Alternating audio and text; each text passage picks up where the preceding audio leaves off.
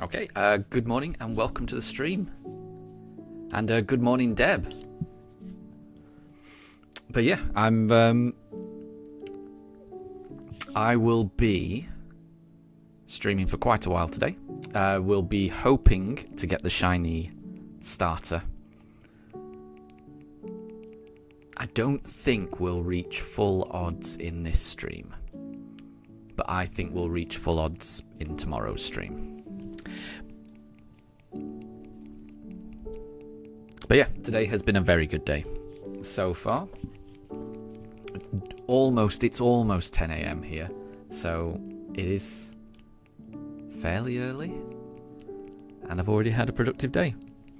Walked the dogs, been to the supermarket, done some shopping, picked up a McDonald's breakfast on the way back, had sausage and egg McMuffin with an extra hash brown and a latte. Breakfast of champions to give me all the fuel I need to find this shiny starter. And I think you're right, Deb. I think I'll get close to full odds. I think I'll get very close to full odds today. It just depends on how long I stream for. So we will see. I've got a good feeling about this weekend's streams. I think I might find it this weekend. Of course, there's no guarantee. It's probably not even likely, but I've just got a feeling about it. There's something about reaching full odds that makes me think, come on, surely they will give me a shiny, but we'll see. So it's 1:30 where you are, Deb. It's not bad. So Deb, you reckon we'll actually reach 4,000? I would quite like that. I do like ending the stream on a nice round number. I'm okay with ending it on a 50. But to end it on 4,000, I would like that. So we'll see. I would be happy if we could get up to 4,000. I'd be very happy with that. This is an early start for me. What is it? We can get 2 hours in. Well, actually,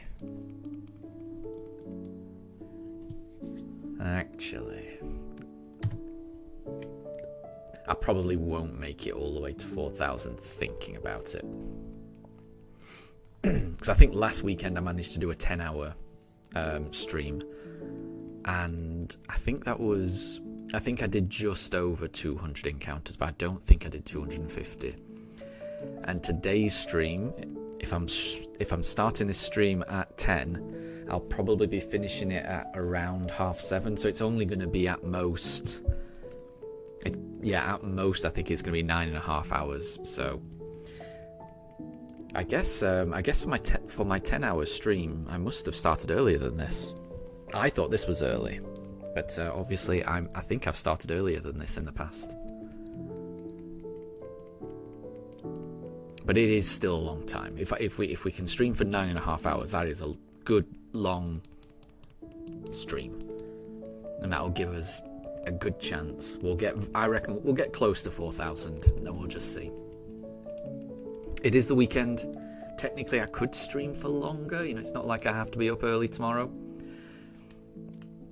But then the later I get up tomorrow, the shorter tomorrow's stream will be. So,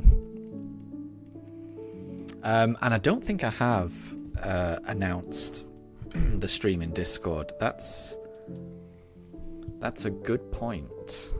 I forget to do that. I'll just write a quick message in Discord. That's a good idea, Deb.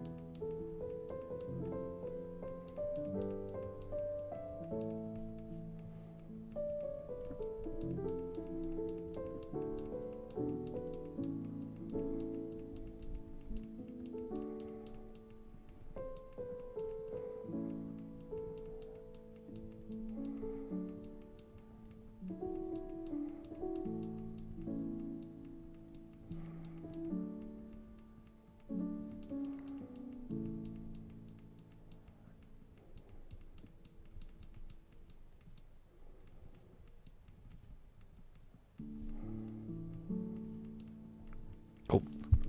I've just posted something in the Discord. Right, let's go for a Turtwig this time.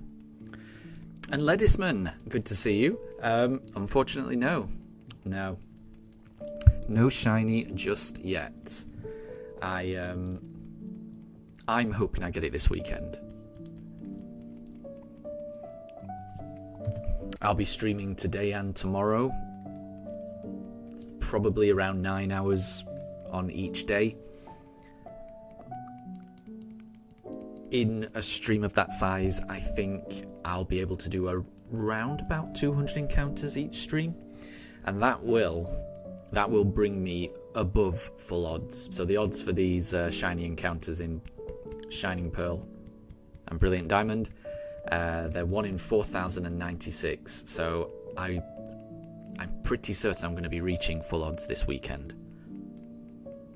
So I've got a good feeling. I'm hoping I reach it. Well, I know I'm going to reach it. I'm hoping I find the shiny, I should say. But how are you doing, Ledisman? I hope you're doing well. And Ledisman, no, it doesn't. So the game does not show me the shiny in the briefcase. There are Pokemon games that do show you the shiny in the briefcase. I believe Soul Silver and Soul Silver and Heart Gold are games that do. So in those games, you can open up each of the Pokeball within the briefcase, have a look, and if they are shiny, it will show in the briefcase. For these games, for BDSP, the briefcase will always show you the normal pictures. It is only determined whether or not it's shiny once you select a Pokemon and then start the battle.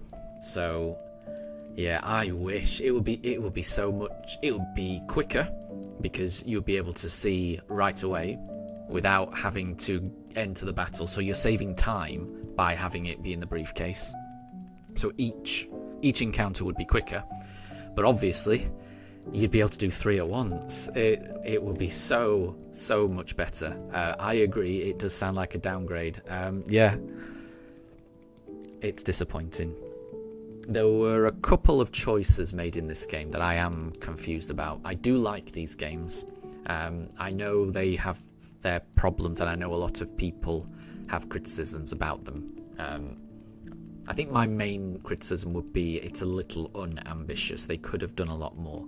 But in terms of the choices they made, there are a couple that I am confused about. I think that is one of them. I think it really should show whether it's shiny in the briefcase, in my opinion. I think that just makes more sense. You're looking at the Pokemon there, it's moving. It's not a still image that you're looking at a photograph of what it might be. The Pokemon is moving, so you are it makes it feel like you're looking at the Pokemon. So for it not to actually correspond to what is in there, potentially, if it's a shiny, then that image you're seeing in the briefcase is not what is actually in the Pokeball. That feels like there's a disconnect there to me. So that's a strange choice for me. The other thing I am puzzled by is the way that they implemented the shiny charm, in that it only impacts egg hatching. It has no bearing on wild encounters or static encounters or anything really. It's just eggs. That to me is a strange decision that they made, because I can kind of understand why they might have gone down the unambitious, stick very close to the original games, not adding too many new features.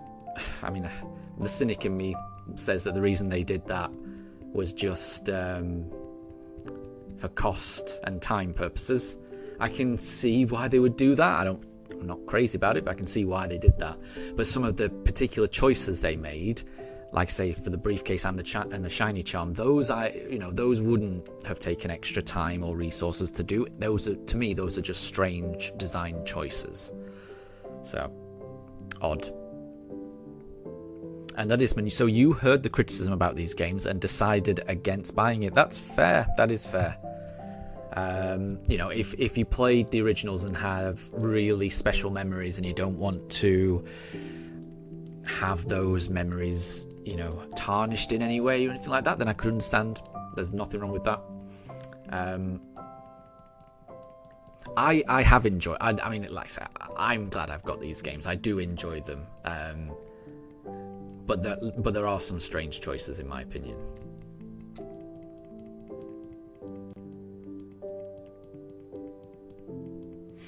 And Deb wants us to find a shiny Starly before we find the shiny starter.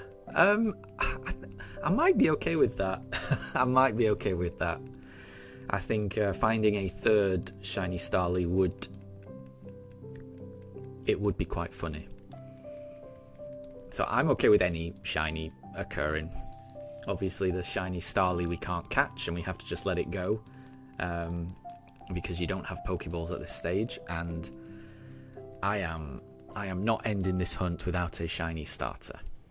But it would be fun to see another shiny Starly. I agree. And Calamari, good to see you. I hope you're doing well. And thank you. I hope I get it today. I really hope I get it today. I think there's a chance. We're going to get very close to full odds today. I don't think we'll reach full odds, but we're going to get very close. I'll be streaming for about another 9 hours. So I think I'm going to get through about 200 or so encounters. So that will be good. Ledisman, isn't there an affection mechanic that you can't turn off? I'm not sure. I mean, there is definitely, from what I can remember, there's definitely an affection mechanic. I feel like I thought you could turn it off. I'll have a look. I'm not sure I'll have unlocked all of the options right now, but the next time I load it up, I'll have a look in the options and check, because I am interested in that. Personally, I am quite a fan of the affection mechanic. I know not everyone is, and it definitely should be something that you can turn on or off, in my opinion. That feels like something that, you know, you should be able to have control over. But I'm a very big fan of the affection mechanic. I think it's adorable. I think it adds to the bond you have.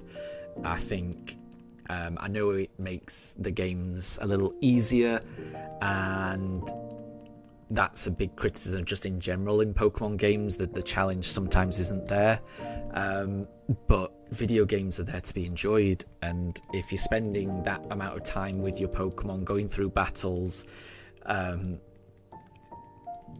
then having an inbuilt system that means that Pokemon, if you've treated it well, might perform a little bit differently than you expect. I'm a big fan of randomness in general.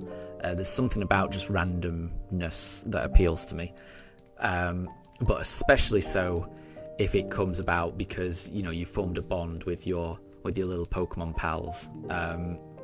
It just makes me feel like I'm in an episode of the anime, and, you know, my Pokemon has just done something special. It makes me smile every single time it happens, the affection mechanic. So I'm a big fan of it, but it's entirely fair not to like it, and it's entirely reasonable to want to be able to turn it off or on. So, I didn't even go into the options, did I? I said I would. Sorry, I got distracted by a little speech I was in. Right, so let's select Piplup, and then I'm going to go in the options, and I'm going to find that out, because I hope there's an option to turn it on or off. Because, like I say, people should have options. Everyone plays these games differently, and there's no right or wrong way to play a game of Pokemon.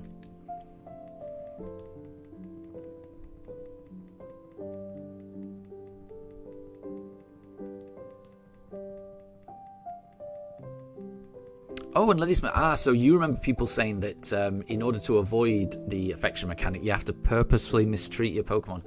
I would hate that. Yeah, I mean, and that's the thing. You know, if oh no, I've forgot to press.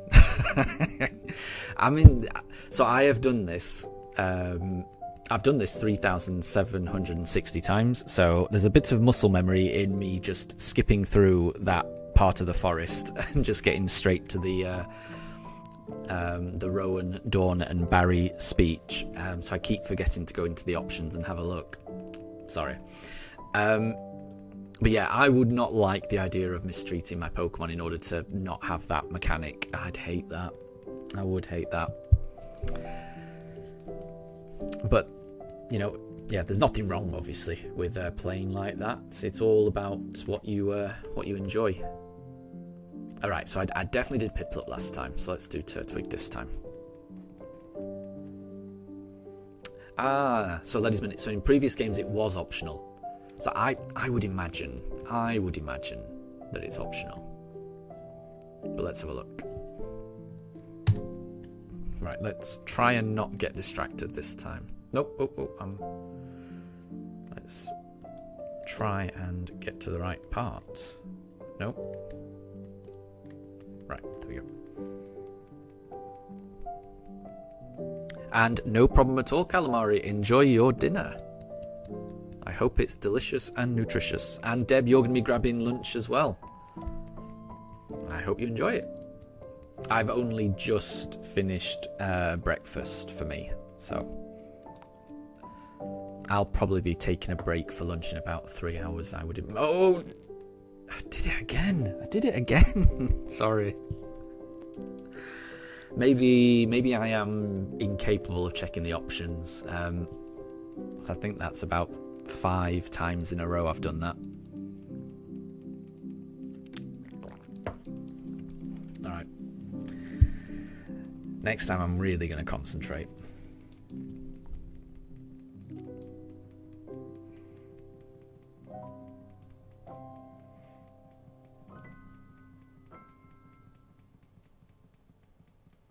And I missed that comment, Calamari. So yeah, by the time I actually find the third shiny Starly, the previous 2 that I encountered, so the shiny Starly I encountered on Encounter 77, and the second shiny Starly I encountered on, I think it was 644, something like that.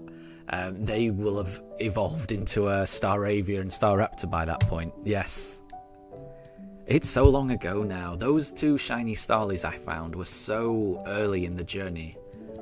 It was so weird.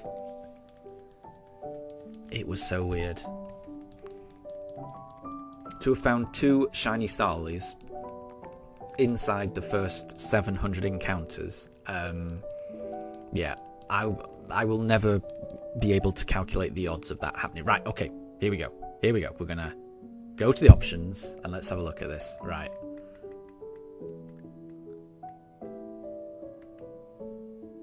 It's not there, is it? So you can't turn it off. Yeah, you should be able to turn it off. You know, whether you're a fan of it or not, you should have options to be able to turn off the affection mechanic. So I see your point. You're right, Ledisman. You're absolutely right. In my head, it was a setting that you could turn on or off, but that isn't the case. Clearly, I'm surprised about that. So yeah. There are a couple of design choices in these games that I am puzzled by,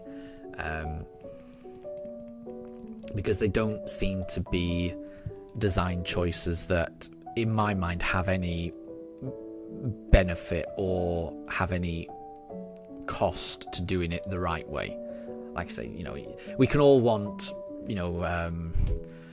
better graphics, smoother play, big game features, but all of those things come with additional development time and resources and testing, and all of that, there's an opportunity cost to improving it, designing a game in that way. But just having something like that doesn't feel like a particularly difficult thing to implement. So it's strange. that they would have introduced something like that can't be turned off. I think EXP share is similar in that is just on and you can't turn it off. But then I think that's the case in a lot of modern Pokemon games. But yeah, I'm a fan of options. I am a fan of EXP share as well. As well as the affection mechanic, I am a fan of EXP share. But it definitely should be something that you should be able to turn on or off if that isn't something that you enjoy. So yeah, because all it does is alienate people that don't want to play the game in that particular way, and there's nothing wrong with wanting to play a game of Pokemon in the way that you choose. So yeah, I'm a big fan of options. People should always have the option.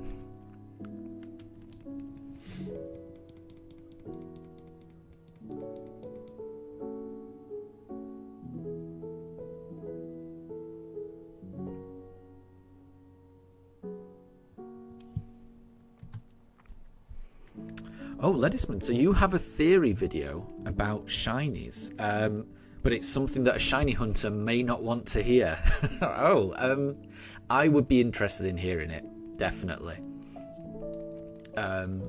Whether it's good news or bad news, I would be interested in that theory, so don't worry. I am very well aware that this hunt, it's already taken me well over a month. I think it's about a month and a half. I'm well aware that this could go on for months and months. I could conceivably be getting into the 15,000s, the 20,000s. It's possible. So I could be doing this. I could be doing this for a year. It's theoretically possible, and in my mind, I am preparing myself for that. So I can't imagine there's any theory that's going to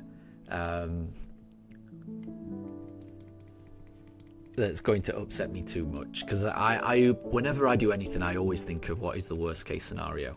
That is just how I think anyway.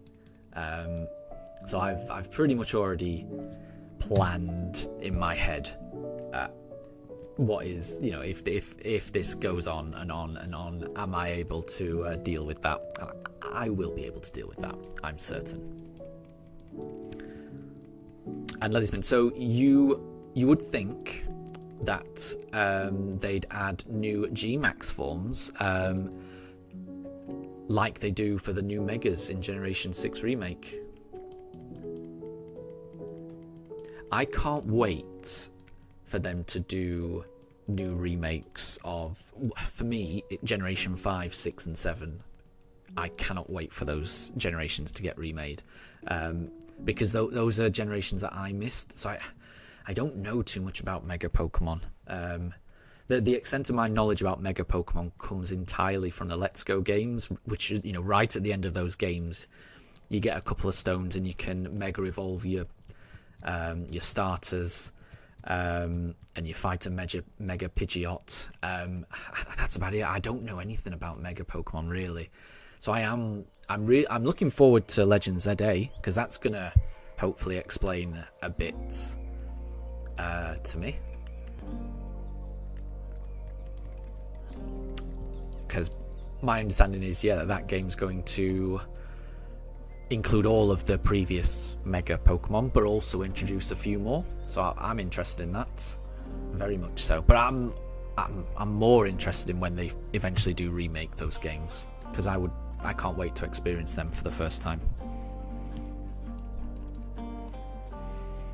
And Deb, you will go beyond 200 XP during this stream, just like my 200 encounters. That's good. We've both got a goal.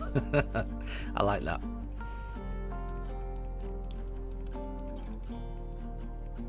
Oh, I see. Right. So Ledisman, it would spoil the video. Yeah, I'd like to watch that. So it is. Have you Have you already published it? You have a so yeah, so it's already published. Let me just double check that I'm actually subscribed to you, and I will try and check that out because I am interested in that. That does sound interesting. Bear with me.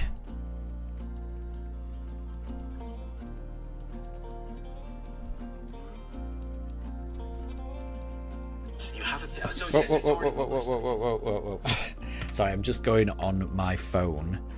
And I started just blasting my voice back through the microphone. Apologies, because it's the only way I can actually get to people's channels. Let me just select a Pokemon. So let's go Chimchar this time. Right, and let's go to your channel, Edisman.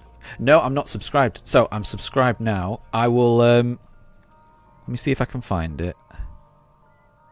What's the name of the video, Ledisman? If it's already on your channel, let me know what the name is, and I'll find it, and I'll watch it. I won't be able to watch it today because I'll be streaming, but I'd quite like to watch that when I have time, because that sounds interesting. So your theory video series is called Pokemon Links, number 6. Perfect. I'll check that out. Thank you.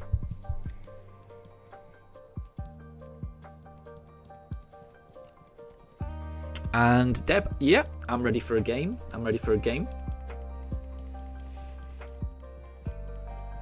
If you want to pose a question or riddle in the chat, I'll do my best to try and guess it. And people in chat can guess as well.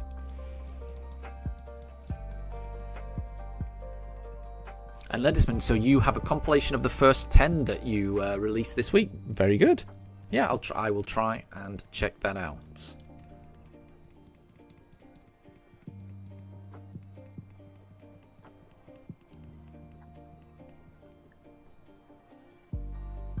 Okay, I did Chimchar last time, so we're going to do Piplup this time.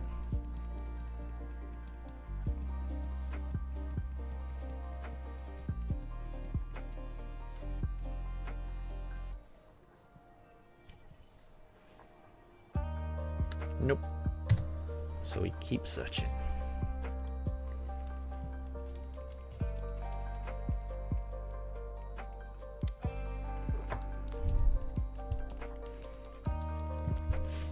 But my pooches are a lot happier this weekend.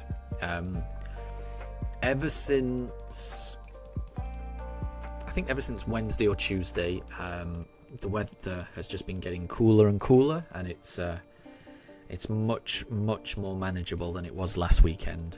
It was far too hot for these two. It was far too hot for me. So yeah, the weather has been much more pleasant here in the UK for the past 5 days or so.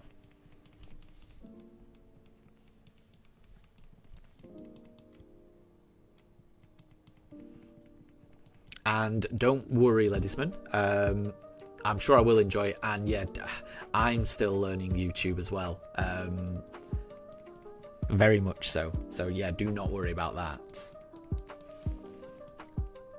Yeah, I am very much a beginner as well. So I know how you feel. I need to figure out how to edit and release just a video rather than a live stream, because before I did this hunt, I did a whole shiny only playthrough of Let's Go Eevee that I really enjoyed, and I really want to. I've got all the footage downloaded from my YouTube streams, so I've got all of that on my computer. I need to just edit it down, talk over it, and knit it together into one video. But the idea of doing that is so daunting. I don't really know where to start. I feel like once I get started, maybe I'll be okay. But it's a daunting thing to put together a video. So I know what you mean, and I think it's really good that you're putting out videos, because I think the more you do it, the better you'll get. So you're already doing it. Just keep going, and the more you do it, the more you'll improve. I'm certain. Ledisman, you're basically using duct tape and prayers. Yeah, that's yeah. I know exactly how you feel, and that's exactly how I feel as well doing this. Very much so. Yeah. I've got two cameras pointed at my dogs, but one of them isn't really a webcam. I'm repurposing something that is not designed to be used as a webcam, which I don't want to get into. I think I've spoken about it already. It is what it is, but it's This is not a very professional stream. Let's put it that way. I think describing it as being held together with duct tape and prayers is that's very apt for my stream as well, Ledisman, definitely. And what are my dogs' names? So you can see one dog in the top pooch cam. That is Mifa. She is 3 years old. And then in the bottom, you can just see on the bottom camera, you can't see much of him, but he is there. That is Daruk, and he is almost 6 years old. He will be 6 years old on the 29th of July, so it's, his birthday is not too far away. They are both named after characters in the Breath of the Wild Zelda series, because I'm a very big fan of that game.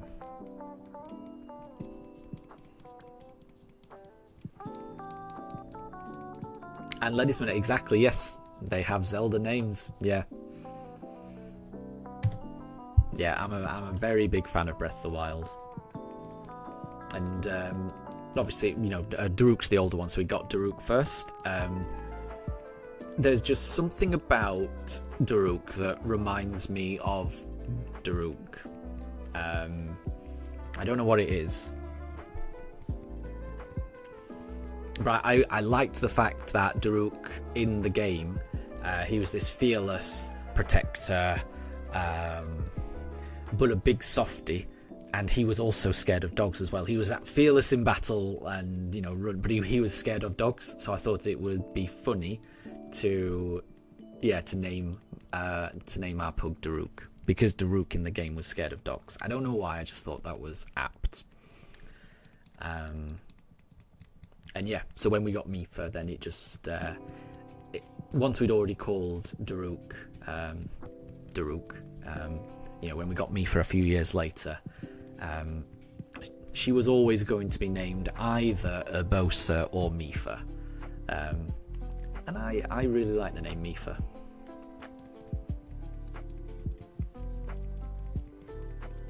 Does he eat rocks? Not yet, no. Thankfully. If one of them was going to eat rocks, it probably would be Mifa rather than Daruk. But no, neither of them do that, thankfully. So he's not quite like Daruk in the game, who enjoys a hearty rock roast. No, they're both big fans of everything that we eat. So whenever there's something going spare, they love it. They especially like it when we're having dessert, and if there's some ice cream or custard or some yogurt, they're a big fan of that. And I agree, Daruk is a powerful name. I like their names.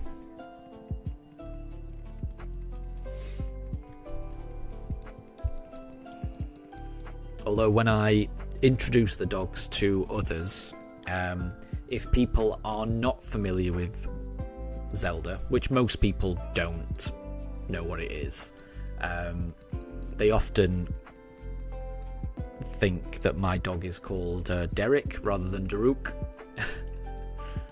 So no matter how many times I pronounce it Daruk, they end up calling him Derek. Oh, Ledisman, so you've heard that dogs go crazy for peanut butter on their nose. They do, well, certainly they absolutely love peanut butter.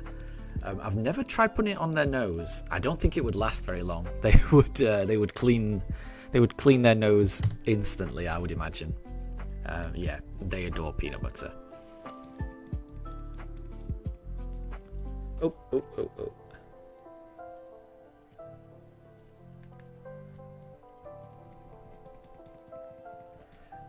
Okay, so Deb's got a game where he'll be reading out a Pokédex entry, and we have to guess whether it's a accurate Pokédex entry or whether it is a made-up one. Okay, interesting. We'll give it a go.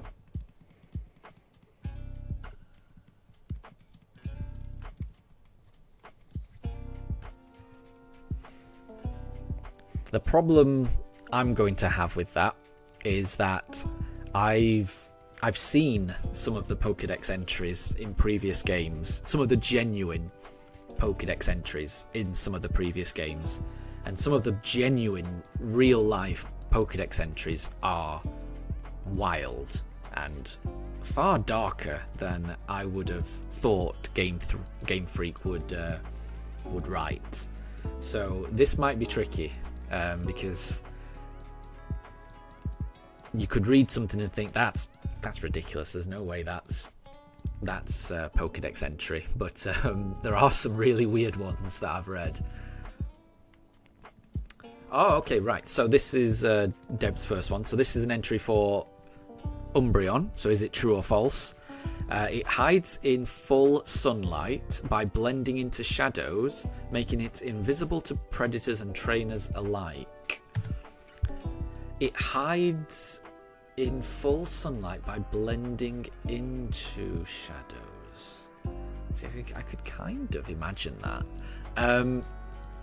But I'm going to say false. I feel like Umbreon's entry would always focus on the nighttime. I don't think it would talk about the daytime. I feel like Umbreon is it's a very nighttime Pokemon, so its entry would be about the nighttime.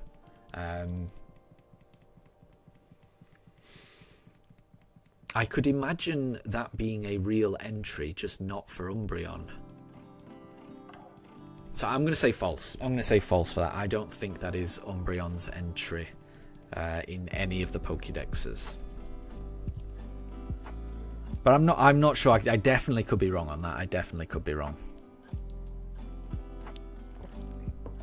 So Ledisman thinks it's false. And it was a bluff. So was that a real Pokédex entry, or was it entirely made up? Was it a real Pokédex entry for a different Pokemon, or was it a completely made up entry? Okay, we will do Chimchar.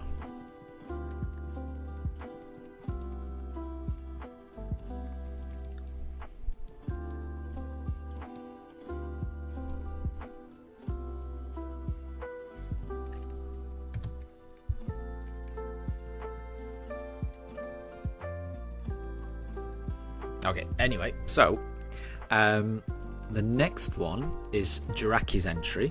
It grants a wish every night while it sleeps, sending out bursts of energy that turn thoughts into reality. Ah, okay, so the clue... So if it's false, then it would be one that's made up. Right, okay, rather than just a different Pokédex entry for a different Pokemon. Thank you. Okay, so, yeah, so Jiraki's one, is this true or false? It grants a wish every night while it sleeps, sending out bursts of energy that turn thoughts into reality. I mean, that sounds very, very Jiraki to me. It is the wish Pokemon. That feels correct to me. So Ledisman thinks it's false. I think that's true. I just always I could imagine that being the entry for Jiraki, definitely.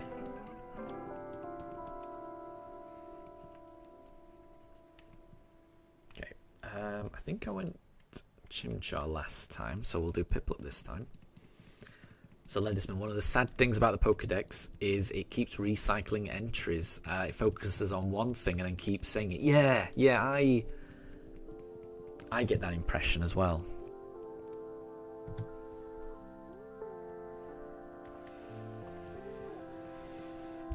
Which is making me think. Yeah, I think that's why I'm thinking this Jiraki one is true. Ah, it was false. Ledisman, you were right. It was a bluff. So that's a false entry. Ah, that tricked me. Yeah, because I mean, when I think of Jiraki, I think of it granting wishes. Yeah, it fooled me.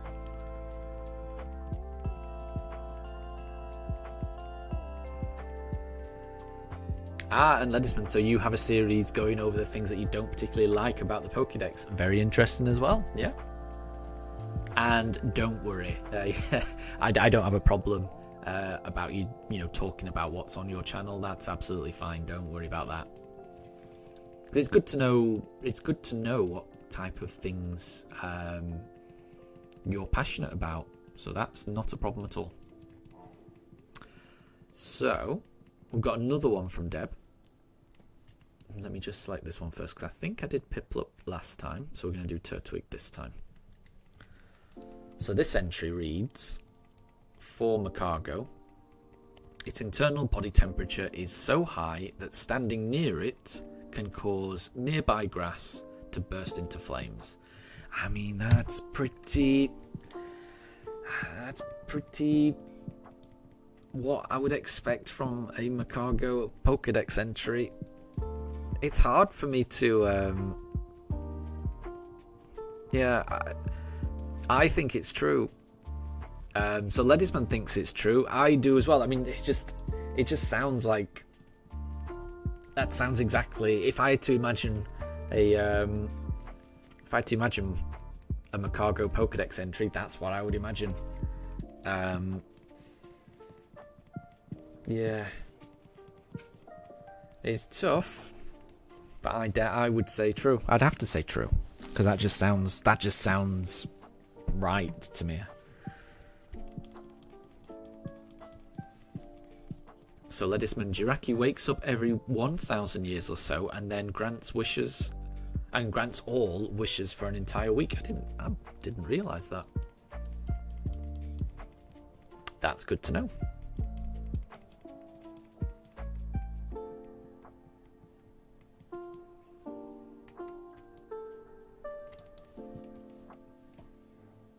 And it was true.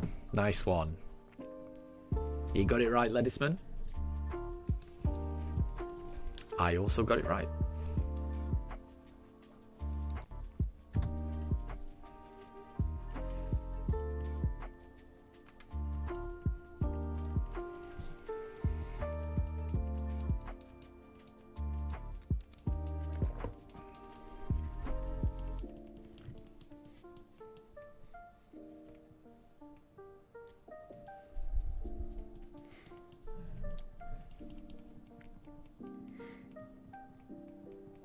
It is 3 out of 3 as well. Yeah, well done, Ledisman.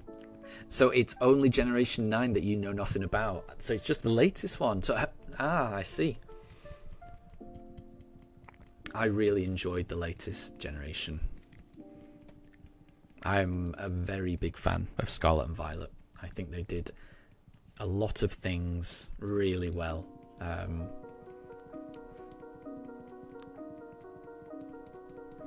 And I know it had its problems when it first came out, and that not everyone liked it when it first came out. I was not one of those people. I loved it right from the start, even with its frame rate flaws. That's not something that's important to me in the slightest. But I know it is important to some people. Yeah, I thought it was an ambitious game.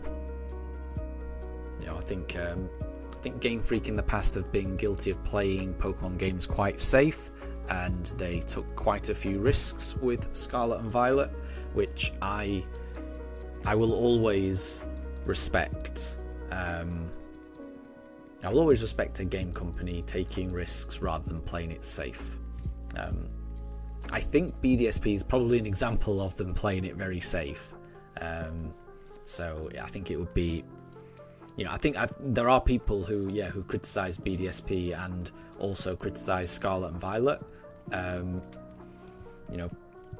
One game for not being ambitious enough, and for another for all of the faults in Scarlet and Violet when it probably was too ambitious, maybe,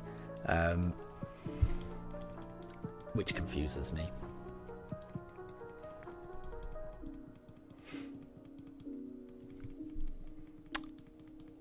So, Ledisman, for you, Pokemon hasn't lived up to the potential that the concept offers. I think that's fair. I think, before I played the games, I watched, a few episodes of the anime, and I can remember being absolutely, completely head over heels with the idea that the anime presents. It's such a good concept. And it's such a good world that they create in the anime. And I absolutely loved the games when they came out. When they came out in the late 90s, those games were revolutionary. So I absolutely loved them. And I played them all the way up to Generation 4. And then I stepped away. And I was happy with Pokemon at that point. Absolutely loved it. But it did feel like it hadn't moved on an awful lot in the past 10 years that I'd been playing. 15, however long. And so I kind of drifted away from Pokemon for generations 5, 6, and 7. And then when I came back, when the Switch came out, I was surprised by how little it seemed that Pokemon had moved. But it does feel like it's finally moving now on the Switch.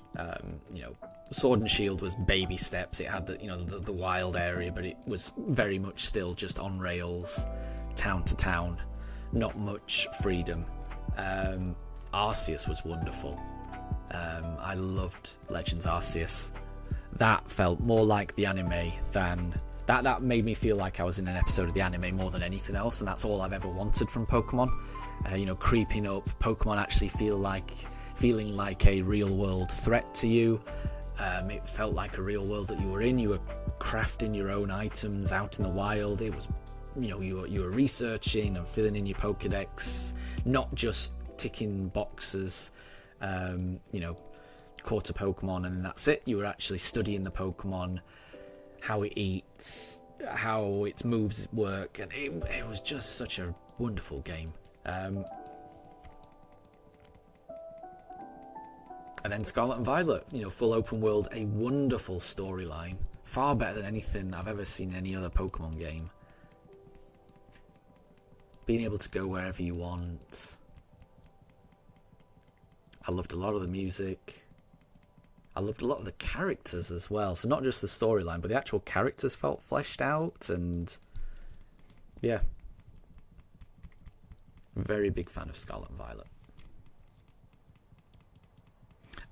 I've missed that. So Deb has got a new entry. Sorry about that. So this one is for Mantine. Remoraid cling to its underside, feeding on parasites in its gills. A Mantine without comparison is considered...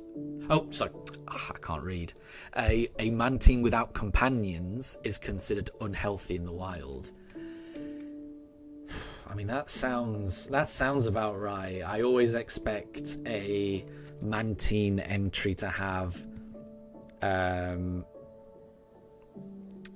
Remoraid mentioned. So I'm thinking true. Ledisman thinks it's true. That definitely feels true to me. So I'm going to say true as well.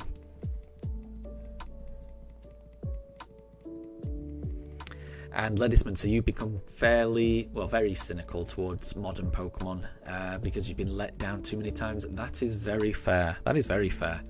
You can only really give, you can only give games companies so many chances, right? So if you've been let down, then that's a very valid feeling to have. And like I say, I mean, I felt like that. I can remember feeling like that around Generation 4. It just felt a little bit stagnant, and it just meant that I didn't play Black and White, X and Y, or Sun and Moon. And it wasn't until the Switch came out, and then they started advertising the Let's Go games, when I saw, the original Kanto looking amazing, seeing Pokemon out in the wild, in the Let's Go series. It looked gorgeous. That it kind of it brought me back into Pokemon, and ever since I started playing the Let's Go games, I've been back into Pokemon. I will say, I wish I'd not missed out on generations 5 to 7. That's the thing. But I can definitely understand you being disappointed with modern Pokemon and not being as interested anymore. Like I say, because that's exactly what I went through, and I ended up missing 3 generations. And maybe I needed that break. Maybe that is a necessary thing. Maybe you need to take a break from Pokemon sometimes. I don't think that's particularly uncommon. I think some people just drift away from Pokemon, and sometimes you find your way back and sometimes you don't. I'm glad it's worked out the way it did. I'm definitely glad I've been able to rediscover Pokemon, because now I'm fully invested, and maybe I needed that break. But yeah, it really does mean that I'm very eager to play remakes of the generations I missed.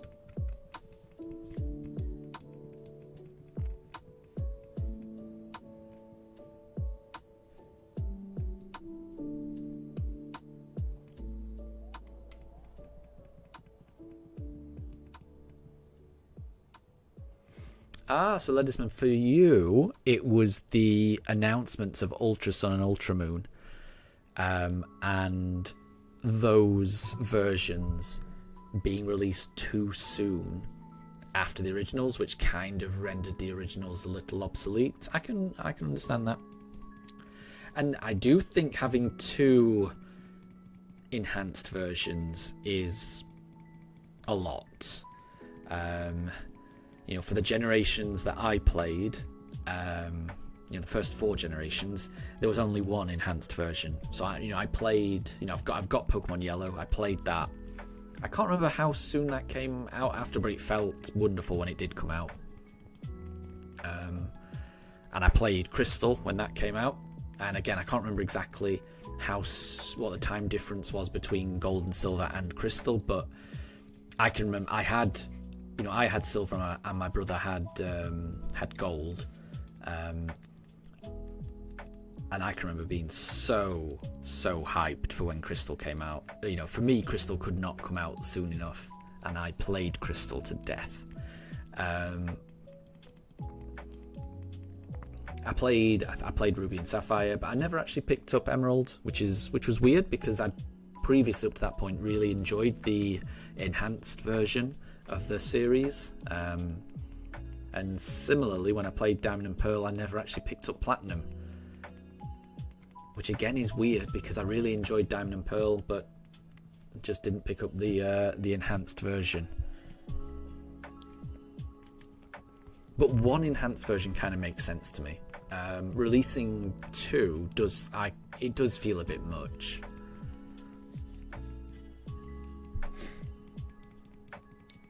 So Deb's got an anagram of a Pokemon. So it's Clear Cog. So what does that anagram to? So what Pokemon is that? And Xavier, good to see you. I hope you're doing well. We're still searching for the shiny starter, so no worries if you haven't been here for a while. We are in exactly the same position.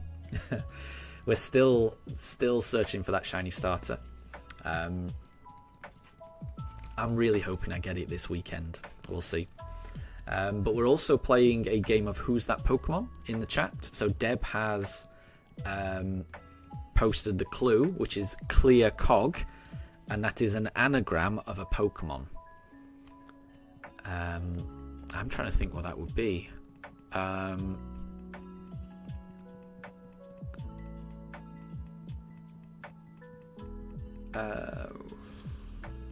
I'm trying to think what that could be.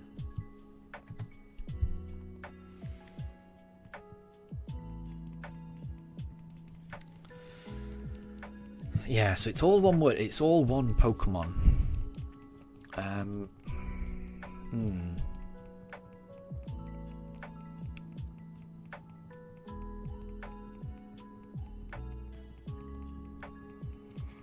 So Xavier, so you haven't hunted for the Articuno in a while? Well, when you do choose to shiny hunt it again, I wish you all the best luck. It would be amazing when you find it. Finding a shiny legendary is really special. But it does take a lot of patience. So good luck in that hunt. When you do return to it, there's no rush to return to it. There's no rush in shiny hunting. You know, you should always shiny hunt at your own pace. So there's never any rush. And that's the beauty of it. I'm trying to think what this anagram is. We might need a clue. It's not a long one, but I'm struggling to think what it could be.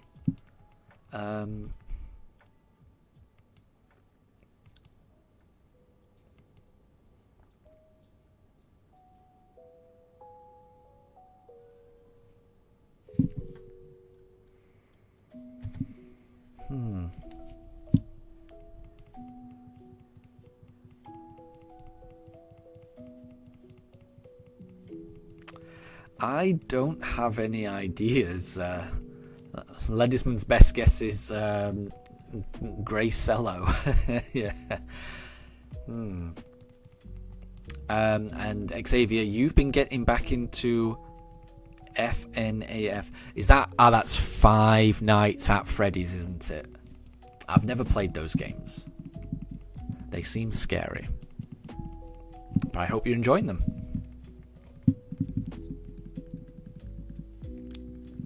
Yeah, I'm struggling with the clue, Deb. It's not a lot of letters, so I feel like I should be able to get it, but nothing's... Right, okay, so it's Generation 5. Darn, okay. Yeah, Generation 5 is one of the generations I missed, so I always struggle with that. Let me think.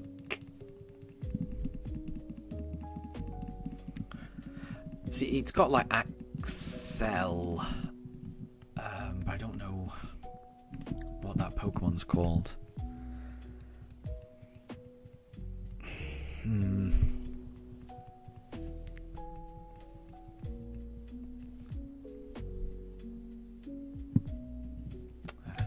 It's not Chimchar. Oh, Ledisman has got it, they think. So Ledisman thinks they've got it.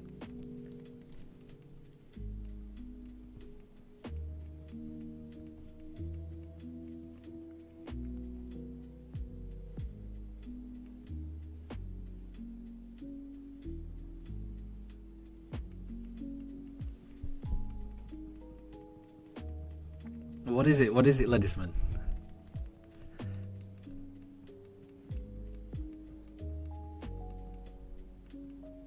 Axel Gore. I can picture it. I just didn't know what the name was. So it's the evolved. Is it the evolved Shelmet then? I knew it started with Axel, but I thought there was more letters than that after it. There are some Pokemon that I do struggle with the names of, and it's pretty much always, but generations 5 to 7, the ones that I missed. Well done, Ledisman. Well done. Oh, I'm selecting the wrong one. Right, we're going to go Piplup. And Xavier, you've got to go no problem at all. Have a wonderful rest of your day, and thank you very much for stopping by. It was lovely to see you again. And if you do decide to start the Articuno shiny hunt, good luck for that. But enjoy Five Nights at Freddy's as well. So I'll catch you later.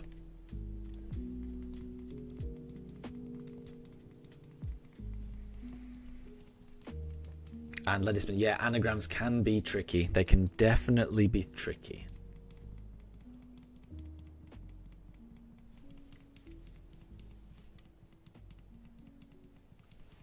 But I do find them fun. Okay, so I think we did Piplup last time, so I'm going to try and select Turtwig this time.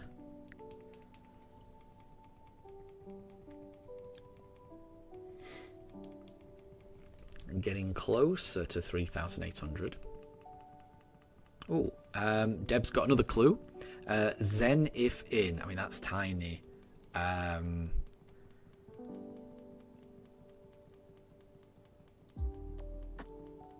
Should be able to get that, surely. Oh, Finizen. It's a Finizen. It's a Finizen. It's a Finizen. The dolphin. That's a good one. That is a good one. Wait. I did Piplup last time. So we'll go Turtwig. And exactly Ledisman. Yeah, the Z, I think the Z narrows it down quite a bit. And yeah, it's a Generation 9 one, isn't it? So that's your blind spot. So yeah, for me, my blind spot is a lot bigger. My blind spot is Generations 5 to 7. I do know I know quite a few Pokemon within those generations, but there are some Pokemon that, yeah, it's a bit of a blind spot for me.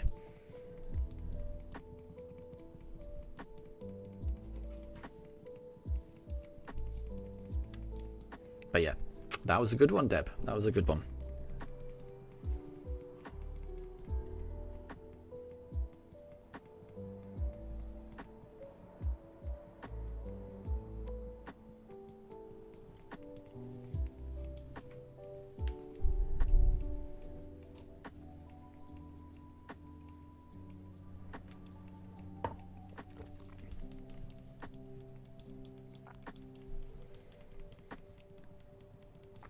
So I think I did Turtwig last time, so we'll go Chimchar this time.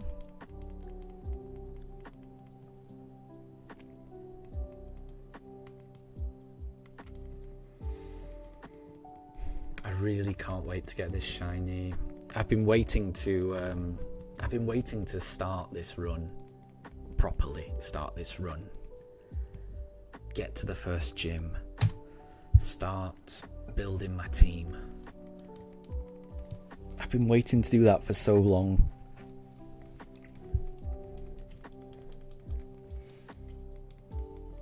So once I do find the shiny, I will be, continuing the journey.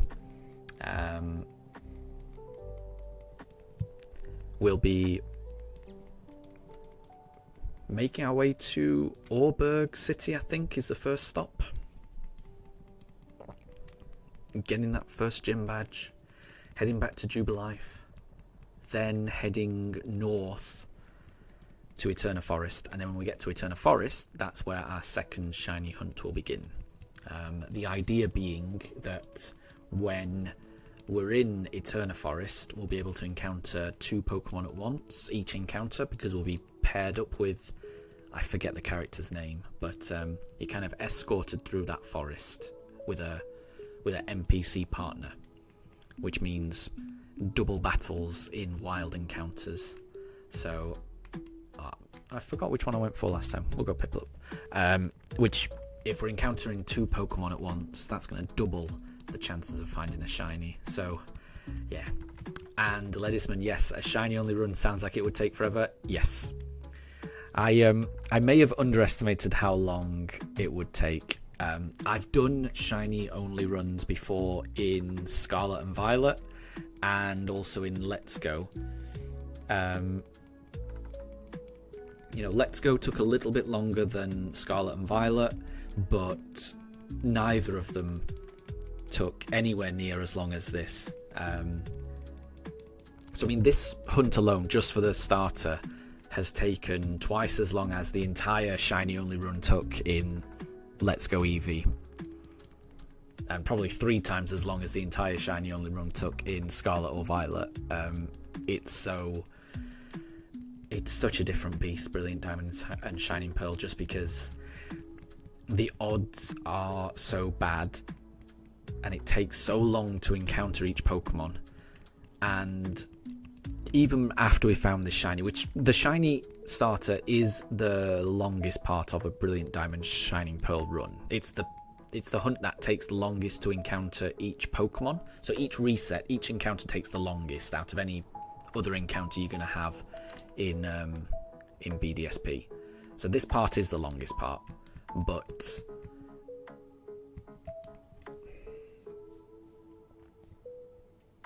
even after that, when you get to the normal gameplay, there's no, other than Masuda egg hatching, there's no real way to reduce the odds, unlike other games where you can reduce the odds through catch combos or sandwiches, or just, there's other ways of reducing the odds in other games. But in BDSP, there just isn't.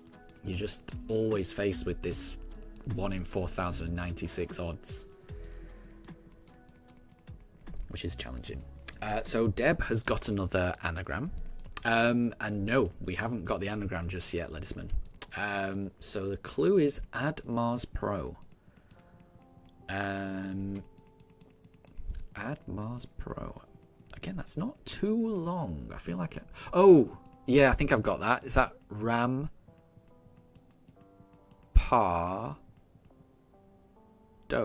Yeah, Rampardos. I think that works. That's a good one.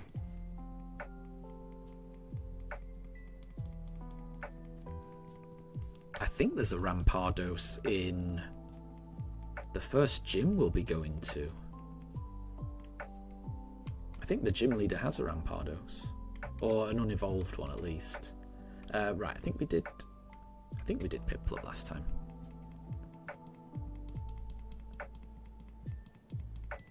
Ah, yeah, it's very close to Ampharos, isn't it? There's not many letters off from Ampharos, so I can see why you'd go for that, actually. It's very close to that.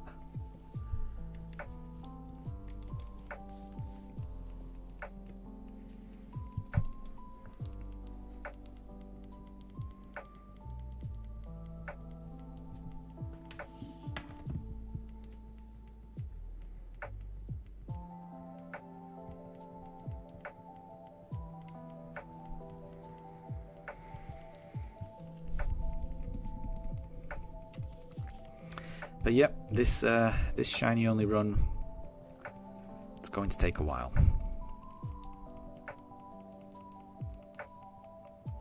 But it will be worth it. I've never done a shiny starter hunt before, so when I eventually do find this shiny starter, this will be the first time that I've ever started a Pokemon game with a shiny. So that will be special.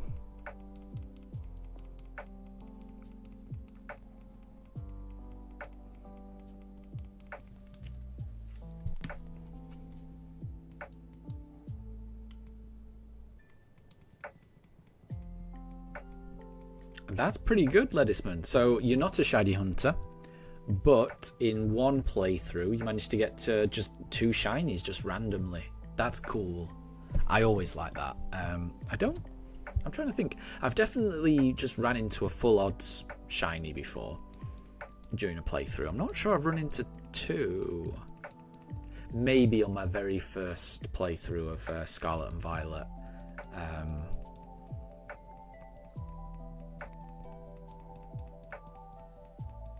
Maybe, but that is special. I mean, I love finding a random shiny in a playthrough. I will always find space for a shiny in my team.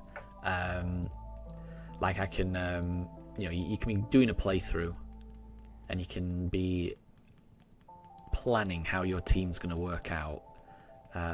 But if I'm doing that and I've got my team all set up and I know what it's going to be, and then suddenly I find a shiny, everything just goes out the window, and I'll just try to find a way to put my shiny into that team. And I like that. I like the unpredictability of it.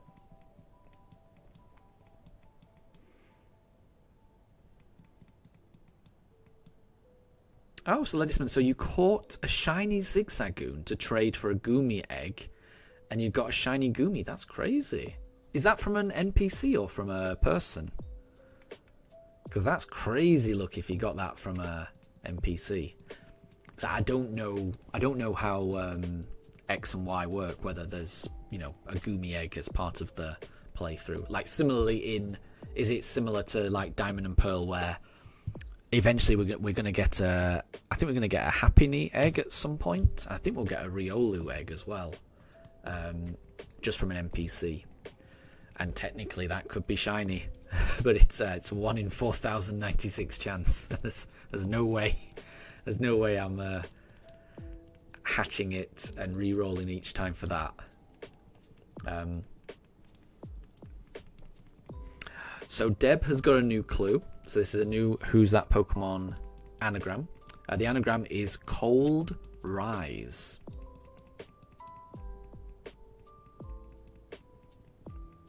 And Ledisman, you were trading with yourself. Very cool. Very cool. Cold Rise. What could that be? Again, that's not too long. Clod. Yeah, I've just figured that out. So Ledisman, you may struggle with this one because this is Generation 9. I mean, that's almost. There's only a couple of letters mixed up there. That's Clodsire. And I do love Clodsire. Clodsire is a wonderful design. It's a very cute Pokemon, Clodsire. I love its dopey little face.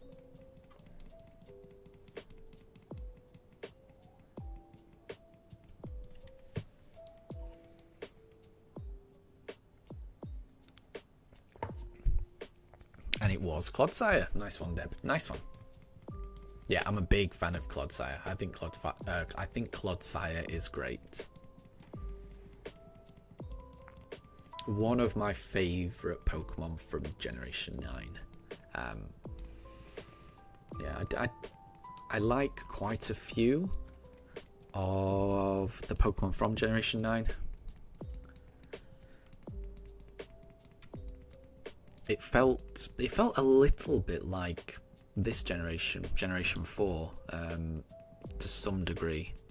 And the reason I say that is when I think of Generation 4, I know it introduced a lot of other Pokemon, but the Pokemon that I often think of the most when I think of Diamond and Pearl, the fourth generation, is the final evolutions that they added.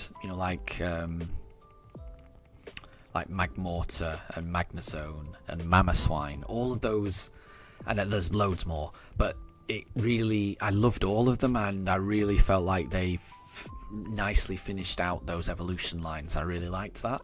And I liked the way that Generation 9 added a few of those. Nowhere near as many as Generation 4 did, but I really liked Annihilape as a kind of ending to the Primeape Mankey line. I thought that Annihilape is great. I love Annihilape. And Farigiraf as well as an evolution of Girafarig. The Dunsparce I thought was awesome as an evolution to Dunsparce. Was there any more? I loved all of those, and there's something about a generation adding Pokemon that kind of just almost like completes a previous Pokemon generation that really appeals to me.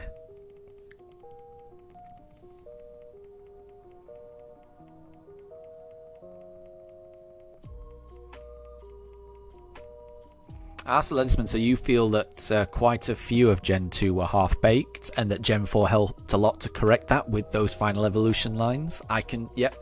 I can definitely appreciate that. Yeah. And you think that we're still likely to get more Generation 2 evolutions? I hope so. I definitely hope so. I'm trying to think which ones I would like as a final evolution from Generation 2. What would I like an evolution of? It's a good question.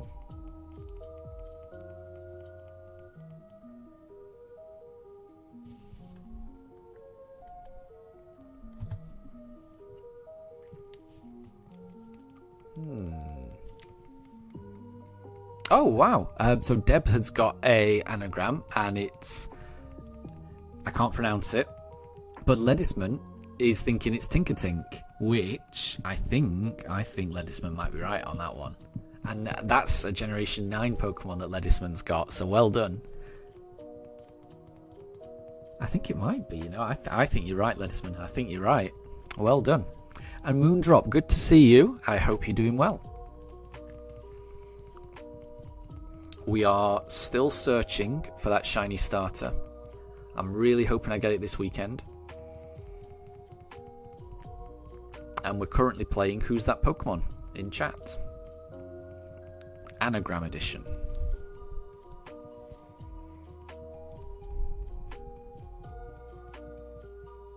Well done, Ledisman. You got it right. Well done.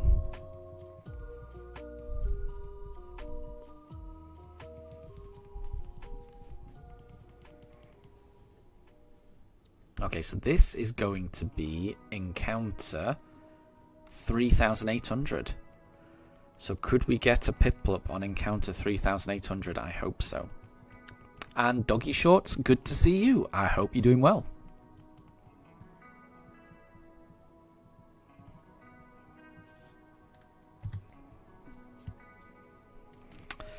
That wasn't a shiny, sadly. So Ledisman, you're not a fan of cross-generation evolutions in terms of world building, though. I can understand that, yeah, for kind of like lore reasons. Why would it not be able to evolve previously?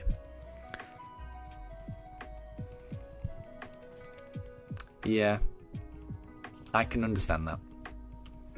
But for me, it's all about the design and the usefulness. And if I wasn't really able to enjoy using a Pokemon previously because it was just underpowered and almost unusable, then I think I like the idea of it getting an evolution, even if it means creating some convoluted new item or move that means it can evolve. I like that. And Doggy, yeah, of course. I think it was your birthday last week, was it? I remember you telling us.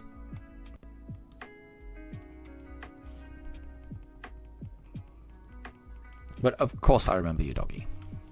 I hope you're doing well.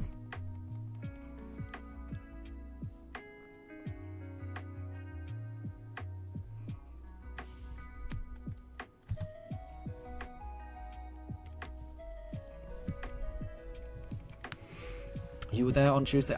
Well, I think you might mean Wednesday, or maybe it was Tuesday for you. But I didn't stream on Tuesday. I only streamed on Wednesday and Thursday. I wanted to stream on Tuesday, but the weather was far too warm. I wouldn't have been able to stream on Tuesday here. The attic was far too warm, and I do not have air conditioning. But thankfully the weather has cooled down, so it's a really nice temperature here now, which I'm very thankful for.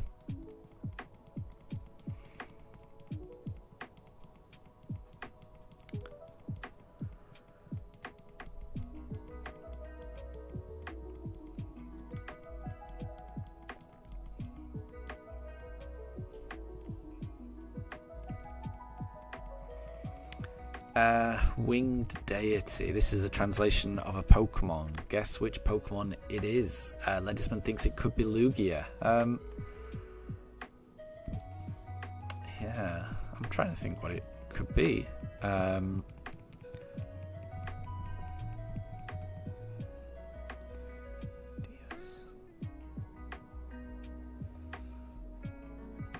Yeah, I don't think it's Ho-Oh, because, Ho or O don't sound like they would mean much.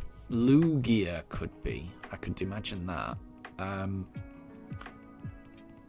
Rayquaza? Doesn't really have wings, though, does it?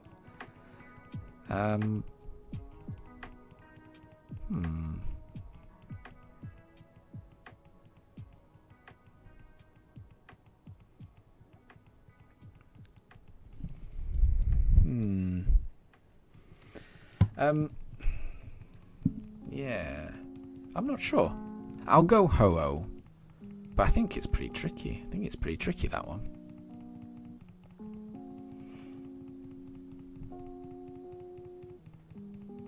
Oh, wow, Doggy, you found 2 more shinies in BDSP. So you found a Graveler and you found a Starly. Now, I remember you saying you'd got a Turtwig already. And am I right in thinking that you had a Shinx as well? So is that 4 shiny Pokemon you've got in your BDSP run? Because that's really good.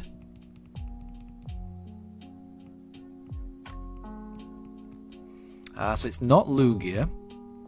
It's not Ho-Oh, says Deb. I'm going to go Deoxys. I know Deoxys doesn't... Yeah, I know Deoxys doesn't have wings. But when I think of... so it's winged deity. When I think of deity, I think of I immediately just think of, like, Latin. And I'm thinking, like, Latin... for like deity or god is like Deus, Deox. So I'm thinking it's Deoxys, because that sounds like Deus, which means like god or deity. I don't know what maybe Oxys means winged in Latin. I don't know. Yeah, so I'm gonna go Deoxys. It's the closest, but I'm trying to think of a Pokemon that has like Deus. This translation may have nothing to do with Latin, but that's all I've got to go on. I don't know too much about languages, so I don't have much to work with. So it's not legendary, so it won't be Deoxys then.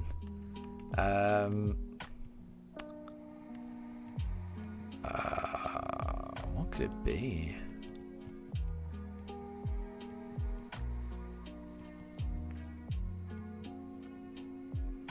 Yeah, I'm not sure.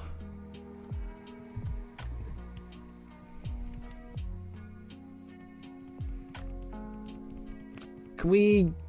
No, it doesn't matter. That's not going to help. Because I was about to ask what language is it translated to or from, but if I don't know that language, then it's not going to... the answer to that's not going to help me, so it doesn't matter. Oh, Ledisman's guessing Gyarados or Drampa. Gyarados might not be a bad one. Gyarados might not be a bad guess. Moondrop thinks it could be Pidgeot. But Deb says no. It's not any of those. Moondrop thinks it could be Fearow. Hint number 2. You have played this generation. Okay, so that means it's either generations 1 to 4 or generations 8 to 9. So it's not. So the clue is basically it is not from generation 5 to 7. Because those are the generations I have not played. Right, what did I go for last time? Let's go Piplup. Winged deity.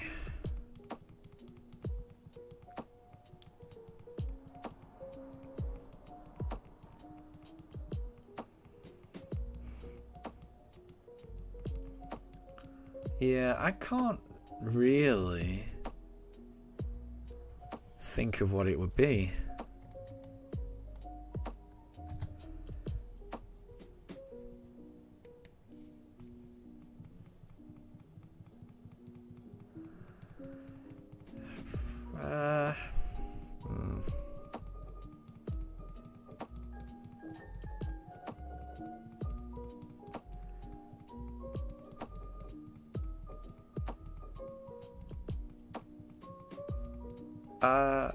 I mean, it's not Flygon, is it? But I don't think Gon means deity. But I'll go Flygon.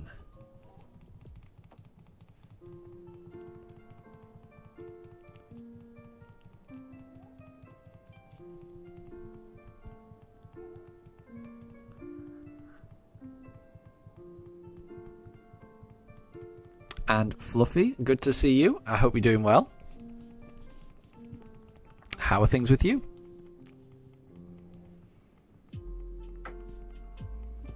Oh, Doggy is guessing Flamigo.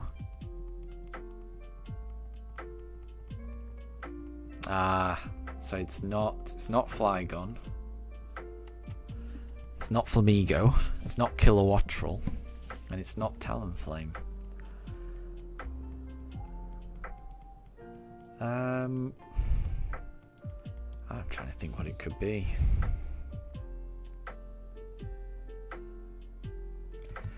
So Doggy Shorts got the generation correct. So Doggy Shorts guessed Flamigo, which is from Generation 9, which means it might be tricky for Ledisman. So it's from Generation 9.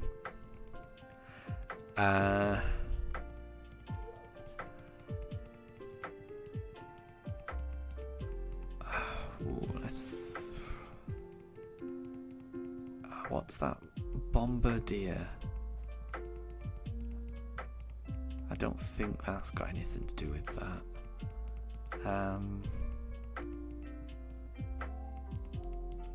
Ooh, Doggy Shorts has said Roaring Moon. So that's not a bad idea going down Paradox Pokemon. I hadn't considered Paradox Pokemon. And the prehistoric ones are better than the future ones, because the future ones are all like iron something. So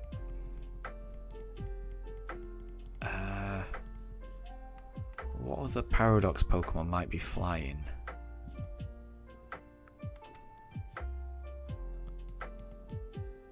A dual type, one being Ghost.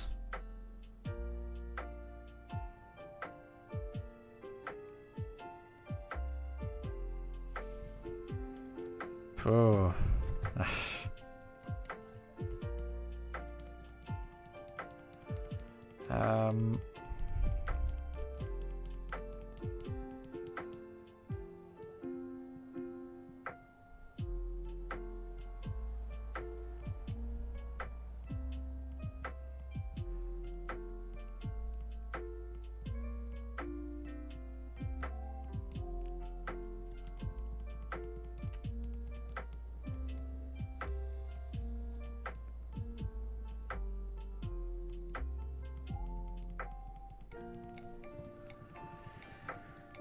Yeah, I can't think of anything that fits, honestly. I'm sure I'm missing something, but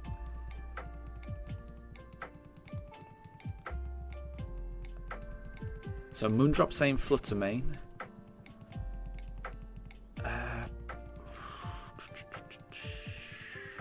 Ghost type.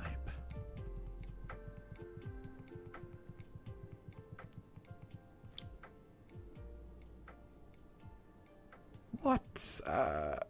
So Doggy and Moondrop said Fluttermane, and it was Fluttermane. Well done.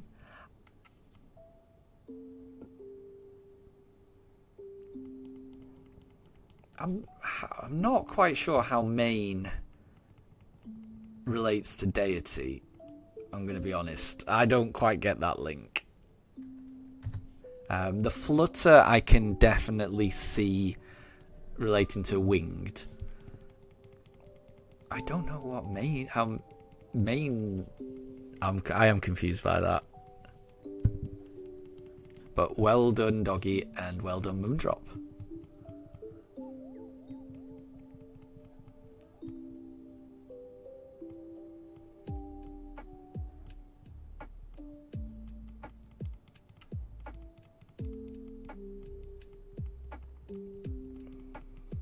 And Homer, good to see you again. I hope you're doing well. I'm doing really well here. And Fluffy, why does iDeb call me JJ? Because my name is JJ. So my channel is Pokemon with Pugs, so it's fine to call me. Pugs if it's easier, because that's just the name of the channel. Nothing wrong with that. But my name is JJ. But I don't mind people calling me Pugs or Pokemon with Pugs or JJ, whatever you want. But you will notice whenever I load up my profile or every time I start up a new game on Pokemon, I'll always call myself JJ. That's just my name.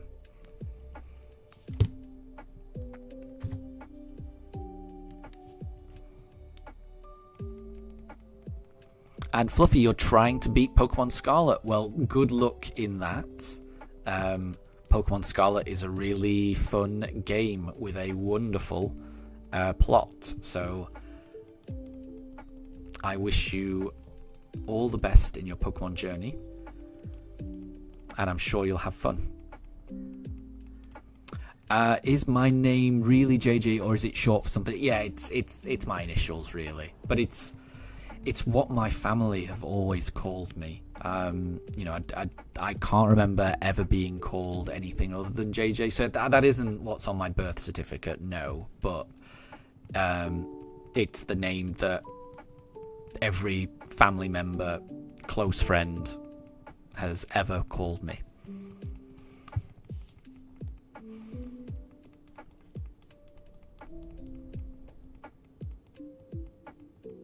And Moondrop. So before Moondrop posted his suggestion to the answer of the previous quiz, so before Moondrop posted Squawkabilly, which was his answer in the previous round, he accidentally posted the word Squawkabilly in another stream, which had nothing to do with Pokemon.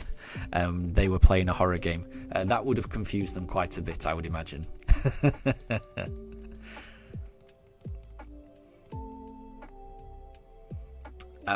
So the next one, Kokogara, and it's a translation. I don't. Deb, this might be a bit too. I'm not sure these translation ones are really. We'll see. All I can say is I'm not sure I'm going to be able to get any of these because I think it's going to end. It's going to end up just randomly guessing Pokemon. I wouldn't know where to start on that. But if other people can get it, well done.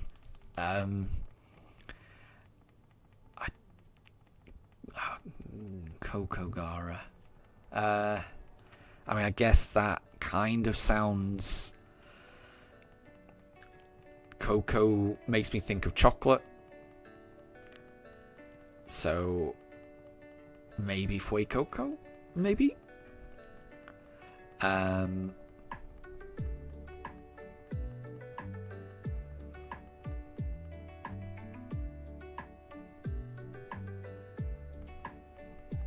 So Moondrop says Koraidon, but Deb says incorrect. Okay,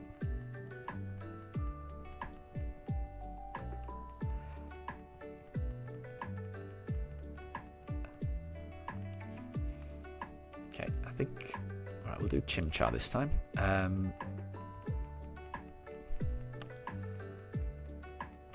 So yeah, Kokogara.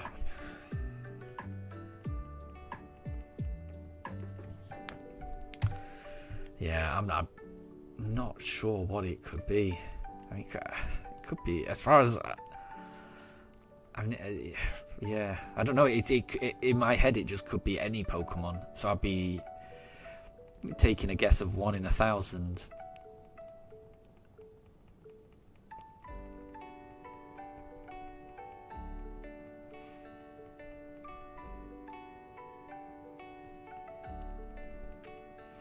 And Fluffy asks, why do some people have numbers after their name? Yeah, it's a feature that YouTube has added recently, and it's a ranking system. I think it's based on the number of chat messages, and it might have to do with watch time. I'm not quite sure about that, but I think it's definitely impacted by the amount of chat messages.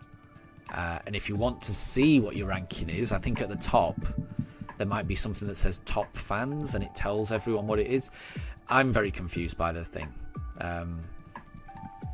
It's definitely a new system. It wasn't like this last weekend. It's something that YouTube has introduced in the past few days.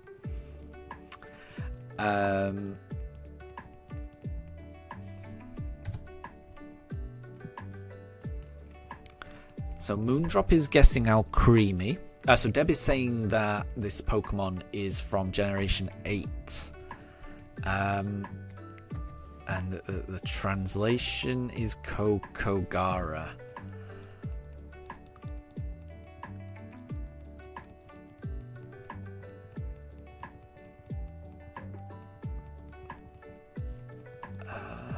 But the thing is, so I think Deb saying it's not Alcremie,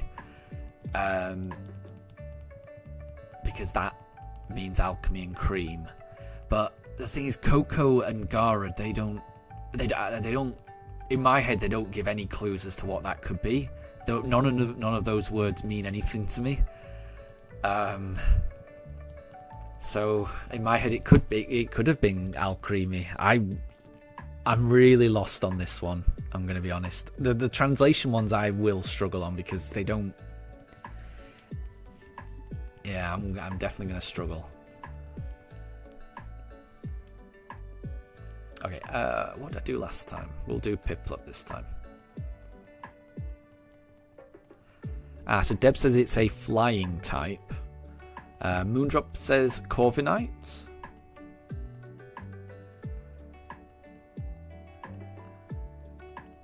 And it was from the Corviknight line. It was Rookidee. So well done, Moondrop. I think we always say if you get the evolution line right, then that is right. So well done.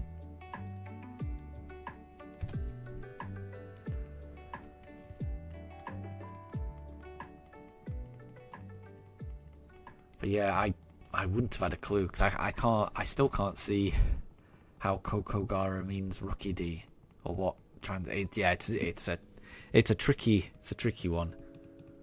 I think anagrams are more gettable.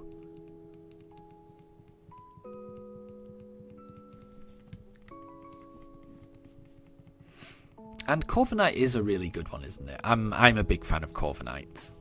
It's a great design. It's a really nice shiny, and it's a good one.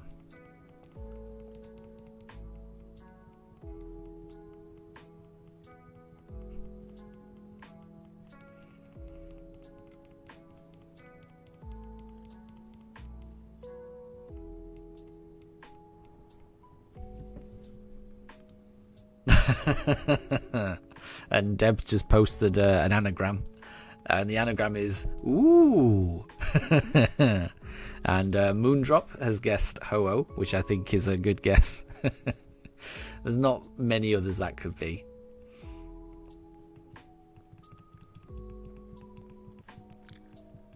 So well done, Moondrop. I'm certain you're right with that one. That's quite a funny one. Ooh.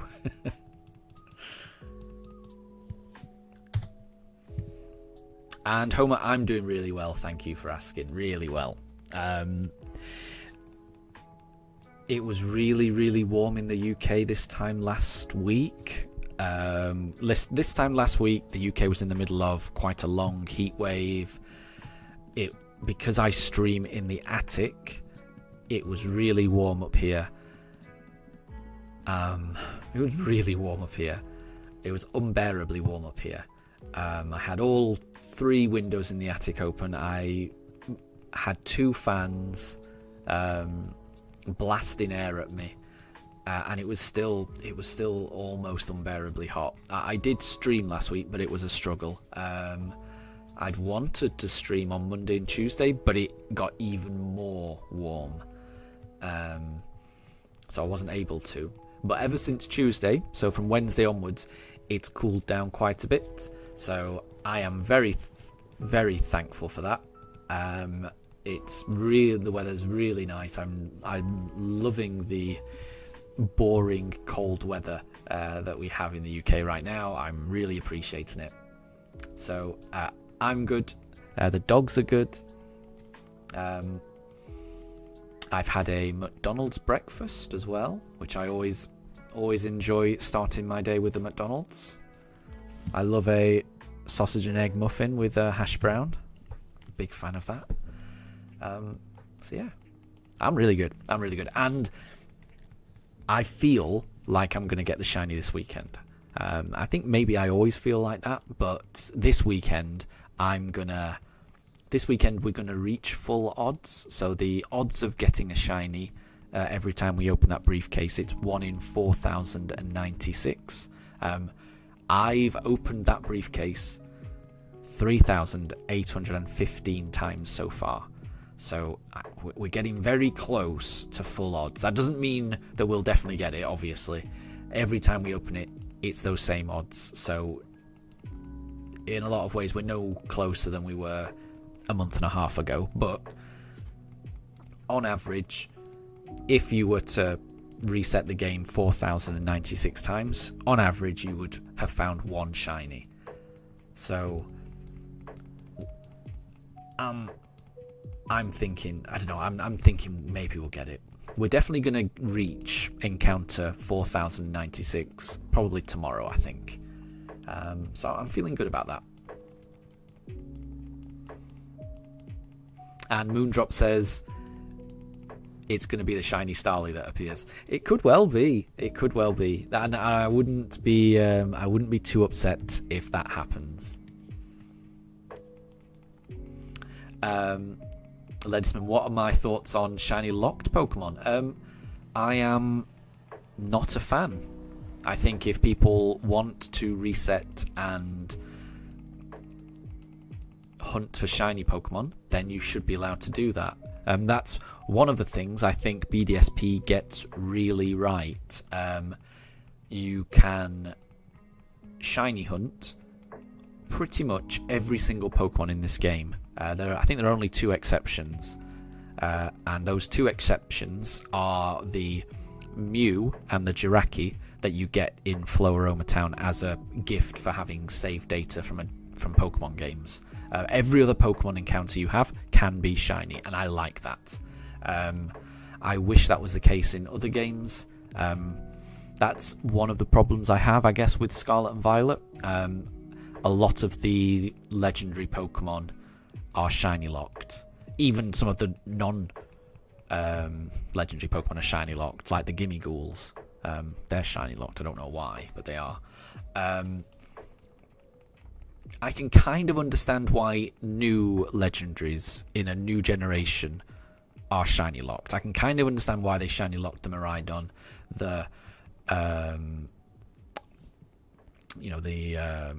I forget what they're called, the 4 Pokemon that are behind those locked gates. Ogerpon, the faithful trio. I can understand why they would shiny lock those, because maybe in the future Pokemon wants to release those as events to generate hype and interest. I can get that. What I don't understand is in the DLC you can unlock lots of previous legendaries which suddenly appear across Paldea. So you can encounter like a Kyogre and a Groudon and a Necrozma and loads of legendary Pokemon from previous generations that have been available in many other games as shinies. So it's nothing crazy to get shinies of those Pokemon. But those Pokemon, those old legendary Pokemon from the DLC, those are shiny locked, and I have no idea why those are shiny locked. That again is a design choice I don't understand, because it's not like keeping them shiny locked, you can only encounter them as non-shiny, that means that they can release them as shinies later on and then there's interest. Well, no, because they're old. They're 20-year-old legendaries. They're not, no one's, why would you shiny lock them? I don't, so there are some design choices I just do not understand in these games. That's one of them. So my thoughts on shiny locking in general, I'm not a fan, but there are some circumstances where, whilst I disagree with it, I can understand it. If you're releasing a brand new generation of Pokemon, like Generation 9, I can understand why they would shiny lock the box legendaries or just new legendaries, because they can then release them as mystery gifts, or they can release them later down the line to generate interest, like they did in Generation 8 with the shiny Zamazenta and Zacians. I think those were released through codes. I don't think they ever did it for Eternatus, but it allows Nintendo that opportunity to release those Pokemon as shinies later on, and it will generate hype. I understand that. But shiny locking old legendaries, I don't understand. I'm sorry for that little rant. I've missed loads of the chat with that little monologue, so apologies. Right, so I think we've had a little anagram in chat and I've completely missed it, so apologies for that. So Deb has done one, and I think Ledisman guessed Runerigus and was absolutely right, so well done. Well done. And there's a new one from Deb, which is Kid Ruin Om. What could that be?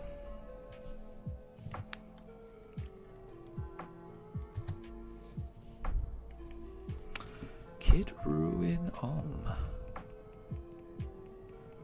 Could it be Oki? No, it's not Okie Dokie.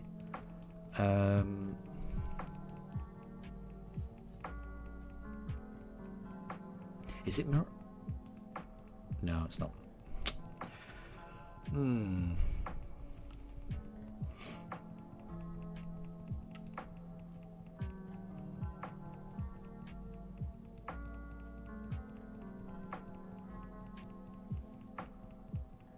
Oh, a Moondrop. So I've just read that comment. So apparently there was a Poketuber who was shiny hunting for Keldeo in Sword and Shield all the way, or probably all day, until the next day when he found out it was shiny locked. Yeah, I mean, that would be heartbreaking, wouldn't it? So yeah, things like that. I can't remember if shiny Keldeo was released previously. If shiny Keldeo had already been released previously, then you absolutely should be able to shiny hunt it if it's introduced in another game. But yeah, I think it was shiny locked in Sword and Shield, wasn't it? There was at least some legendaries that were not shiny locked in Sword and Shield.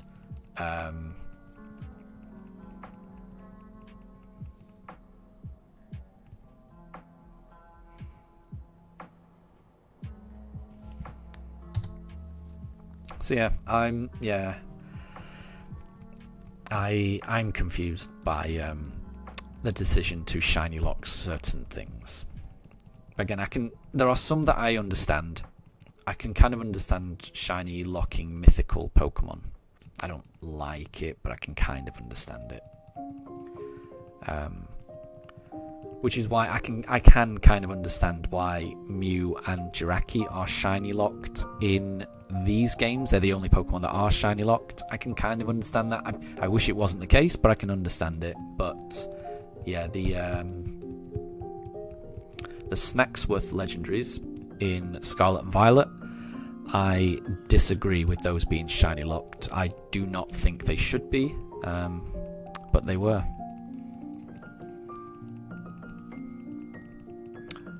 And The answer was Monkey Dory. I said Okie Dogie. I was close. Monkey Dory. It is, isn't it? Well done, Deb. That was a good one. I should have got it.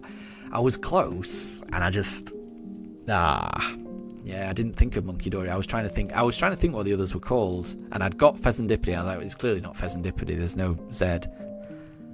And then I stopped at the next one, and I should have kept going.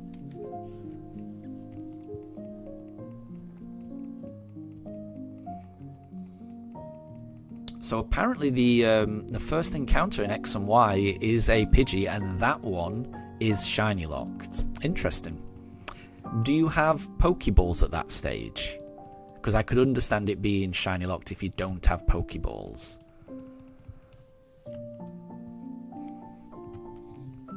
Because this one, this one I do think it's strange that the Starly can be shiny. I'd be happy if this Starly was shiny locked, because you can't catch it, so there's no reason for it to be shiny. But obviously we all know that it is not shiny locked, and you definitely can encounter the shiny Starly, because we're on good terms with that shiny Starly. We've said hello to that shiny Starly twice so far. I'm just curious if we're going to see the Starly a third time before the hunt is ended. Who knows?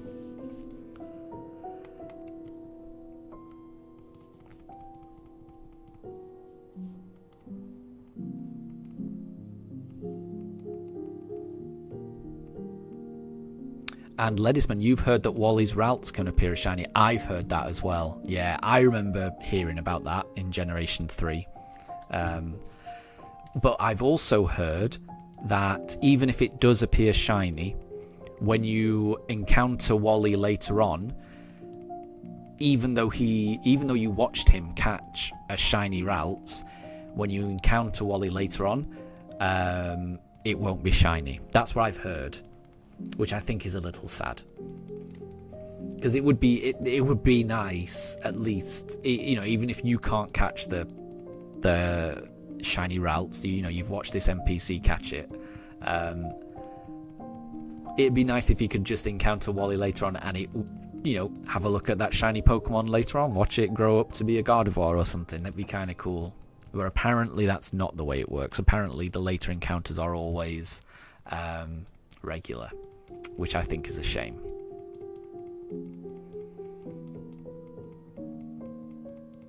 And Ledisman, I completely agree. I think it would be really cool. Yeah, so Ledisman saying, wouldn't it be cool if the shiny chance applied to trainer Pokemon?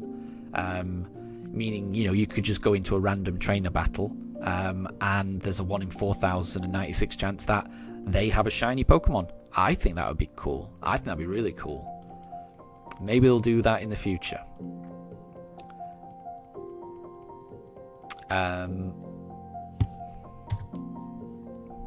And Homer says it's true that Wally's routes can appear shiny, but as soon as Wally catches it, it then becomes a normal route and stops being shiny. That's such a shame, isn't it?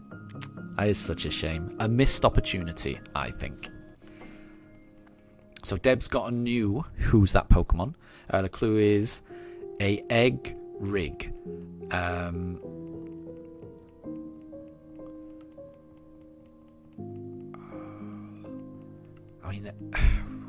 It's an anagram. It says rig, which makes me think of like Reggie.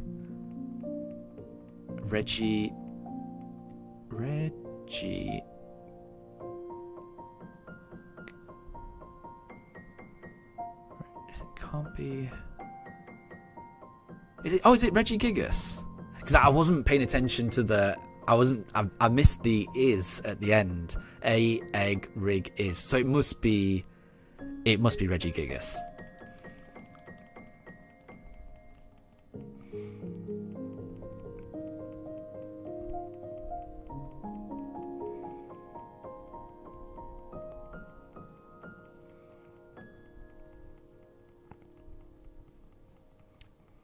So Moondrop, in your Emerald Randomizer, the Zigzagoon was not a false swipe or low damage one, and is Ralts randomized into something weak. And when he made it faint, he finally got it, but he didn't. He actually made it faint. That's strange. Yeah. I've never played one of those randomizer type games. Moondrop thinks Executor, but it was Regigigas. As soon as I saw Rig, I was thinking it's got to be one of the Reggies. And then I was trying to make the anagram out of A, Egg, Rig. And I'd missed the is at the end. That took me longer than it should have done, because I was immediately thinking Regigigas, but I was like, no, there's not enough. There's not an S in that. And I'd missed the last word of the anagram. So it was Regigigas. Nice one.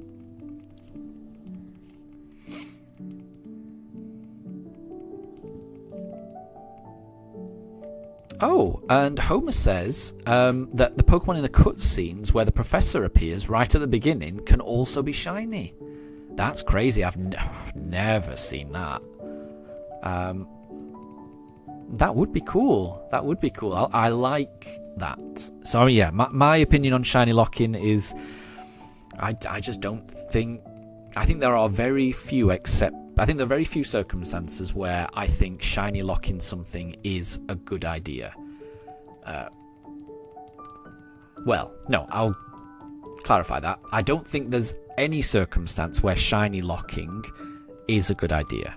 But there are some circumstances where I can understand why Nintendo might want to shiny lock. And that is basically for mythical Pokemon, because I know they like to keep mythical Pokemon very special. So like Mew, Jirachi, Keldeo. For some reason they like to keep those special. Fair enough. And I can also kind of understand brand new normal legendary Pokemon. So legendary Pokemon that you are introducing in that particular generation. If it's a new generation that you're releasing, I can kind of understand shiny locking the legendary new Pokemon from that generation. Because those brand new legendaries, those shiny previous mythicals, those are Pokemon that will generate hype if Game Freak ever wanted to release them. Through mystery code, through events, through anything. It gives Nintendo something to have in their back pocket to generate hype. I can understand that. But anything else, old legendaries, any other encounter, I think it makes sense for it not to be shiny hunt. It makes sense for it not to be shiny locked and to allow it to be shiny huntable.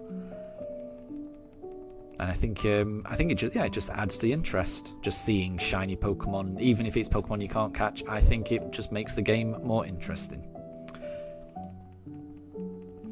So Deb has got a quiz. Which Pokemon can only evolve when it knows a specific move? I think there's a few Pokemon like that, isn't there?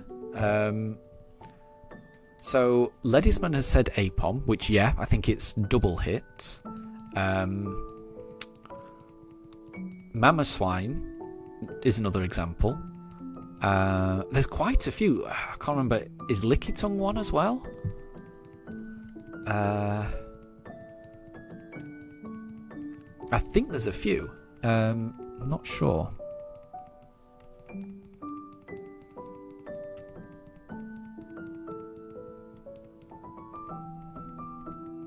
And Moondrop says Poipole, which I don't know too much about Poipole, but I know it evolves into Nagandal. And that might be right. I don't know too much about it.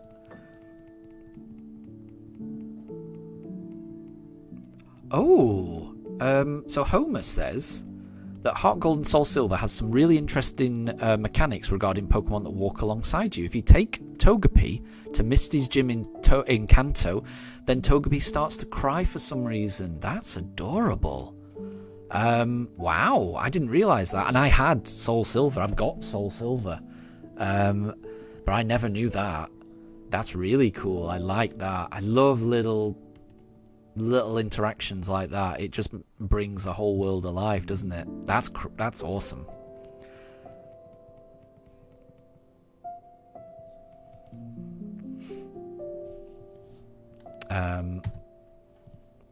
So, Ledisman says Lickitung evolves with rollout, yet Tangela, Yanma, and Pillar-Swine all need ancient power to evolve. Interesting. I didn't know. I'd forgotten about Tangela. And yeah, Yanma makes sense. I'd completely forgot about Tangela. Very interesting. And Moondrop says, Deb's got a new question, which is, what is the only Pokemon that can have 3 different typings across its base and evolution? Moondrop says Primeape.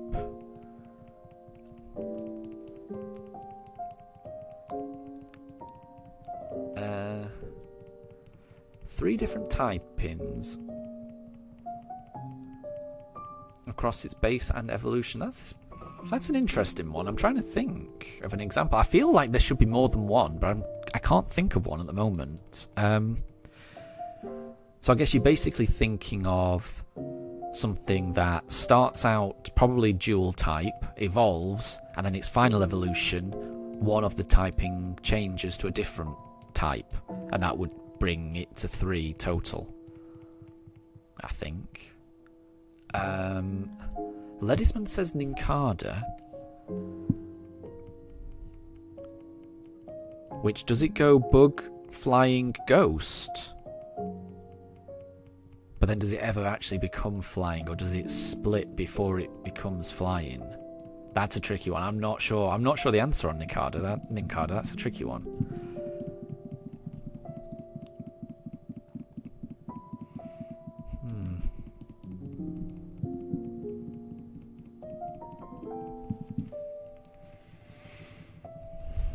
I'm wondering if it's one of the Hisuian ones.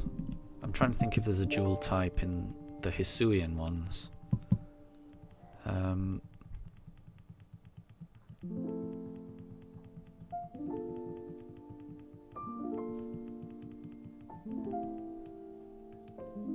Yeah, what is Rowlet? Is Rowlet pure... What is Dartrix, I guess I should say. So Rowlet is grass, isn't it?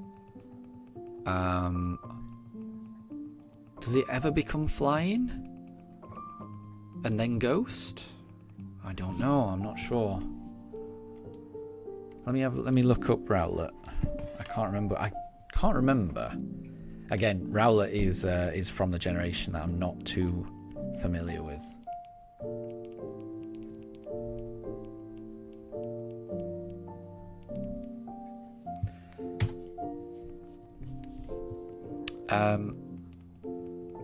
Hang on. Deb, you've posted a new question. What is the heaviest Pokemon of all time? I'm assuming that's Wailord.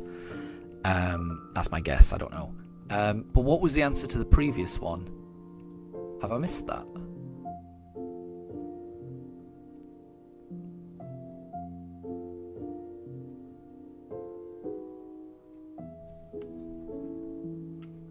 Moondrop thinks it could be Dunsparce. Homer thinks it could be Celesteela.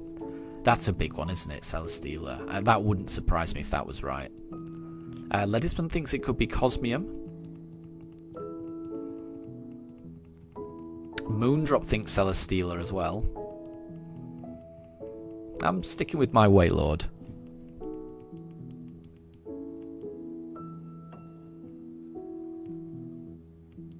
Oh yeah, Rowlet's grass flying, and then it turns into grass ghost.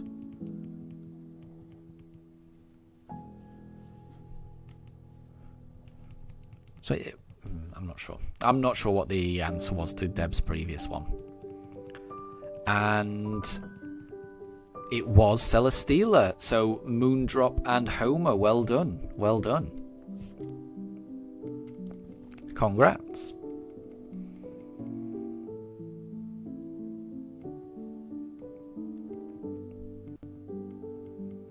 And Moondrop, you were right as well. I can see you were right. So well done. Oh, and Deb, so there was multiple answers, but your one was Ralts. Gotcha.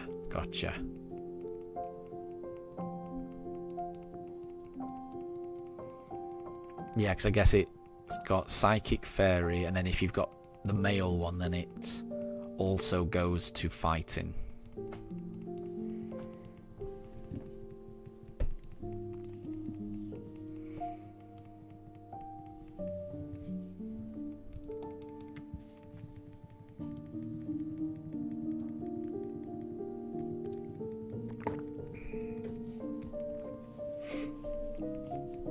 And Ledsman, I think Ralts works. If it's a male Ralts, I think it works.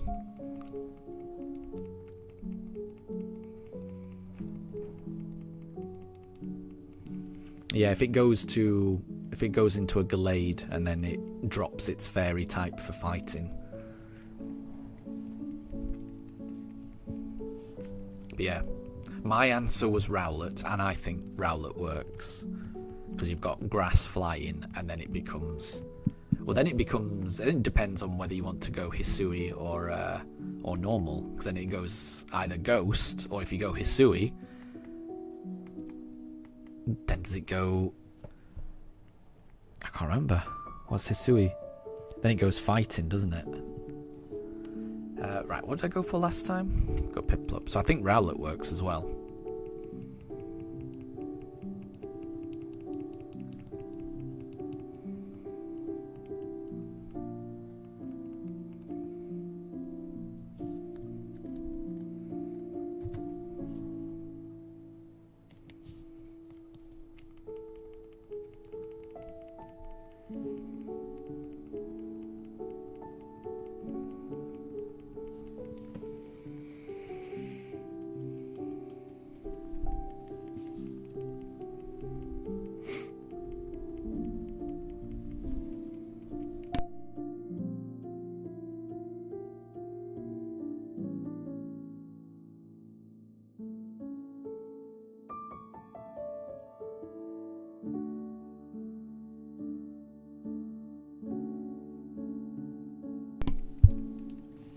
Okay, so Deb's got another quiz. So this Pokemon's droppings are hot. So people used to put them in their clothes to keep themselves warm. So is the game Name That Pokemon from the Pokédex entry, or is this a true or false? Is this a made up Pokédex entry, or is this a genuine Pokédex entry? So is this a true or false question, Deb, or is this a who's that Pokemon question?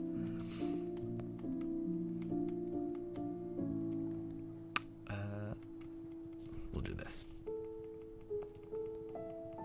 What? And Homer says that Mudstale weighs more than Guzzlord. I'm surprised about that. I'm very surprised about that.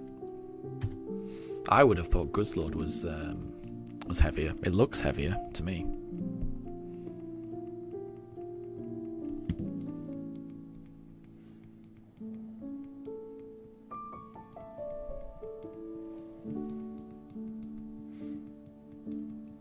Okay. So this is a who's that Pokemon question. So this is a real Pokédex entry.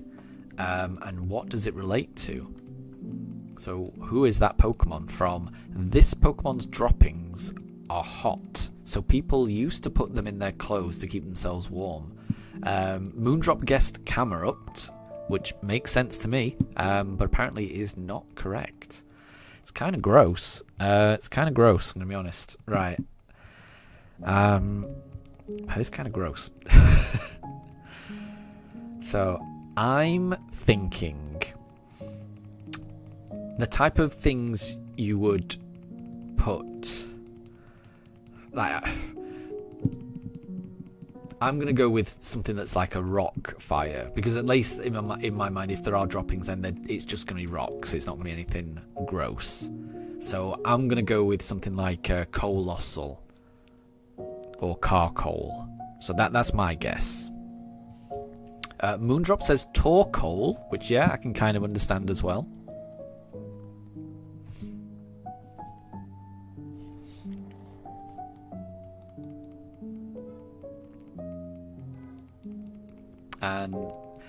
And so Deb, I mean, from reading the clue you've given, it's saying this Pokemon's droppings are hot. So people used to put the Pokemon's droppings in their clothes. That's what the entry suggests. So, I mean, it could have been Torkoal, you know, it could have been, and then people were putting Torkoal's droppings in their pocket. Yeah, when I'm reading that entry, it sounds like it's the droppings that people are putting in their pockets. So yeah, Ledesman. Yeah, that's the way that I'm reading it as well.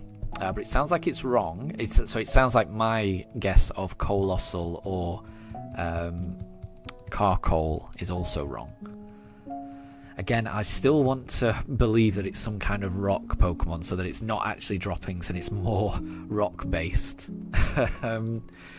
What else could it be?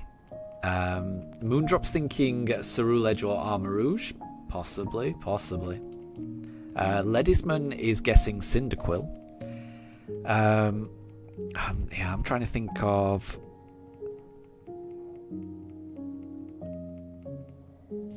I'm still trying to think of something that's rocky. Maybe... I'll go Macargo.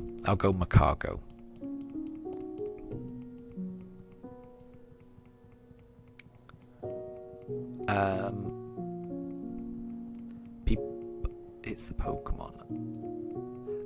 Well, I mean, who knows? From reading that entry, I think it's the droppings that people are putting in their pocket. So I'm reading it the same way as Ledesman. But maybe it is the Pokemon that they're putting in their pocket. Who knows? But yeah, that I'm reading it the same way that Ledesman is reading it. Oh, and Homer is right. Darumaka. Okay.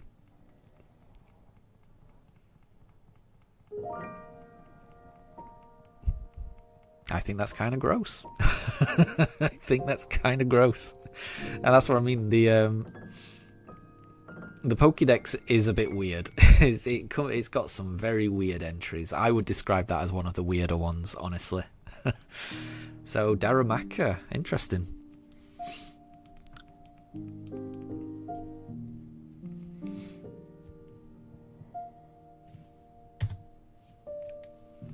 So Homer has a Pokédex entry for us to guess. So it reads, it has an aggressive nature. It stabs prey with its long, narrow mouth to drain the prey's fluids. That one rings a bell. And Ledesman is guessing Goribas,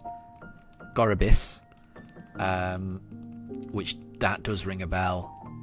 That does ring a bell to me.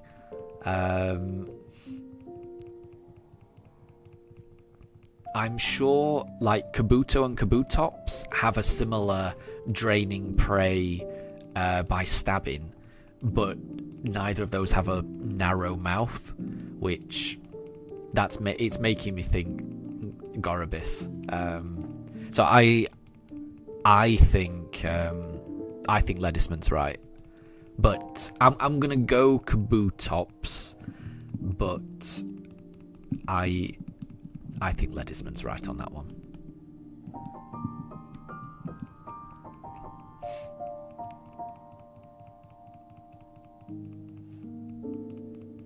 And Deb says Goribas because he actually asked that question last week, which that might be why it's that might be why I'm thinking it. I thought it sounded familiar. The whole narrow mouth draining prey, that did sound familiar. But like I said, I'm sure... Oh! But it actually was Beautifly. So, well done, Ledesman. Well done. I thought there was an entry about... Yeah, because I remember there being an entry about Goribas draining things. And, you know, that must have been... That must have been your entry, Deb, a few days ago. But it sounds like there's more than one Pokemon with that type of feeding mechanism. And it's Beautifly. So, yeah, well done, Ledisman. And good question, Homer. Well done.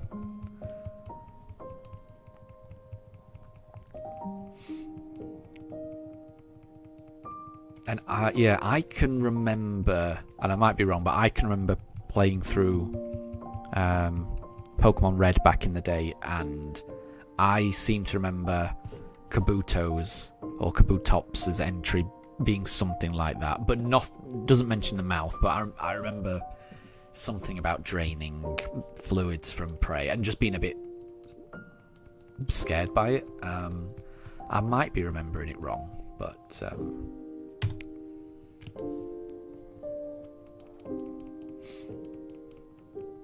yeah, well done, Ledisman.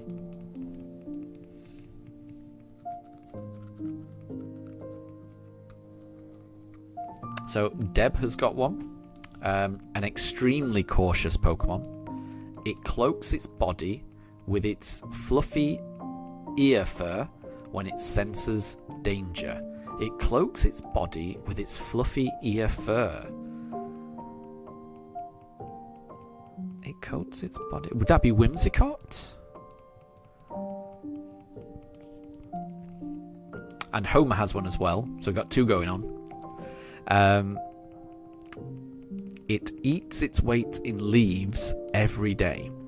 It fends off attackers with the needle on its head. I would go Weedle for Homer's one. Ledisman is guessing Bunnery for Deb's one. That makes sense. I could imagine that one. And it's correct. It was Lopunny, which is very, very close. Which is basically, like I say, if you get it within the evolution line, we say you've got it. So well done. Well done, Ledisman. And Homer got it exactly. Homer said Lopunny, and it was Lopunny. So well done, Ledisman and Homer. Ledisman is guessing Weedle for Homer's one. That's my guess as well. And it was Weedle. Nice one. Nice one.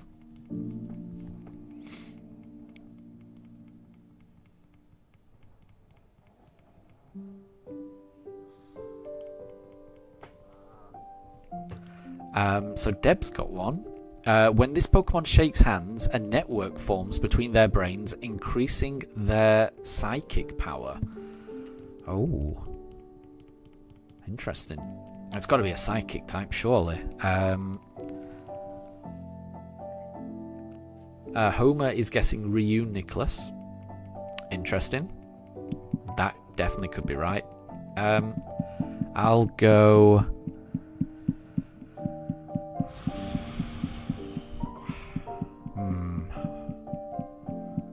Hands.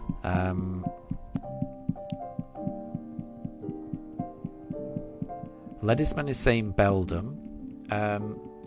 Beldum I could kind of... Yeah, maybe it's Metagross? Because that does sound like the type of thing that would form a network, right? So, yeah, I think I kind of agree with Ledisman. I think I would go Metagross for that one.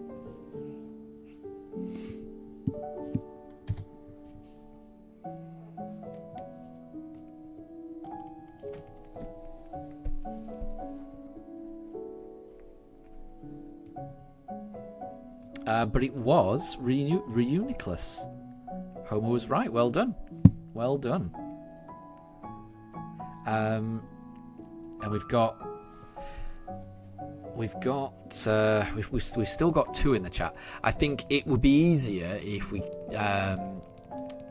can just have one in chat at the same time, because it gets a bit confusing when there's more than one. So if just either take it in turns, or I'm not sure, but so Homer's got one, which is as soon as the tail claws close. It's difficult to say.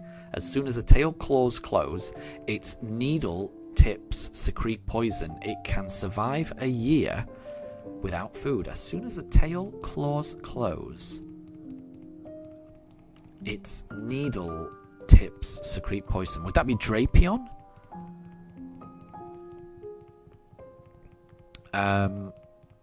And Deb is guessing Skorupi, which is I think either Skorupi or Drapion. And Deb's got one, which is it lets out billows of steam and disappears into the dense fog. It's said to live in the mountains where humans do not tread. And Homer says Volcanion, and it was. And it was Skorupi. Well done, Deb. Well done, Deb. And well done, Homer, for getting Deb's one.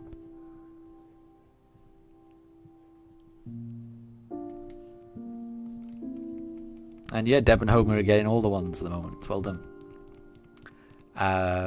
So, Homer, it chants incantations while they usually torment targets. Some chants bring happiness. It chants incantations which usually torment but sometimes bring happiness. What Pokemon chants?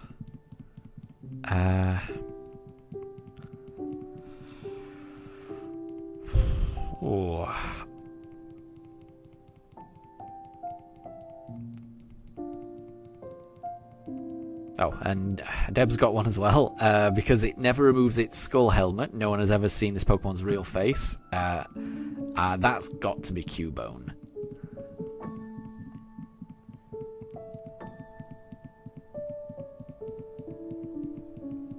So, for Homer's one, Ledisman thinks it could be Braixen. And Deb thinks it could be Miss Magius.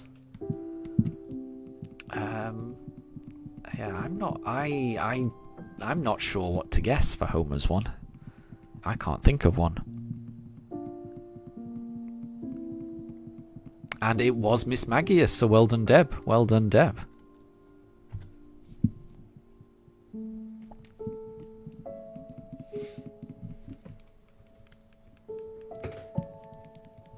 And it was Cubone. It was Cubone. So, well done, Homer.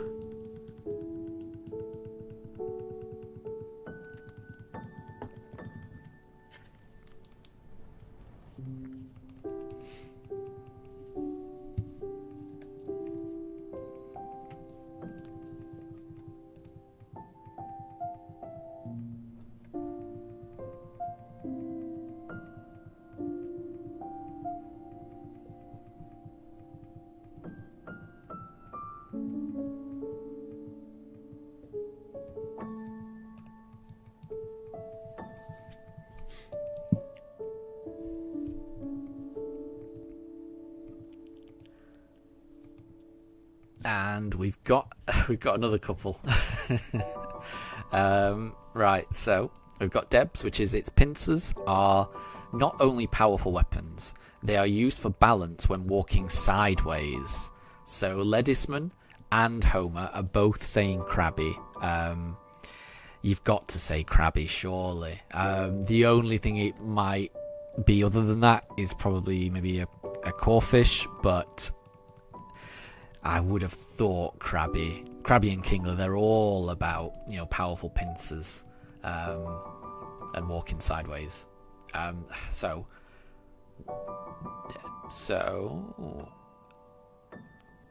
Ledisman and Homer, you were correct. It was Krabby. Well done. Well done. Right, so let me just... And then Homer's got one, which is it quickly... Let me just move this. It quickly swings its four arms to rock its opponents with ceaseless punches and chops from all angles. Ledisman says Machamp. Deb says Machamp. Ledisman and Deb, you are right. It is Machamp. So well done.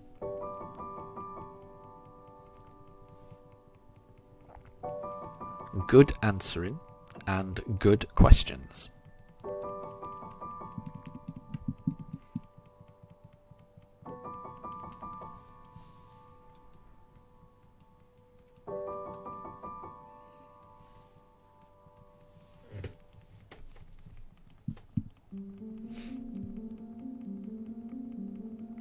Okay, so Homer's got one. A poor walker, it often falls down. However, its strong pride makes it puff up its chest without a care. So when I think of like a Pokemon puffing up, I think of a Jigglypuff.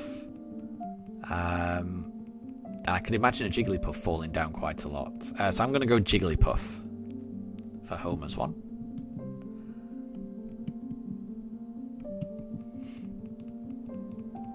Ledisman thinks it could be Snubbull. Absolutely. Oh, Deb thinks it could be Piplup. I would like it if it was one of the starters. That'd be kind of cool.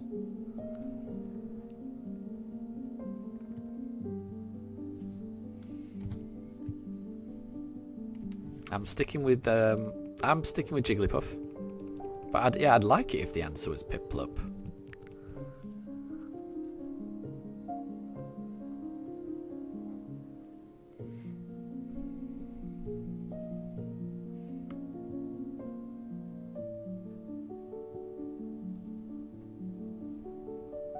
Oh, it was Piplup. Oh, there you go. So that's Piplup's entry. Very cool. I like that. Yeah, Deb, you've just written that Ledisman was wrong if they were answering yours. And Ledisman is asking whether you have one, Deb. Yeah, I'm the same. I can't see a question from you, Deb. The last one I can see from you, Deb, is your one about Krabby, the one where it says its pincers are not only powerful weapons. That's the last clue I can see from you. I can see you've just posted one now. So Deb's one is it lives in city. It live in cities have learned a technique for sucking electricity from outlets in houses. Okay. Let's do Piplup. And Homer's got one. They flock in great numbers. Though small, they flap their wings with great power. Deb is guessing Starly for Homer's one, which I can understand. Because Starly, it's based on starlings, and you get quite a lot of starlings in the UK, and they do flock in great numbers. I think they're called murmurs, a whole flock of starlings, and they are beautiful to watch. Like in the mornings, or at dusk when they're about to roost, seeing them in massive clouds just be gracefully moving. It's really, really special to see. I've only seen it a couple of times in my life, but yeah, flocks of starlings flying together. It's really a sight to behold. So for Deb's one, Homer has guessed Joltik, and that was correct. So Joltik sucks electricity from outlets in homes. I wouldn't have guessed that. I would have gone like Magnemite or something. Interesting. And yeah, it was Starly for Deb's one.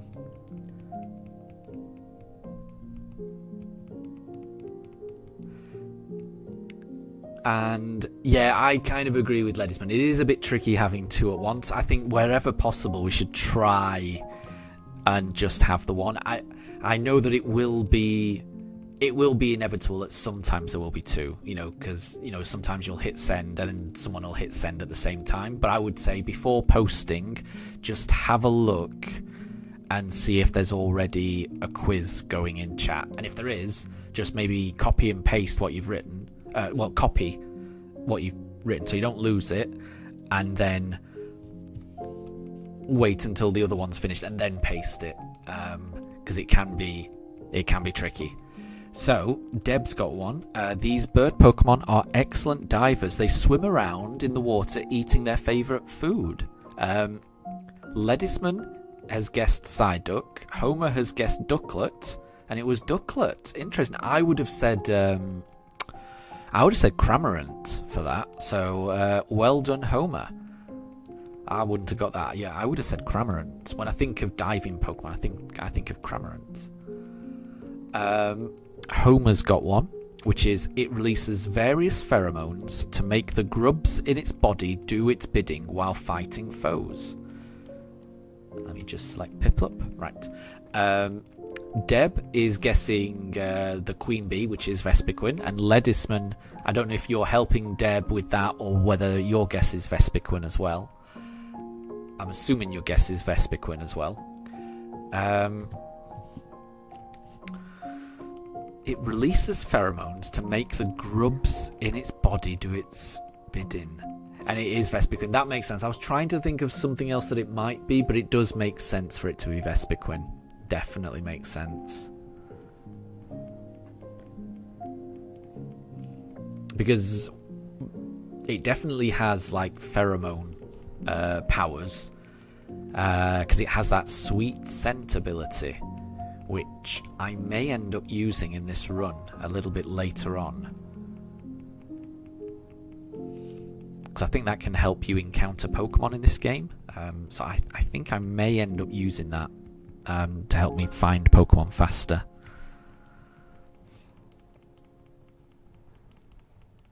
So that clue makes sense because I've been thinking about Combis and Vespiquen recently, about how I can make this run a little bit easier for me. Because there's not many ways you can make a shiny only run in BDSP easier, but I think that might be one of the ways. Ledisman, you have a quiz. Go for it. Go for it. No one else has posted as far as I can see. Go for it.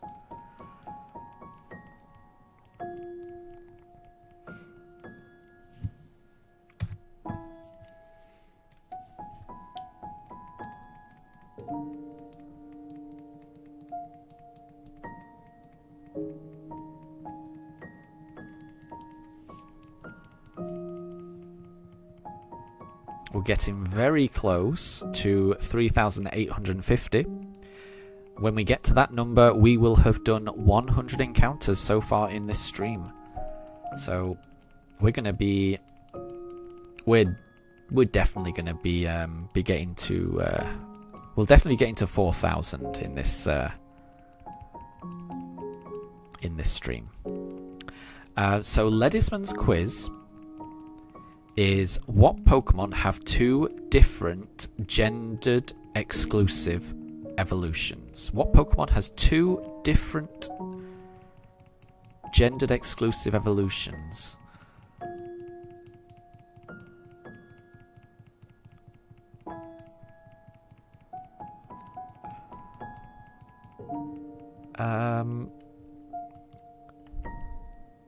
That's...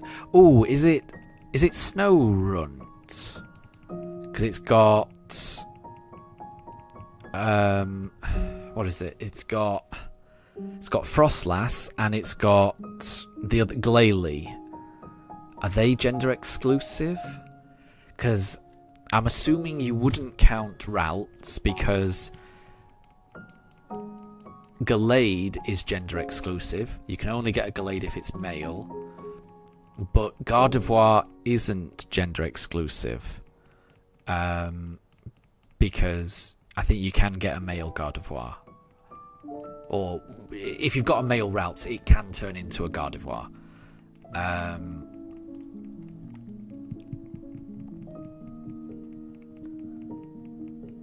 Homer is guessing either Curlier or Burmy. Burmy, yeah, what is it? Mothim and Wormadam.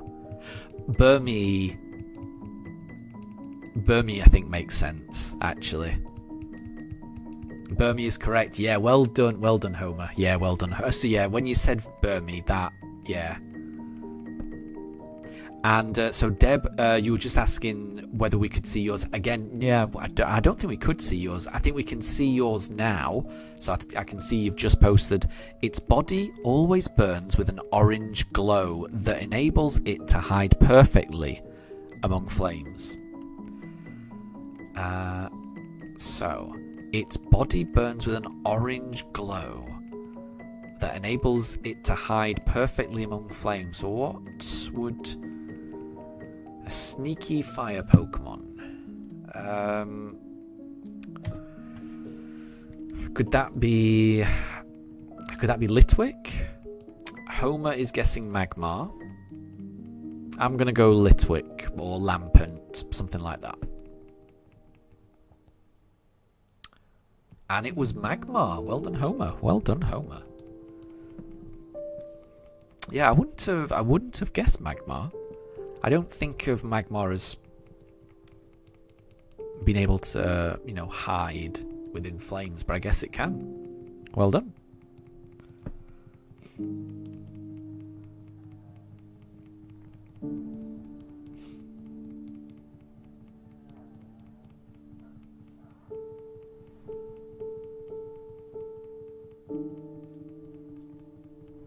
I don't know, you would not have seen that, but Daruk's currently in the dog bed, so on the top camera, and he just turned his head and listened, and that's because there was a dog that barked outside. It only barked a little bit, but it was enough to wake him a little bit. If another noise were to happen in the next 5 minutes or so, because I feel like he's got his eyes closed, but he's probably a bit more alert than he was before he heard that noise, he may start barking. But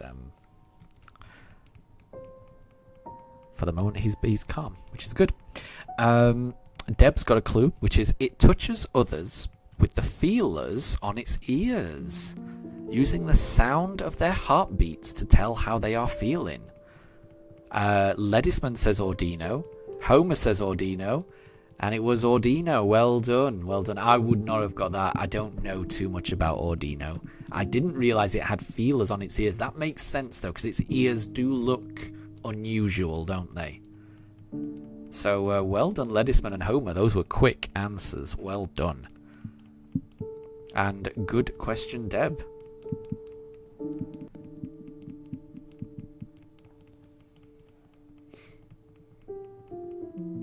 Yeah, using the sound of their heartbeats to tell how they're feeling. That does make sense. So Deb's got one. So these Pokemon vanish and appear unexpectedly.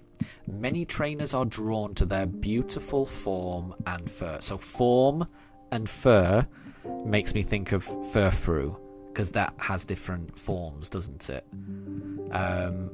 Wait, but they don't vanish, do they? No, it can't be Furfrou. Okay, ignore that. These Pokemon vanish and appear unexpectedly. So Homer thinks Liepard. I guess they are probably a bit sneakier than Furfrou. What else could disappear? Ledisman is thinking it could be a Lumise. But it was Liepard. Well done, Homer. Well done, Homer. Yeah, it wasn't Furfrou, was it? I thought it was initially.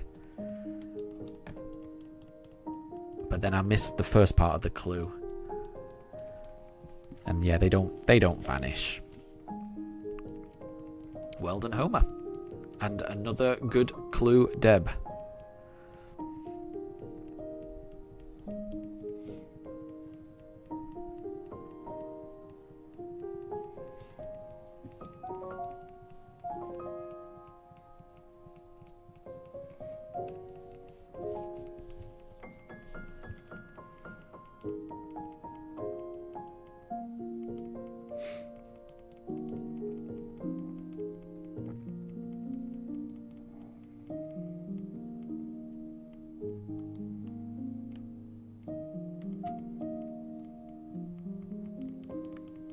And Homer and Deb both have the Professor Lab coats, I think. I think Deb and Homer have both been awarded honorary Pokemon Professor credentials at this point for their various good questions and good answers. Ledisman has been answering very well as well. So I think sounds like everyone in chat is a Pokemon Professor. in my opinion.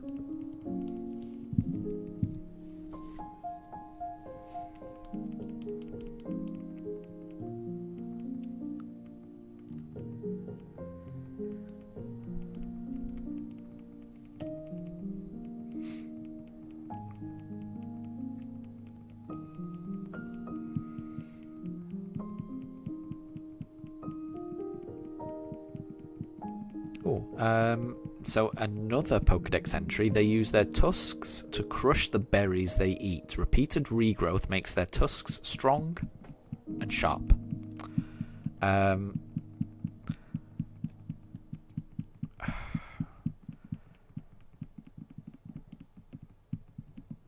Does Donphan have tusks? I'm trying to think of other Pokemon that have tusks. Ooh, Ledisman says Piloswine. That's a good answer. I was trying to think of elephants, but Piloswine works, I think. But it's not. It's not. Interesting. Homer's saying Axu. Yeah, I guess they do have tusks, don't they? I wouldn't have thought of that. I would not have thought of Axu. And it was Axu. Well done, Homer. Well done. Yeah, when you think of Axu, I would not have thought of Axu as having tusks, but it does have those strange things on the side of its mouth, which, yeah, I suppose you would call those tusks, wouldn't you? It's not the first thing that would come to your mind. Yeah, I don't think I would have got that.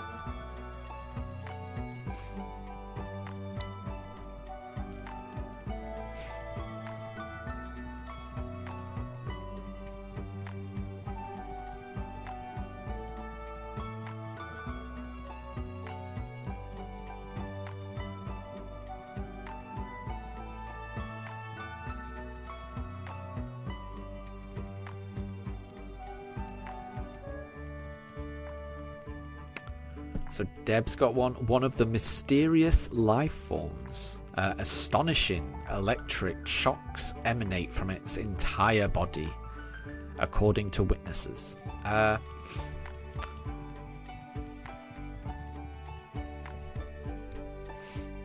And no problem at all, Homer. Thank you very much for joining. Thank you for the questions and your participation. Yeah, we'll catch you next time. I hope you have a really nice rest of your day. And yeah, we'll see you later. Bye, Homer.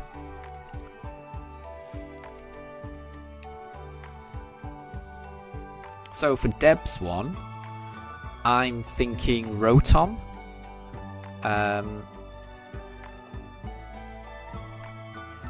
Because it talks about electricity. And it also talks about forms. And Rotom can take different forms. So that's my thinking. Rotom.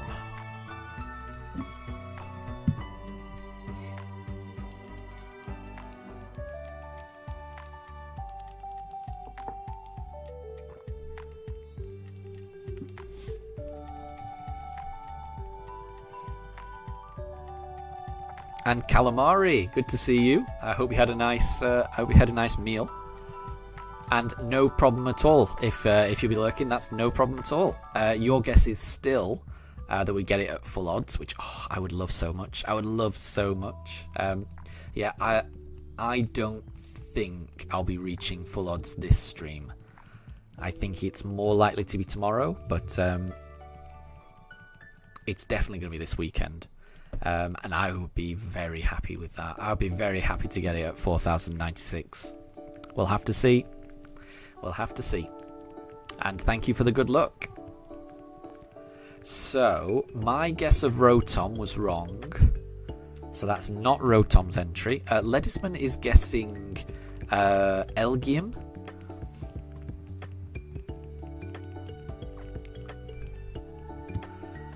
But it's not Elgium. Right, okay, so a mysterious... So it's got, I mean, it says astonishing electric shocks emanate. So in my mind, it's got to be an electric type, at least in part.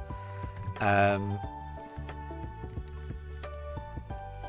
it's got to be a mysterious electric type. if this is from the first generation, then I'm gonna go Zapdos, because maybe the mysterious thing is alluding to it being legendary, and that's why it's according to witnesses. So yeah, I'm gonna go Zapdos. So Ledisman's saying that the mysterious part is throwing him off. Yeah, I get that as well. That's why. Yeah, so that's why I'm focusing on that a little bit as well. So it's not Regieleki, and it's not Zapdos either. So what is a mysterious electric type? Something mysterious. Interesting.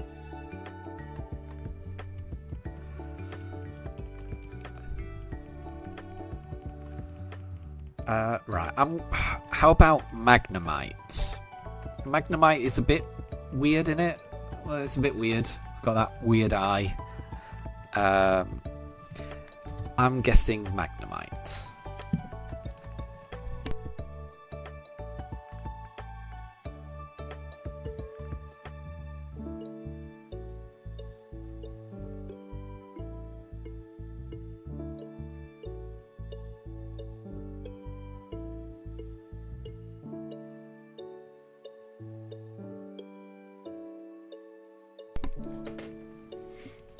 So it is a legendary, but it's a legendary technically. I'm not sure what to make of that word technically.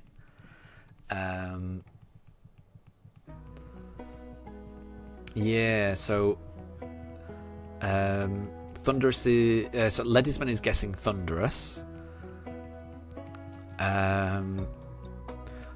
But yeah, because Deb has said technically. Oh, wait.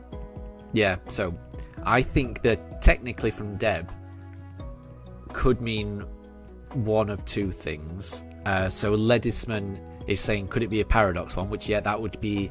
There are some Paradox Pokemon that are based on legendaries, so is that a technically one or not? But I think Ledisman is also thinking, could it be an Ultra Beast? In which case, I think Ledisman is saying Xurkitree.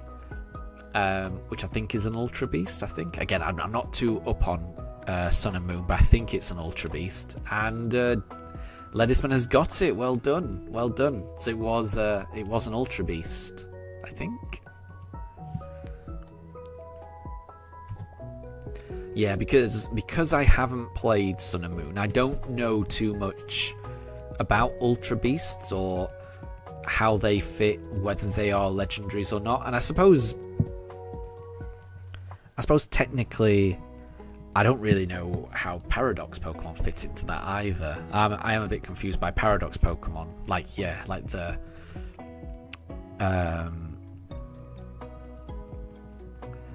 Iron Crown and Iron Leaves and Walking Wake. I don't actually know if those are legendaries either, so they confuse me a little bit.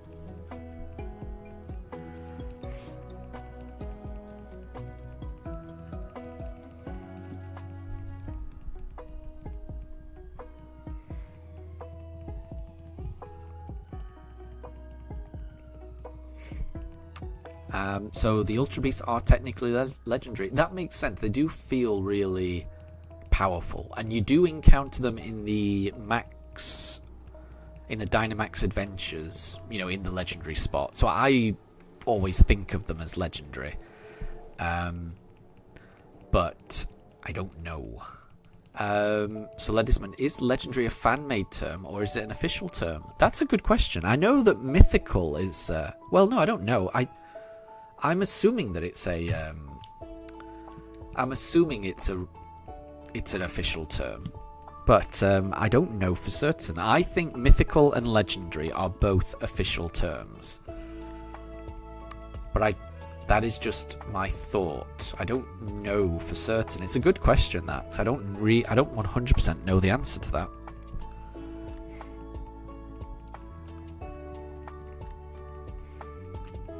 And Deb, so apparently Paradox Pokemon are not legendary according to Game Freak, but Ultra Beasts are. Interesting.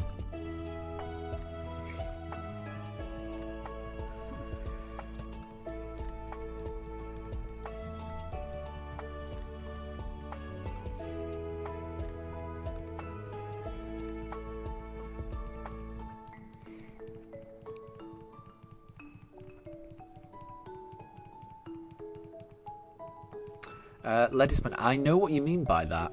So Ledisman says it's weird because you would think Pokemon like Rotom and Spiritomb would be legendary, but they are not. Yeah, I distinctly remember thinking that Spiritomb was legendary. When I first played Diamond and Pearl, because Spiritomb was such... It was so difficult to get. I thought it was legendary. But yeah, it's obviously not. I've learned that later on, and yeah, I don't know. Yeah, I can't remember when Rotom got introduced. But yeah, there are certain Pokemon that just kind of feel legendary, and Spiritomb definitely felt like that to me. Obviously not in terms of power, but just in terms of how to get it. So I know what you mean. Deb has got a clue, which is if its rage peaks, it becomes so hot that anything that touches it will instantly go up in flames. I'm not sure. It's got to be a firefighting type. But I'm going to say Darmanitan as my first guess.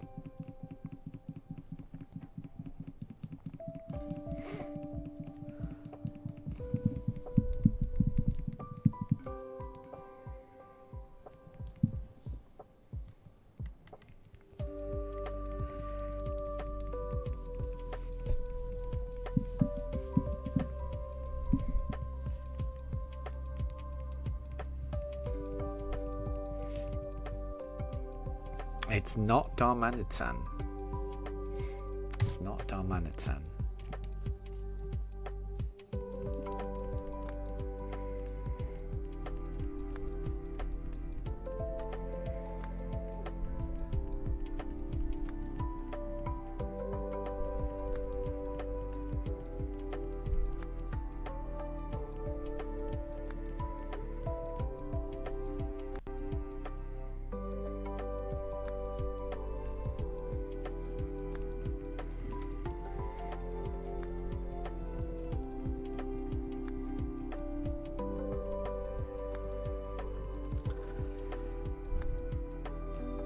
So, the first hint is that it's a fire type from generation 1 to 4. Ledisman is guessing Chimchar, which I can definitely see. That's like a fire fighting type once it gets to an Infernape. But it's not.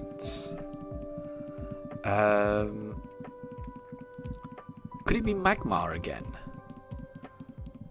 I feel like... I'm trying to think of an angry looking fire Pokemon.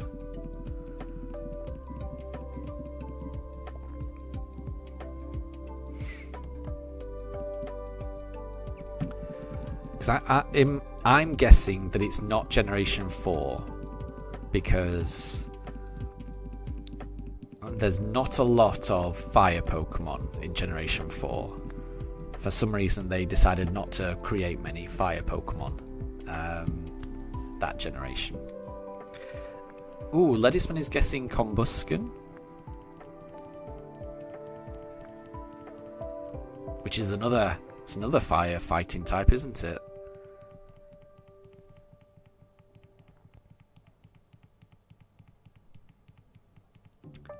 And is that, and apologies if I'm not pronouncing your name correctly, is it Tiggy Gummy Maskin? I might call you just Maskin, if that's okay. Welcome to stream. Thank you very much for joining. I hope you're doing well. Maskin is guessing Slugma, which makes sense. But apparently not. Apparently not. What other fire types could it be? Interesting.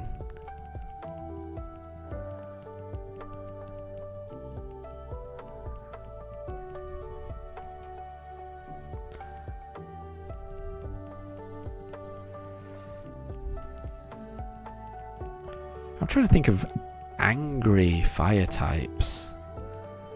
There's not many. Oops, sorry, I wasn't paying attention there. We'll do Piplup this time. If it's Rage Peaks, maybe it's a legendary then. How about NT? Could it be NT?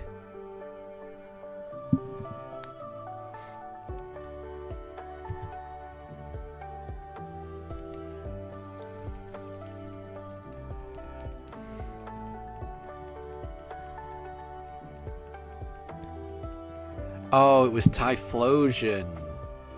Ah, fair enough. Fair enough. Yeah, that kind of makes sense. That does make sense. I feel like maybe I should have got that. Ah.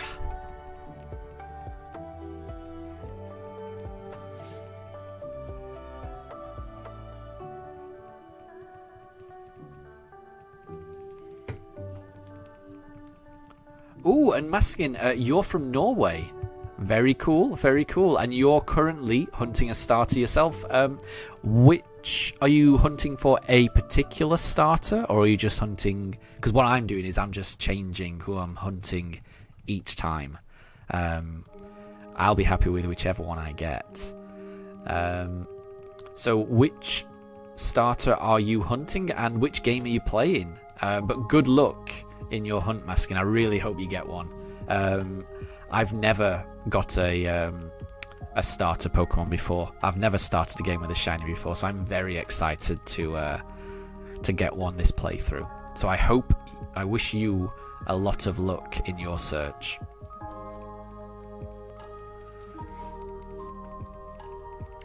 And Deb, so there's some construction work where you are, so it's difficult to hear. Apologies for that. I hope it's not too loud. And yeah, ladies and gentlemen, that was a tricky one, definitely. That last one, definitely a tricky one.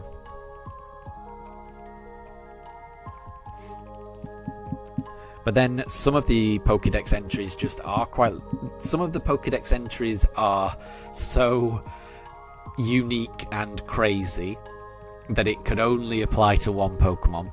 And some Pokédex entries are just fairly generic, where it could apply to an awful lot of Pokemon. That's just the way it is. That's the game, I think. That's just the way it is.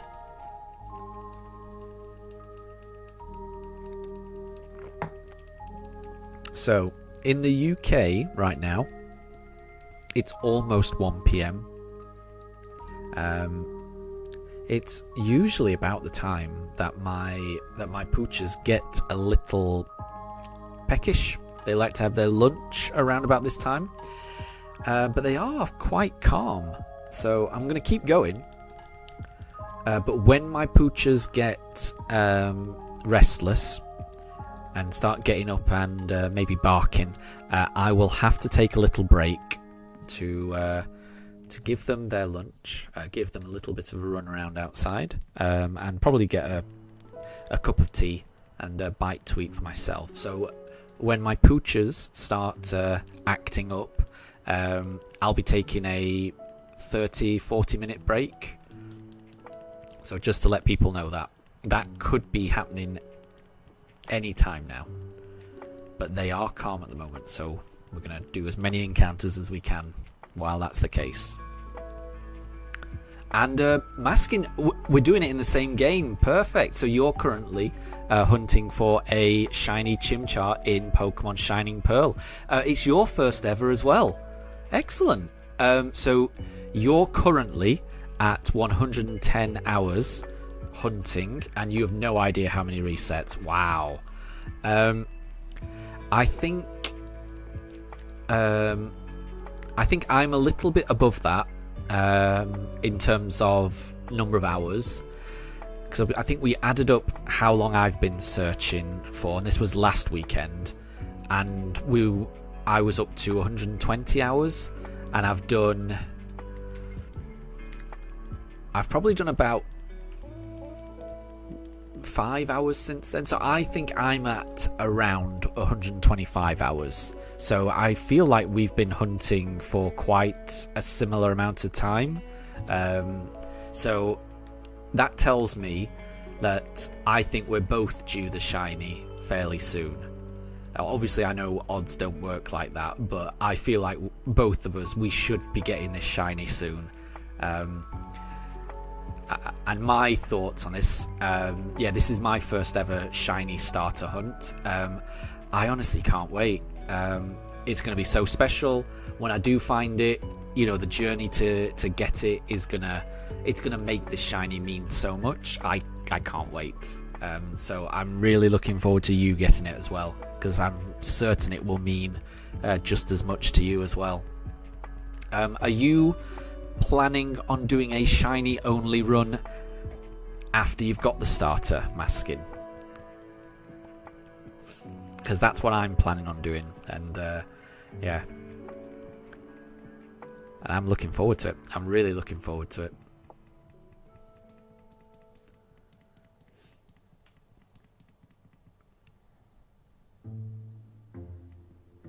And Ledisman, so you remember hearing about hidden abilities when you were trying to get a starter in Pokemon X. Yeah, and why can't hidden abilities be obtained like shinies? That would be cool, wouldn't it? If there was like even if it was a 1 in 4,096 chance of your Pokemon being born with the hidden ability, you would think, I think it probably should be like that. I think it absolutely should have ability patches and capsules. I think they should remain, so you should always be able to change it in the end game. But as a starter with a very, very small chance, I think that should be the case. I think there should be a chance. Anything that spices up a playthrough, I think is best. And Deb, I'm sorry to hear that. I'm sorry to hear that you can't hear much because of the construction work. That's really sad. But there's nothing wrong with lurking, and when you're able to hear us, then it'll be better.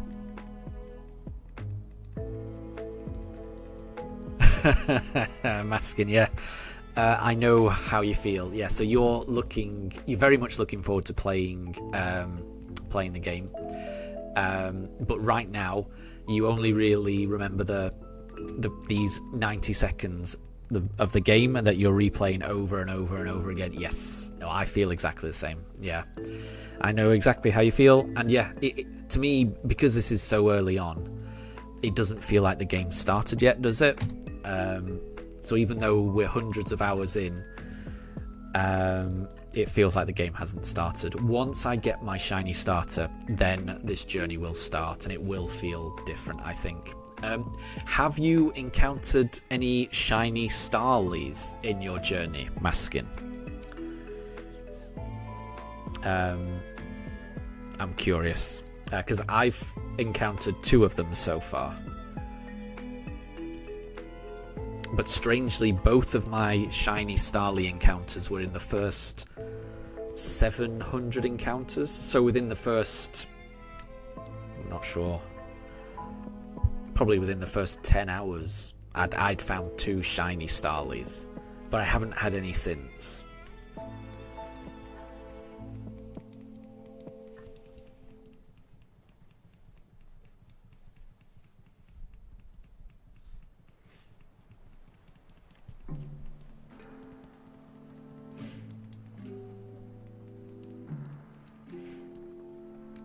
Right. We will do Turtwig. Oh, I'm asking you found 2 as well, and with you it was very early as well. After around 3 hours, so it feels it feels like we've had very, very similar journeys, Maskin. This is uncanny. Yeah, because I think we've both been searching for a starter in Shining Pearl. We've both been searching for around about 110 hours or so, and we've both encountered 2 shiny starlies. That's crazy. That's crazy. Yeah. So I know. Yeah, I definitely know how you're feeling. But yeah, it will be good. It will be all worth it once you do find it. It will be worth it. I thought the shiny starlies were quite funny when I was encountering them.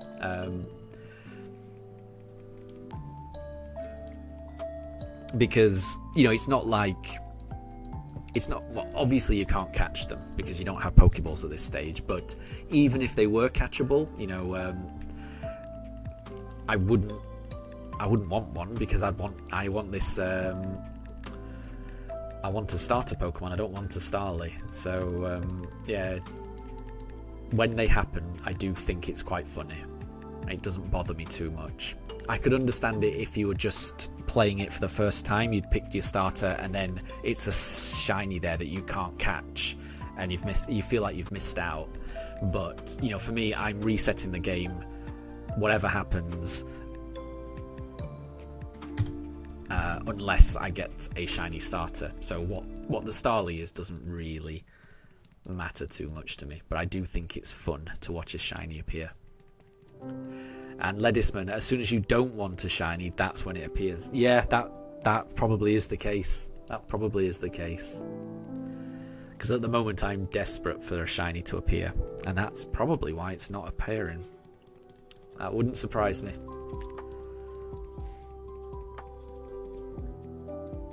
But yeah, it's all about patience and persistence. It will appear at some point, and it's going to be amazing when it does. I can't wait.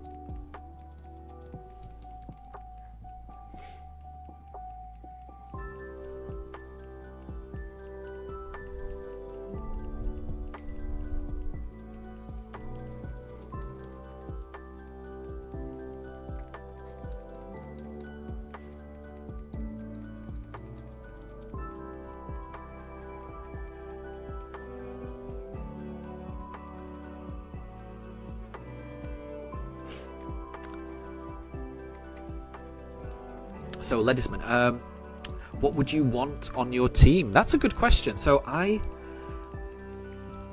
don't have a definitive team planned out. I think a lot of my shiny team is going to end up being quite relatively random.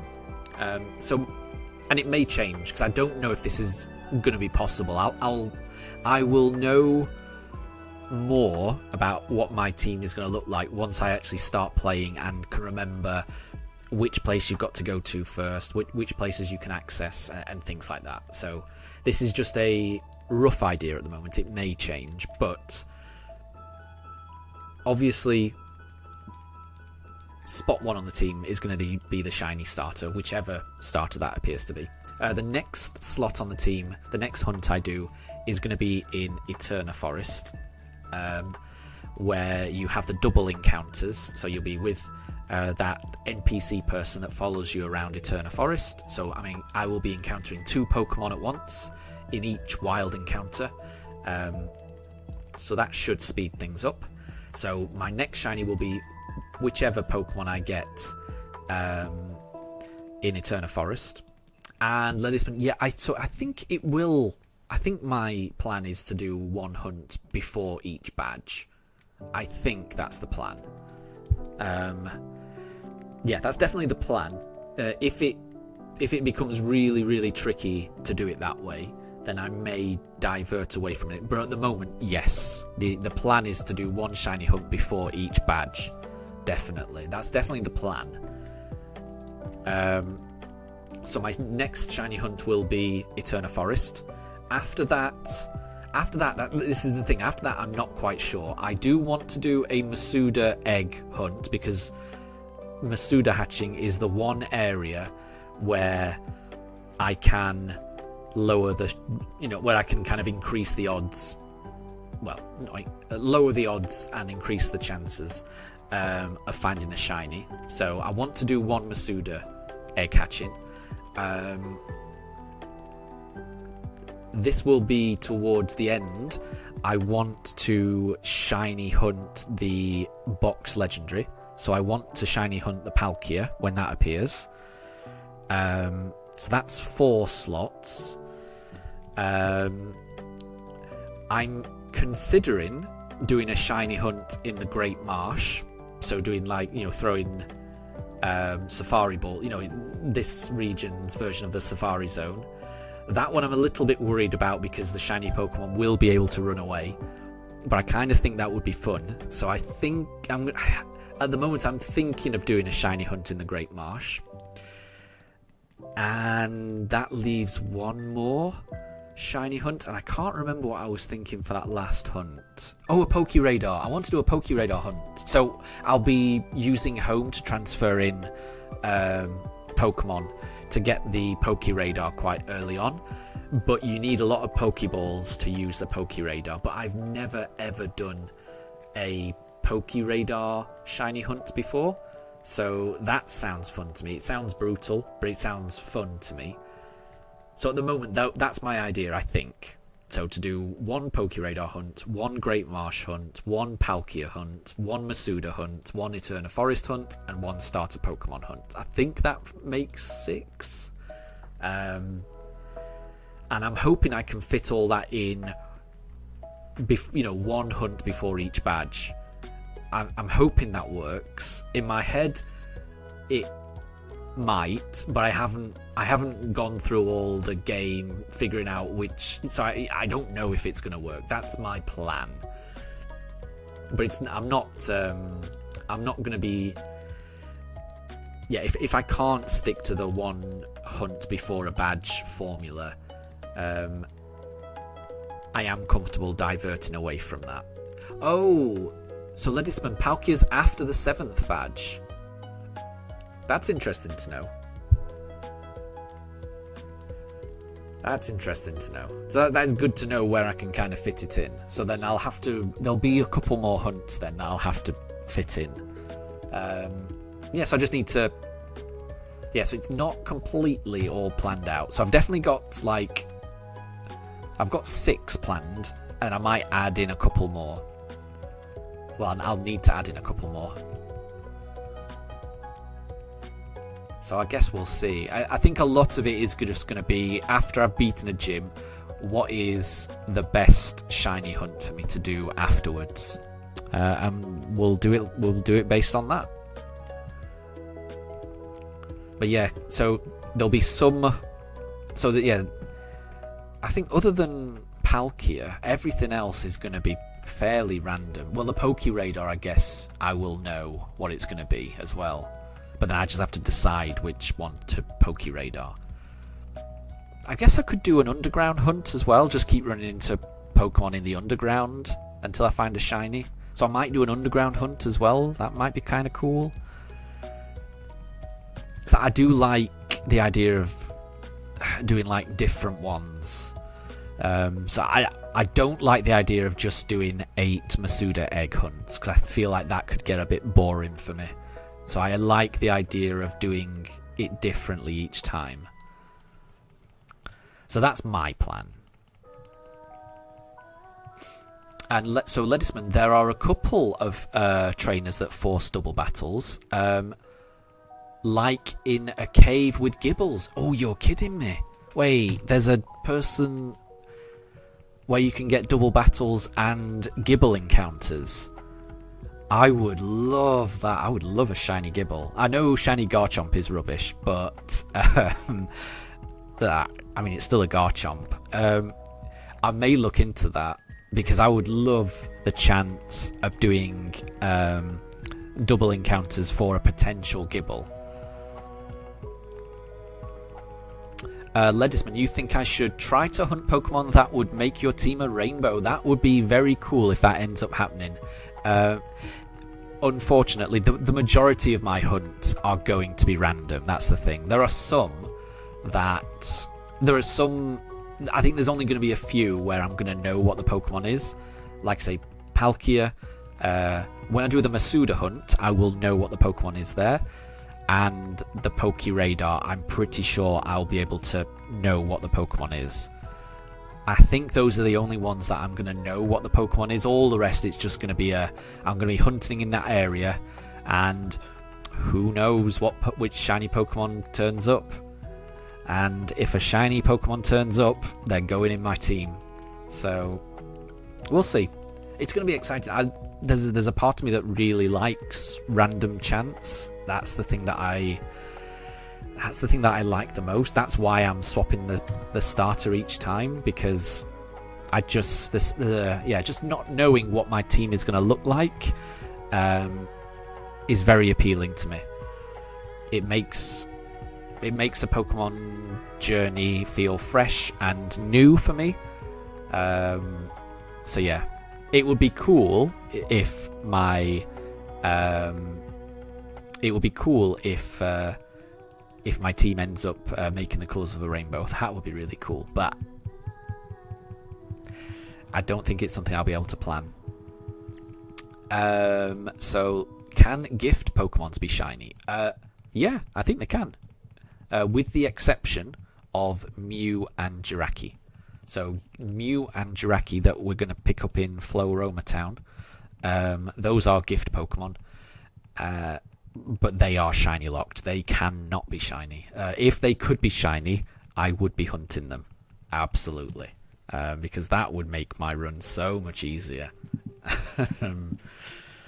Because there is a part of me that is very, very scared of Cynthia at the end. Especially going up against Cynthia, not knowing what my team is going to end up like. Because I could end up with a rubbish team. I really could end up with a utterly atrocious team, or I could end up with an absolutely perfectly balanced, amazing team. So Ledisman, yes, I couldn't remember who gives you the Happiny egg, but yeah, it may well be Cynthia. I think you also get a Riolu egg. I'm not sure about a Porygon. But the problem with the egg Pokemon, as far as I know, I'm pretty certain that they can be shiny. So my understanding is everything in this game, in Brilliant Diamond Shining Pearl, nothing is shiny locked. Every Pokemon you encounter can be shiny, apart from the Mew and the Jirachi. That's what I've been told. So those egg Pokemon that you get, they can be shiny. I do not want to shiny hunt them though, because the way I would imagine it, the only way you could do it is to save before you get the egg, hatch it, which takes time, look and see whether it's shiny, and then reset. Which would make it an even longer shiny hunt than what I'm doing right now, which I'm not sure I am capable of doing. This for me. This is going to be the longest shiny hunt I do, in terms of the probability of when I will encounter the shiny. Every other shiny hunt I do, there will be a probability, in terms of time at least, of the expected time to get the shiny will be less than this. I'm starting with the most difficult one, just because it takes so long to get to the point where you discover whether your starter Pokemon is shiny or not. You've got to go through all of this dialogue. You've got to go through the picking Pokemon screen. Then it reveals itself. Hatching an entire egg would take far longer than that, so I dread to think how long each encounter would take, even with a flame body Pokemon in your party. Yeah, I dread to think how long that would take. So whoever does a gift egg hunt, shiny hunt, fair play to them, but it won't be me. It definitely won't be me. So Maskin, how do you get the Mew in this game? So you need to have save data from a game of Let's Go Pikachu or Let's Go Eevee. So if you've played Let's Go Pikachu or Let's Go Eevee on your Switch previously, so all you need to have done is just booted it up, chosen your Pokemon, opened the game, then you can just save, then that is save data. And it means that there's a gentleman at the bottom of Floroma Town. He's stood next to a lady, and if you talk to the gentleman, he will say you've got save data from Kanto, and here's a Mew. If you've got save data from Sword and Shield, I think that's the other one. It must be. Yeah, from Sword and Shield. Then if you talk to the lady, then she will give you a Jiraki as well. And they're both very low level. They're both either level 1 or 5, I forget which. And it's wonderful. If you're just playing through normally, if you're not doing a shiny only run and you're just playing through the game normally, having a Mew and a Jiraki right at the start of your playthrough, really low level so it grows with your team, it's really wonderful. I loved that when I first played through these games. So yeah, if you're just doing a normal run, I would recommend that. I don't think it's worth buying those games just to get the Pokemon, but if you have any friends who have those games, it only takes a few minutes for you to just pop it in your Switch, boot it up, save, and then that's it. You don't have to play through it. All you need is save data from, and you just need save data from one of those games. So from one of the Let's Go games and one of Sword and Shield, and then you'll always have access to Mew and Jiraki, and you get it, and it's really quite quick, isn't it? Floroma Town's not too far away. You've just got to beat the first gym, and then you're basically at Floroma Town. So yeah, I like that about BDSP. I think that's really cool.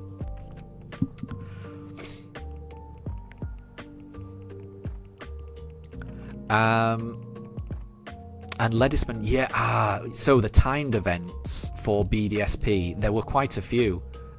So I remember when the game first came out, there was a mystery gift which you could get, and it would give you a Manaphy egg.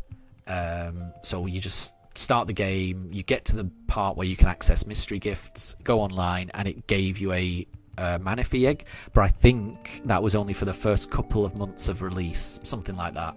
So I remember getting that when I first had the game, but I don't think that's active anymore. There have also been events, and I don't know how these work because I missed these events, where you could unlock an encounter with Shaymin, and you could unlock an encounter with Darkrai. So the only way to get encounters with Shaymin and Darkrai in BDSP are through these timed events, which unfortunately expired. And I was not playing the game when they were released. And apparently you could shiny hunt the Shaymin and the Darkrai, which is very cool. So I wish that those things were still active. I wish the Manaphy was still active. I wish the Shaymin and the Darkrai were still active. But yeah, those were timed events in BDSP, and as far as I'm aware, they are no longer active, and they are never going to be active anymore, which is a real shame. Because again, it's just something that the Pokemon Company could just switch back on again, even if they made it like a yearly thing to celebrate the release of these games. On their release anniversary, all the timed events came back. That would be nice, and it would make people. It would give people a reason to pick up these games if they didn't have them previously. So if people didn't buy these games in the past, but maybe they were interested in buying them in the future, Pokemon could just, put the game on sale, and do this event, on its anniversary. Oh, you could buy Brilliant Diamond Shining Pearl at 20% off, and we've got this timed event for Shaman and Darkrai, they would make money out of that. You know, people would buy the game, I'm sure. But no. And Ledisman, I agree. Timed events are really annoying, I think. Yeah, I completely agree. So you have save data for your Pokemon Moon, which has Z Crystal, an event Z Crystal for Snorlax and all of the Mega Stones. Very cool, very cool. But yeah, so I think timed events are they're good for creating excitement and buzz and interest, but I always think they should be repeatable, even if it's once a year. You know, if they created buzz in the first place, then they would create buzz a year later. So why only make it a one-time thing? Why not make it a recurring thing?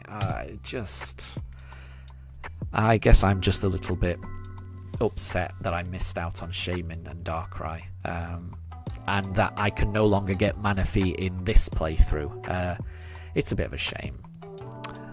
And Ledisman, exactly, yeah. After a timed event expires, just make it unlockable somehow in the post game. Yeah, that would be very reasonable, I would say.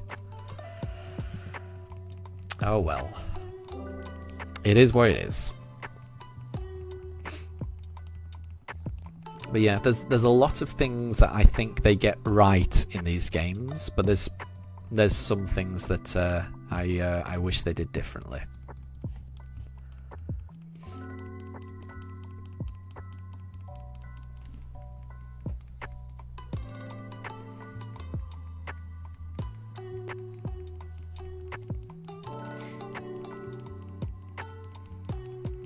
And Ledisman, exactly, yeah. If you get it early, you can play through the main game with it. That doesn't sound like much, but it meant an awful lot to me in these games. Because in every other Pokemon game that I've played, when you catch the legendary, it's at the end of the game. So I've already got my party of Pokemon by that point. I've already got my team. You know, I've been through an awful lot with my team by the time I get to the legendary in most Pokemon games. So there's a part of me that doesn't really, when I do catch that legendary, there's a part of me that doesn't really want to put it on the team, because I don't want to take any member of my team out, because, you know, it's my team, you know, they're my guys. So I've already formed a bond with all these Pokemon, so it's a bit strange getting a Pokemon so late on where there isn't that bond. And additionally, when you get legendaries in most Pokemon games, they're at a really high level. So again, you haven't gone through that journey to get them up to that level. You haven't... Yeah, basically, they're too high level for me to want to use in my team anyway, because it's just going to make my team overpowered. But the Pokemon that you get in these games, the Mew and the Jirachi, and the Manaphy, when you got it, those Pokemon you got right at the start of your journey. So you get to build that bond with those legendary Pokemon right from the start, which I've never experienced before, and I love that.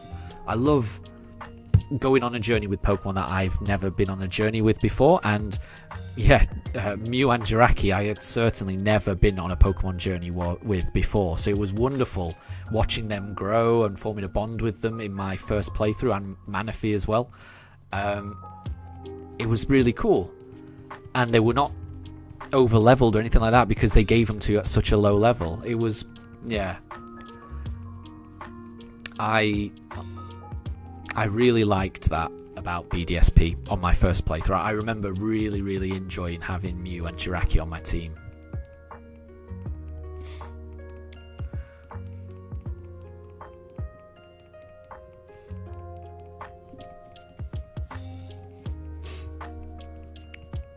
And Ledisman, yeah, I can see what you mean about mythical Pokemon just being gift codes, you know, no catch, no cutscene, you just get given it. Yeah, I can see that. Yeah, I think there's pros and cons. I think it's always better to catch something. I agree. And Deb, welcome back. I hope the construction noise has abated, and that you're that you're not hearing too much awful noise anymore. We're making good progress at the moment. We're almost at 3,900 encounters. I was expecting to have been needing to take a break, because I'm surprised that my poochers are not more restless, because it is 1:30 in the UK. They've usually eaten by now, but Mifa on the bottom, she's not sleeping anymore. She is stood up a little bit, but Daruk in the dog bed on the top pooch cam, he is fast asleep, and he's usually the more restless one. So yeah, while they are calm like this, we will just keep doing encounters. And Ledisman, so you like it when the mythical Pokemon have a story or a unique place? Yeah, that's pretty cool. Darkrai has an island and is tormenting a girl, for example. Very cool. Yeah. I don't think I ever caught Darkrai in one of the games, so that would be good. And yeah, I think I prefer that as well. So Deb, you've closed the windows and doors. Yeah. I mean, that's what I had to do last weekend when there was too much noise outside. It was really getting to the dogs, but then the problem I had is it was really warm, so it was really, really annoying to close the windows. I kind of needed the fresh air, so it's a double-edged sword, isn't it? And Deb, Daruk is using rest to protect himself from the heat. Yes, yeah. Daruk is a master of the move rest. One of his favourite moves. Yeah, Mifa's definitely awake. You can see Mifa's awake in the bottom camera. But Daruk is fast asleep.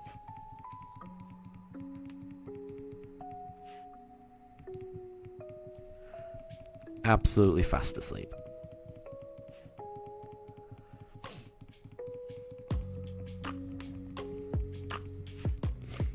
Yeah, I do kind of want him to wake up, because I could use a cup of tea, honestly. I'm a little parched. Right, we'll go Turtwig this time. Oh, that's a good point, Ledisman. So you'd like more encounters where you have to solve a puzzle? For example, the 3 Reggies in Hoenn, where you had to translate those tablets. That was pretty cool, yeah. Yeah, I'm a big fan of puzzles and things like that, so I would like that as well. So, Deb, because its wings aren't yet fully grown, it has to hop to get around. It is always staring at something. I might be crazy. Does Dunsparce have, like, tiny wings that aren't really wings? I would guess Dunsparce for that one. Ledisman says Hoot Hoot. That makes sense. In terms of, like, it definitely stares, doesn't it? So my guess is Dunsparce, but I could definitely see Hoot Hoot. Hoot Hoot would make sense.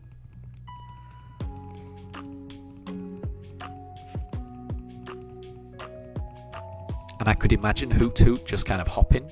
Oh, it's not. It's not. Okay. What else kind of just hops? Ooh, I was just thinking Rufflet. But you got there before me, Ledisman. Yeah, Rufflet, I think is a good shout. Rufflet's a good shout. I think Rufflet makes a lot of sense.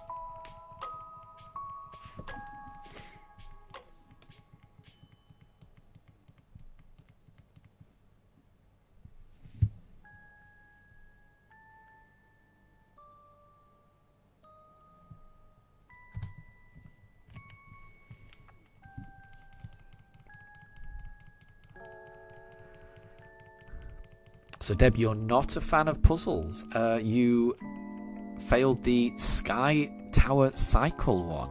I don't even know what the Sky Tower Cycle puzzle is. It sounds tricky.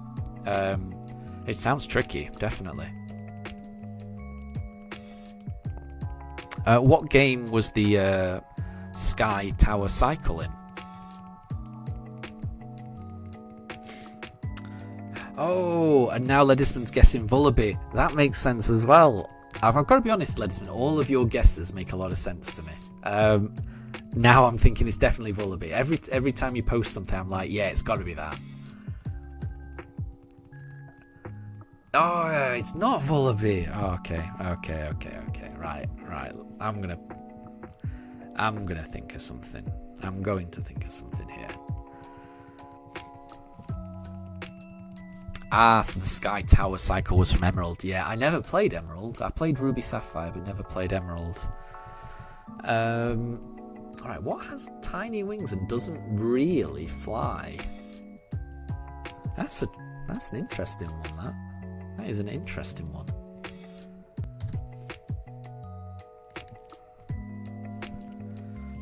That is an interesting one.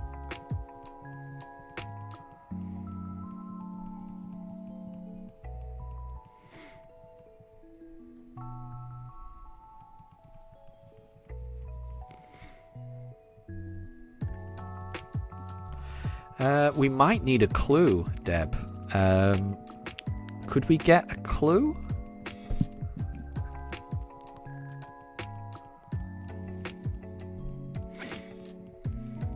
I'm trying to think of Pokemon that have little wings.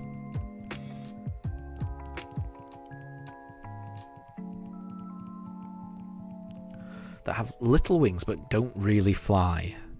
So little wings that don't really fly, that's what I'm thinking. It's a tricky one.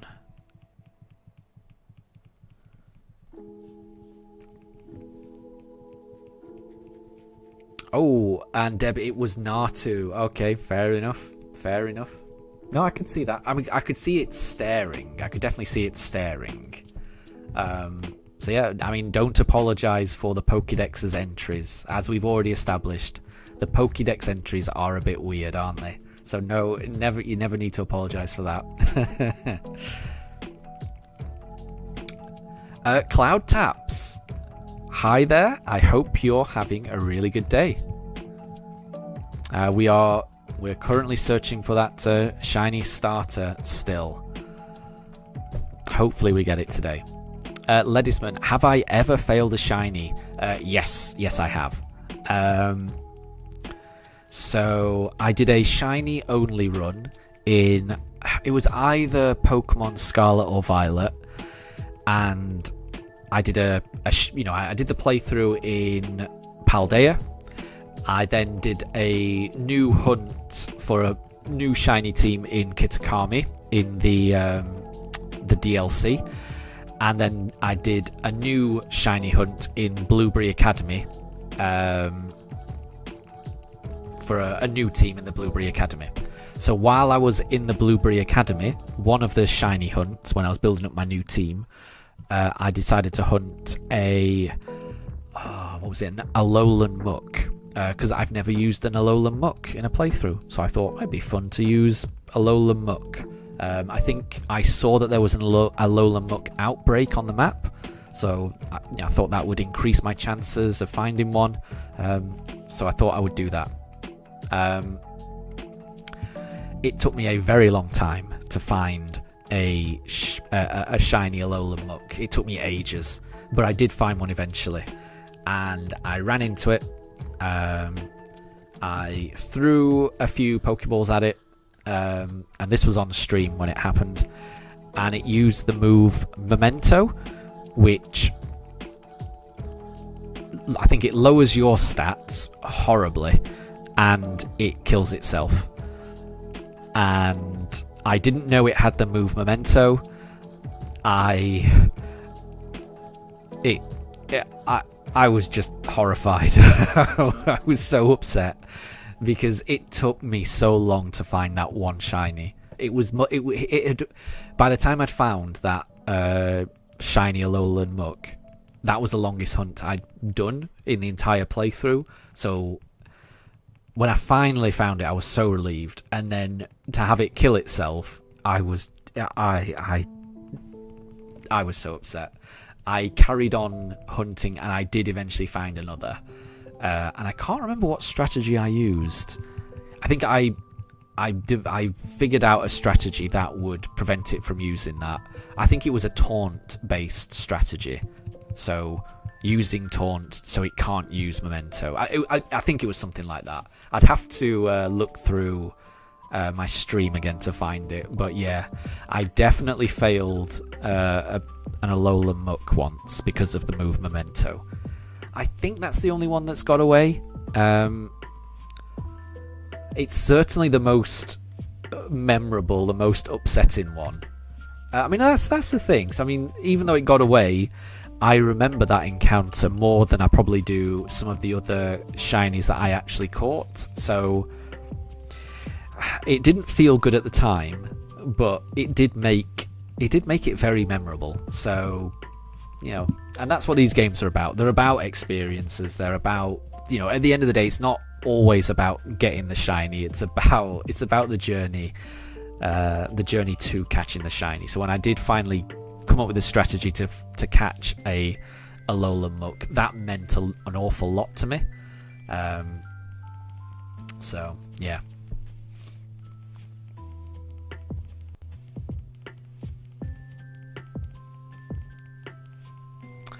So Deb, you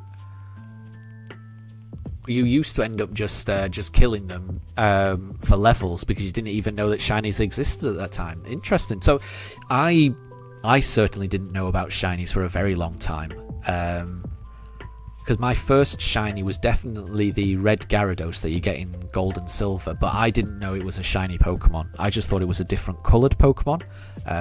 If people are familiar with the anime, I just thought it was like the Crystal Onyx, because that was an episode in the first couple of seasons where there was just this different coloured Onyx. It wasn't a shiny one because that's not what shiny Onyx looks like. It was just a different coloured Pokemon in the anime, so I thought they were just doing something similar to that. It never occurred to me that every Pokemon would have a different version. So it wasn't until like Generation 3 or maybe 4 when I was playing them that I started hearing about shinies from Pokemon, from forums and things like that, but I never found one. The odds were far too high. I just never found one when I played through it. It's only more recently that I've been able to find shinies. So Cloud Taps, your DS crashed while you found a shiny in Generation 5. Oh, that is awful. I am sorry about that. That must have been awful. But I mean, at least you remember encountering it, and that's what matters. But I am sorry to hear that. That sounds really, really annoying.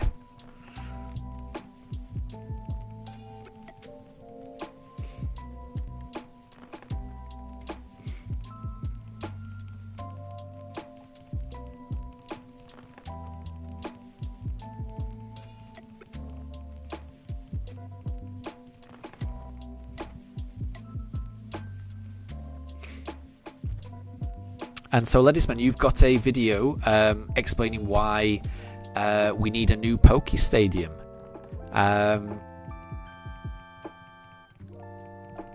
And you talk about creating your own shiny as a reward for battles. That sounds cool. That sounds cool. I've never really played any of the Pokemon Stadium games. The only Pokemon Stadium similar game I played is Pokemon Battle Revolution on the Wii.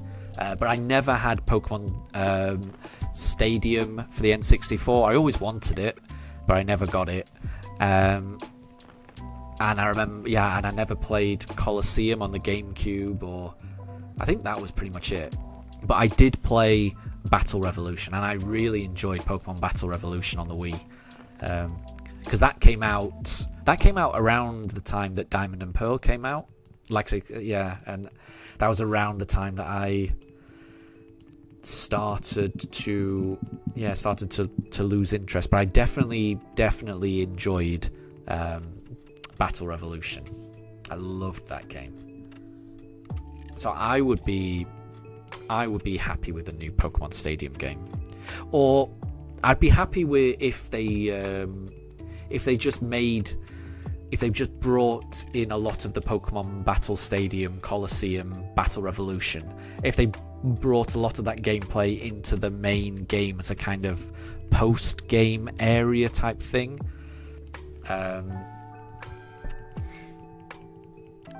Because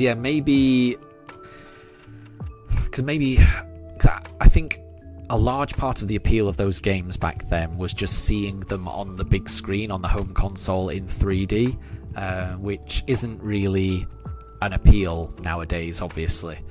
But there was obviously still some mechanics and progression that made them unique. So in my mind, that would work really well as a kind of post-game thing that they could add to maybe the next generation, something like that.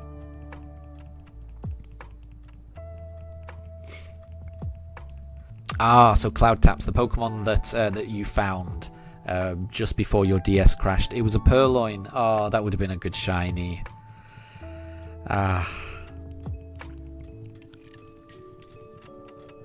That would have been a good shiny. But at least you found it, that's the main thing.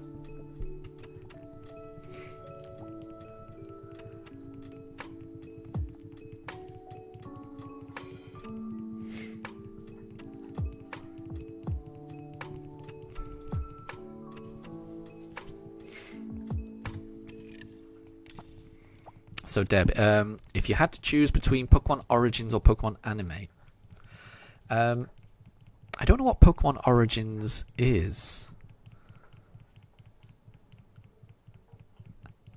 Is that the new series? Is that the new series of the anime? I'm not sure. I feel like it might be. I only really know the first 2 seasons of the anime, so I've watched all of Ash's Adventures in Kanto, and I remember watching a fair bit. Well, I remember even going to the Orange Islands and the Pokemon League. I can remember him going to Johto a little bit, but I don't know too much. So I think I must have stopped watching the anime around the Johto era. So Origins is the Red story, not Ash. Interesting. So I've never seen that, so I can only say anime because I've only really seen the first few seasons of the anime. But I'm sure it's good. I have been meaning to kind of catch up on the anime. It is something I would like to watch, because I bet there's a lot of Pokemon lore that I'm missing. Well, no, yeah, I'm certain there is. That's kind of revealed through the anime. So it is something I would like to get back into.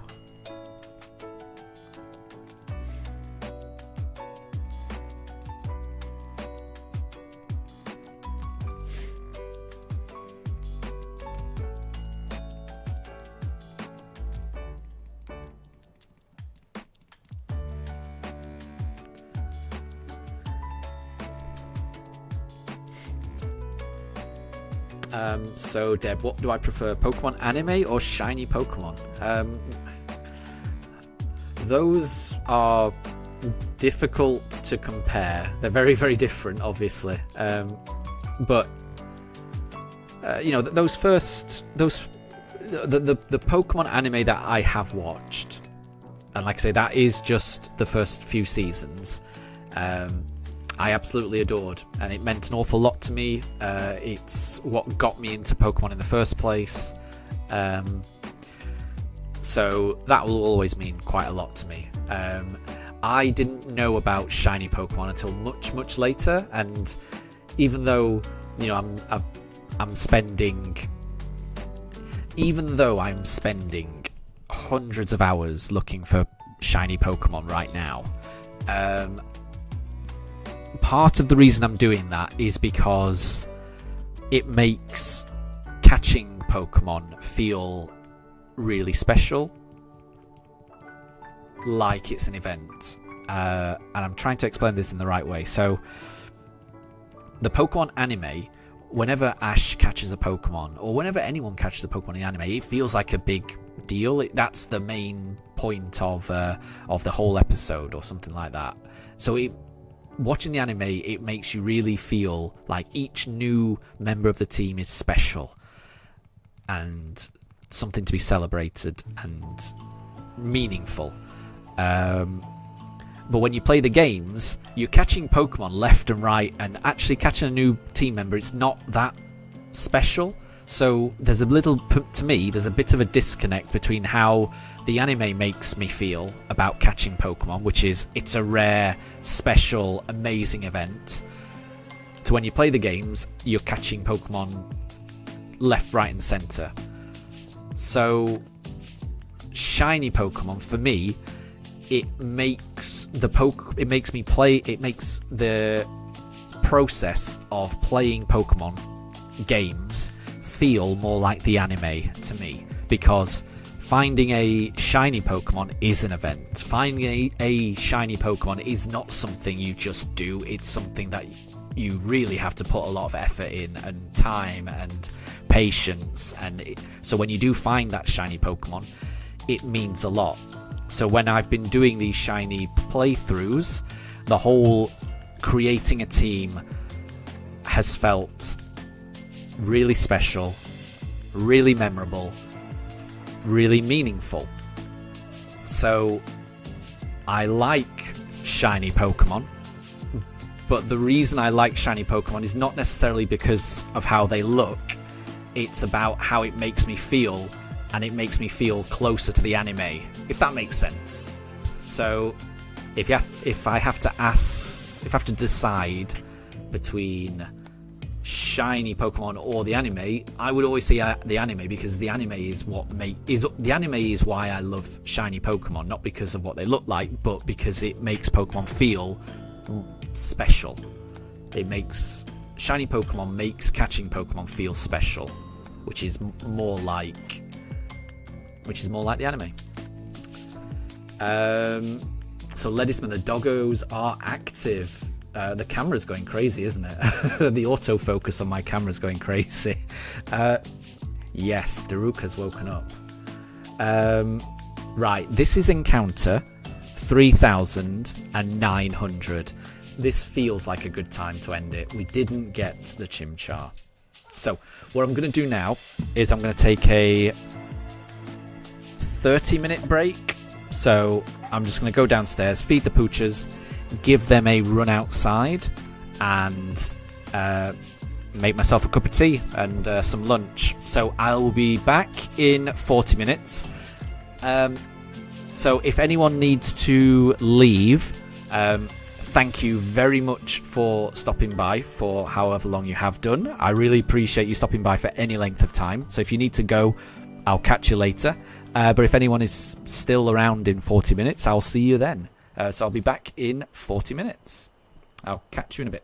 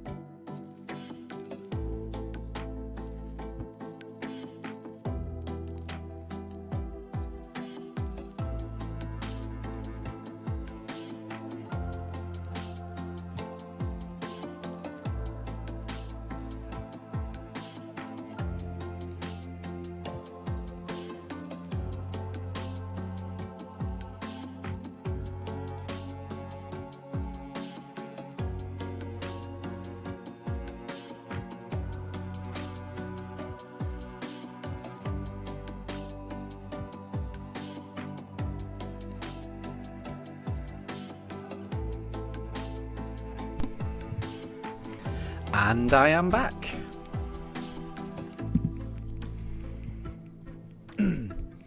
So the dogs have eaten. They've had a run around in the garden, and they'll be fine. They'll be fine for the next 2 hours, I think. But after that, they'll probably want to go on their afternoon walk. But they've had quite a late lunch. This is quite late for them to have a lunch. But yeah, I hope everyone's good.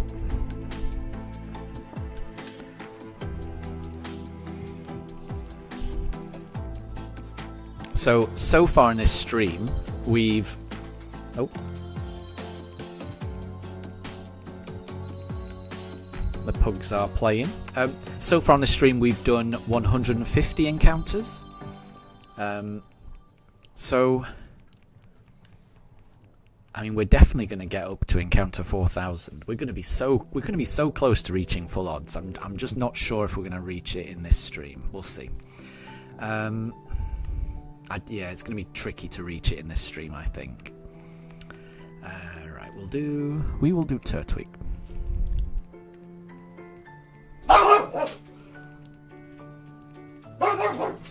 I'm not quite sure what Daruk is barking about. He's not happy about something. Don't know what.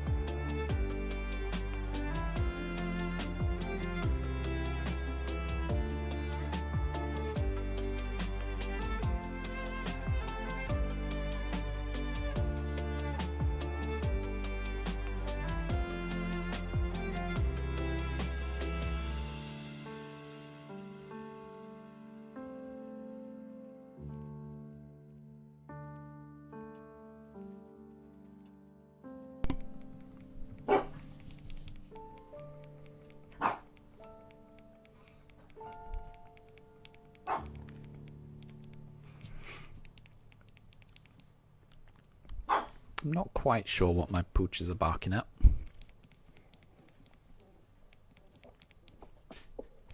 I'm sure there's a good reason.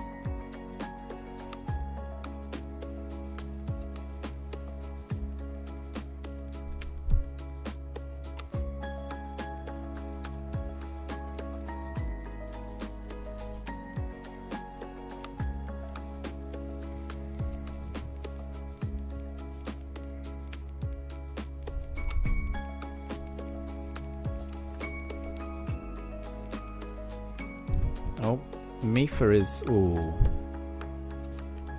Oh. I think Mifa has just knocked Shinx off. So I think Shinx has been knocked out. Can I move the camera? Move the camera a little. Yeah, I think Shinx is gone. Mifa has knocked Shinx out.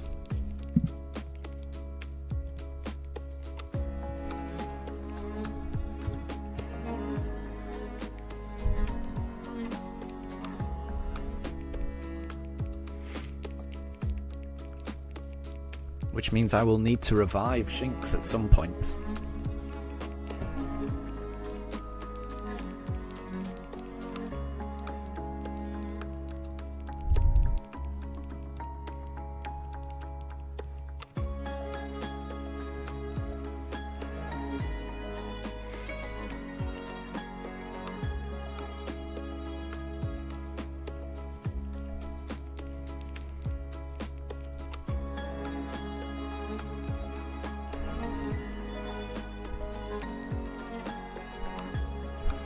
And hi there, Deb. I am back.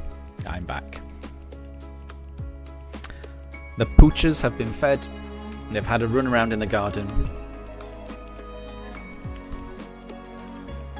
And Mifa has just knocked out Shinx. And Moondrop, good to see you.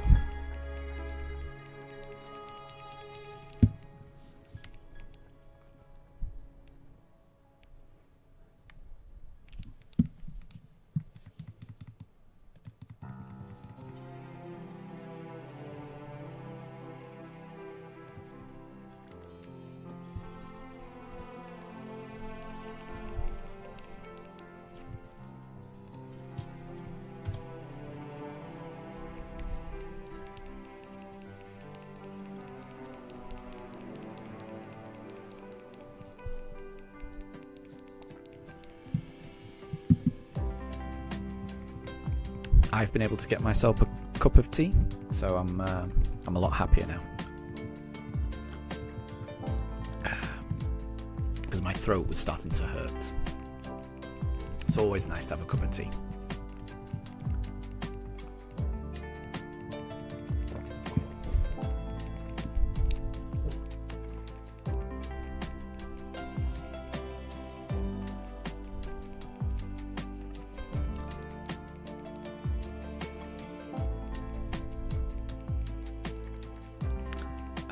So Deb, I am alone. I alone am honoured. Is that honoured? I alone am honoured one. Is that say honoured? Standing at the top of points.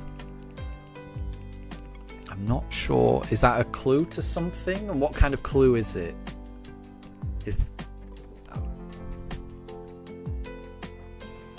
And yeah, I think it is the sore throat. I think it is usually after I've been talking for quite a bit. So it is nice every now and again to have a cup of tea. Just relieve the sore throat. Right. It's not a shiny Turtwig. Oh, that didn't work.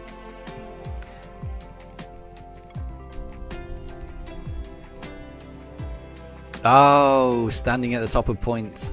I see. I see.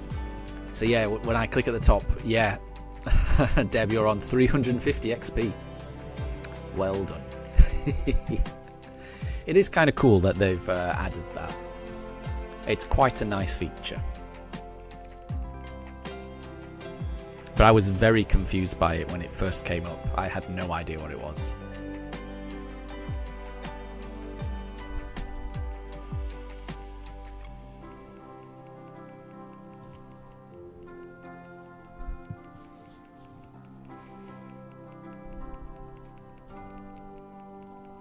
So we're getting very close to 4,000.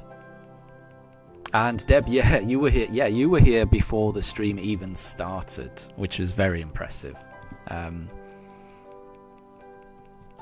Very impressive. So I mean, yeah, Deb was on the stream before even I was on the stream.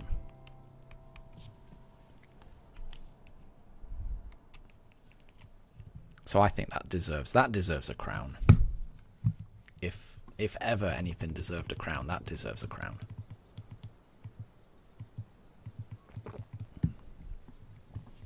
Ooh. But we're getting closer and closer to encounter 4,000. Closer and closer.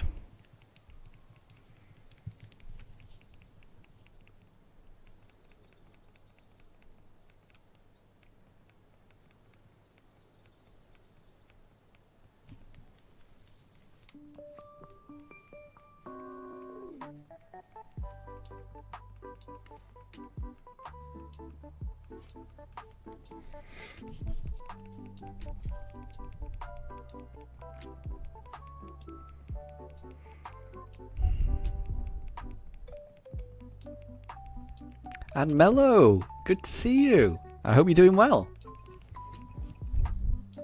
How are your shiny hunts going?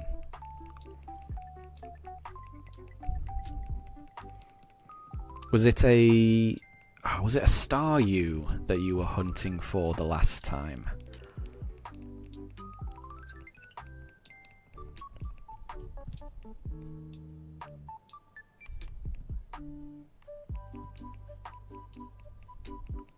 But we're doing really well. It's a lot, though. The weather's a lot better, isn't it, than it's been recently. So I am much preferring the weather this weekend to the weather that we had last weekend. Me and the poochers, we struggled in the heat last weekend. So this weekend, I much prefer the climate.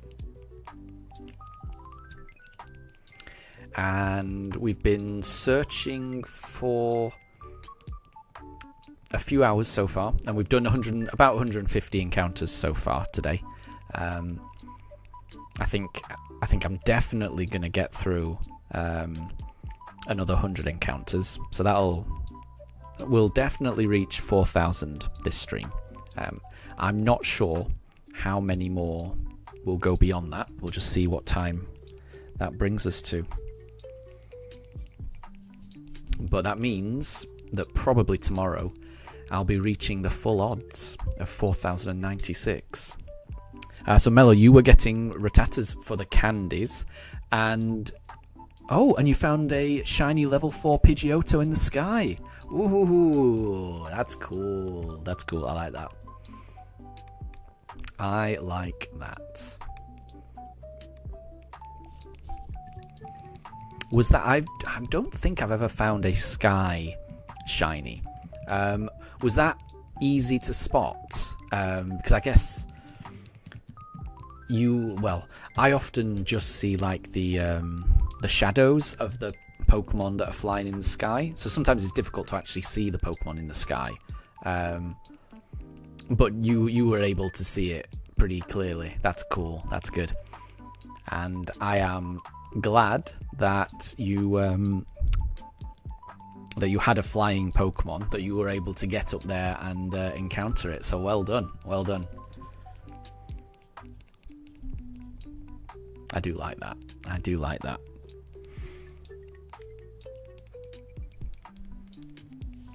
And a level 4 Pidgeotto, that's cool as well. There's something about catching a Pokemon at a level that shouldn't exist.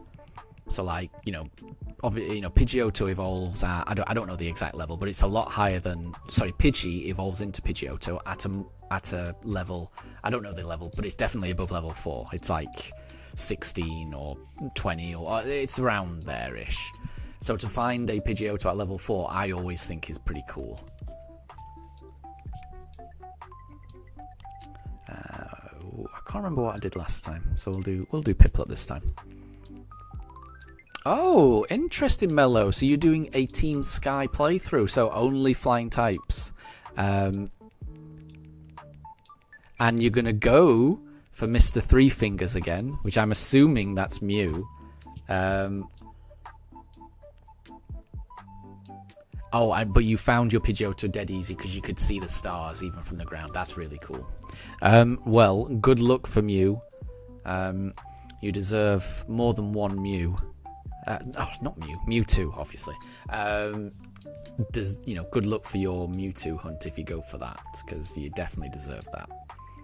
I wasn't paying attention. What's this Piplup look like? Show me the Piplup. Show me the Piplup. Quick. That is not shiny. But that sounds really cool, doing a flying type only run. So yeah, good luck with that run as well.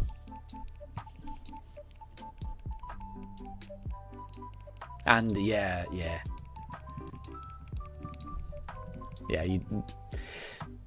It's a shame what happened with the last 2 shiny Mewtwo that you found. It's a real shame, but I think it'd be worth it to get one for a 3rd time and keep hold of it this time.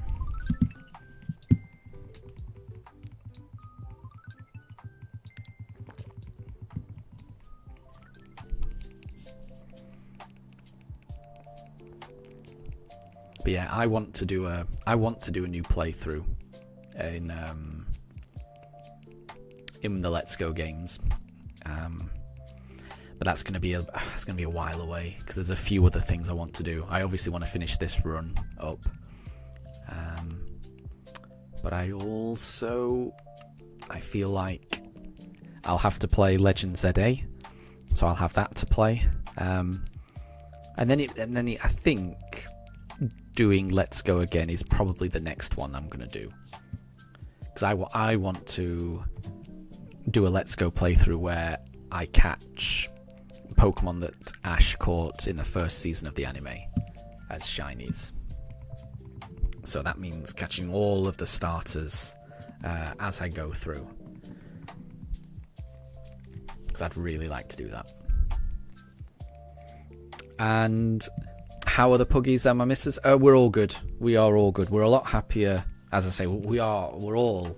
So me, my wife, and the dogs, we're a lot happier this weekend than we were last weekend. Last weekend we struggled. We ended up, because it was so hot, I wanted to stream on the Monday and the Tuesday after work, but it was just too hot to be in this room in the attic. Even with all the windows open, even with the fans going, it would have been too hot. It would have been too hot for me, so it definitely would have been too hot for the dogs to be up here. So I wasn't able to stream for the early part of the week. And me and my wife, we couldn't even sleep in the bedroom, at night at the start of the week. So we ended up just unfolding the sofa bed in the basement. And we slept in the basement for the first half of the week because it was just so warm. So it is nice that the weather has finally cooled down and we can, sleep normally. So that's helped. So yeah, we're doing a lot better now. This type of weather is much more manageable for me. Moondrop, what problem am I talking about? I'm assuming the problem. Yeah, I think the problem, it was just the weather. It was so. Oh, so you really enjoyed the weather last week? I mean, yeah, for some people it will have been really nice.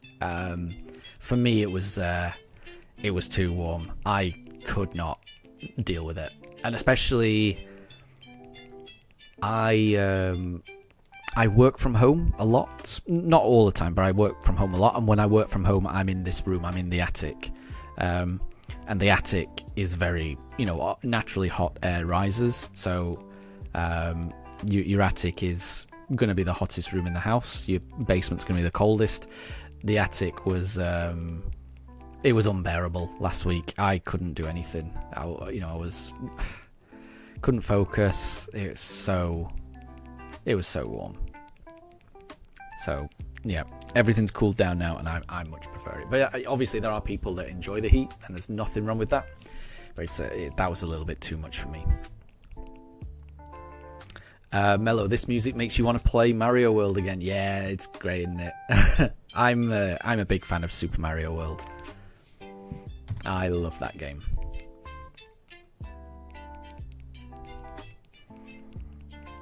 And Deb, it's 37 degrees and it's in the evening for you. Yeah, that's warm. That is very warm. Yeah, I am sorry to hear that. I hope you've got fans near you, because that is very warm. But yeah, I mean, the heat, I can just about deal with it. And to be honest, when it gets too much, I mean, technically I can work in the basement. It's not great. I don't have the same number of monitors as I do up here, so it's a bit trickier for me to work in the basement, but I can. But my dog, I don't know, it's difficult for my dogs. The poochers don't enjoy the heat. There's not much they can do. They've got that thick fur, so they struggle. They definitely struggled last week. So this is much more pooch-friendly weather, I would describe it as.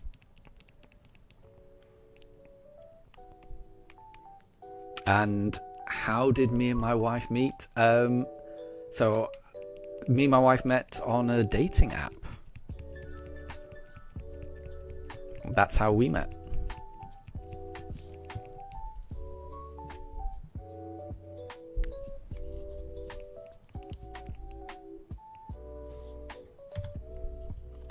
And Deb, you need a hot cup of tea now. It's too hot there. Yeah, not everyone likes a hot cup of tea in hot weather, but I'm like that as well. I like a hot cup of tea no matter the weather. It always makes me feel better.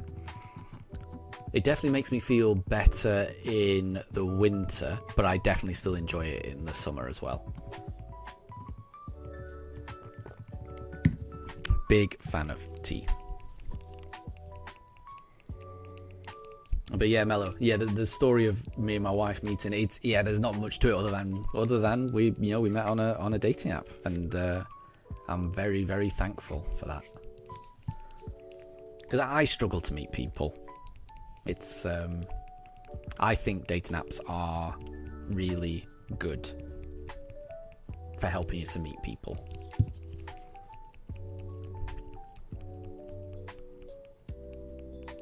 Because without a dating app, I would have never have met my wife.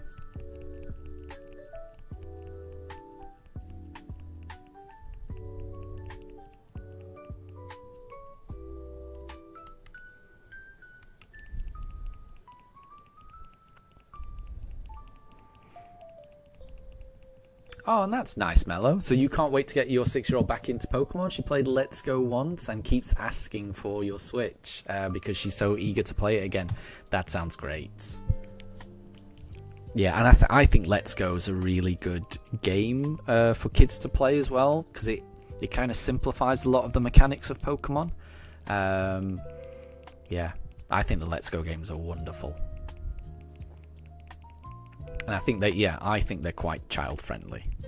And Red and Blue, they were the first games I ever played. So I think I think your daughter will really, really enjoy it once she actually starts a full Pokemon journey.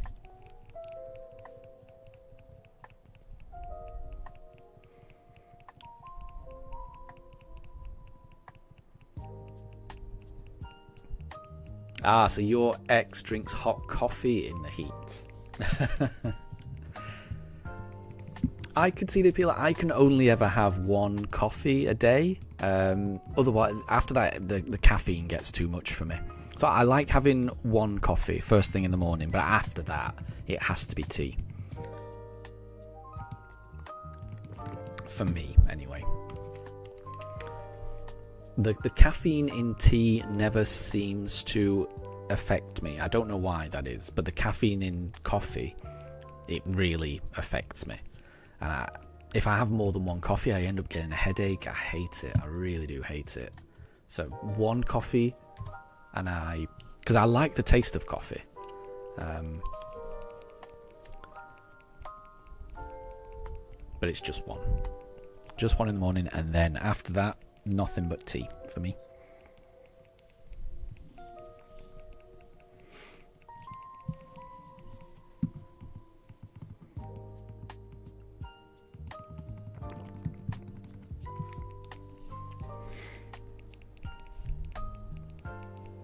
And there's very few occasions where a cup of tea won't make things better, you know? I can't imagine many scenarios where being offered a cup of tea would not improve things immeasurably. Yeah. Cup of tea is the king of beverages, in my opinion.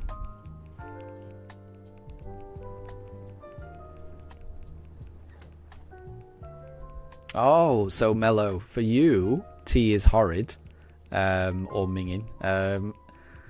You much prefer coffee. Coffee is bae. Wow, and that's fair enough. Everyone has preferences. I like them both. I like tea and coffee, but I don't think I could imagine my day-to-day life without tea. There's lots of things I could probably cut out of my diet. I could definitely cut out coffee. I could happily, live the rest of my days and never have another coffee. It wouldn't be my preference, but I could do that. And there's plenty of other things I could cut out of my diet and just never have again. I'm not 100% certain I could cut out tea. I think if there's one addiction I have in my life, where if I don't have it, I'm like, it might be tea. I genuinely couldn't imagine not having tea ever again. It would, I would probably get the jitters. So yeah, tea is the one food or drink that I don't think I could ever give up. It's just so calming. It's just so it's kind of ritualistic as well. You know, whenever I go round to my family's house or something like that, I'll always offer to make tea. Or it's just something. For me, it's just so highly intertwined into how I interact with people in their houses, and it's just, I don't know, being made tea and having tea, it's very, I don't know, it's hard for me to imagine life without it personally. I can remember it being when I used to go around to my grandparents. I can remember the first time I ever felt useful as a kid was when I made tea for my grandparents and seeing them smile and stuff like that. Like, I don't know, there's something really nice about always being able to just do something for someone that they'll enjoy. I don't know if I'm describing it right, but yeah, tea is very important to me. So what tea do I drink, Deb? So for you, masala tea helps your headache on a tiring day. That's nice. So I tend to drink breakfast tea mainly. I'm a fan of Earl Grey If I ever have Earl Grey, I will have a very, very, very... I'll have the tiniest drop of milk with it. So I won't have black Earl Grey tea. If I have Earl Grey tea, there will be the tiniest drop, but something I'll have with it. I do like masala tea. I don't have it often. My wife will always have a masala tea around lunchtime. So when I make lunchtime tea, I'll always make a cup of masala for my wife. And I'll have that occasionally because I do like it. I do like the kind of blend of spices that you get. You know, that kind of ginger clove flavour. It is quite nice. But it is mainly breakfast tea for me. Sometimes if we have a pot, we've got some loose leaf Lady Grey, which is quite nice as well. And very rarely we have maybe green tea or sometimes Darjeeling. But I mean, for me, 98% of the time it's breakfast tea for me.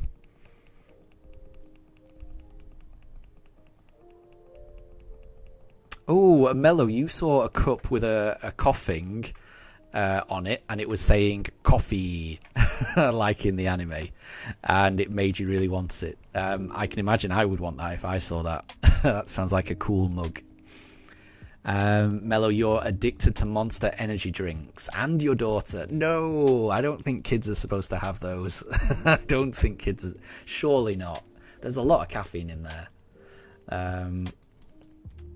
I think there is actually. I don't know too much what's in a Monster energy drink. I know a lot of my co-workers have those types of things. Whenever I've tried them, they're a little bit too sugary for me, so I struggle with them. And plus, I'm pretty sure they have caffeine in them because the last time I had one, it gave me an immediate headache, which I usually get after having a coffee. But even then, with a coffee, it usually takes a little bit of time for the headache to kick in. But when I had an energy drink, it was not far off being instantaneous. So I didn't. Yeah, that's not my type of thing.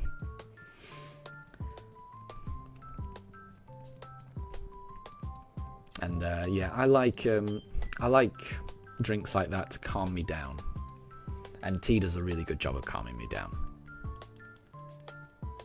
Oh, Mello, you mean you're addicted to your daughter, not that she's addicted to monsters. That makes more sense. Sorry, I misunderstood. I misunderstood. Mello, so as a Brit, do I say breakfast, lunch, dinner, or breakfast, dinner, and tea? So, and if I say the wrong option, you will unsubscribe. You're joking. So, it's a little bit tricky for me. So when I was growing up, I come from the north of England. I come from South Yorkshire. When I was growing up, it was breakfast, dinner, and tea. So that's what it was.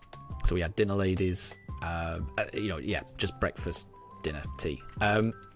When I moved to go to university, that was in like the Midlands, and I don't think it was I'm certain it was not a conscious thing, but I lost a lot of my accent, and I've lost a lot of my mannerisms as well. So when I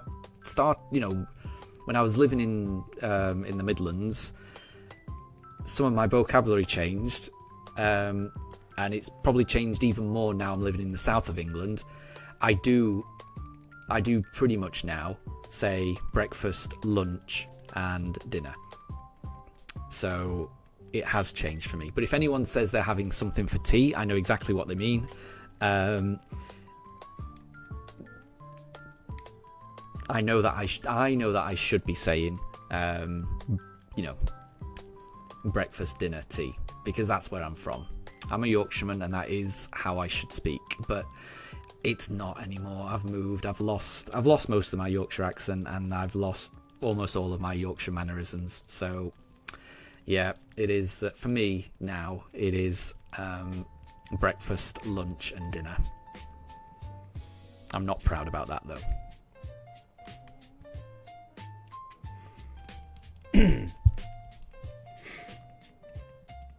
So Deb, you've got a clue, and it eats dreams and releases mist. The mist on its own colour when it's eating a good dream.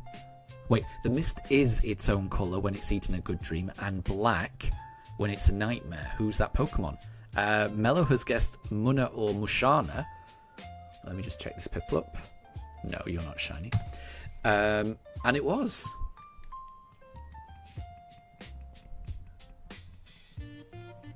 So Mello, breakfast, lunch, dinner is correct, not dinner and tea. So I take it, Mello, you're not from the north of England. I can tell from that, which is fair enough.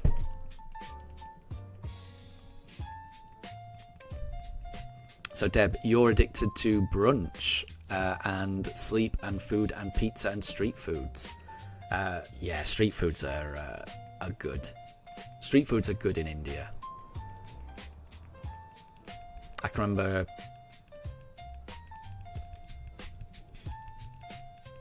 when we went to Kolkata a few years ago, and I had a catty roll. That was very nice. Very nice indeed.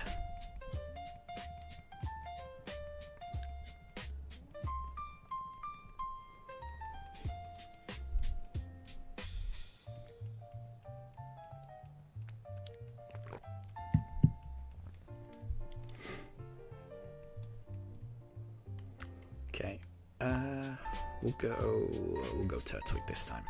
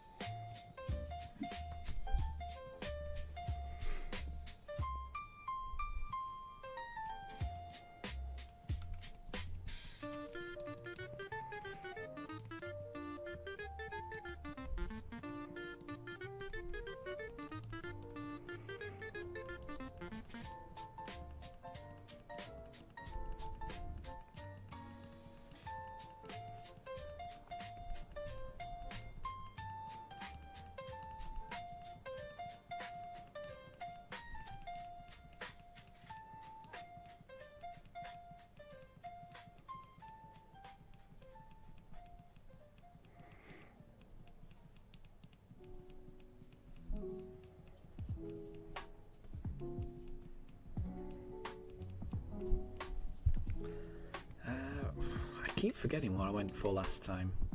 We'll do Piplup. Let's see.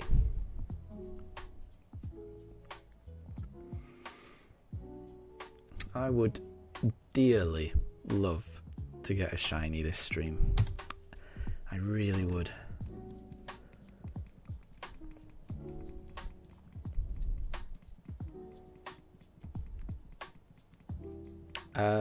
Deb, why do you guys just have sausages or something for breakfast? Isn't that too little? That's a strange one.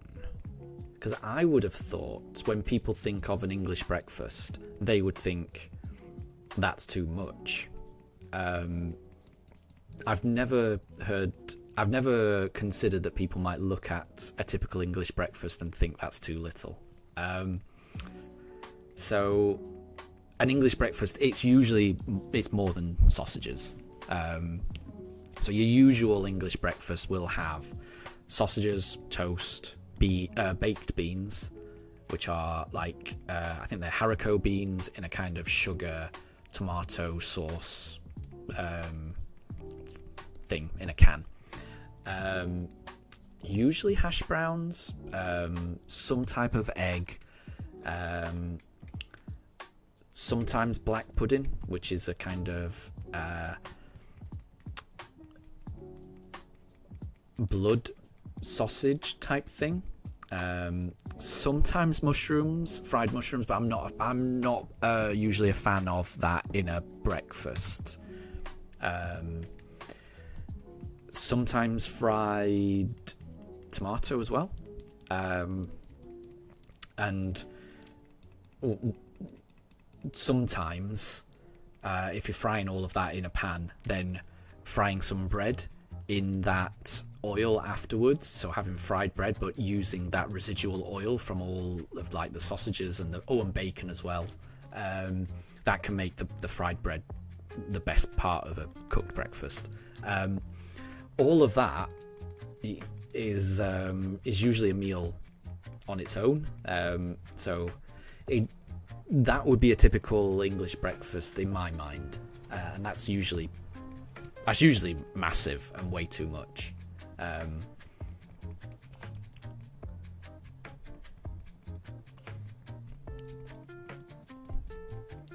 But if people just wanted to have sausages for breakfast, that wouldn't be unusual, but that wouldn't be a typical English breakfast, just sausages. A typical English, if you're going to have a cooked breakfast, your English cooked breakfast consists of more than sausages.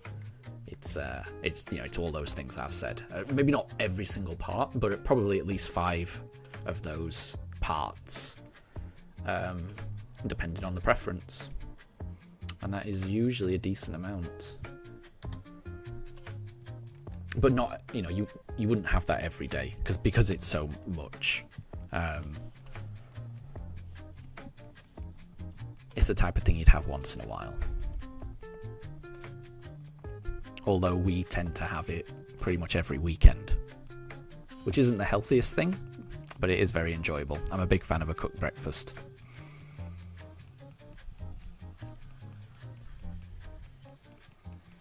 And whenever I do have a cooked breakfast like that, it's usually I would definitely describe it as too much because by the time lunch rolls around, I'm usually not hungry because I've eaten so much for breakfast.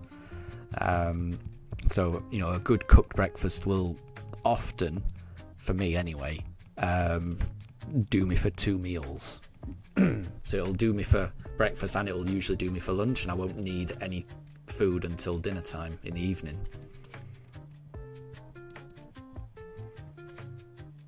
So I'm surprised by that point of view. Right, I keep forgetting. We'll do Piplup. So Moondrop, you made a new custom fusion. Hang on, bear with it. No, it's not a shiny Piplup.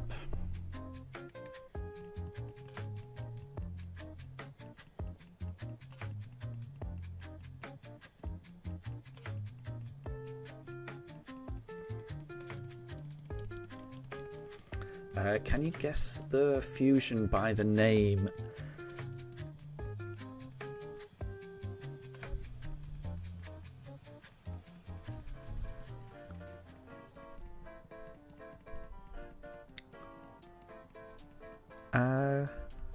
I'm a little bit confused, Moondrop, but you can tell.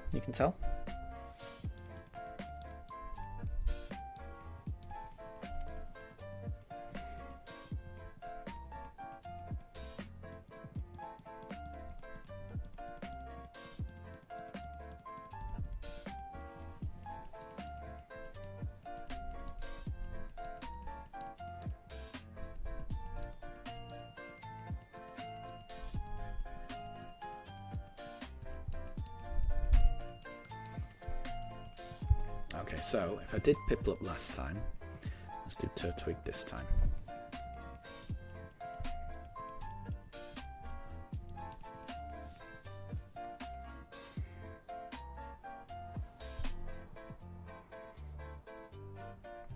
Nope.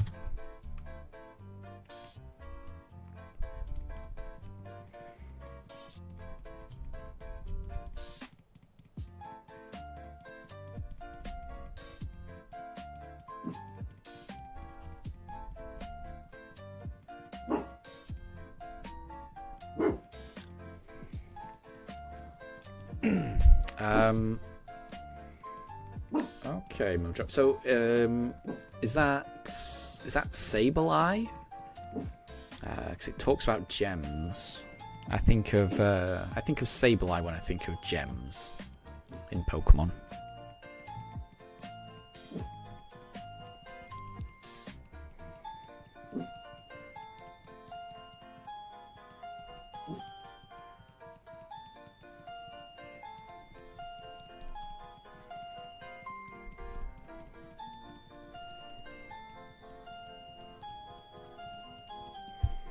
Moondrop. It's a fusion of Sableye and something. Okay. Well, because it said Nightmare, I'll go Darkrai. Let's go.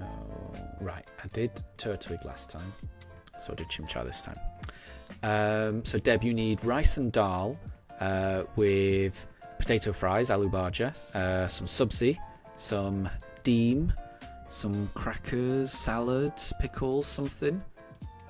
That sounds like quite a lot. Yeah. But it sounds very nice. That does sound very nice.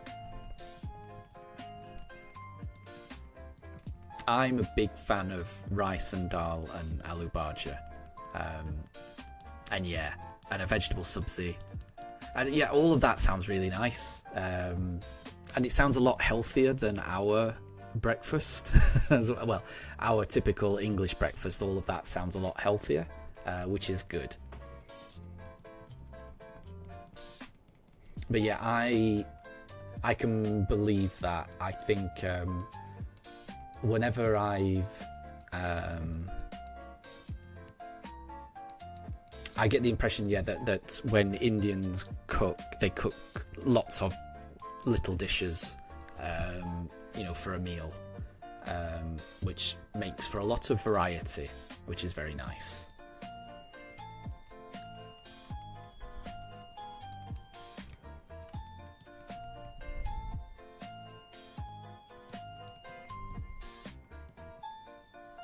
Okay, I think I did Chimchar last time. My memory's terrible. We'll go Piplup. Let's see. And Moondrop, it was Sableye and Hypno, so Deb was right. Well done. That's not shiny. So we will go Turtwig next time.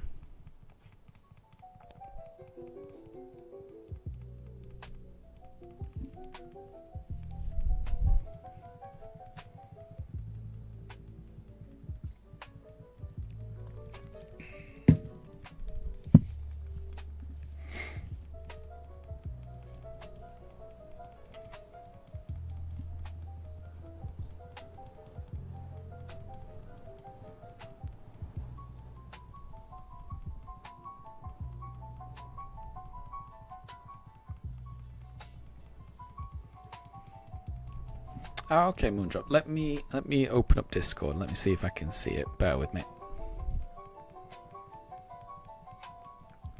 Let me see.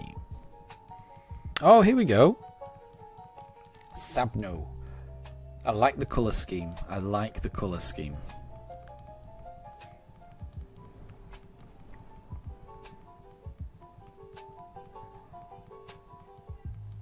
Very cool. I like it. Oh, what am I doing? I think I did Piplup last time, so let's do Turtwig this time.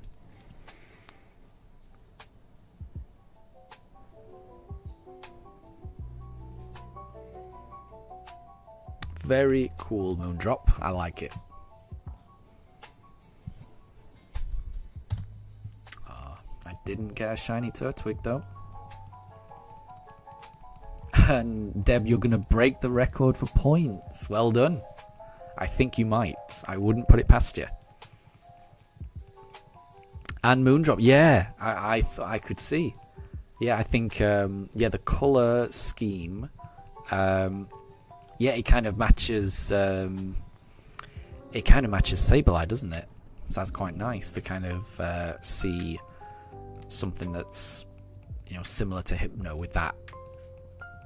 It's quite striking to have a a colour scheme that different.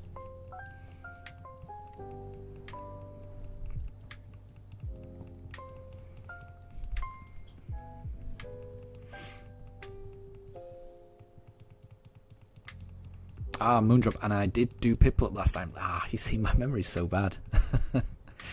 Right, so if we did Piplup last time, let's do Turtwig this time. I need something that reminds me, but I always forget. Okay, right, we'll do Turtwig.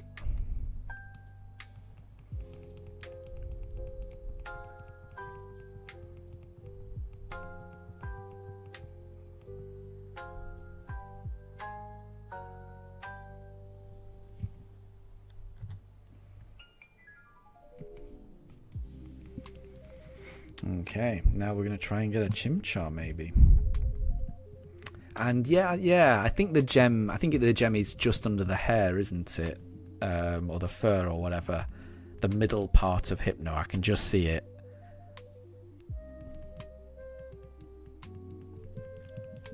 It's very cool. I like it.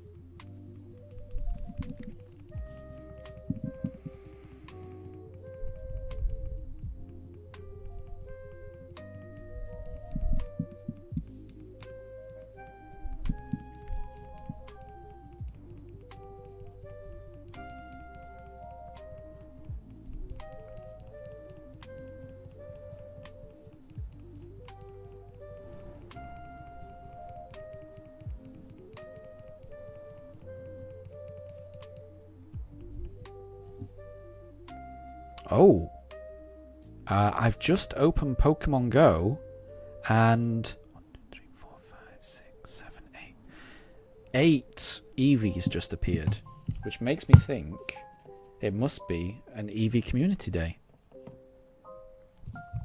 I love Community Days in Pokemon Go. I love finding shinies, and I do like Eevee. Let me just see if any of these are shiny. Let's have a look. Nope.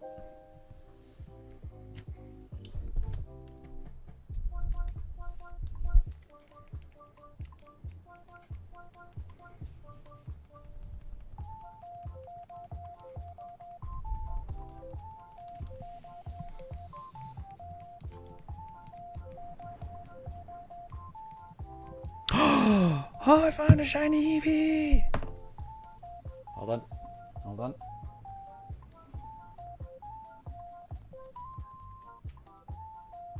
Don't know if you guys can see that. You can't really, can you? But trust me, that is a shiny Eevee in Pokemon Go. I love Community Days.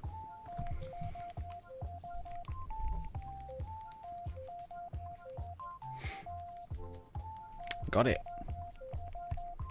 Oh, I love getting shiny Eevees.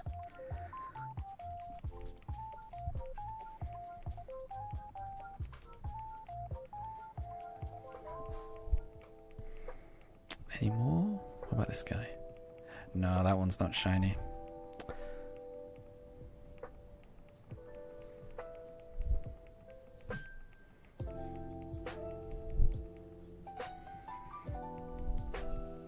Okay, what did I do last time? We'll do...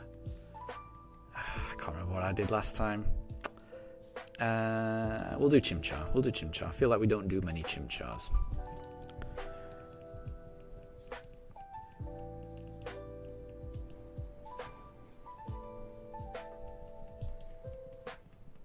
And Moondrop, you could see it just fine. Good. Yeah, I was very happy about that. I've literally just turned on Pokemon Go, and there was like 10 Eevees all around me, and one of them was shiny,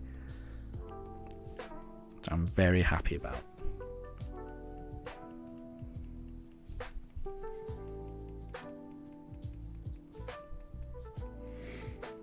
So yeah, if anyone's in the UK and playing Pokemon Go, I hope you get lots of shiny Eevees.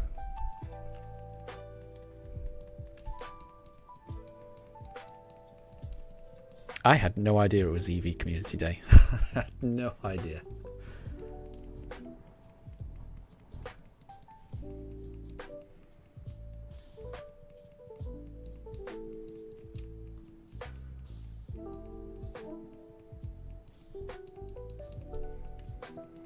Right, so we definitely did Chimchar last time. So now it's definitely Piplup this time.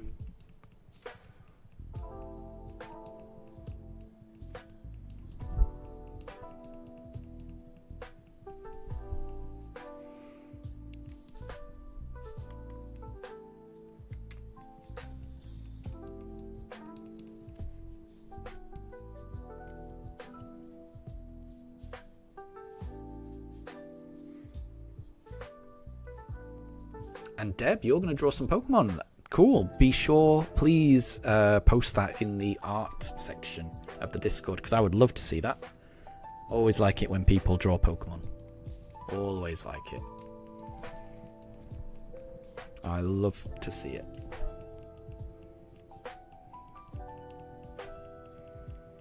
Okay, so we just did Piplup, so we'll do Turtwig next time.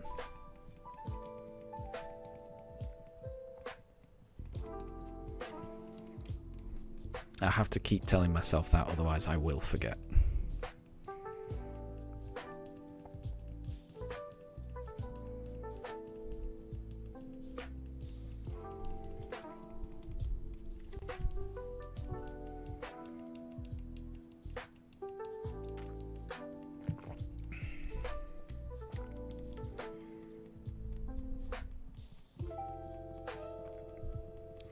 Ooh, Deb, you got a Meltan Unlimited spawn in Pokemon Go on a rainy day. That sounds really cool, because you do need a lot of Meltan candies to evolve it, don't you? So you need to catch a lot. So that's really good. Oh, what did I say? Did I say Turtwig? I think I did. But yeah, congrats.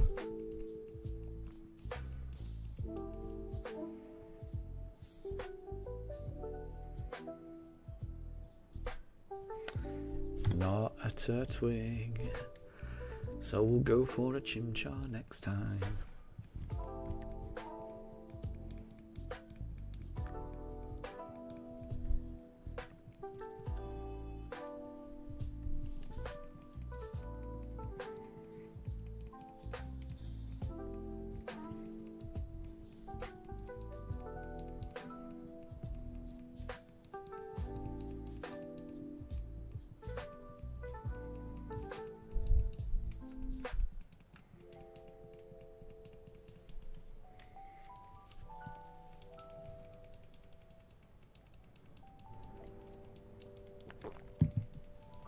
What does rain have to do with steel types? Yep, who knows? Who knows, Deb? I'm trying to remember how Pokemon Go works. There's definitely certain weather conditions that boost the level of the Pokemon of a particular type. What I mean by that is, I think in sunny... Not quite sure why Daruk's barking. Right, let's do Chimchar. So say, for example, in sunny weather,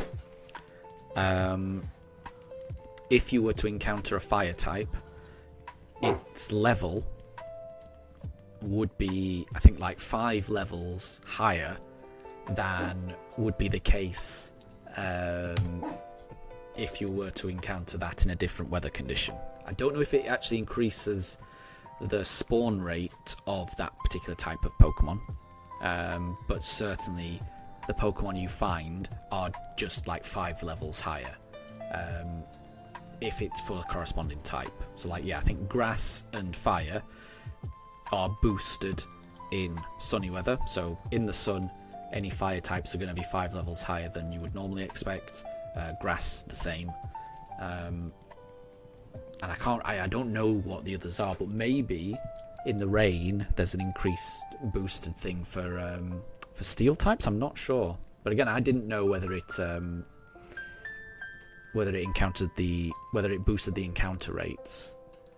I know that it boosts the level. But Pokemon Go is a strange game, isn't it?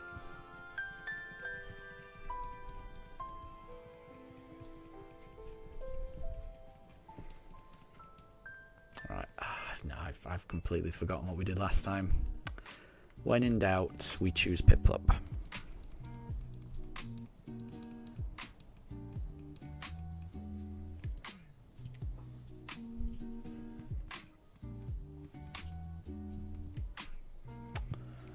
But it is not Piplup. Right, that is 3,950. 50 more encounters and we will have reached 4,000. Oh, a Moondrop. You defeated the fighting type Grunt. Well done. Well done.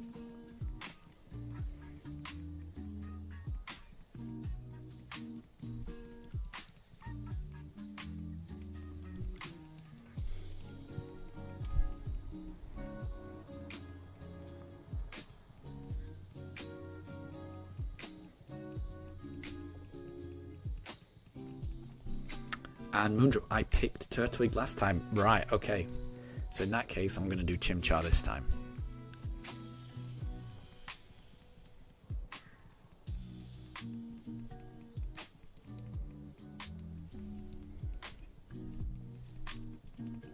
Thank you.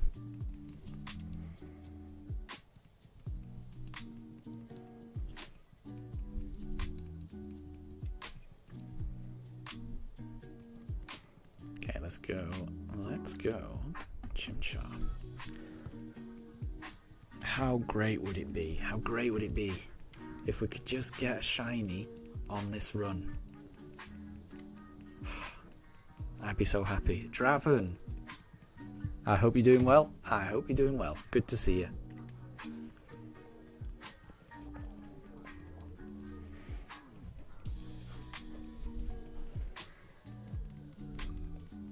And everything's really good, Draven. Everything's really good with me. I'm very close to reaching full odds in this shiny hunt. I don't know if I'll reach it this stream, but I've got through 200 encounters so far this stream, which is really good. I started the stream on 3,750 and we're now on 3,950. So we're definitely going to get to 4,000. So yeah, I'm really hoping I get the shiny this weekend. Doesn't have to be today. I'd be happy getting it tomorrow. I would really love that because I want to play. I really want to play. And Draven, you're currently at work. I hope your day at work goes well. I hope it's nice and calm for you. Right, Moondrop, you think we should do Chimchar twice? Yeah, okay, we can do Chimchar twice. To make up for it. Don't have a problem with that. Let's see. Imagine if this was shiny. Okay, right, we'll do We'll do Piplup next.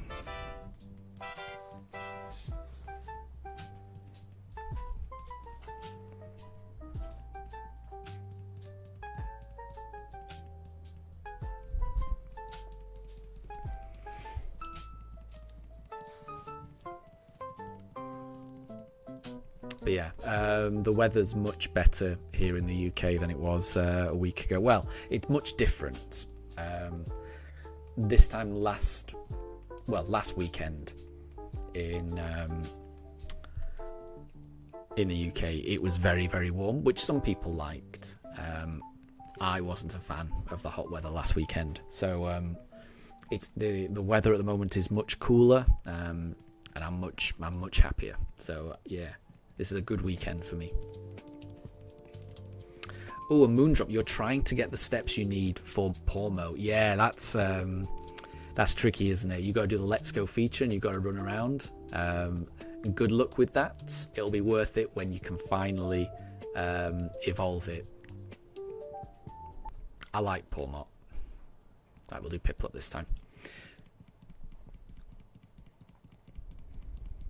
Deb, you think we should do 4 Piplups? I'd be okay with doing 4 Piplups, but nah, we'll do Turtwig next. And Draven, you're actually working on a backstory for Pokemon Shield. Interesting, very interesting. Okay. What's that going to involve? And Moondrop, you're getting there. You really want your Pawmot. Yeah, it'll be great when you can evolve it.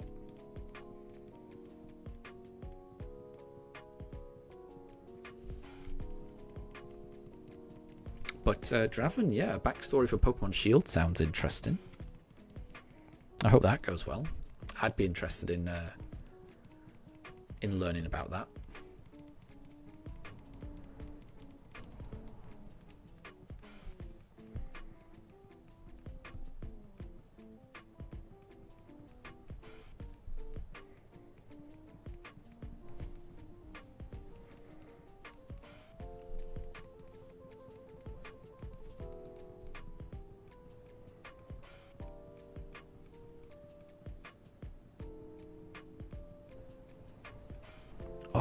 I'm just reading about what did I say next? Yeah, Turtwig next.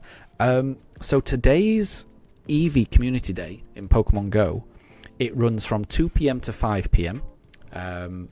So there's an hour and a half left in the UK. So I've missed a little bit, which is fine. But it runs from 2 till 5 on Saturday and Sunday. So there's going to be another Community Day tomorrow for Eevee. So I'll try and log on to Pokemon Go a little bit earlier tomorrow, because I do like shiny Eevees. So this is a two-day Community Day. That's awesome. So yeah, good luck to anyone who's playing Pokemon Go either today or tomorrow, because it sounds like there's sounds like this Community Day is it's a 2-day.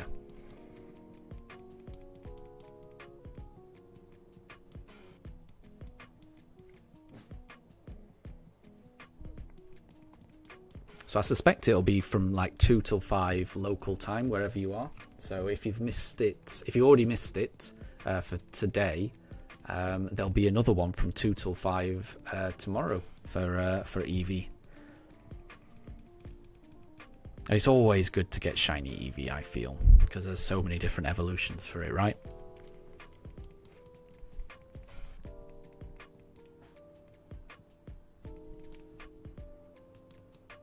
I think I did Turtwig last time, so we'll do Chimchar this time.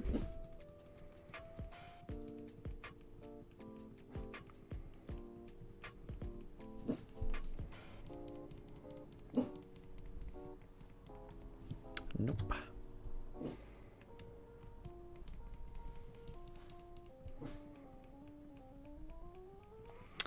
Deb, is it global or UK exclusive? It is global. It's global, Pokemon Go. So the Community Day, the way it works is it's 2 p.m. till 5 p.m. in your local time. So right now, Community Day is active in the UK. But for example, maybe in Eastern Europe, it's just finishing. And I would imagine where you are in India, it will have already finished, because it'll be past 5 p.m. where you are.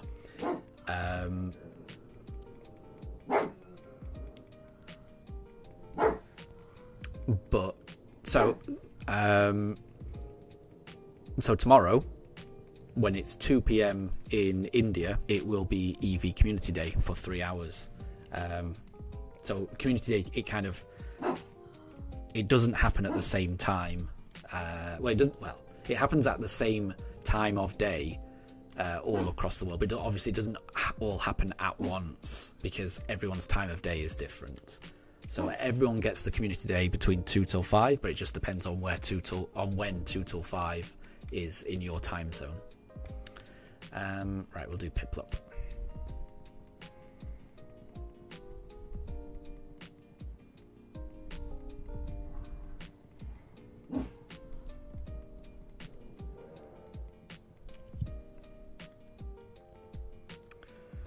And that's not shiny. So Draven, so your backstory for Pokemon Shield is that your character is Tessa Silverblade, and her dad left her a Pokeball for her journey. And it was her Pokemon as a child, Stuffle, and they can now travel. Sounds very cool. I like that. I always like a bit of backstory.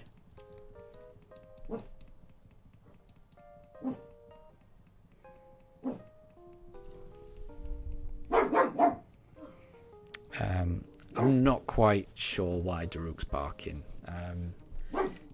Both of my dogs do tend to get a little restless around the 4 p.m. time, and it is 3:30 right now. But they had quite a late lunch, so I don't really want to take them out just yet. It's not been long ago since they ate, so I want to kind of wait for at least an hour, but we'll see. So we will have to take a break so that I can take them round and give them their walk, but I don't want to do it for a little while, just because their lunch was so late. I shouldn't have let them have such a late lunch. But I was kind of in the zone. I was enjoying the catching, but I think I may have thrown off their meal times a little bit today. We'll see.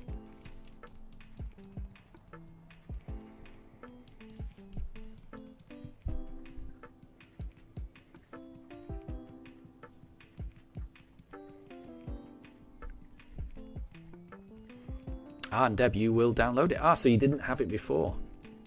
It's a nice little game. I think Pokemon Go is a nice little game. I wouldn't try and take it seriously. I wouldn't personally. I wouldn't pay for any of the extras or anything like that. It's all things that you'll get eventually. So I tend to just do it.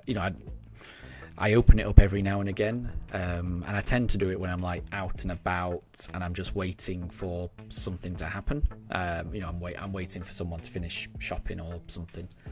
I'll tend to just pull out my phone, see what's available, what Pokemon are around.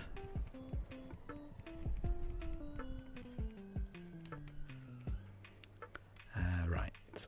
Again, I can't remember what I went for, so we'll go for Piplup. Whenever I can't remember, I go for Piplup.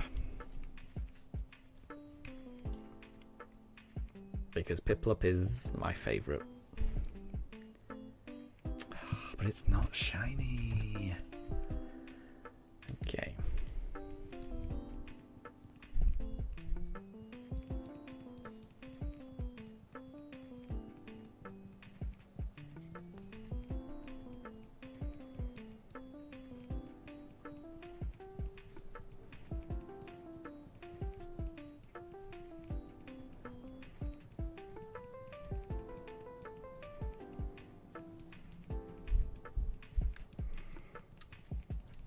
Alright, so we definitely did Piplup last time.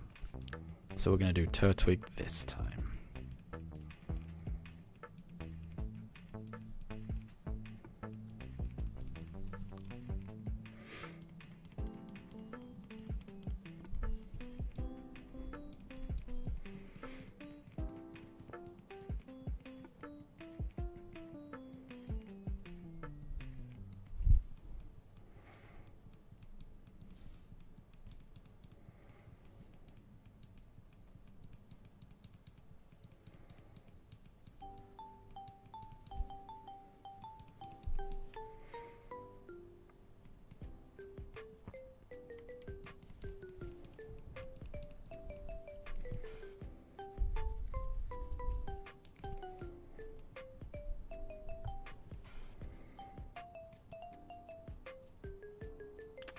Nope.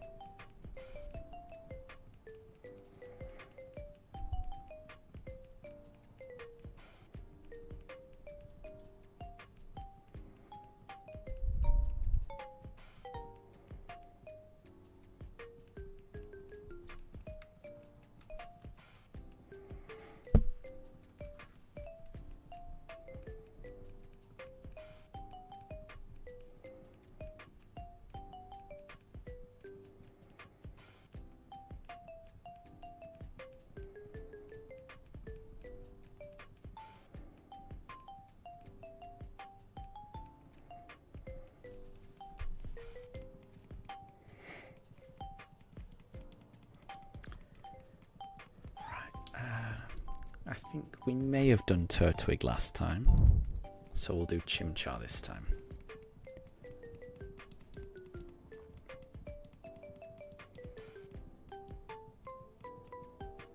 Nope, nope, nope, nope. Chimchar.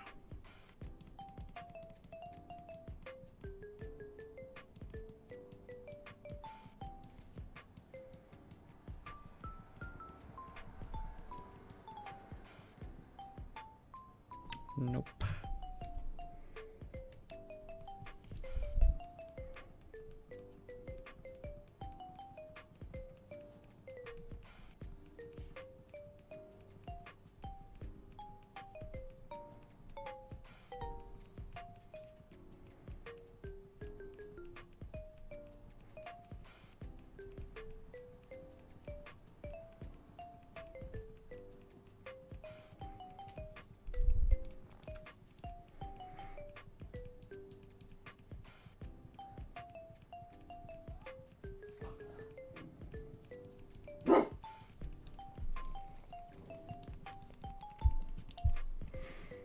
And if we did Chimchar last time, we will be doing Turtwig this time.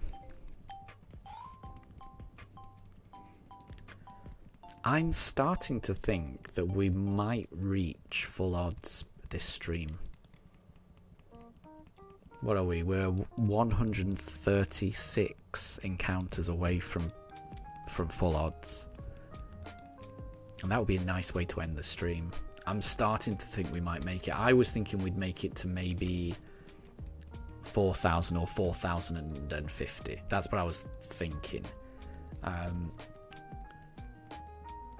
I think we're gonna go. I think we're gonna reach full odds, which is very exciting.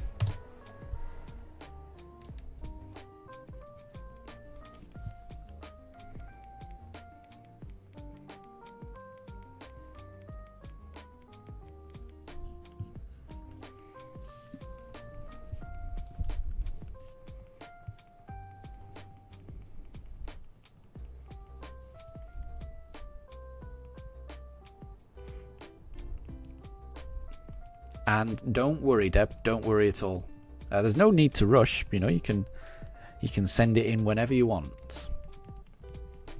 But yeah, whenever you do finish, and there's no rush to finish, yeah, be sure to share it because I'll be interested in seeing it.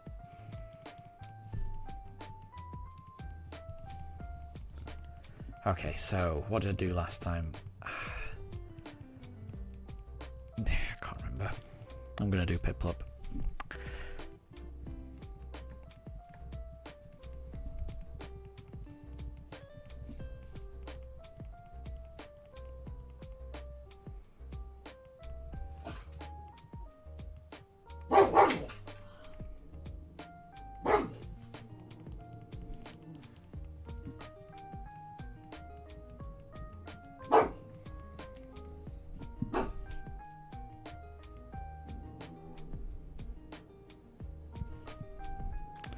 Nope, that wasn't shiny.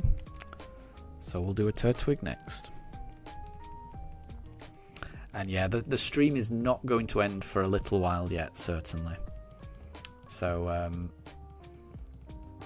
it's about 40 minutes past 3 in the UK.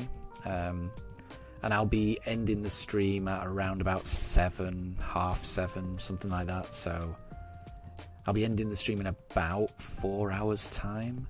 So we got. I am certain we're going to reach full odds. I think we're definitely going to get up to encounter 4,096 at least.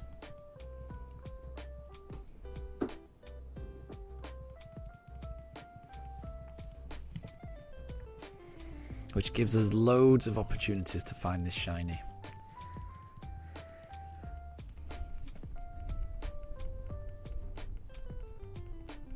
And once we reach full odds, obviously that doesn't guarantee anything, obviously.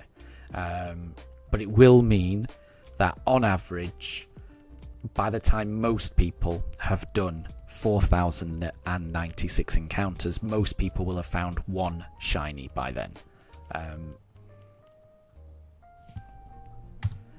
And let's hope I can be one of those most people.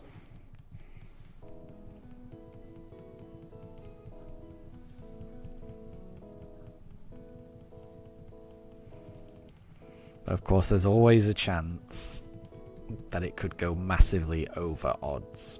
There's always a chance.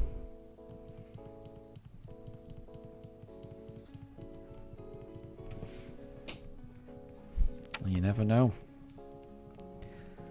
The next encounter could always be shiny.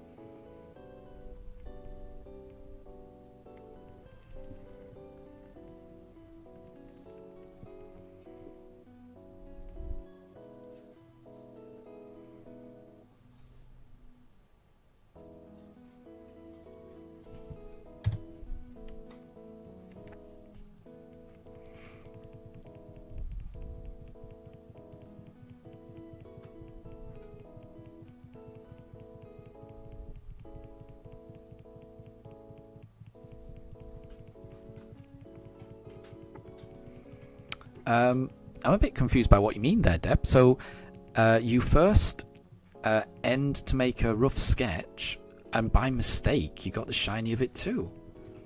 How can you get a shiny by mistake? I'm a bit confused. But it sounds good. Getting a shiny by any means sounds very good to me. So, congratulations.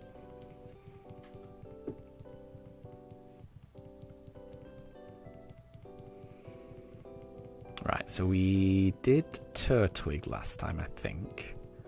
So we'll do Chimchar this time.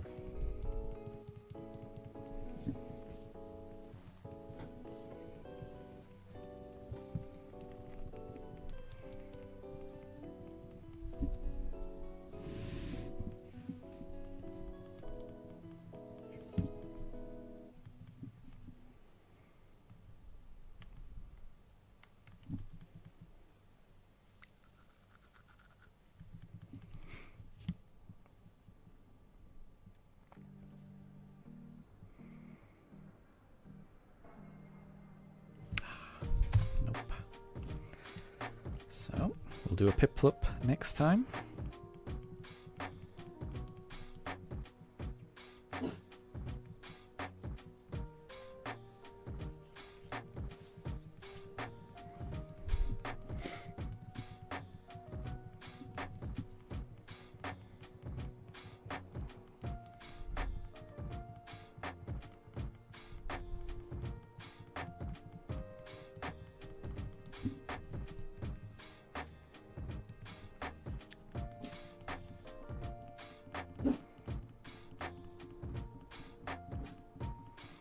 Oh, I see what you mean, Deb. So you gave your sketch to AI. I didn't know that was a thing.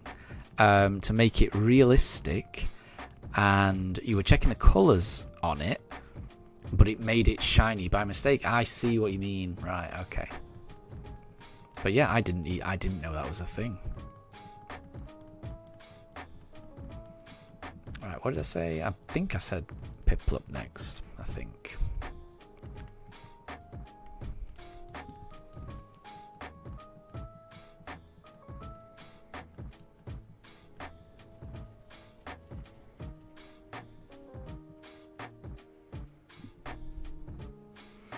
Nope, that's not shiny.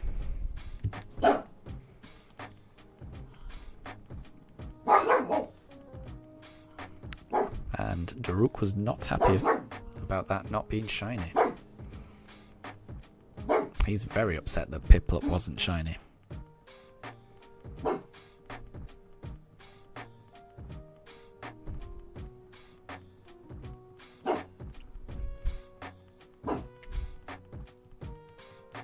He sounds so fierce, but he looks so cute.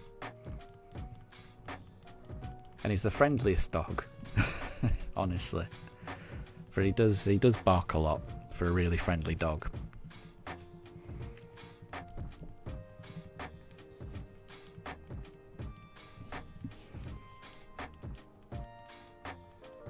Right, I did Piplup last time, so we are going to pick Turtwig this time.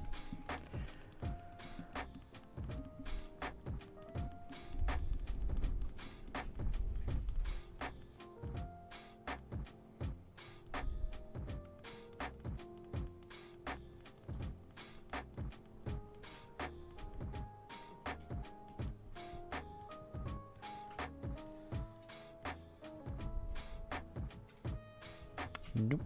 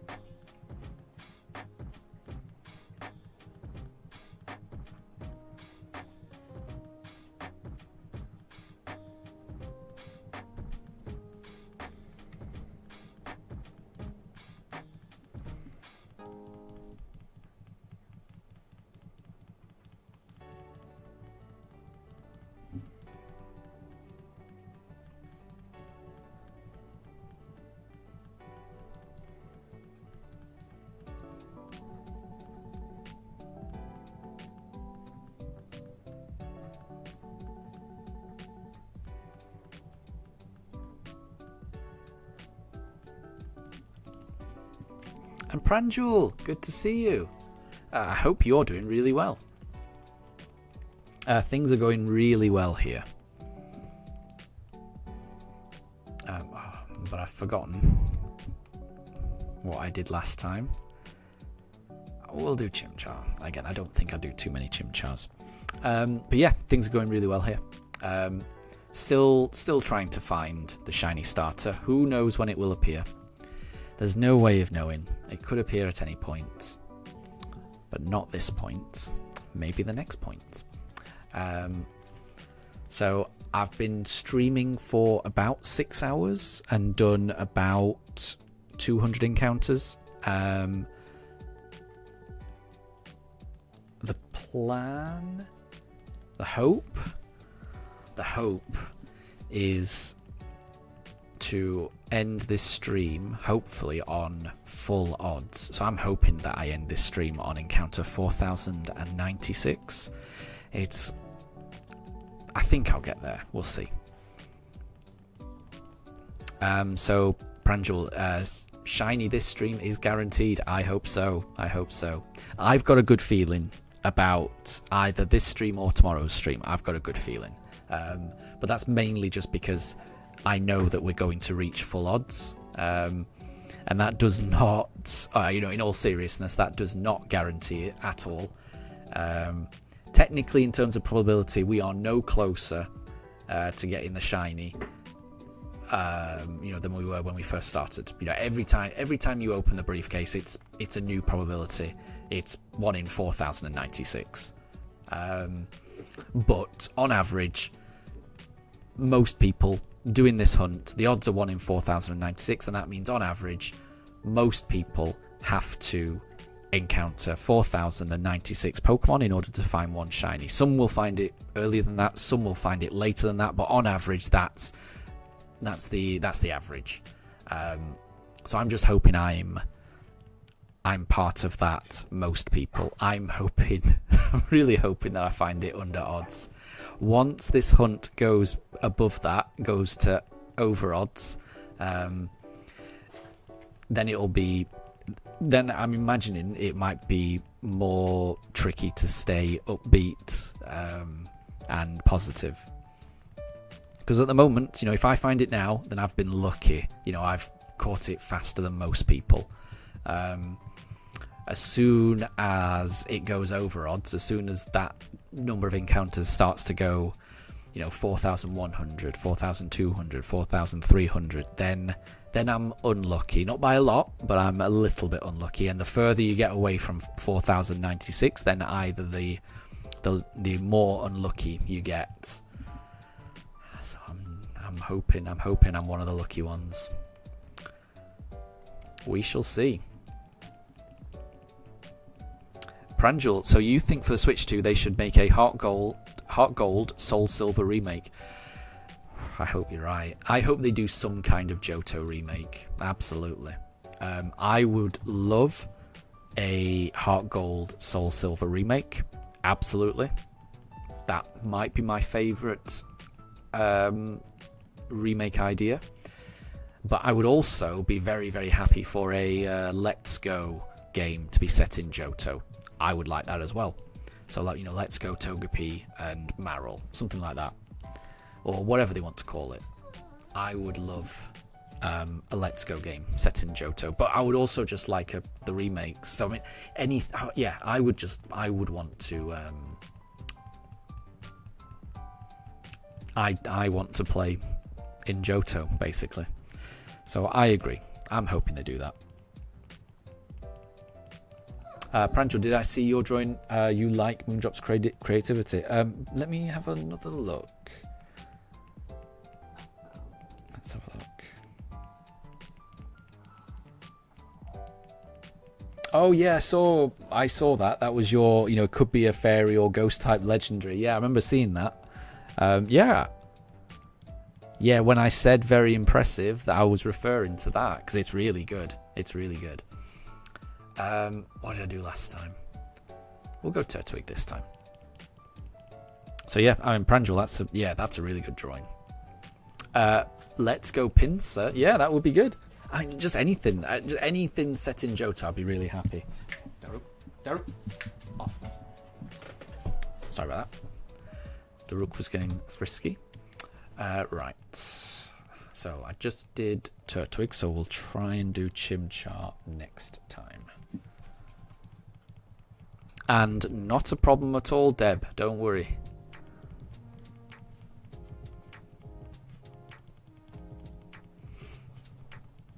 Yeah, I'm curious what this drawing's going to look like. So yeah.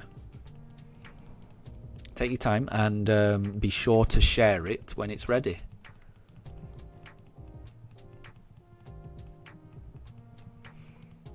Alright. Yeah, I did Turtwig last time, I think. So we'll do Chimchar this time.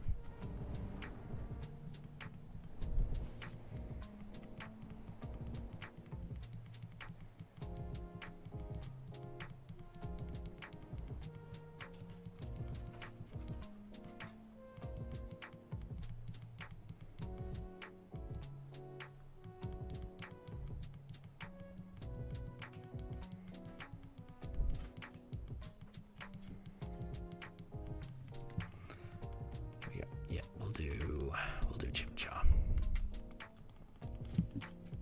Could it be?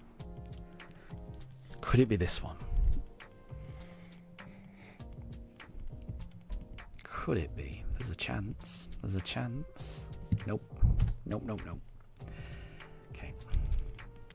So we've just got to keep going.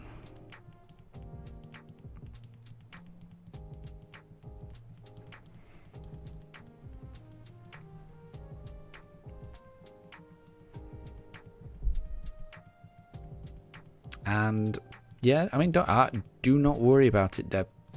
Doesn't matter, how you're drawing it or on what type of paper, I mean, all that matters is the drawing, I think.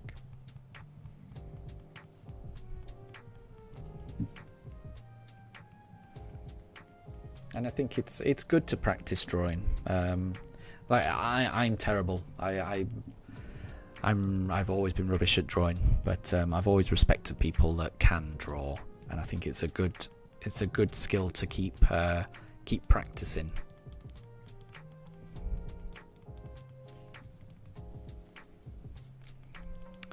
Right, I did Chimchar last time, I think. So we'll do Piplup this time.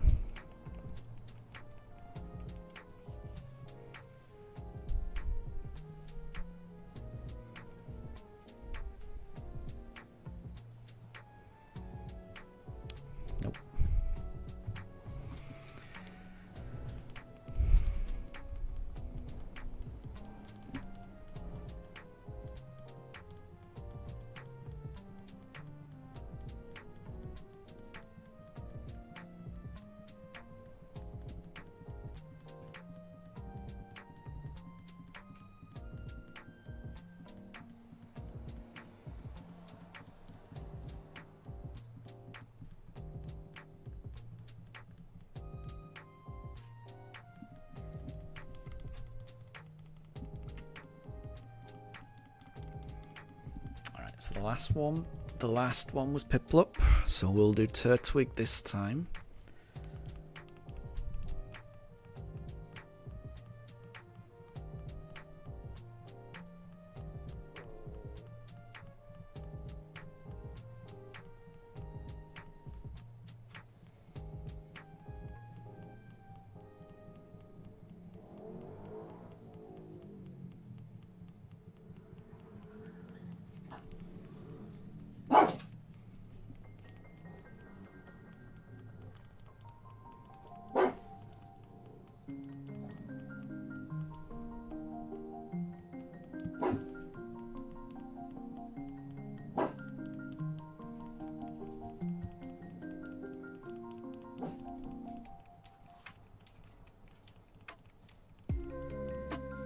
Nope.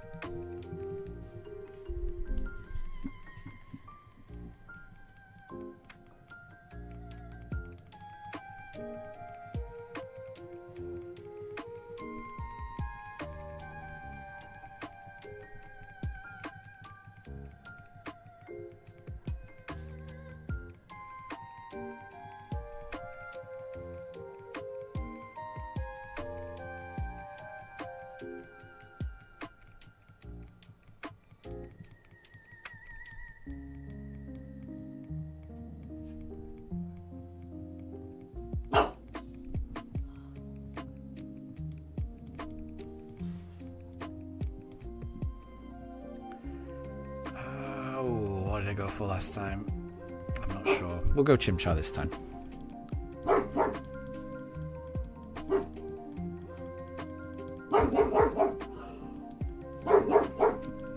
Not sure. Not sure why Daruk's upset. No. Maybe he's upset about that non-shiny Chimchar.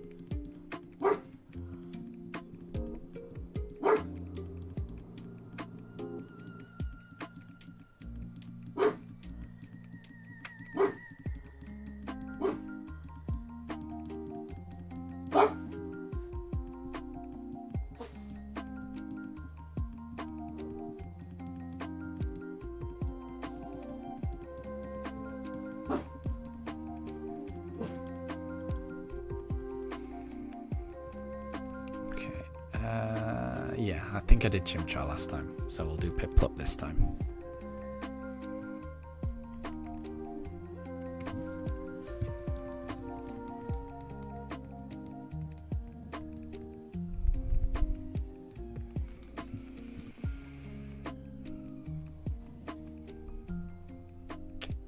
No.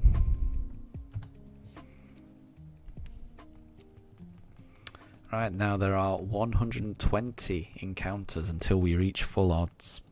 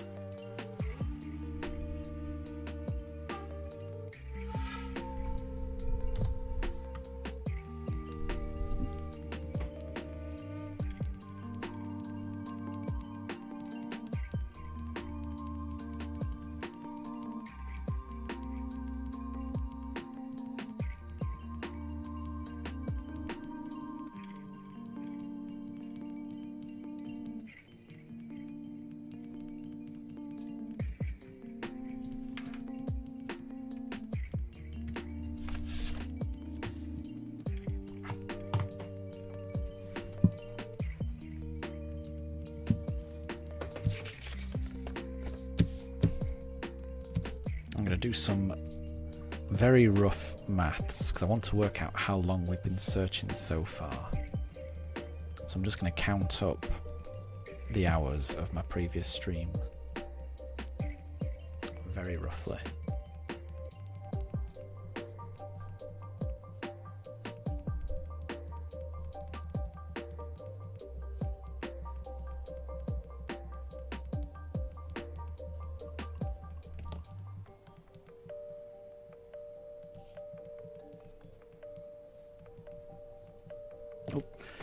Right, we'll do Chimchar this time.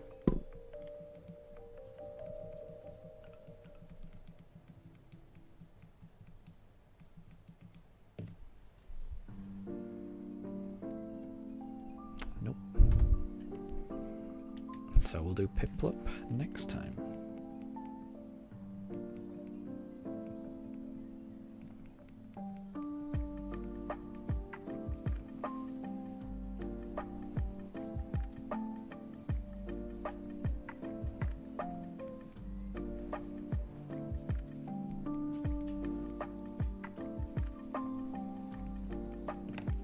And Tyrantrum, welcome to stream. I hope you're doing really well.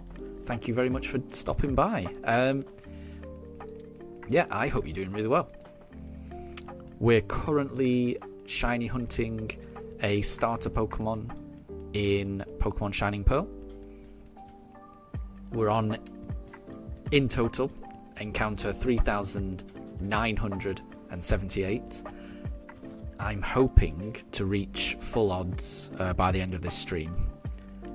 So there's a 1 in 4,096 chance of getting a shiny. I've been searching for quite a while now.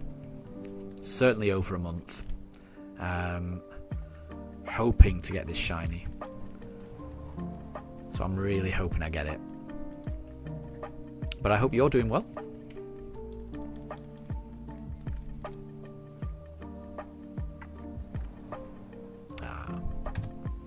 Not a shiny Turtwig. So Deb, you're done. Your hands are hurting. Using a tiny pencil is not even really a drawing pencil. Fair enough. Yeah, you shouldn't be doing things if it hurts, certainly.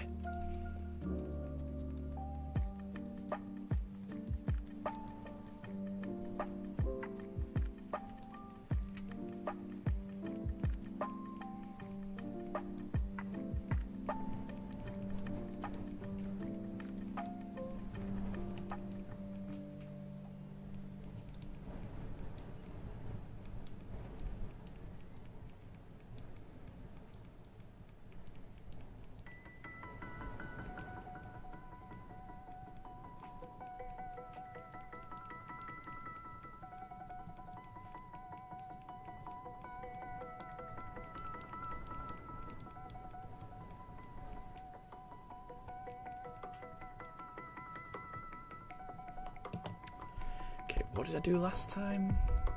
Can't remember. Let's do a Piplup this time.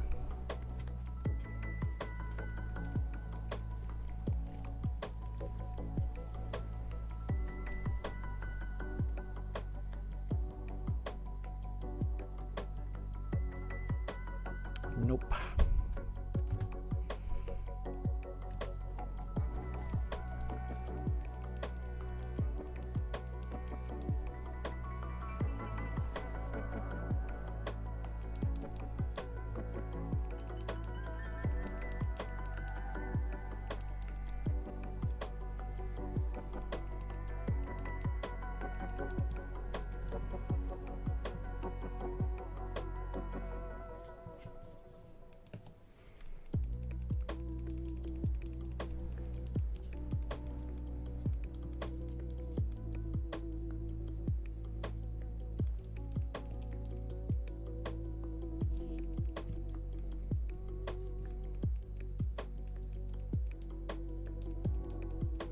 Oh, and Deb, you've sent over your drawing. Let me check that out. Bear with me.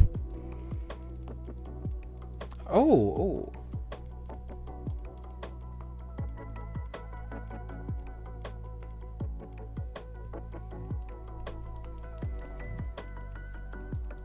Oh, that's kind of cool. I like that.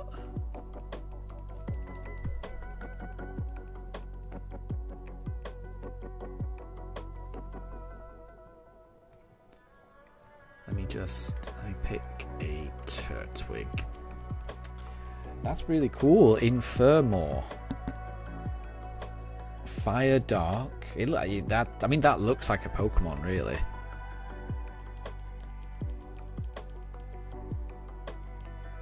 Very cool. I like that. That's very good. Yeah, I love the kind of flames on its like the bottom part of its wrists, like its paws and stuff. It looks very cool. And it's got that kind of cute face that you associate with a Pokemon as well. Yeah, really good. And Moondrop has done a Sablosma, which I think is a Sableye and a Necrozma fusion, I think. I like that as well.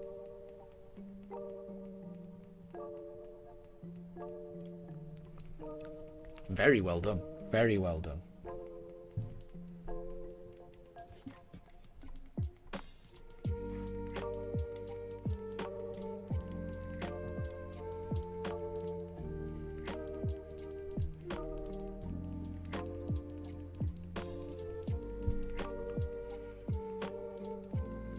So Deb, yours isn't a fusion. It's like a fake Pokemon. Yeah, I think Moondrops is a fusion, I think.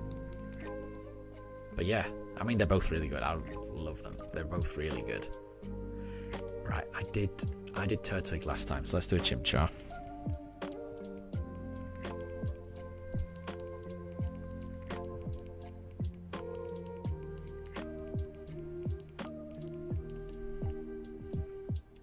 Nope.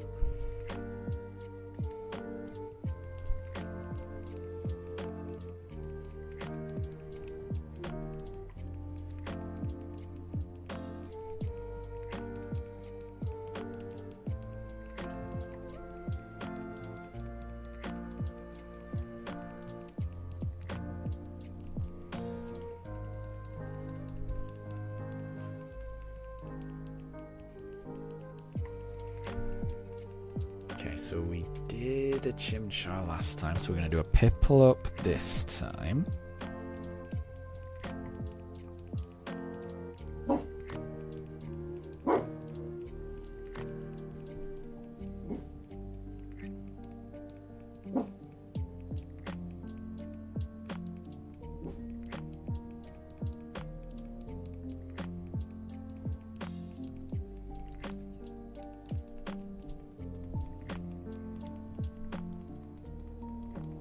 Yeah, I definitely really like your step. I think it's really good.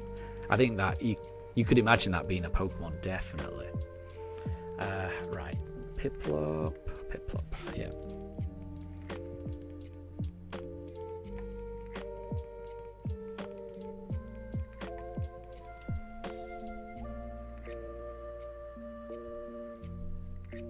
Nope.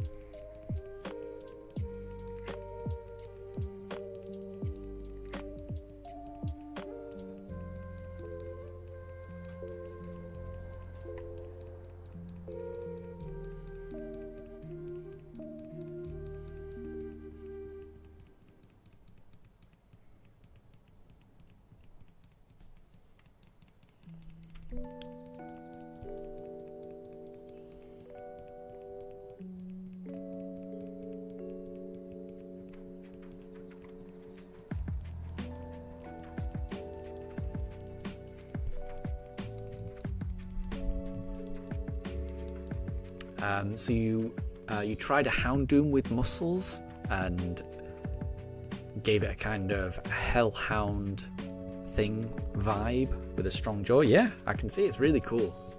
But you think the AI one's better, so you give up. I would definitely not give up. If I were you, I would not give up because that's really impressive. Okay, what have we got?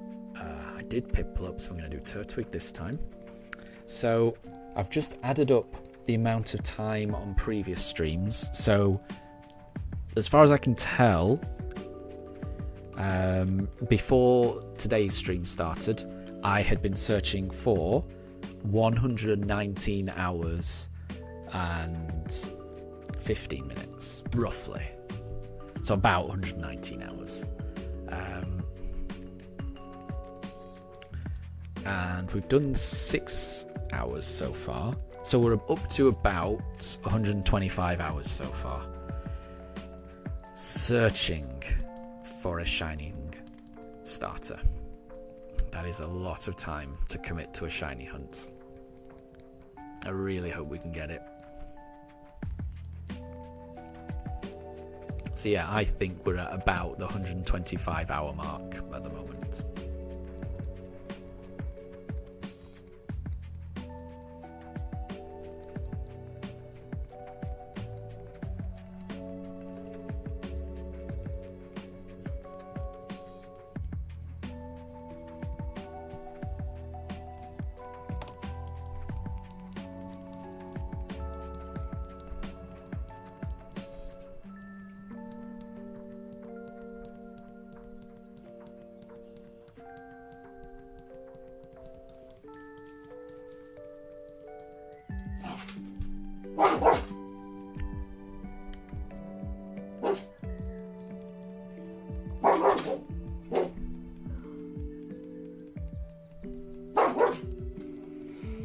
Apologies. I think Drew can hear something outside.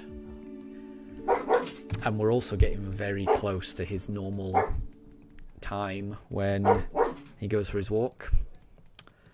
So he is going to be a bit more restless.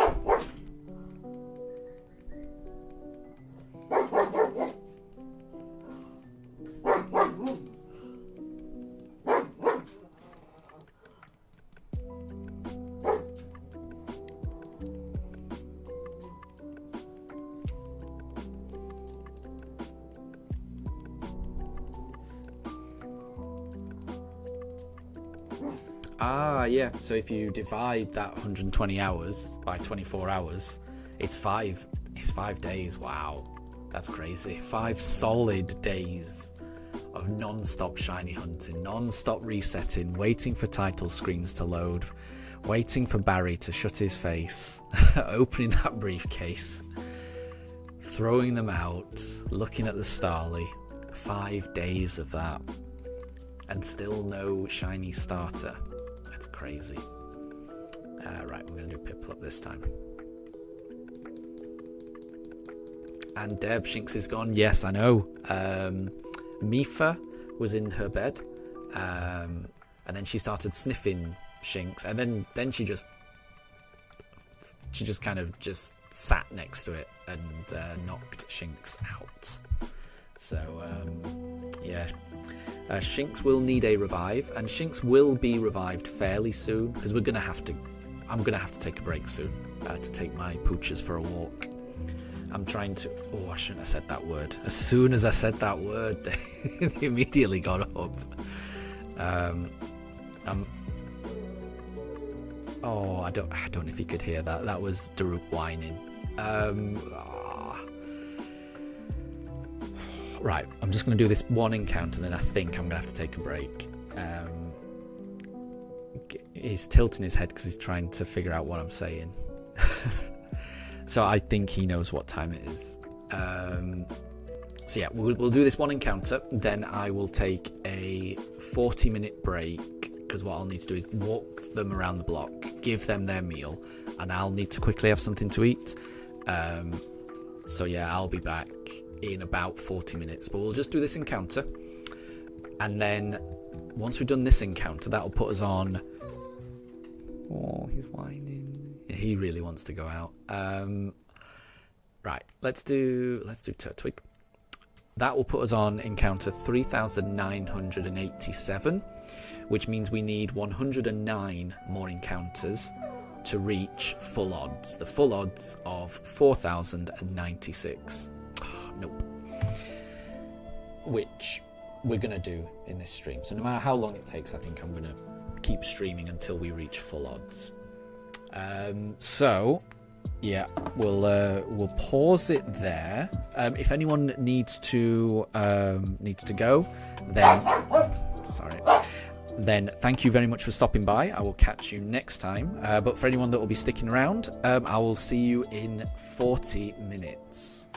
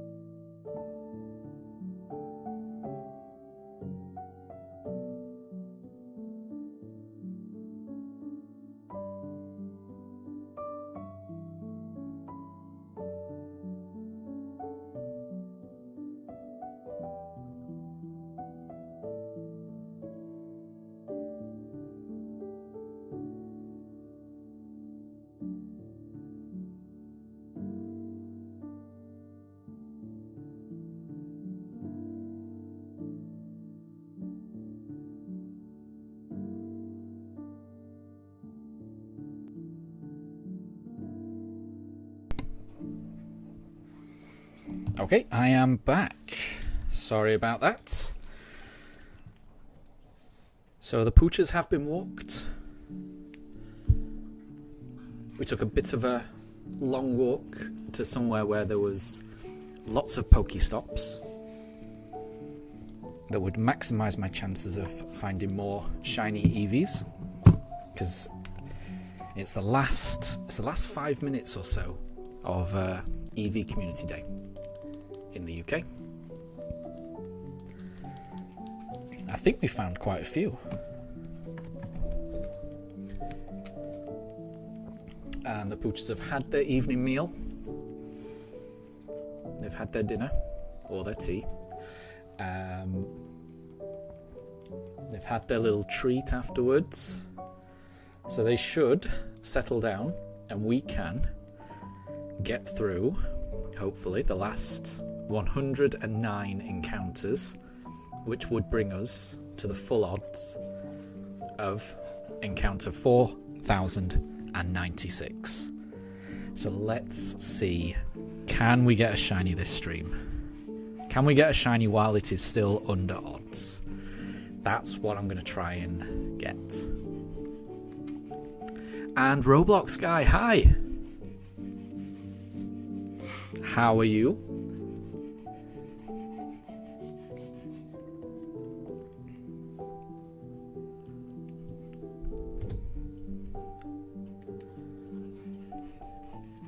How are things going?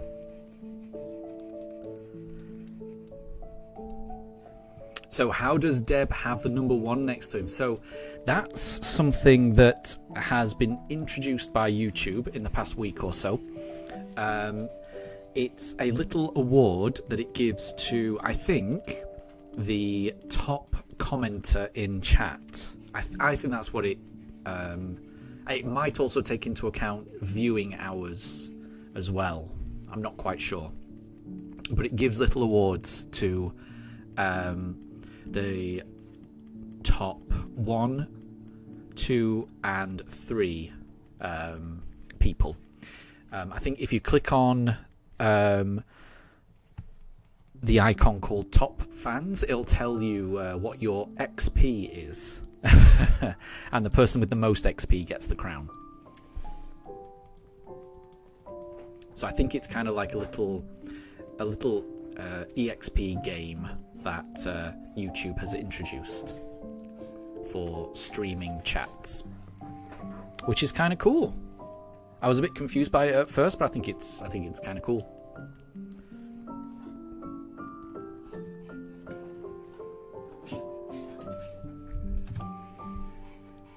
But yeah, we are still searching for this shiny starter. Who knows when it will appear? Hopefully it'll appear soon. I would be very happy.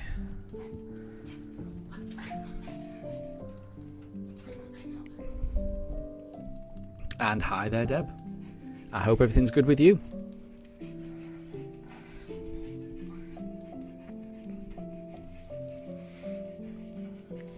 So my pooches are a little bit tired. They went on a little bit of a longer walk than normal.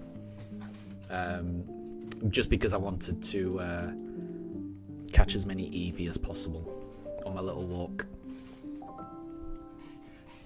And thank you, Roblox. I really hope the starter comes soon as well. I really hope that. And Deb is currently on 550 XP. Wow. Oh, and it keeps going up. It's already up to 575. Does it ever go down? And how do you get so much? I mean, Deb has been in the chat the entire stream. So I have been streaming for 7 hours so far. And I'm going to be streaming for another probably 2.5 hours at least. But Deb has been in chat even before this stream started. So I don't think anyone's going to come close to getting the number 1 crown from Deb, because Deb has been here for a very long time, which I do appreciate. But it's just a bit of fun. The crown thing. Don't worry about it, Roblox. It's just if it, if the crown ever comes next to your name, it just means that you've been chatting a lot, really. I think that's all. That's the best way to look at it.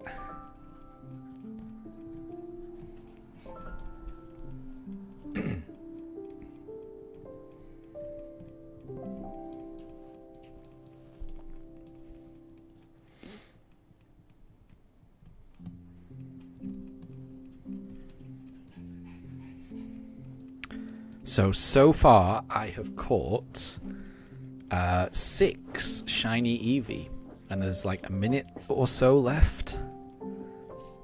I'm very happy with that. I've had a very good Eevee community day. Very good Eevee community day. Right, I think... I can't remember what I did. We will do Piplup. When in doubt, we select Piplup. And Roblox, it takes so long to get the starter. But it's all just chance. Some people catch the shiny starter in just a few tries. Others, the average number of tries it takes is 4,096. That's the average. So some people will get it quicker than that. Some people will have to encounter more than that in order to get it. But the average is 4,096. So I'm very close to the average now, which I'm hoping means I'm going to get it, but there's no guarantee. We'll have to see.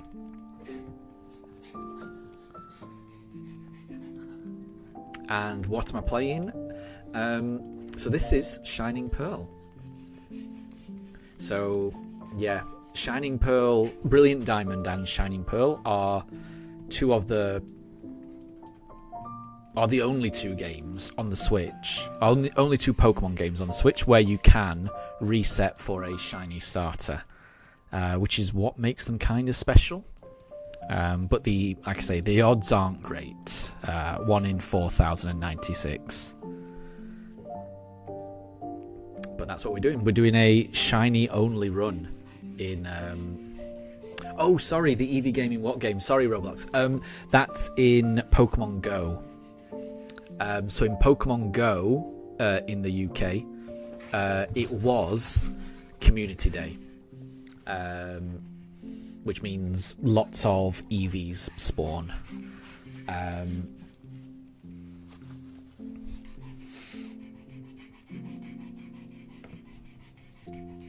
So I've been catching Eevees in Pokemon Go whilst I've been doing this stream as well.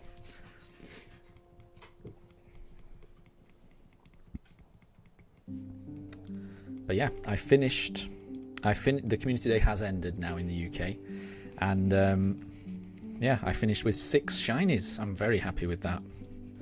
Very happy with that.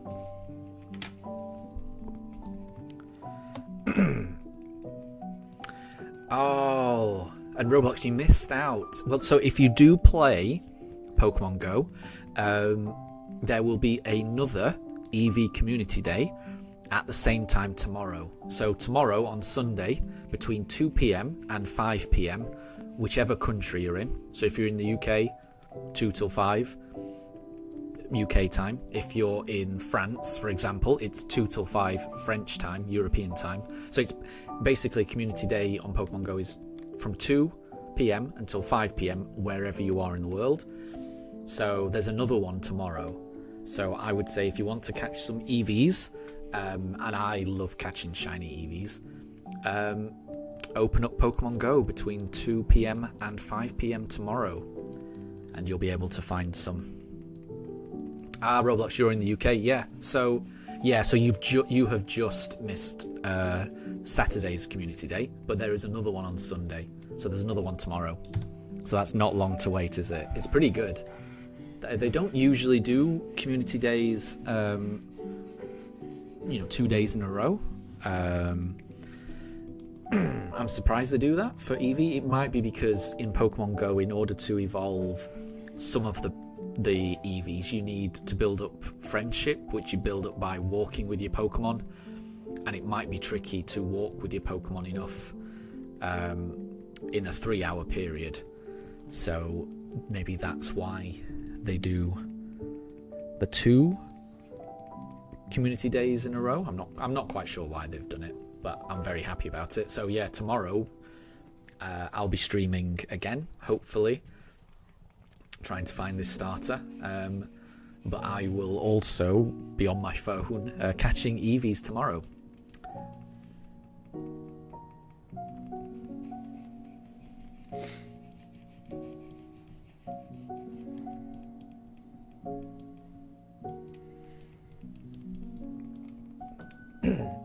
So yeah, so even if you missed today's community day, there will be one tomorrow.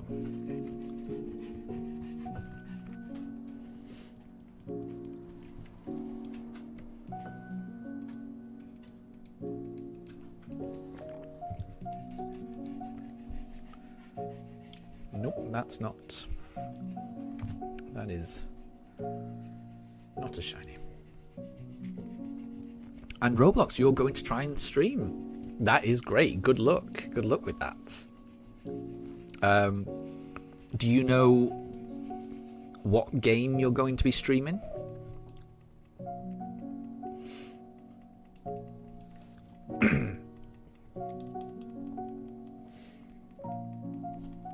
But yeah, best of luck if you want to stream. It's a little daunting when you first start, but it's worth just giving it a go and seeing if you enjoy it.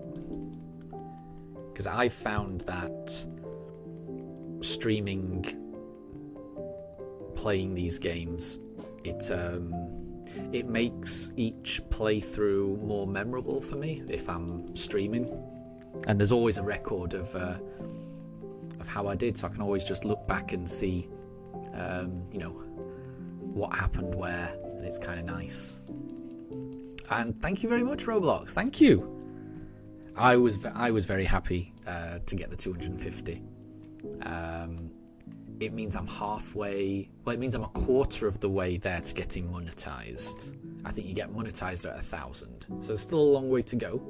But I'm really happy. I'm really happy with how things have gone. Very happy. Because I've found I'm enjoying this. It's just fun playing Pokemon, really. It's fun playing Pokemon, hanging out with my dogs, and getting to chat to you all. It's just nice. And Deb, your next goal is 625. What are you on at the moment? You're on 575 XP. Well done.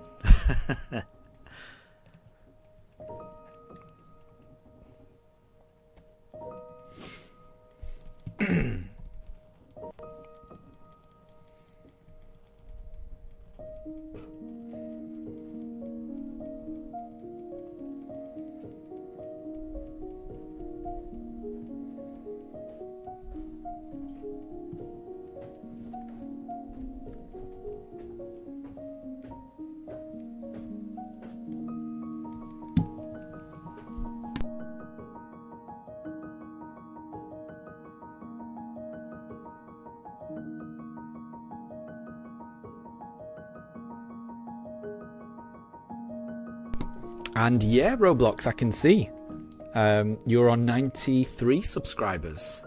So well done. I'm already subscribed. I've been subscribed for a while. But yeah, I can see. Well done. It's always good to cross a little milestone, so I'm sure you'll get to 100 very soon. And you are almost at 100 XP as well, aren't you? You're on... Where are we? 75. I don't know how the XP system works in YouTube. But you are.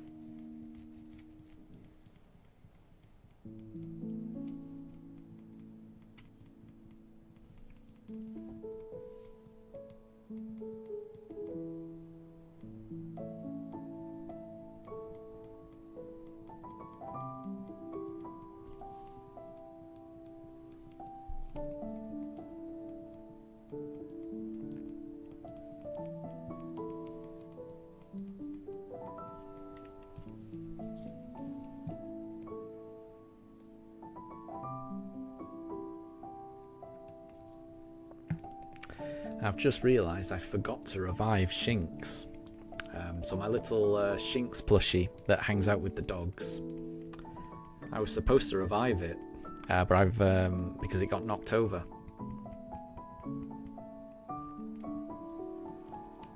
So Shinx has still fainted. I completely forgot to revive it. I feel bad.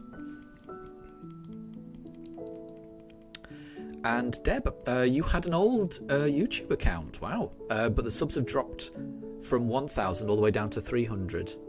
Oh, that's a shame. But I mean, it's really good that you're able to get to 1,000 subs. That's crazy. That's really good. That's really good.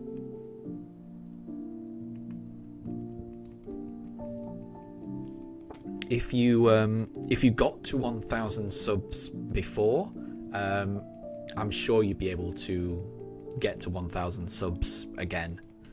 If you've already done it once before, then you've got the experience and you know what to do. That's really good. So I wouldn't be too worried.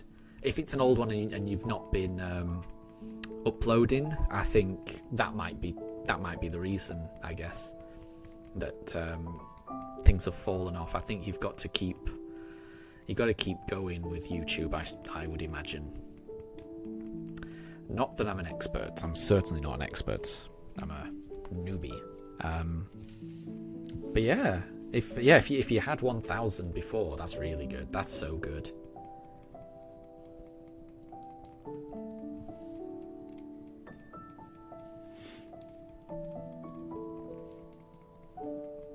I would love to have 1,000, but baby steps. It's going to take me a while. There's no rush. There is no rush.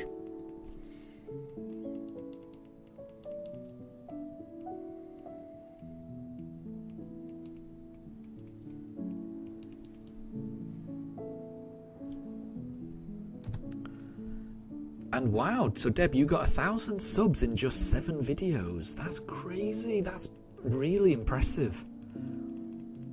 That's so impressive. And you haven't uploaded anything in the last 3 years. Yeah, that would be the reason then, I guess, definitely. But to get 1,000 subs from just 7 videos, I can't imagine that. That's so impressive. I think I've uploaded like 100 and probably about 200 videos, and I'm at 250 odd. So I think that shows that your videos are probably of a much higher quality than mine.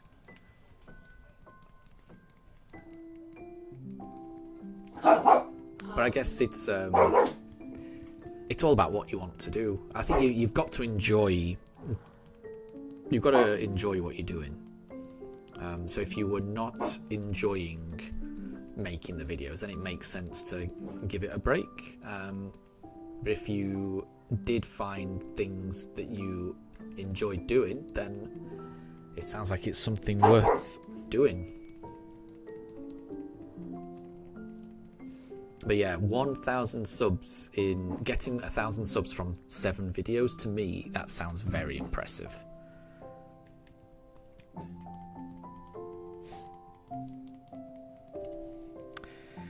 Okay, we are about to encounter Pokemon number 4,000. So we're getting close to full odds now. We're getting very close to full odds.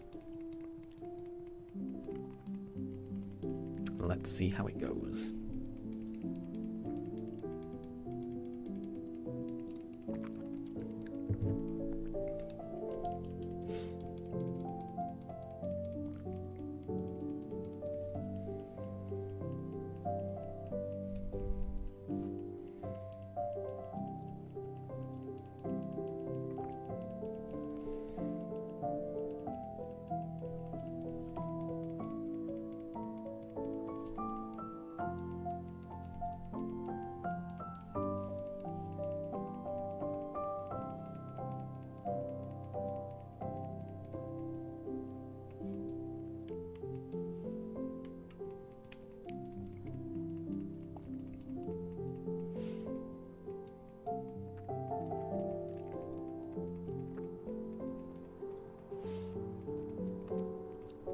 And yeah, Deb, it definitely sounds like your content worked. So your videos were around 30 minutes long on average. That's really, yeah. That must have taken a lot of effort. And I was really hoping for a encounter 4000 shiny. Sadly, no. So, we're going to be doing another 96 encounters today. That will bring us up to 4096, which sounds like a weird number to end the stream on, but that will represent full odds. That will represent the average number of encounters that most people would have to go through in order to find a shiny. So if we find a shiny this stream, it means I have been lucky in my overall journey to date finding a shiny starter. If I don't find a shiny in this stream, it means I've been unlucky, and then we'll have to figure out just how lucky how unlucky I've been, and the longer it goes on, the more unlucky I will have been. So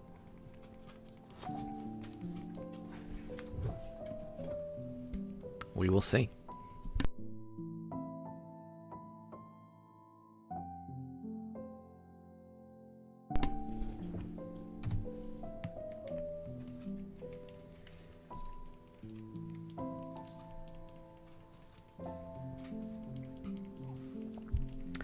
And Deb, we could go over odds this stream, but I suspect that by the time we get to encounter 4096, I think in the UK it will be around about 7:30.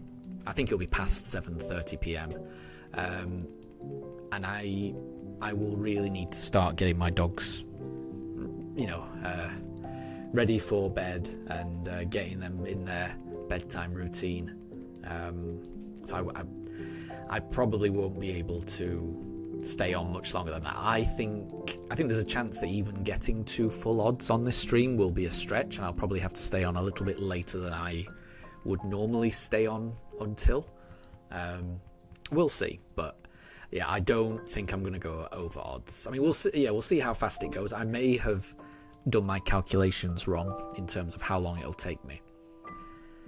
But I'm thinking by the time we get to full odds, it will be past my pooch's bedtime.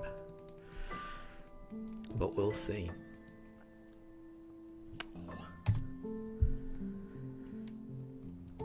I mean, imagine if we did catch the shiny at encounter 4096. That would be crazy. That would be worth staying up for. That would be worth, if that happens, then I'll probably run around with my shiny for a little bit, showing it off. But it's very unlikely. But we'll see. We'll see.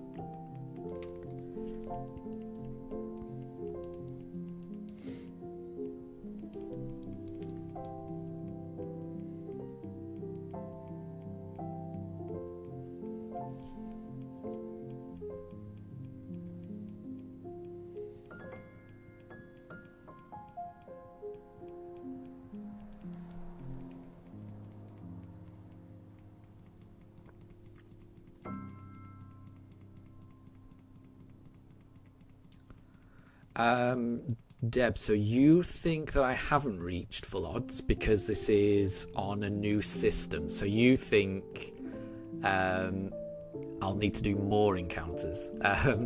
So my interpretation of it is I've looked at this briefcase 4,002 times. Regardless of which system it's on, it doesn't really matter. I could, if I had 4,096 different switches and uploaded the game on each one and loaded it up, that would be 4,096 encounters, and that would be full odds. It doesn't really matter what system it's on. What matters is opening the briefcase. Unless I am understanding probabilities incorrectly. But that is my understanding of probabilities. And I'm I'm basing it on my own understanding. I'm not going to base it on someone else's understanding. All I can do is what makes sense to me.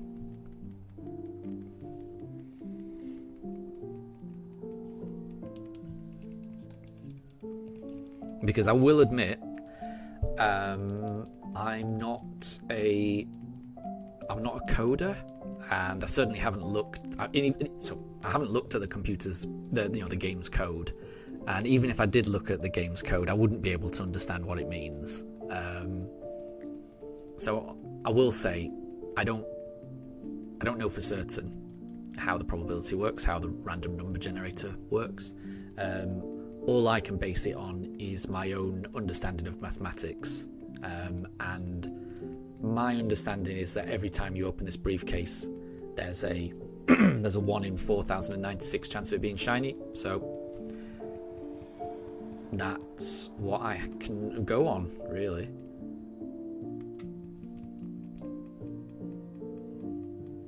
It may be 4096 combined Switch 1 and 2, but not standalone 4096 purely on Switch 2.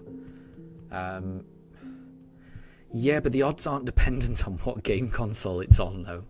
The odds are in the game.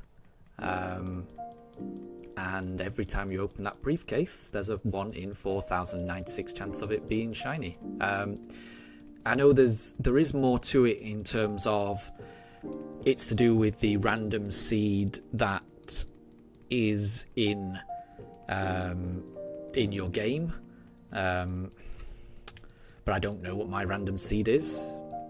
I think there are ways to figure that out, and then I think there are ways to, so I'm sure there are ways to manipulate this. So you could figure out what your random seed is for your game, and then once you know that, you could then figure out which frame to press the button on to guarantee a shiny.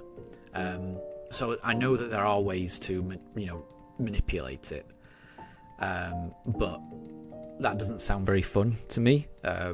It makes more sense to just load up the game and see if it's shiny.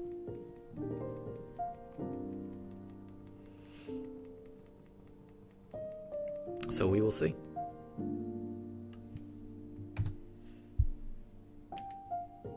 But yeah, I am very, very thankful that I've been able to do the second half of this on Switch 2. It's made such a big difference. I'm getting through encounters so much faster. It's I wouldn't have enjoyed just doing it on the Switch 1 because the loading screens were so noticeably different.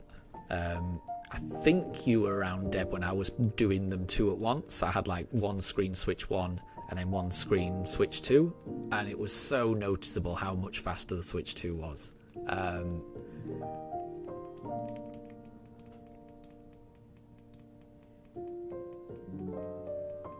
So, Deb, you think the game checks how many encounters I've already done? That's news to me. I've watched videos and I've never heard anything like that.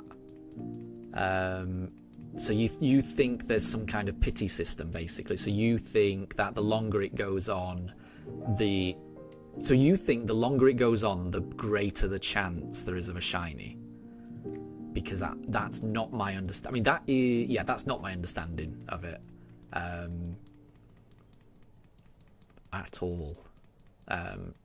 My understanding is it's just a flat 1 in 4,096 chance.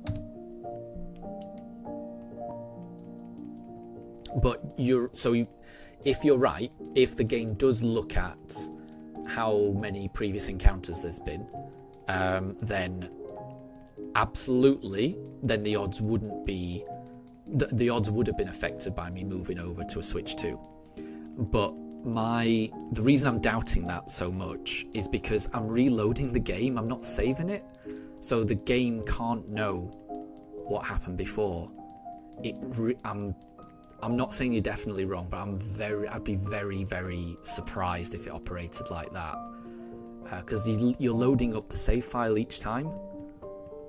But again, I'm not saying you're wrong. I'm just saying that's not my understanding of it.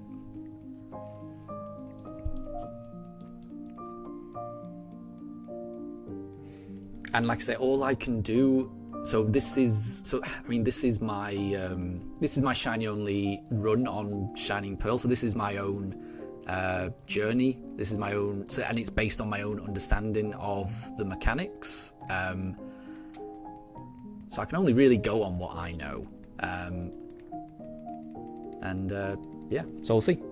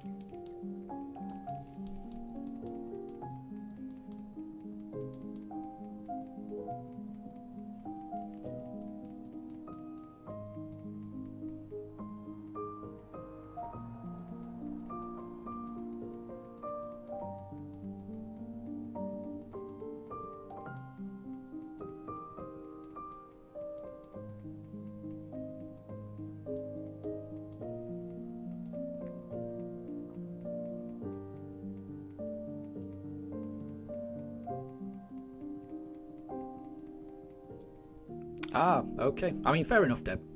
Like I say, so I mean, while I'm doing this shiny hunt, I can only really talk about what I know, and my understanding of probabilities and my understanding of how this game works. I get it if you're saying it doesn't work like that, but I don't want to start talking about how the probability. I mean, I wouldn't even know how to describe the probabilities then. Or the only way I can describe it is the way that I know.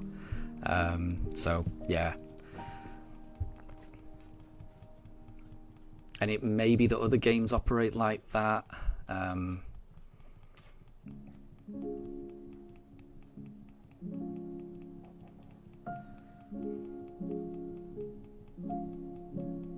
But yeah.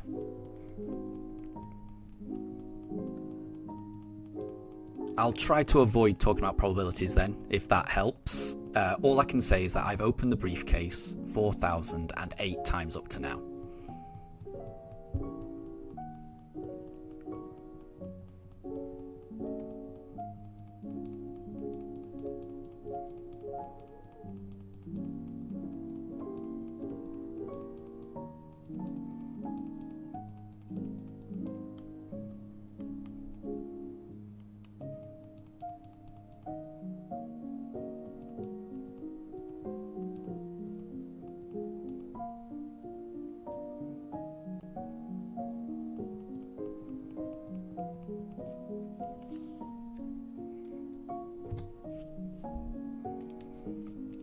And hi there, Amelia. Welcome to stream.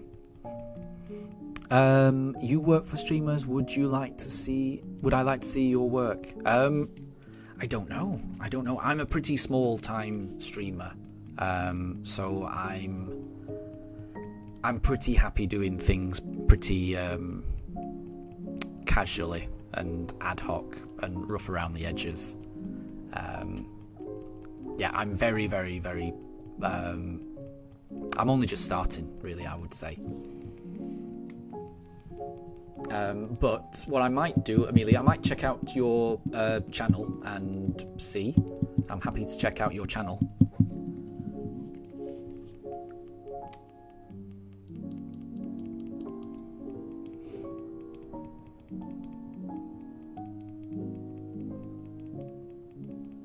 Sure, I can post the Discord in the chat. Bear with me 1 second. Let me bring it up. Okay, let's go go for a Piplup.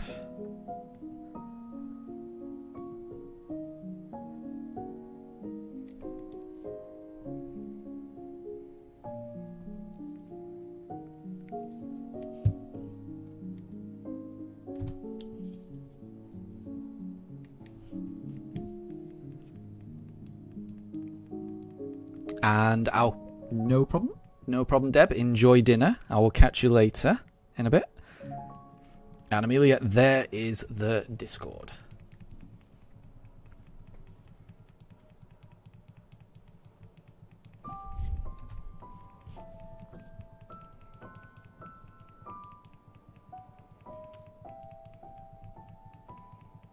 But yeah, Amelia, I mean, because I am just so small, and I'd just do this for fun. I'm always a little bit uncomfortable.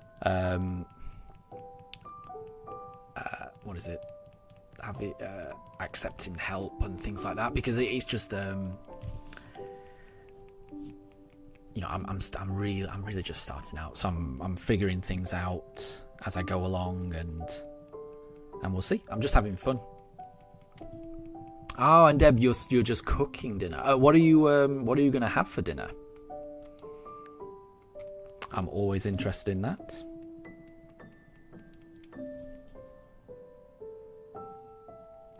Because I had my evening meal whilst the poochers were eating about half an hour ago. I had a chicken wrap with like grilled peppers and cheese and some grilled padron peppers as well. It was very nice. It was very nice indeed.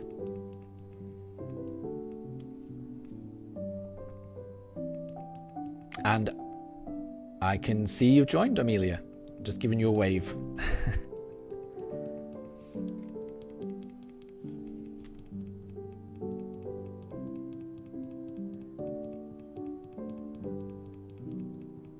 Oh, Jay, oh.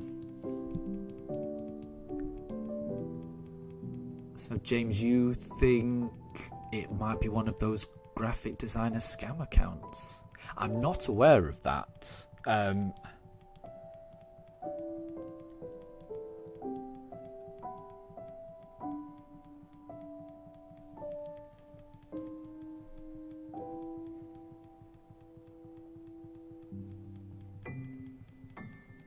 But I will be cautious. Thank you for the warning. Oh, and you might be having purries. So is that like pani purries, or are purries the kind? I'm sure I've had pani purries before, and it's kind of like a really thin, fried, hollow sphere type thing that you can put stuff in, if I'm remembering it right. I remember that pani puri is very, very tasty.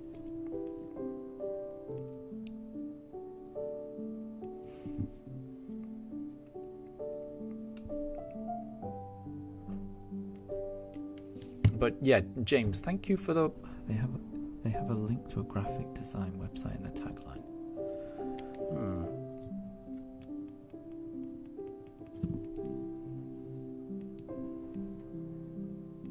Oh, and puri is a type of bread like a naan. Well, that sounds really nice. And Capamon, welcome to stream. I hope you're doing well. You went out on a fishing boat today. Nice. Did you catch anything? That sounds cool. That sounds really cool. So yeah, James, I appreciate you looking out for me like that. I will be very cautious. I'm always very cautious about things in general. So yeah, no, I appreciate that.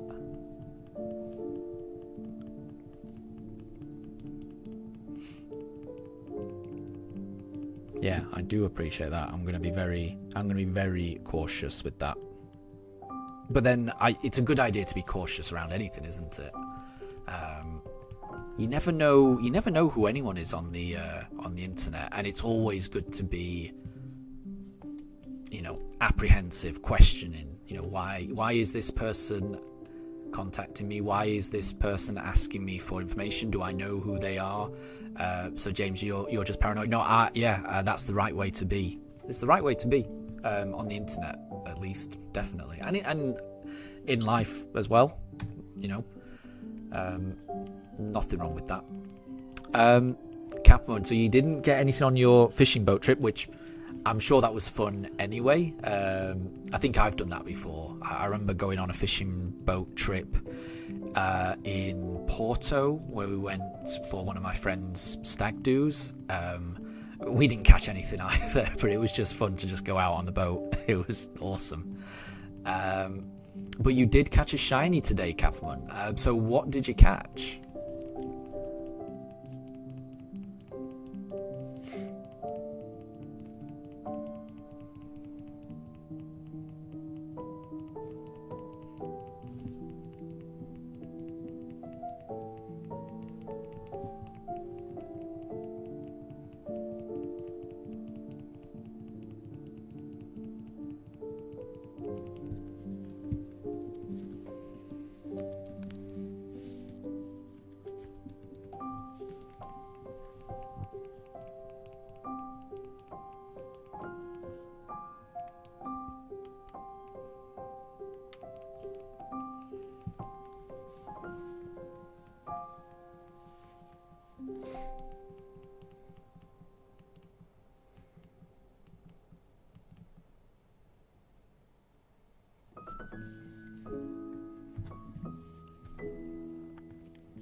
And Capmon, you had fun on the fishing trip and you even danced on the boat.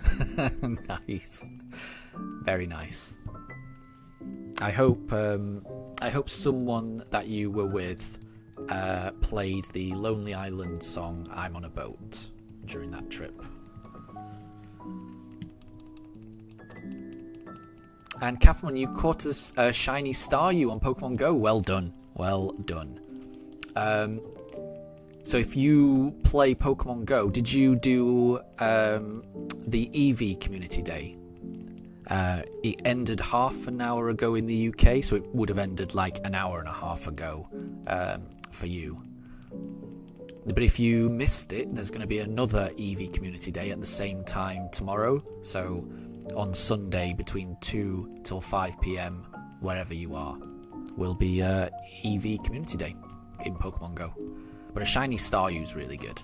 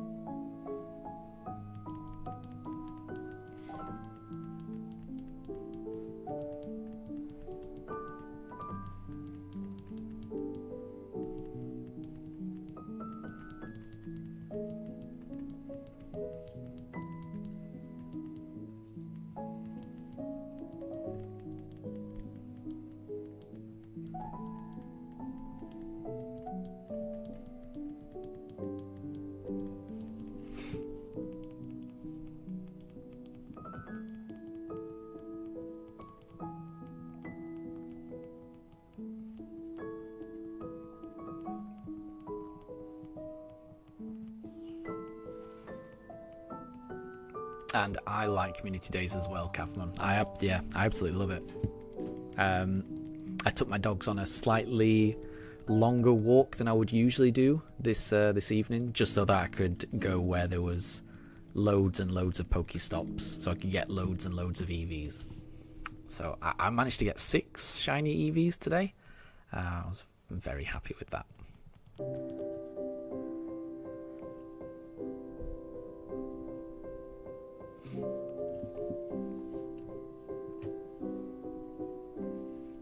And Capman, how is your how's your shiny only run going?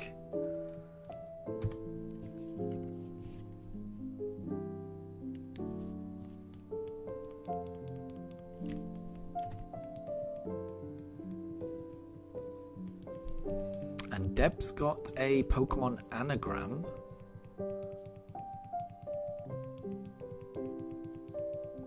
I'm trying to think what it could be.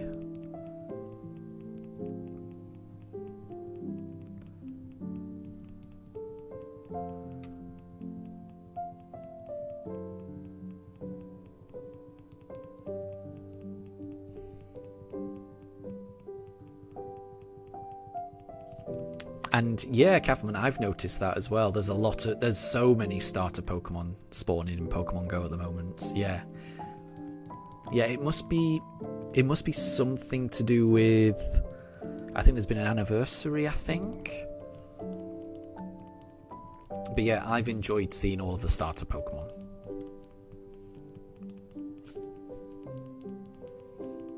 And a lot of Pokemon with hats as well, which is kind of fun.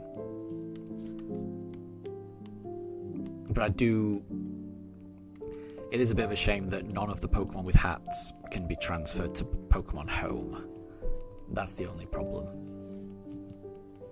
I have.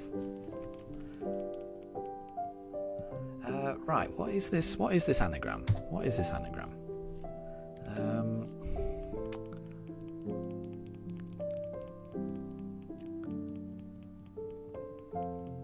You're still looking for your shiny Aaron. Well, good luck.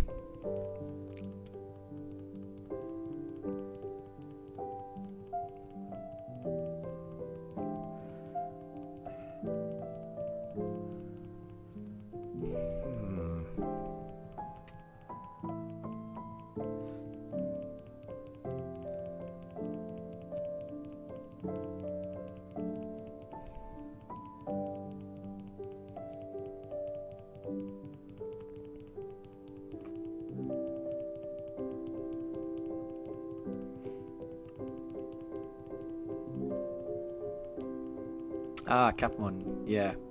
You want to use Pikachu with the original Ash cap, but you can't, yeah, because of Pokemon Home. Yeah, it's a shame. Pokemon Home really should allow that, I think. So yeah, it's a bit of a shame. Right, we'll do Turtwig this time. I'm still trying to figure out what this anagram is, Deb. What could it be?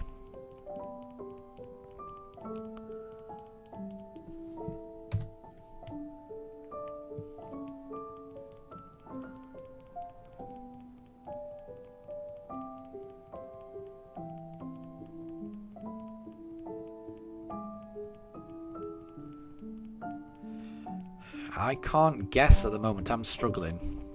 I'm trying to make a Pokemon's name out of it, and nothing's... I'm not getting it just yet. I'm not giving up, but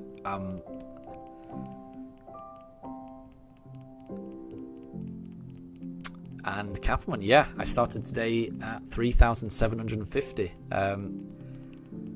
So I've almost done 300 encounters today, which is quite a lot for me. I'm planning on ending the stream today on encounter 4096. So I'm hoping I can find it by then, but we'll see. We'll find out whether I've been unlucky or not. Right, I think I did Turtwig last time.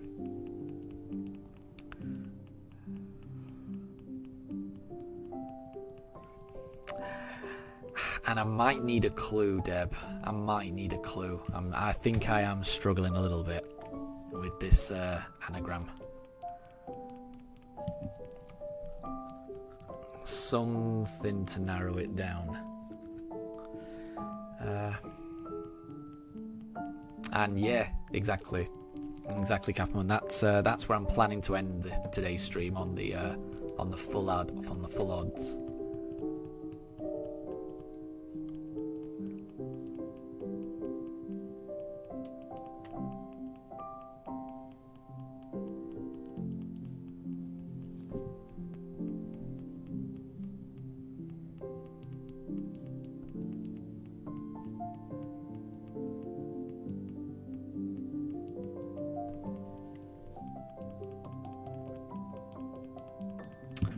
Right, so it's generation 2. I should be able to get that. I should be able to get that if it's generation 2.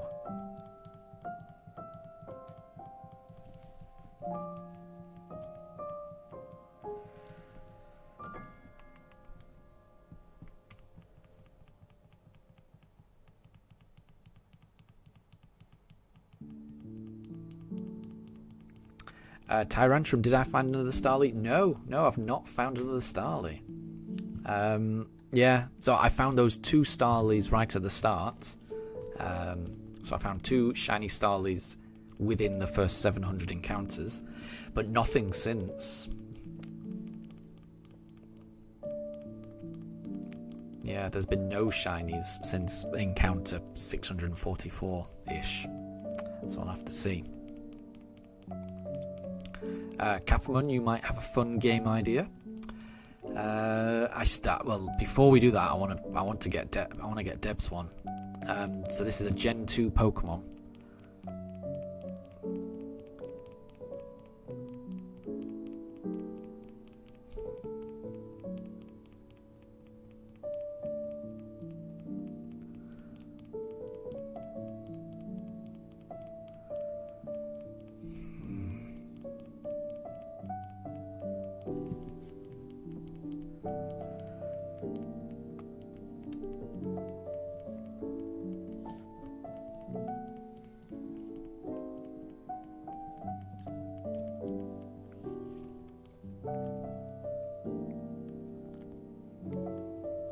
So it's a poison type.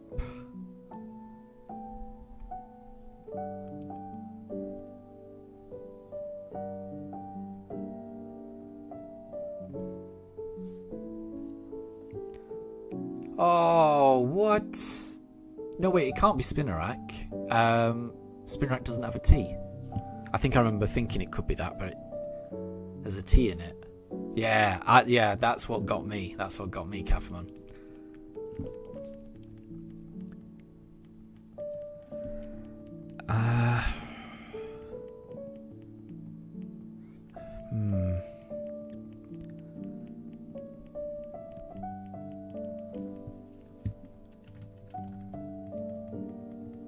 Oh, it was Spinarak. Oh, I think the T. I think there was a typo there then. Yeah. I think the T. I think there was a accidental T in the puzzle that kind of threw it a bit.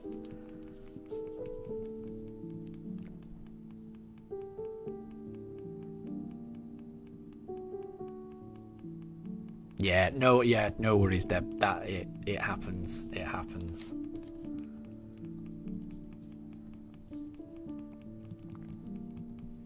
I do typos all the time.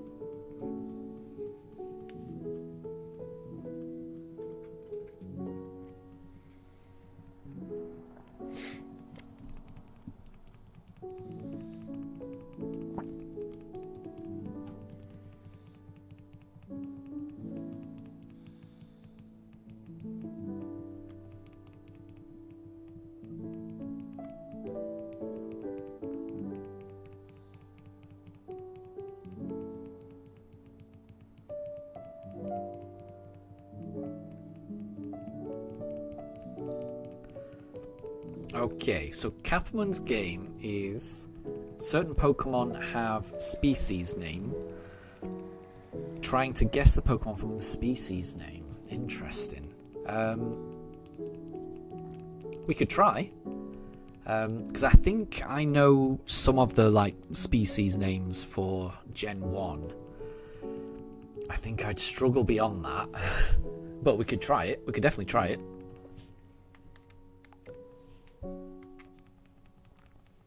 Because I'm not sure where that comes from, like the species name. But I know what you mean. Like certain Pokemon have like the XYZ Pokemon.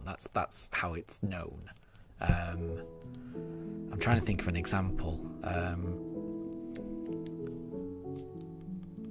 can't think of one, but I know what you mean. So it's worth. I think it's worth a try. It may end up being too difficult, but we could try.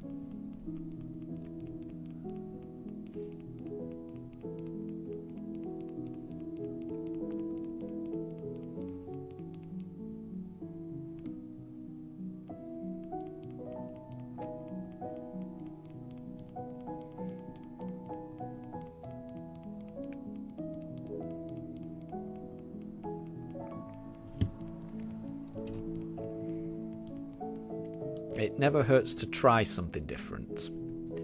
Okay, so what Pokemon is this? The gas Pokemon. So that rings a bell, and I think that is Ghastly. I think.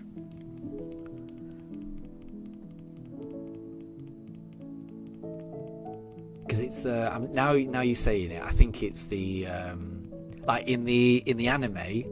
It's whenever Ash pulls out his Pokédex and then points it at a Pokemon he hasn't seen before, the Pokédex always says that Pokemon's name, the something Pokemon, and I'm assuming that is that's the species name. Deb thinks it's coughing. That makes more sense than my Ghastly guess. So I kind of think Deb might be right, but I'm going to stick with Ghastly. I'm going to stick with Ghastly. But I think Deb might be right. Ah, so Ghastly is correct. I thought, yeah, it rang a bell. Yeah. And coughing is a poison gas Pokemon. Yeah. I can imagine this game is going to be very, very, very difficult for Pokemon. It's going to be very difficult for me for Pokemon that are not Generation 1. Because I think my knowledge of this is going to come from watching episodes of the anime, which I only really watched the first series.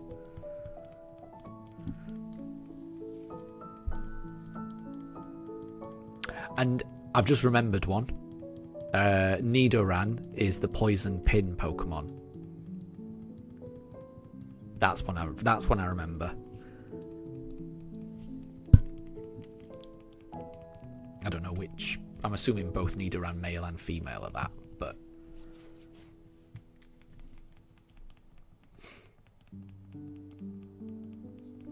species: the ball whale Pokemon.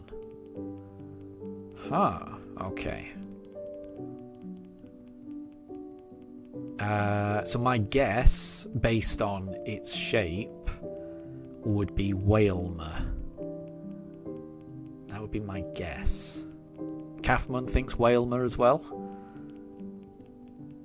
But I'm not... So I haven't heard that one before, so this would just be a guess, because that one doesn't ring a bell to me. Close, it's not. Right. Ooh. What about Satitan or Satoddle? Because they look kind of like whales, but they are quite spherical as well. Could it be Satoddle?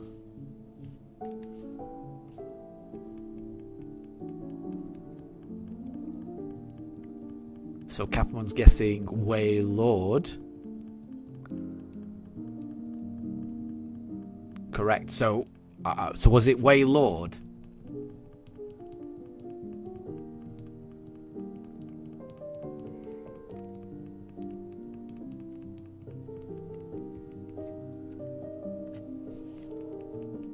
I think it was Wailord.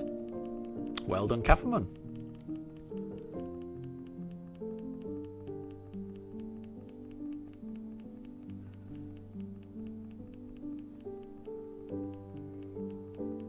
That makes sense. That one, you could see why. You can see why it's Wailord. Yeah, that makes sense.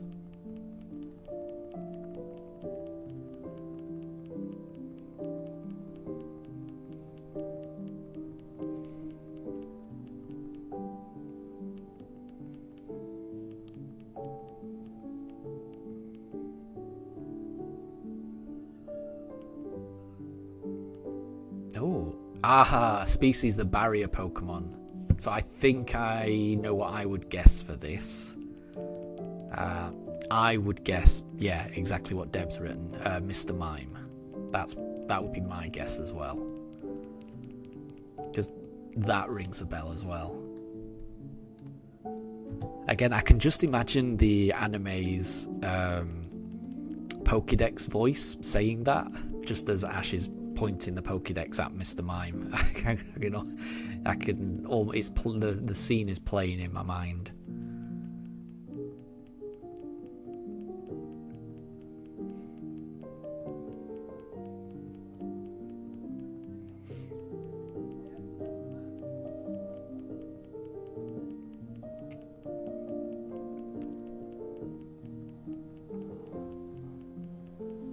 Oh. So apparently, when both Deb and Kapamon type Kappa, it auto-populates with a kind of smiley face. It's a kind of smiling face, isn't it? It's a peculiar smiling face. That's interesting. I would never have known that. So I will remember that in the future. If I ever see that, then we'll know. So Deb, was the answer Mr. Mime? It must have been, because you've moved on to the next one. The tiny leaf Pokemon. The tiny leaf Pokemon, I think that might be Chikorita, I would imagine. But I'm not certain on that one. Right, let's go with Turtwig. And that's how you came up with the game, Capamon, by watching the Diamond and Pearl anime. Yeah. And it was Mr. Mime. So, Capamon, you got it right. Well done.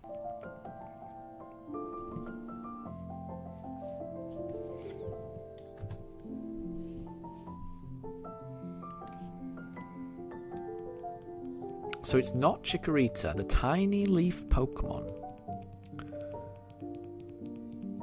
Oh, okay. Right. Ooh, Capamon guesses Nuzleaf. I'm trying to think what else it could be.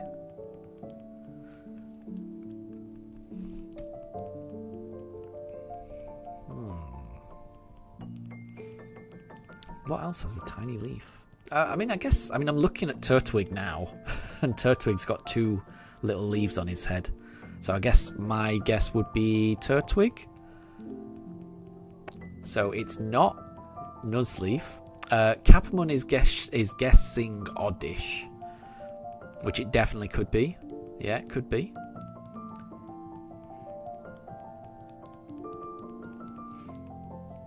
But yeah, my guess is Turtwig, but that's based on I'm just looking at a Turtwig right now.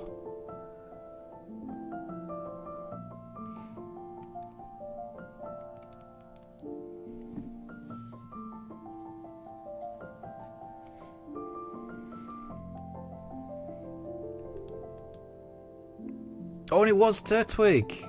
I was just looking at it. Yeah, just as I was saying Chikorita. Yeah, I had the Turtwig on screen, and I was just thinking, yeah, Turtwig's got little leaves on its head. I mean, the reason I went with Chikorita is because I remembered the little leaf on top of its head. And then just as I was saying that, yeah, I was selecting a Turtwig, and that had little leaves on its head as well. So if I'd not been doing this shiny hunt, I wouldn't have got that. But that's a good one. That was a good one, Deb.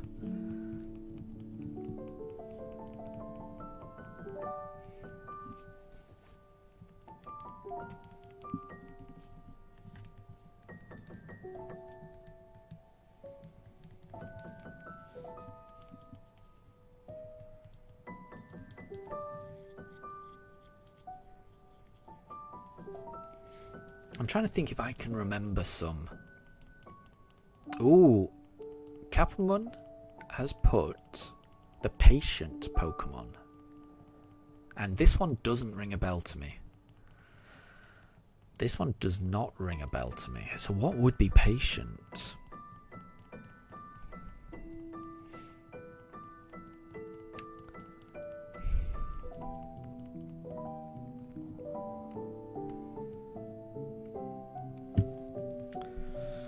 What would be patient? Deb thinks it could be Wuchian. It certainly would be slow, wouldn't it?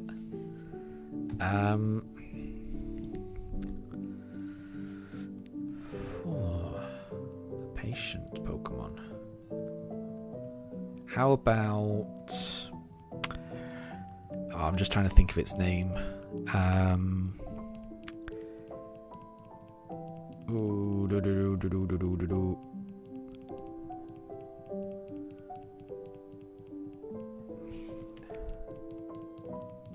How about Slackoth?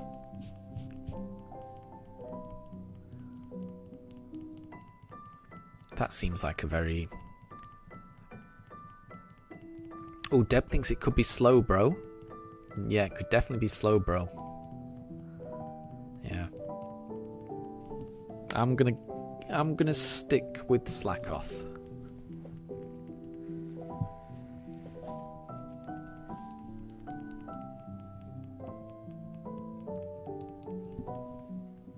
It shares a type. Oh, I don't know what that means. It's not Slackoth. So that sounds like it's... that sounds like you're close, Deb. I think Deb is close. So, Capelman, when you say it shares a type, do you mean that the answer is also Water Psychic? Just like Slowbro?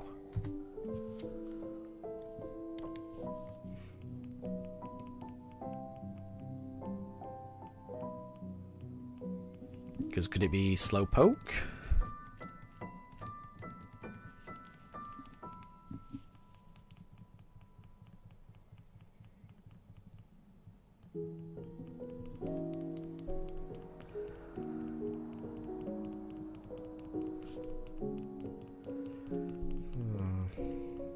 A patient Pokemon.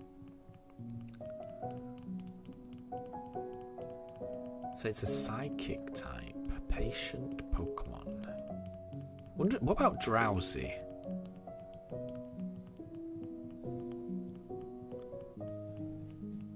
Yeah, I'm gonna go with Drowsy.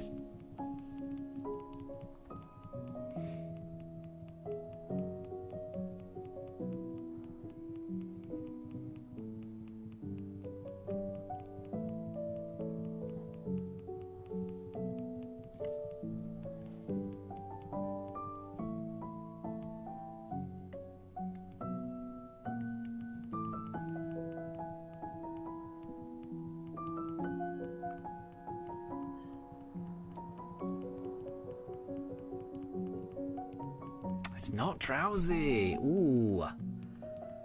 Okay. So it's a psychic type. Ooh, Deb's going for Indeedee. That's a good shout. I like that. I think that is a good guess, Deb. I don't know what to guess otherwise.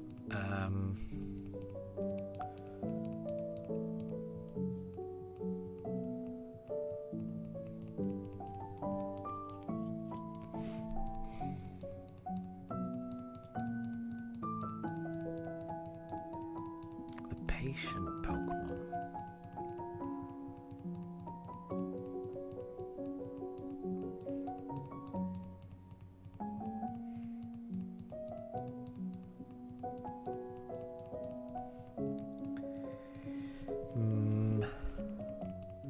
It's Generation 2, a psychic type from Generation 2.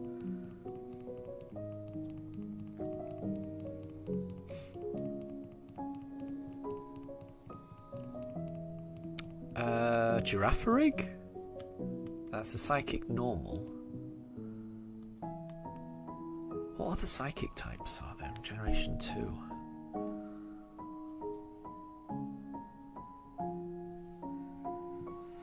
Whew.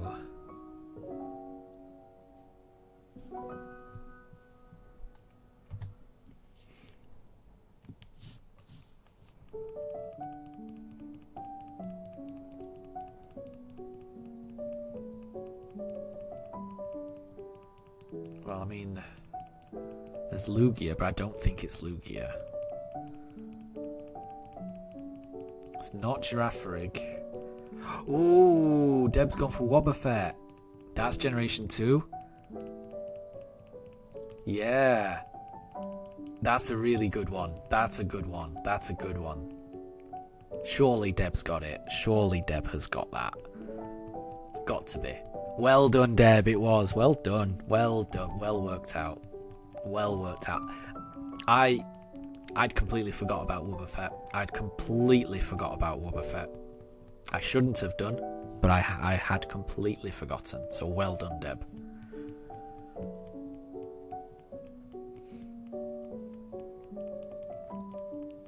And it makes sense as well. It does make sense. Because the whole deal with Wobbuffet is it's patient, it doesn't attack, it waits for you to attack, and then it counters, or it mirror coats and does the damage back. Yeah, makes sense. It makes complete sense when you think about it. The Shadow Pokemon. Okay. The Shadow Pokemon. The Shadow Pokemon. Right. I mean, I think it's a ghost type.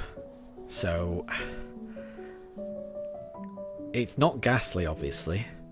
I don't think it's Haunter or Gengar, but I might be wrong. But I'm gonna save I will probably guess those eventually, but I don't want to guess them now. I'm gonna go Shuppet.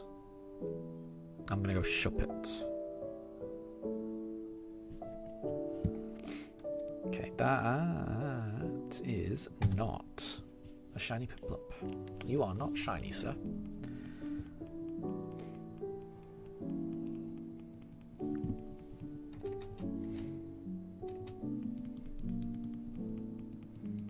Ooh, Capamon thinks it could be Marshadow. That does make sense. That does make sense. That does make sense. That makes too much sense, actually. I feel like Capamon may have got that. The more I think about it.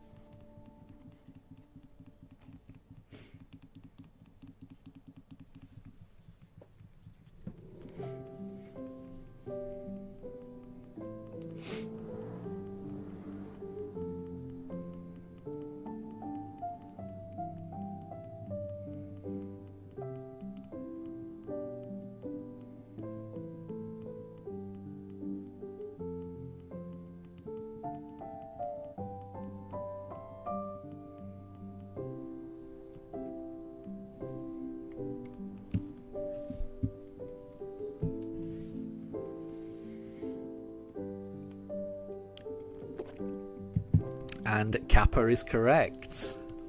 Well done. It was Marshadow. And I know what the emoji means now. So yeah, Kappa, well done. Well done. It was Marshadow. Well worked out.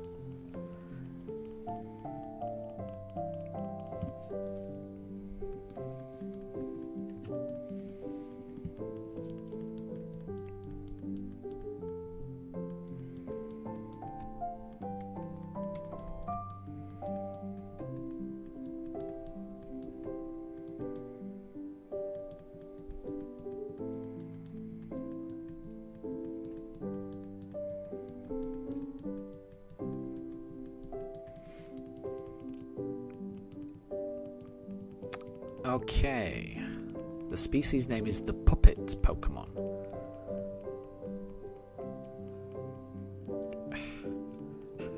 I want to say Shuppet.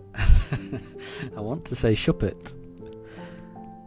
I'm gonna say Shuppet again. I just feel like it's got to be. Because it looks like a puppet. Catherine thinks it has to be Burnett, which is the evolve. Yeah, the evolve one.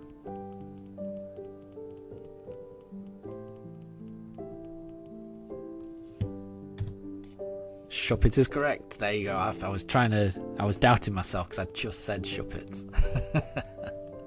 But that makes sense.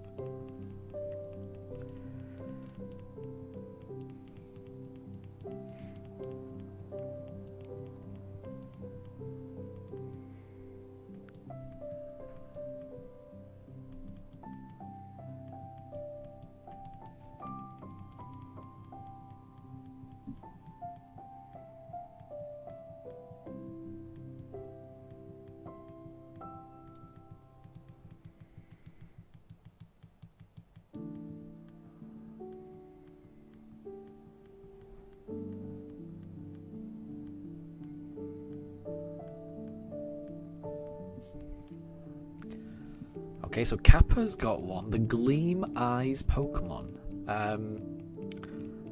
Is that Sableye? You've got to imagine. They're all about gems, and gems gleam, don't they?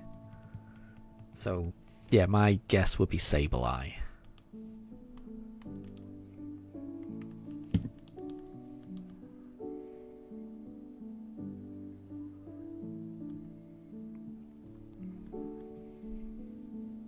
Oh, Deb thinks it could be Absol. I could see that, definitely.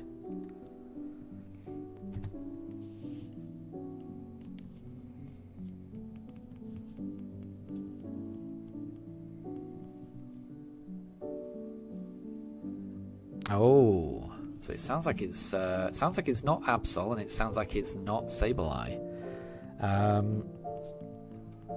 Interesting. What could be a Gleam Eye Pokemon? Okay.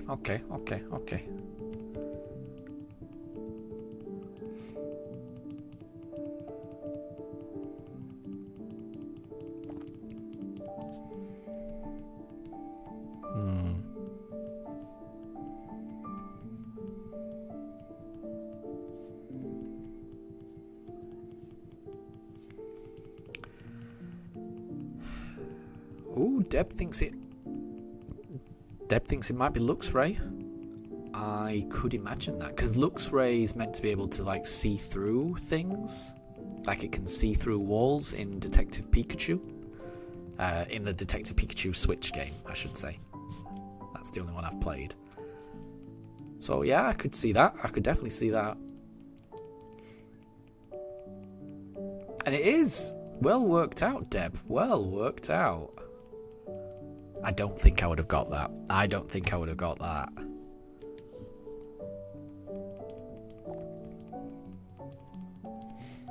Yeah, well done, Deb.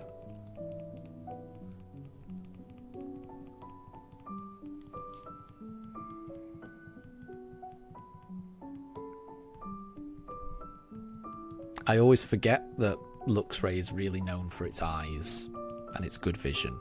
I always forget that. I need to remember that. The Meteorite Pokemon. Okay, so I think this is Clefairy.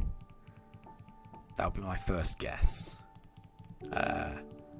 Because it's heavily linked to the Moonstone, which came from a meteorite in the anime. So yeah, I'm gonna go Clefairy for my first guess.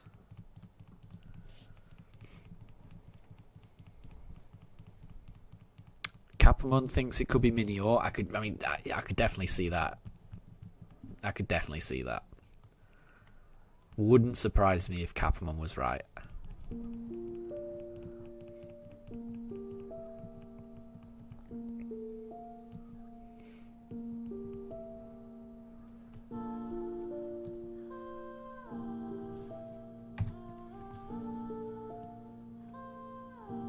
Capamon got it. Well done with Minior. Well done. Well done.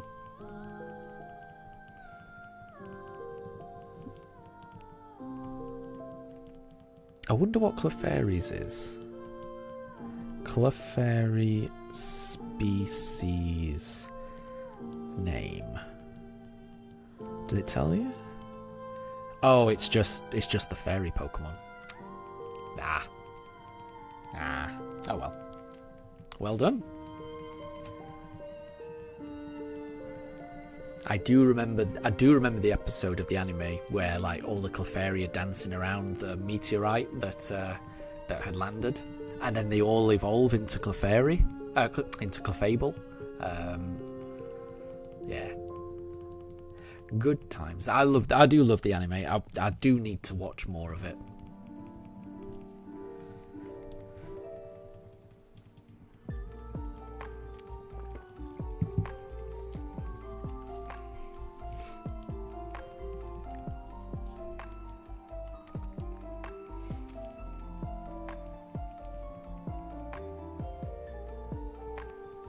Yeah, and thank you, Deb. Yeah, I remember that episode of the anime as well.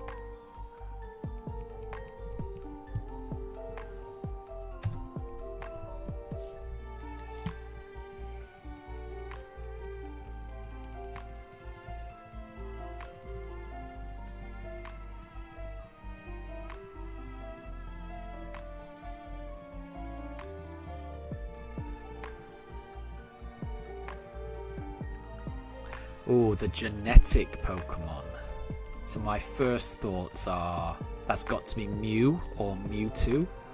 I'm gonna guess Mew. I'm gonna guess Mew. Deb thinks it could be Genesect or Mewtwo.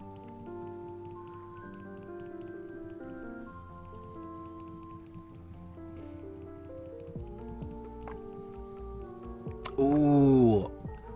Deb also thinks it could be Ditto or Deoxys. All of those make sense. I'm sticking with Mew.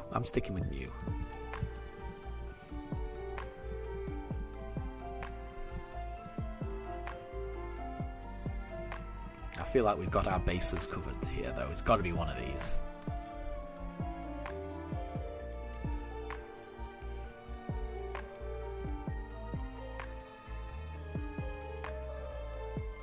It was Mewtwo. Well done, Deb. Well done.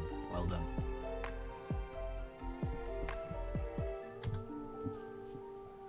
And that makes sense as well. All of these make sense. So they're quite good clues. They make a lot more sense than some of the Pokédex entries, I think. So far, at least.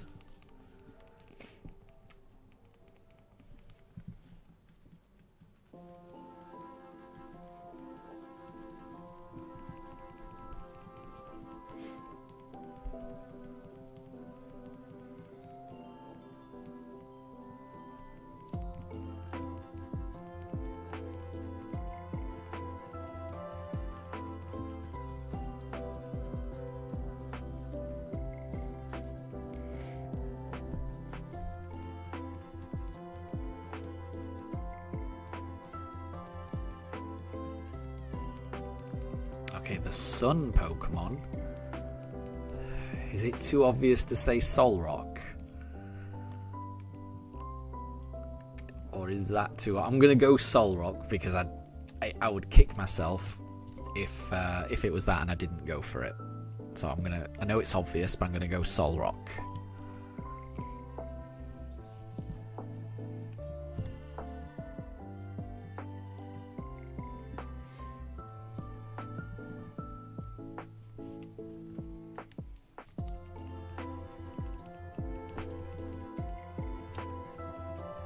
Ooh, Capamon's guessing Solgaleo.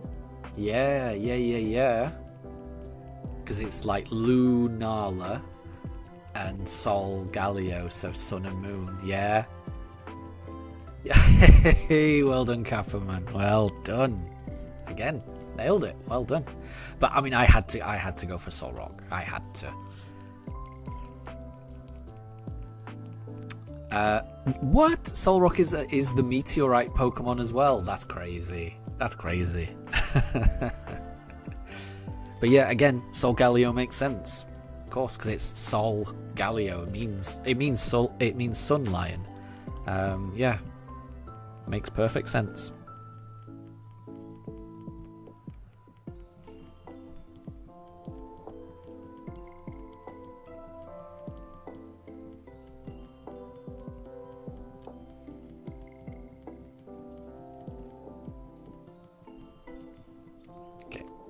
Let's do Piplup.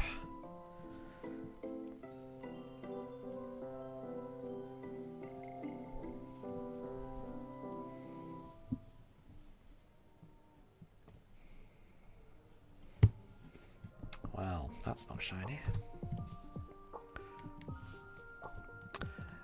So Deb's got one, the big eater Pokemon. That's got to be Snorlax. Well, it's got to be either Snorlax or Gulpin.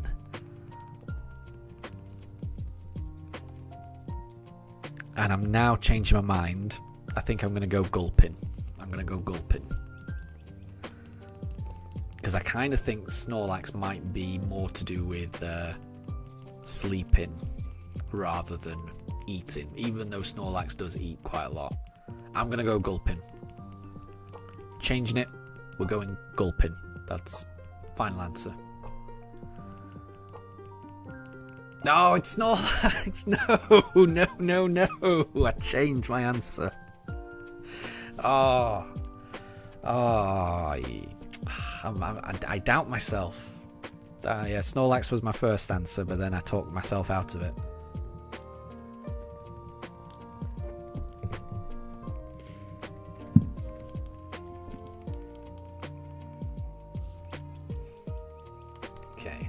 Let's do Turtwig. Yeah, that's a good one.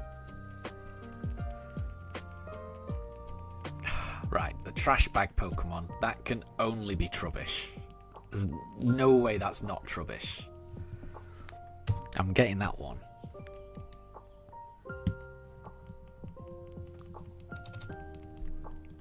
It's got to be that. It's got to be Trubbish. I'm going to be so upset if I get this wrong.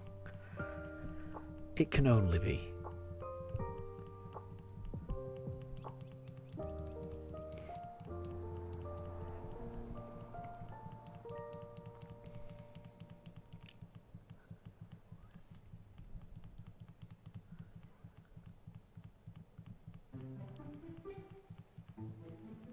It is Trubbish. Good. Okay, I've got one. I've got one finally.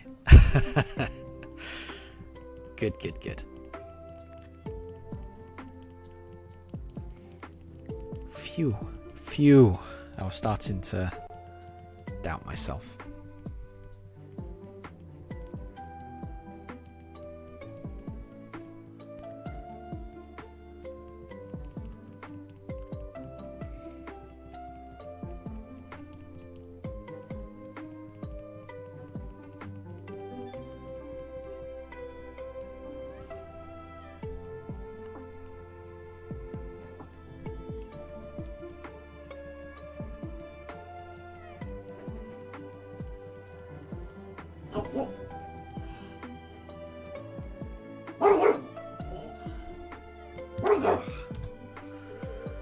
Okay, right. We're on 4,046, which means we've got 50 more encounters left in this stream. Daruk's just barking because he can hear something outside.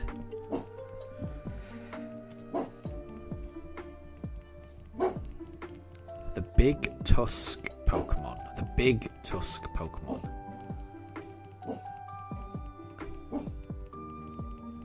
Right, I'm just trying to think.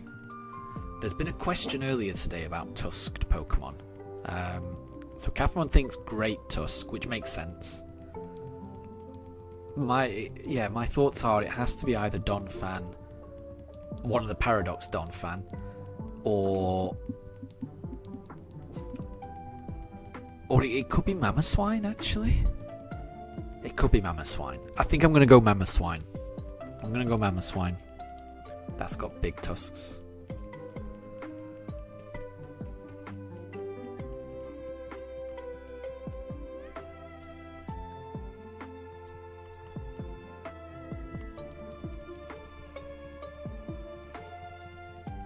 It was Great Tusk. Well done, Kathman. Well done.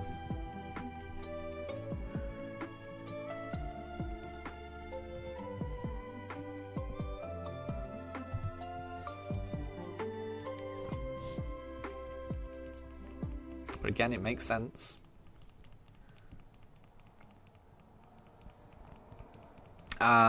And it was the question was about Axu, where it talked about tusks previously. Yeah, I remember that.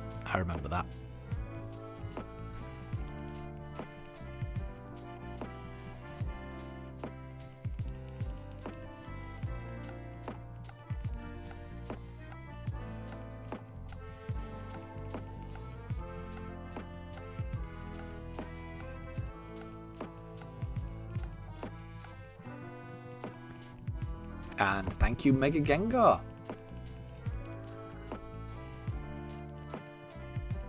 So, the Pinsir Pokemon. Mega Gengar thinks Pinsir. Oh, Deb thinks Krabby.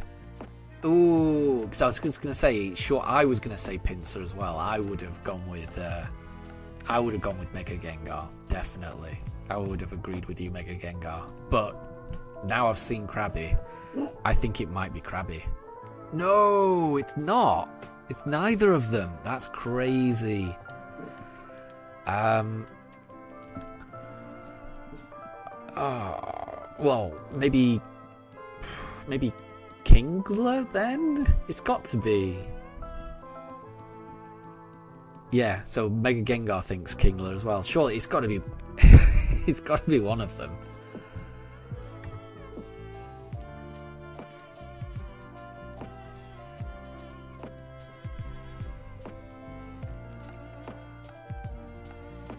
But I mean, if it's not,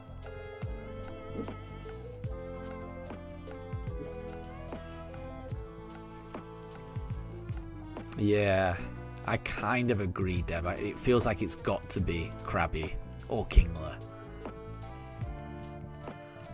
What else could it be? I guess Corphish has pincers as well. Could be Corphish.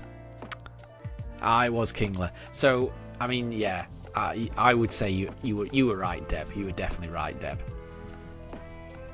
I think if it's within the same evolutionary line, then it's right. I would say.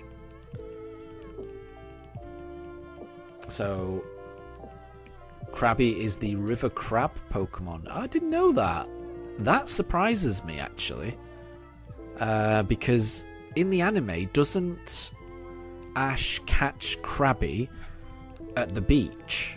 So I'm surprised it's a river crab Pokemon, because I always think of Krabby as being an ocean crab. So that is surprising. That is surprising.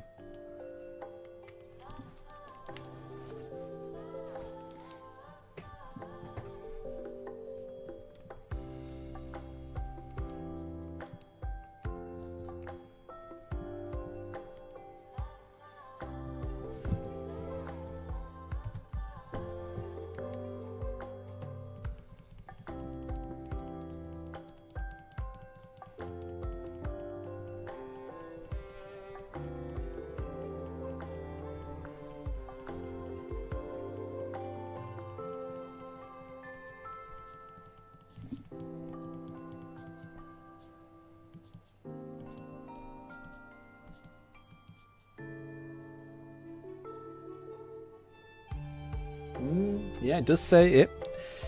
It does say River Crab Pokemon. It does say that Kingler is the pincer Pokemon. Interesting. Well, there you go.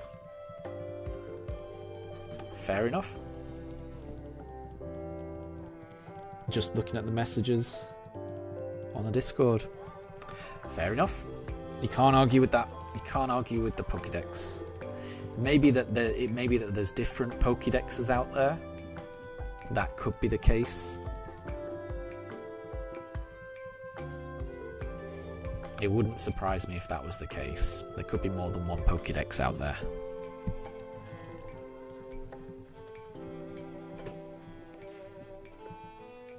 Right, what did I do last time? Not sure. We're going to go Chimchar this time.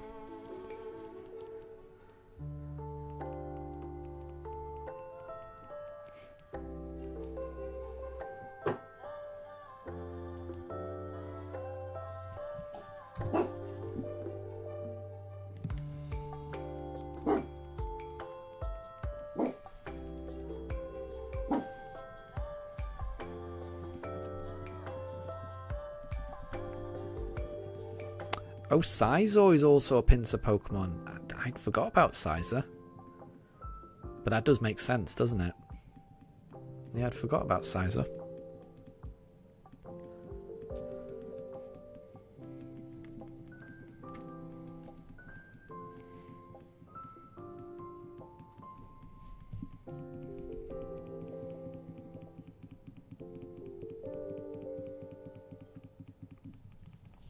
And Mega Gengar, yeah, you're right. There's not a lot of change between the shinies for the starters in this generation. You're right. You know, Chimchar just goes that little bit pinker. Turtwig goes that little bit greener, and Turtwig goes that little bit teal. Yeah, I think that's a good way to describe it. Yeah, I think I do kind of wish the shinies were a little more pronounced. But I still think they're nice. I still think they're nice, the shinies. And I'm a big fan of all of these Pokemon just in general. Oh, Deb's got one, the mold Pokemon. I don't know what to make of that, the mold Pokemon. I don't know where to begin with that one. The mold Pokemon. Huh. The mold Pokemon.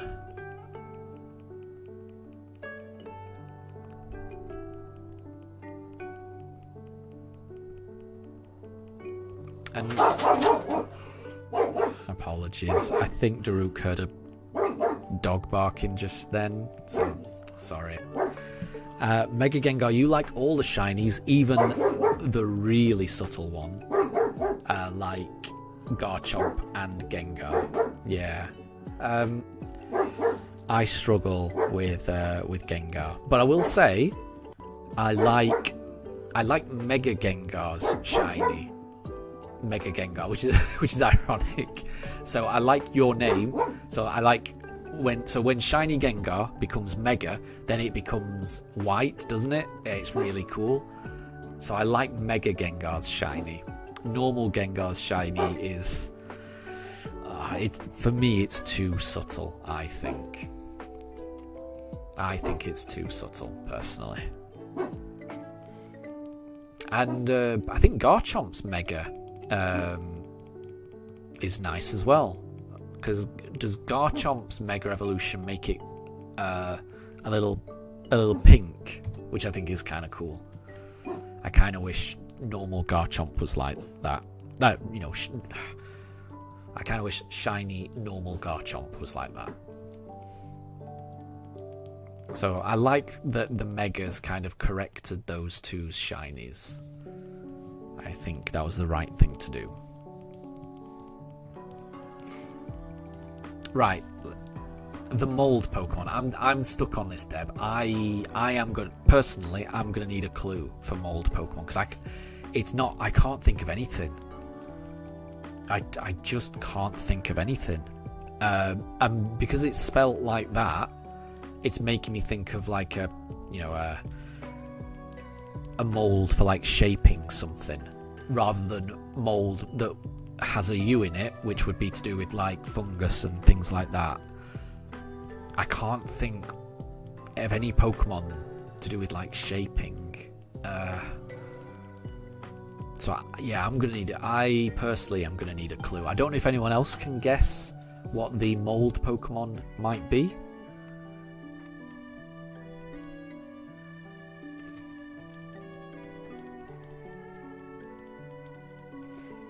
Oh, Capamon thinks it could be Dreadnought. I would never have guessed that. I would never have guessed that.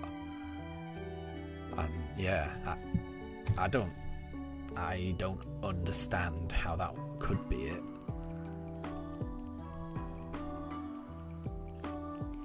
It's a Generation 2 rock type. Interesting. I'll have a think about that. So, Mega Gengar. You like Mega Gengar Shiny? Yeah, it's really cool. You remember getting a Shiny Gengar, you put it into home, and you were like Shiny Ghost, Giant Ghost, and Mega Giant. And you had a G-Max Gengar Shiny. Well done.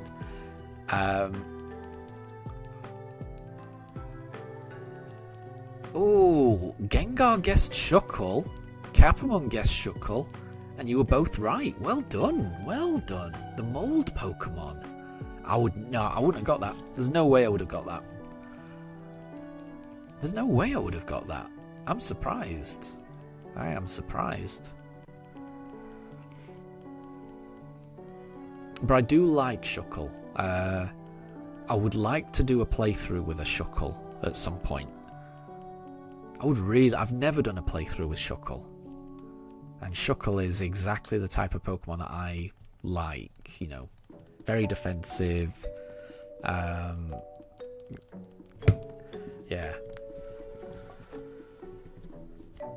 Yeah. I wonder if I may consider doing a Masuda egg hunt for a Shuckle.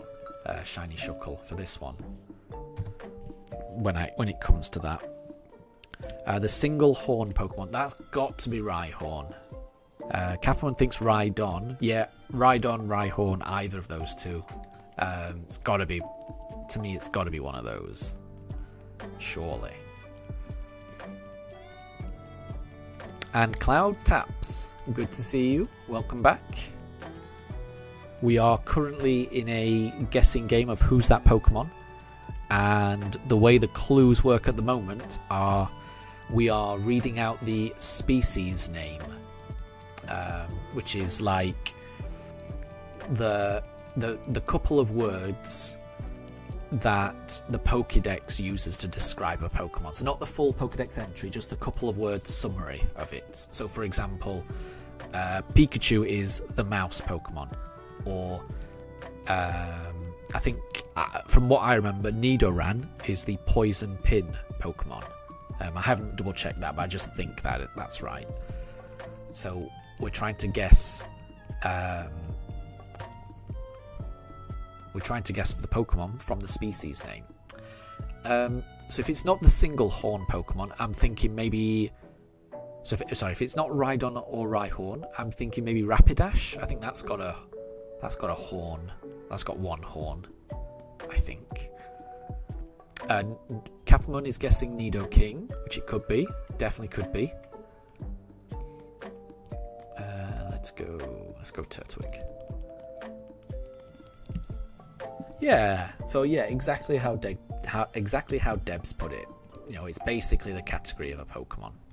That's a nice way of describing it.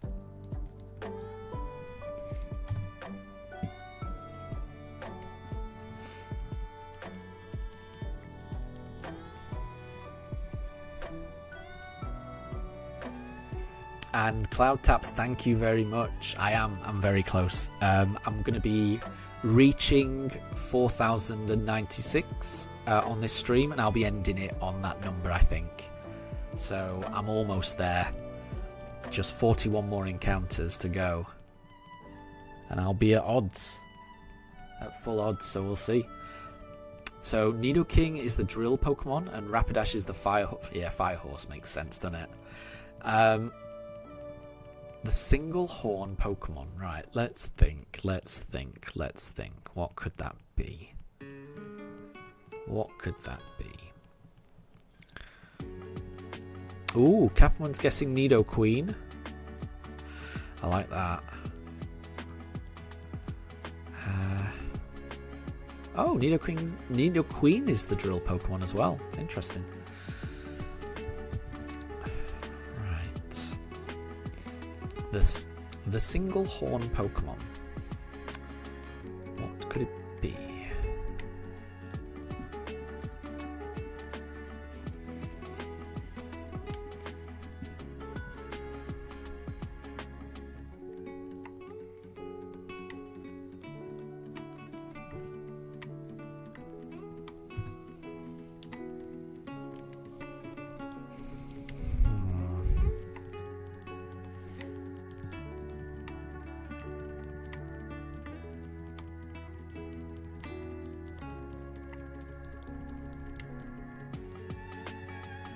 Mega Gengar guessed Galarian Rapidash, but it's not. That's a shame. Yeah, Galarian, I can see why you guessed that, because Galarian Rapidash, it kind of looks like a unicorn, doesn't it? Looks very much like a My Little Pony unicorn. Right. Single horn Pokemon. Single horn Pokemon. Oh, what about the middle evolutions? So I think the Nidorans, both of them are Poison Pin. What about Nidorina and Nidorino? Nidorino especially. What about Nidorino? Is that it?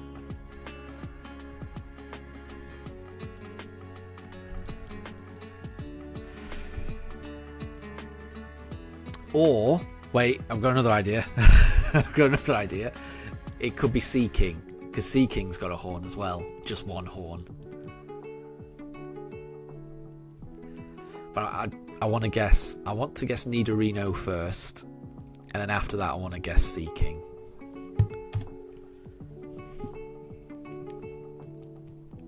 And Cloud Taps, you've got a riddle. So the Nidorino and Nidorina are both Poison Pins. It sounds like, yes, I think maybe Nidoran and Nidorina and all of those, they're all Poison Pin at that stage. Fair enough. What about Seaking? Could it be that?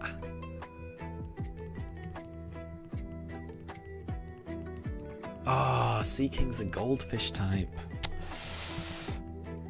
Ooh. What other Pokemon has got a single horn? There must be more. There clearly are more. Cloud Taps thinks it could be Skarmory. Yep.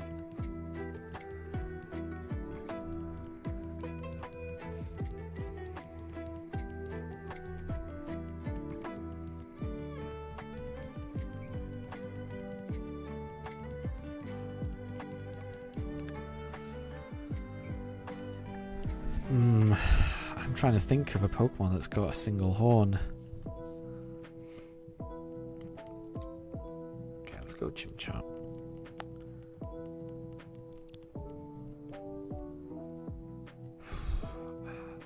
I'm running out of ideas. I might need a hint.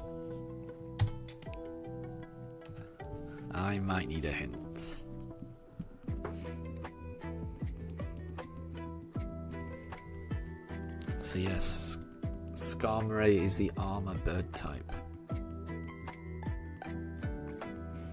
Ooh, Capmon thinks it could be Samurott.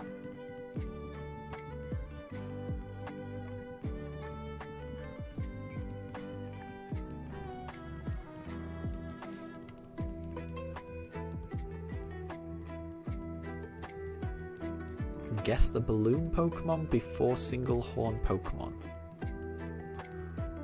Wait, we can't move on to another one until we've got single horn Pokemon, surely.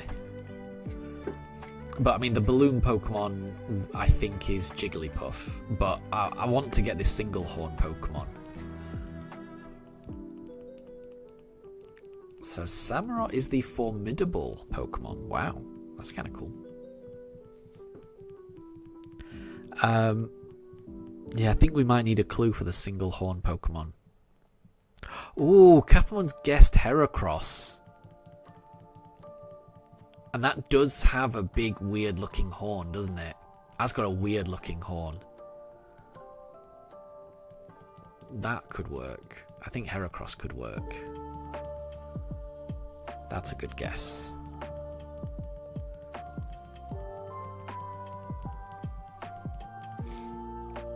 Oh, it's not Piplup. Okay, we'll try again. And it was Heracross. Well done, Capamon. And well done, Deb. That was a good one. That was a good one.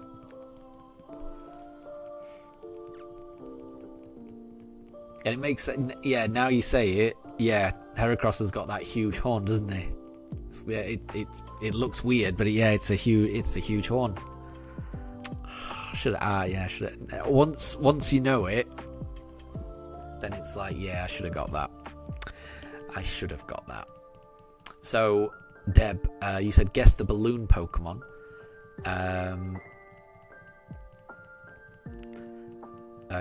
So my guess would be Jigglypuff for the balloon Pokemon. Because I know logically you would go for Drifloon or Drifblim, but balloon Pokemon, for some reason, it just rings a bell for me with Jigglypuff. Wait. Oh no. So Deb, the Sharp Claw Pokemon. Okay. Would that be Sneasel? Sneasel's got sharp claws, right?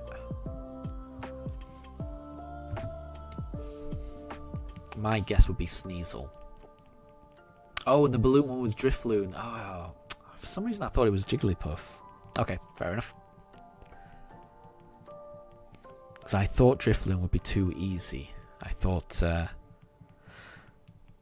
might be Jigglypuff.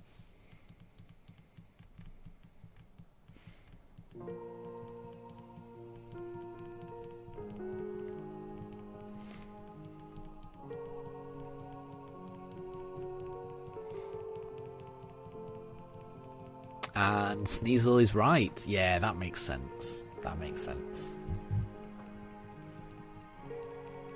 And Jigglypuff is also the balloon Pokemon. Yeah, I can kind of remember the anime saying that Jigglypuff is the balloon Pokemon.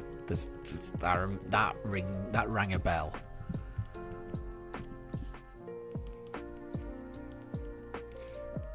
I used to love it when Jigglypuff would make an appearance in the anime.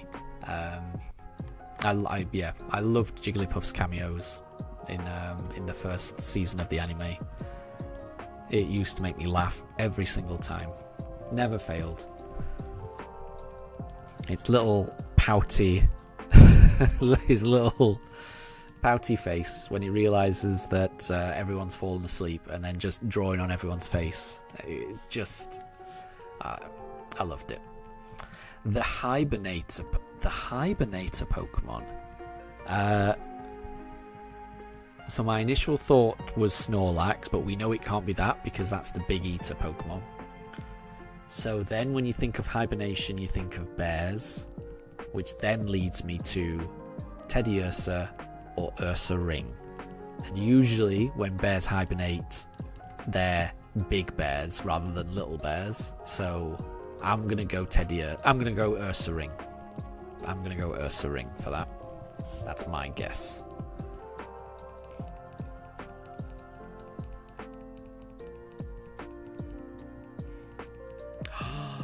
I would love that. Capamon, I could not agree more. Imagine how cool that would be. And it would take so little effort. So Capamon says they should make the Pokédex talk when you encounter a new Pokemon. Yeah, they should. They should. That would be so good. That would make me feel exactly like I was in the anime, and that's all I ever want. I just want, when I play a Pokemon game, I want to feel like I'm in an episode of the anime. And yeah, I remember that. Just whenever Ash met a new Pokemon, the first thing he'd do is he'd point his Pokédex at it, and it would say the species name and then a little fact about it or something. It would be such a little thing, but it would be wonderful. I would absolutely adore that. But yeah, that feels like the type of thing that would be wonderful, but Game Freak would never do. And I don't know why Game Freak would never do it, but I just feel like they never would. Sering was right. Nice one. Cloud Taps has a riddle for us, and the riddle is, it's a metamorphosis. And Capman says, bring Dexter back. Yeah, exactly. Yeah, they should. They really should. I would love it. Yeah, and it really wouldn't take much. It really wouldn't take much. But I think Pokemon games in general, they seem to be very reluctant to have any kind of voice acting. And again, I don't know why that is. I wish all of the Pokemon sounded like Pikachu and Eevee. So you'll notice if you've played Scarlet and Violet, when you encounter a Pikachu, the Pikachu makes Pika Pika noises. It doesn't make the original Game Boy sound.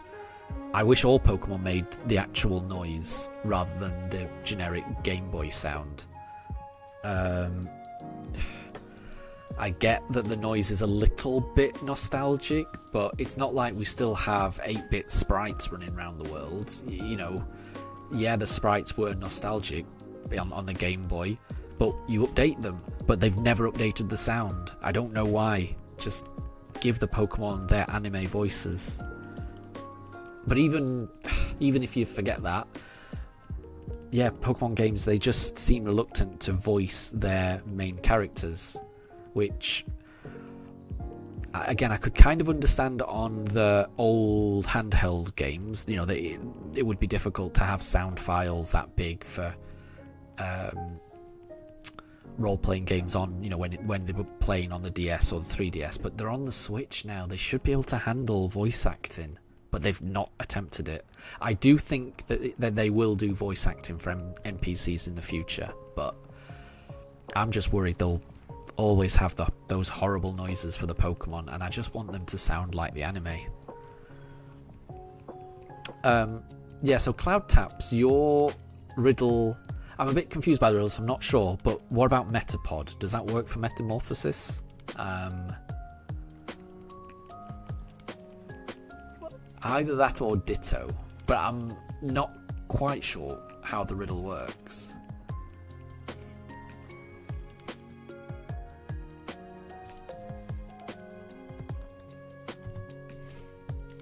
So Deb, what if you met a new Pokemon in a mass outbreak in Scarlet? It would break the game, the Pokédex would talk too much. Yeah. But it only needs to do it for the first time you meet that Pokemon. So obviously if there's more than one, it's only going to do it once because you're only meeting it for the first time once. I'd like it. So Deb's got one, the Wushu Pokemon. I'm going to be honest, I don't know what Wushu means, so I'm not going to be able to get that because I've no idea which Pokemon that could possibly relate to, because that doesn't mean anything to me. So I'm probably going to have to sit this one out because I have no idea.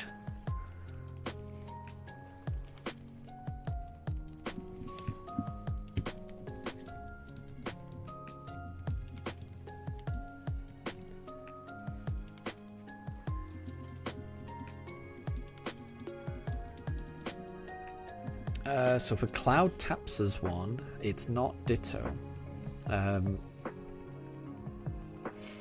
Mega Gengar is guessing Kubfu or Urshifu. I think these are guesses for Deb's one. Cloud Taps, I can't think. I mean, lots of Pokemon kind of metamorphosis.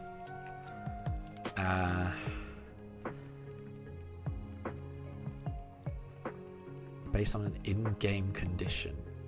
What about... What changes based on an in-game condition? Oh, what about cast form? That kind of changes based on the weather.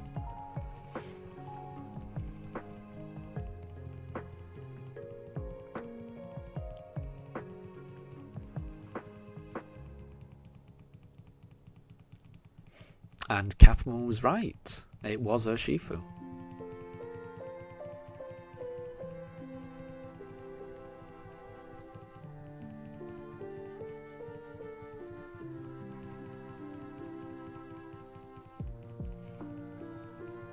And, I mean, the Pokédex entry could just... It could just come up when you actually enter into battle with a Pokemon. Because then you're only in... You know, you're only encountering one Pokemon in a battle. So, I mean, there's ways of doing it. And it was cast form. Nice one, Cloud Taps.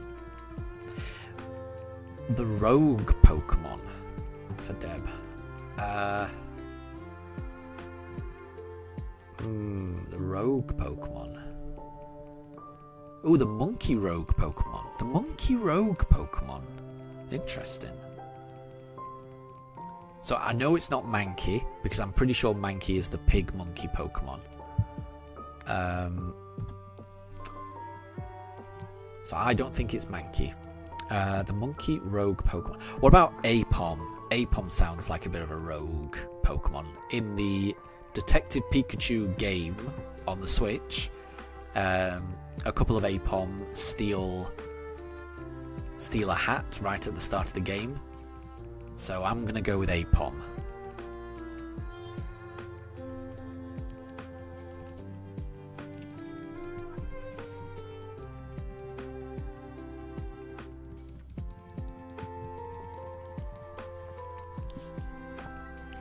Capmon thinks it could be Annihilape. Mega Gengar thinks it could be Primeape. Yep. All of those make sense. They do make sense.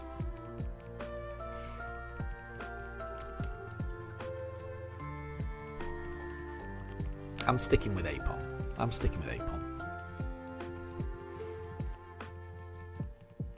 Oh, Apom's the long tail type. Okay, I'm wrong.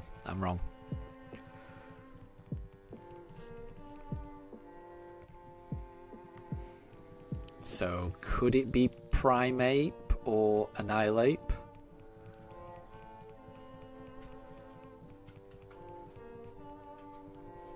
And apparently Ash's Apom was a little rogue. I did not know about that.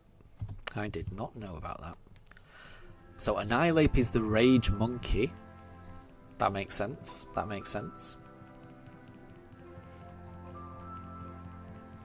Ooh, Cloud Taps thinks it could be Zarude. That's a good left field guess. I like that. It could be.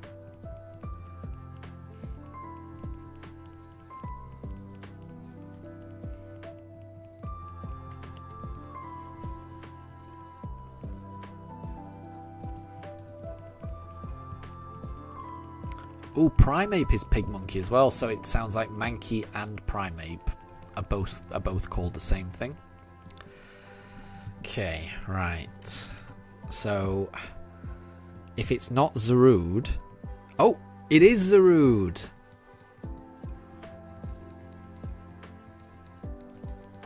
Well done. Well done, Cloud Taps. Well done. I'm not certain I would have got that. I would have been guessing for a very, very long time before getting that. So well done. Well done, Cloud Taps. And well done, Deb. That's a good question.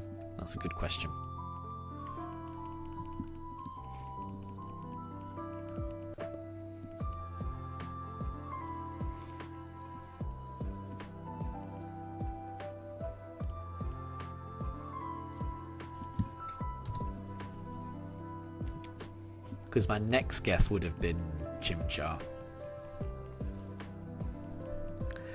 The Wild Horse Pokemon. Wild Horse. See, my first thoughts are Ponyta, but I kind of think that would be Fire Horse. So I'm not going to say that. Cloud Taps is thinking Ponyta. Definitely. I could, yep. Ah, and it is the Fire Horse, yep. I guess, what about Mudsdale then? There's not too many horse-type Pokemon around, so I'm going to have to go Mudsdale. I can't think of many more. Which is strange. I do feel like there should be more horse Pokemon. Capmon saying Zebstreaker. Yep.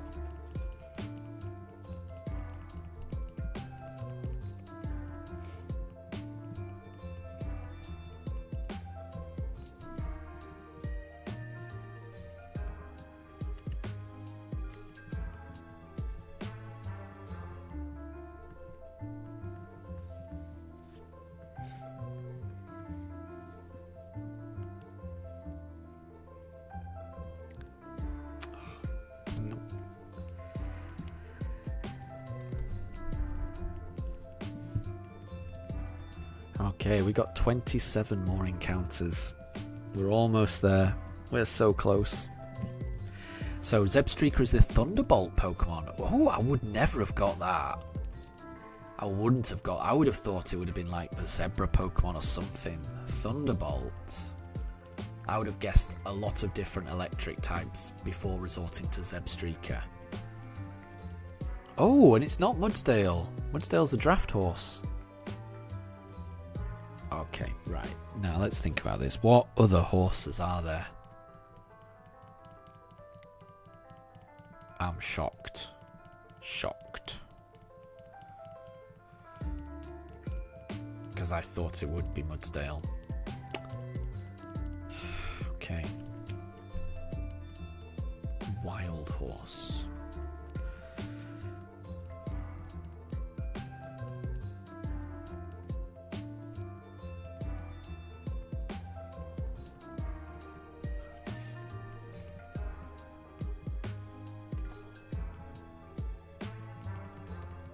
So Capmon thinks it might be those DLC legendaries from Sword and Shield.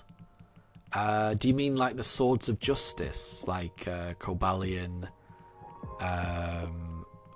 Virizion, and...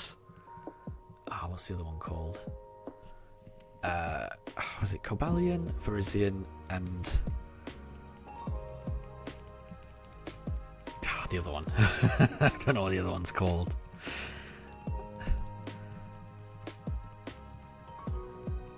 Oh, I can't remember. Yeah, I can't remember what the third one's called. They do look like a bit like horses. Yeah, Cobalion, Virizion. The third one is... I'm drawing a blank on the third one's name. That's going to drive me crazy. Oh, those ones. Of course, you mean... Yeah, you mean Glastria and Spectria. The Calyrex horses. I see. Yeah, I know what you mean. Okay. That makes more sense. Yeah. Yeah. Yeah, one of them's Glastria and one of them's Spectria. And, yeah,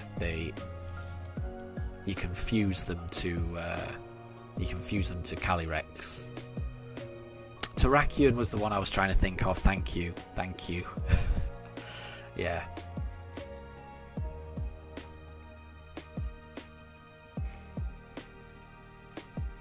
So the Swords of Just, they are the Iron Will Pokemon. Okay, that makes sense.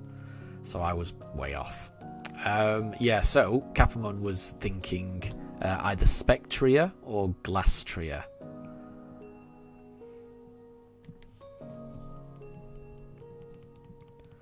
They are definitely horses, so that does make sense.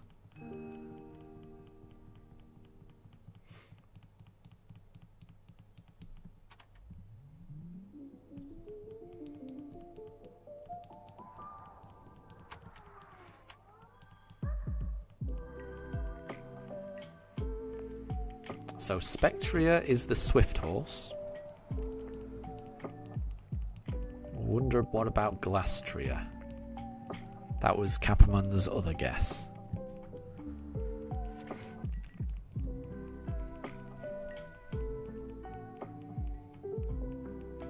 And it was. So you were right, Capamon. Yeah, it was one of the horses. It was Glastria. Well done, Capamon. Well done, Deb. That was a good one. I'd completely forgot about those horses. I just resorted to the sort of justice that you have to find by tracking down the footprints in the DLC. The virtual Pokemon, yeah, that's got to be Porygon. Capamon and Deb both think that. And it was. Well done, Deb. Well done, Capamon. But that makes sense. That definitely makes sense.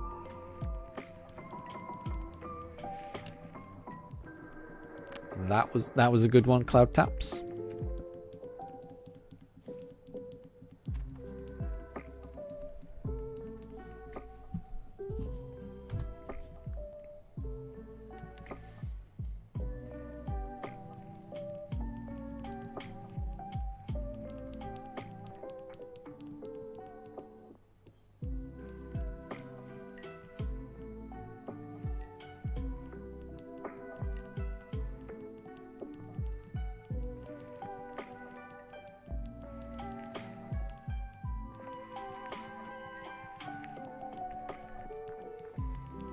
Okay, so we've got the King Pokemon.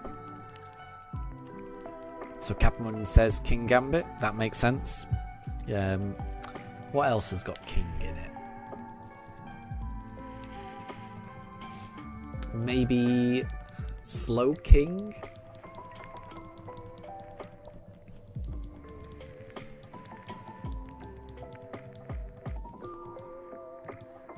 And thank you very much, Cloud Taps.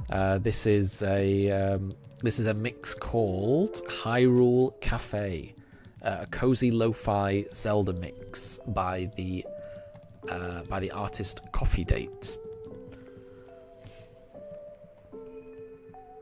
So it's not King Gambit, because King Gambit is the big blade Pokemon. Capamon saying Slowking. Yeah, I was thinking Slowking. Mega Gengar also thinks it could be Slowking. A lot of people saying Slowking. That would be my guess as well. Slowking is the royal Pokemon. Oh, that's close though. Okay, right. What else then?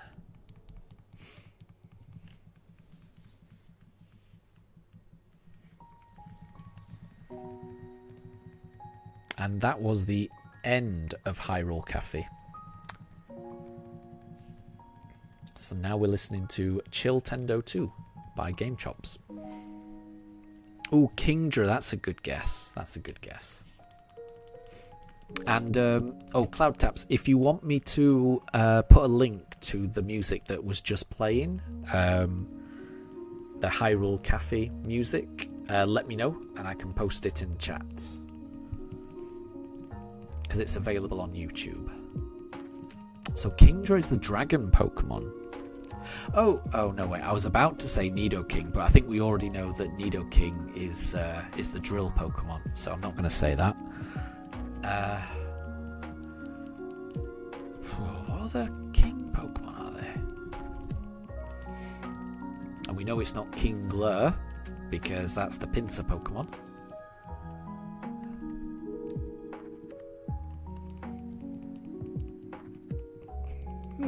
I'm running out of kings.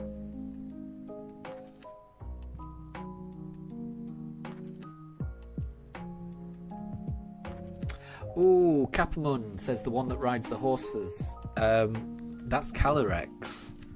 And Calyrex does wear a crown. Mega Gengar, yeah, is saying that as well. That's a good shout. That is a good shout. I hadn't thought of that. And Deb has broken the record for 700 XP. And Mello, yep, we're still going. I've been streaming for 9 hours and 18 minutes. And Cloud Tap says that they'll stay until I find the shiny on this stream. Yeah. It's I will be streaming for another 22 encounters. So I'm going to be streaming until encounter 4096. That's where we're going to reach full odds. So we'll be ending the stream in 22 encounters. So I think that'll probably take me about another 40 minutes maybe. How do I have the patience for 9 hours? I'm enjoying it. It's really fun. It's difficult to describe, but it's a process. And yeah, Deb has stayed along. Deb was here before I even started streaming. I mean, Deb's, you know, you've come and gone and had meals and things like that, but you've been here from the start, which is really impressive. So thank you. And I think that is reflected in the amount of XP points. You're on 700 XP, which is crazy. But yeah, congrats Kathman and Mega Gengar for getting Calyrex, because that was a good guess. So the next one is the Axe Pokemon. So my first thought is Cleaver. I feel like Cleaver's got big blades that look like axes to me. So I would guess Cleaver for that one, Deb.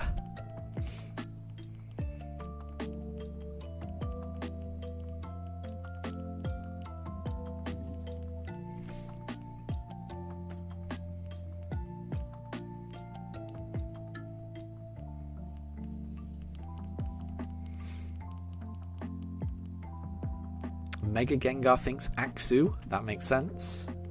That makes sense. It's in the name.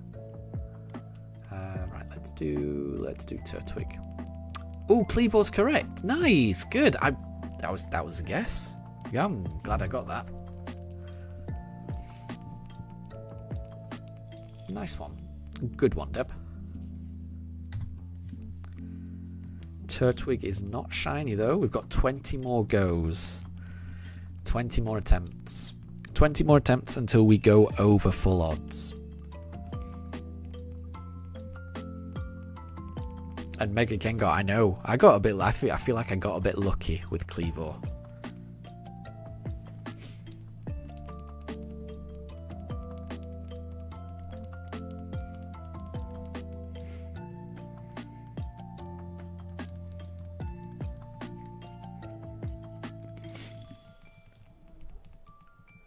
And Cloud Taps, you want to be a Piplup so much. Okay, so the Pete Pokemon. For my first guess, I would stay in Hisui, and I would guess Ursa. What is it? The evolved Ursaring. What's the evolved Ursaring called? Ursaluna. Ursaluna? Yeah, Ursaluna. Is that what it's called? I don't know why it doesn't sound right to me. The Hisuian evolved version of Ursaring is Ursaluna. It is Ursaluna. No, Ursaluna, because in order to evolve a Ursaring into a Ursaluna in Legends Arceus, you need a Pete block, which is why I'm thinking Pete. And it is Ursaluna. I was. For some reason, it didn't sound right, but then it did sound right, and it was good. And Capcom, I didn't realise they had the starter profile pictures. But I thought I would change it to Piplup.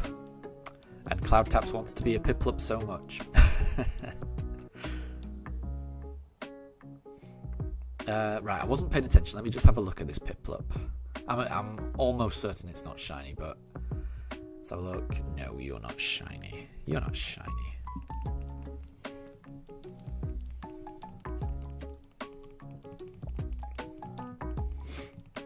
The free climb Pokemon.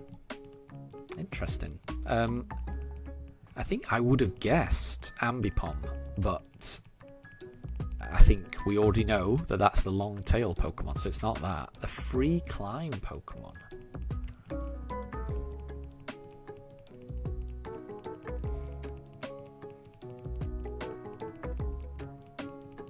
And yeah, Catherine, yeah, Ursaluna gets a new form in Scarlet and Violet. The Blood Moon Ursaluna. Yeah. That's a scary looking Pokemon. That is a scary looking Pokemon in my opinion.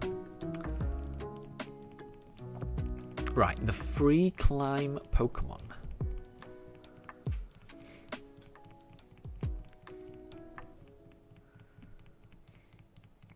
I can't guess that one. I'm trying to think of a Pokemon that climbs.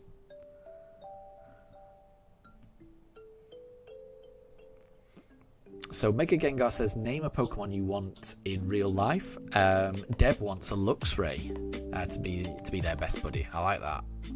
Luxray is pretty cool, definitely. Right, let's do Piplup. Cloudtaps wants the shiny to be a Piplup. I mean, I would be happy with anything Cloudtaps, but I think I would just prefer a Piplup as well. I'm a big fan of Piplup. Oh, that was too many. That was too many. The encounters went way too high just then. Bear with me. Sometimes my counter program doesn't work correctly. We were on 407, and then it went down too much. So I think this is a problem with my keyboard sometimes. Bear with me. We were on 77. Yeah, that's what... No! My counter program is going crazy. This is so annoying. I need to be able to rely on this. No, 78. That's what we want. Right. Okay. Yeah. So, Deb, I think I'm gonna need a hint for the free climb Pokemon because I can't think of any.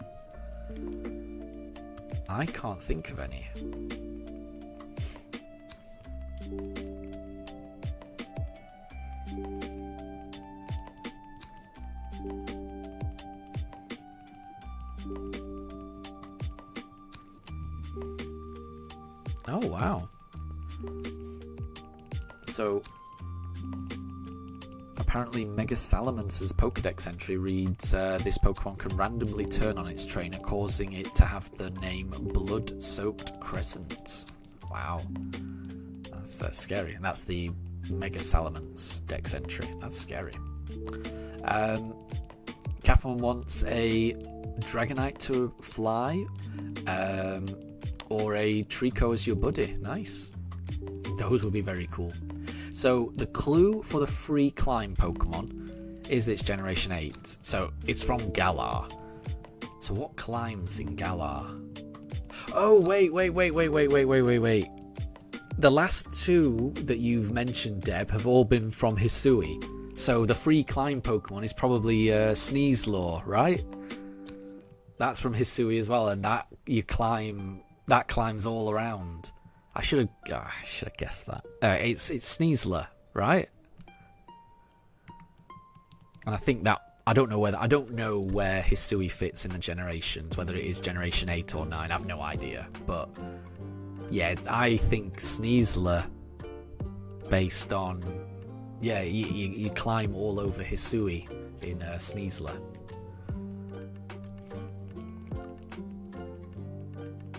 And if it is Sneasler, yeah, I should have got that. I should have, especially because the last two clues have both been Hisui Pokemon. I definitely should have got that. Oh. Yeah. That was a very good question, Deb. And, yeah, it got me. It caught me out. Definitely caught me out.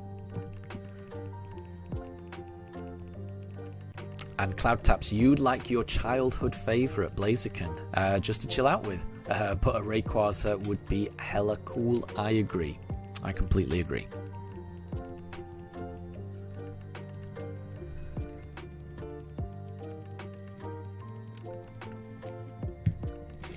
And Mega Gengar would like a Sylveon. That'd be pretty cool. That would be pretty cool. What would I like? What would I like? I'd need something that my Pugs would get along with. So I think I'd quite like an Eevee. And I think I'd like to just keep it as an Eevee, because I think my Pugs would get on with an Eevee. Well, saying that, I'm not sure. I think they would. Daruk sounds aggressive, but he really isn't. He is the friendliest dog. It's just he doesn't like noises outside the house. That's the thing. Okay, we're on 80. So yeah. So for Deb, it would be a shiny Rayquaza or a shiny Metagross. Both of those would be very cool, I agree. And Kappelman would choose Arceus. Why not? Why not indeed?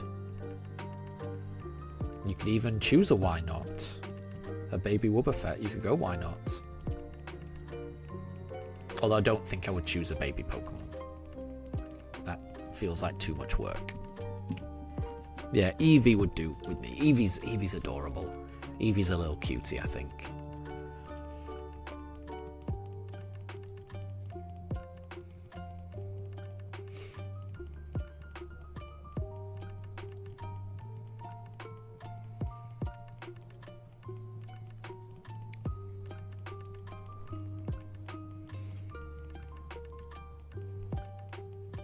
Or Ditto.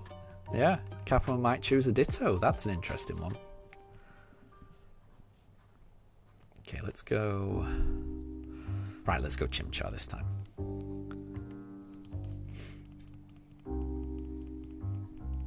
And Gardevoir is the loyal partner. Yeah, I think I've heard that the Pokédex entries talks all about being loyal. And that's what Gardevoir is, yeah. I think I've heard that. I think that's come up in a previous Pokédex question, trivia question that we've had. I feel like that's come up before, yeah. Okay, so we're on 4,081. Another... Oh, I'm not very good with maths, but we're almost there. We're almost there.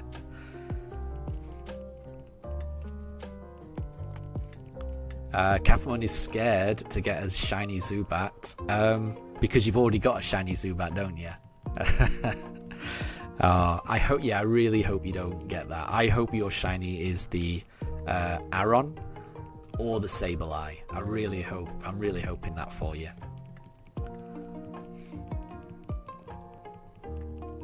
Yeah, so I've got my fingers crossed, Kappelman. I really hope you get a shiny Sableye, because that's a really nice shiny.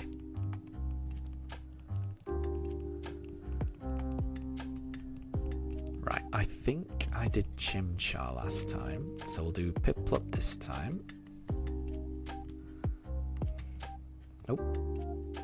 Here we go. This will be encounter 82, just in case my counter program starts to glitch again.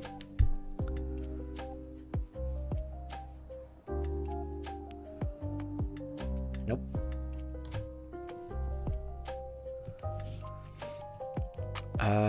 So the land snake Pokemon. Oh, Kappelman says Orthworm. I wouldn't have guessed that, but it makes sense. Definitely makes sense. I would have gone with Dunsparce, but Orthworm makes sense. I could definitely see it being Orthworm. So my guess would have been Dunsparce.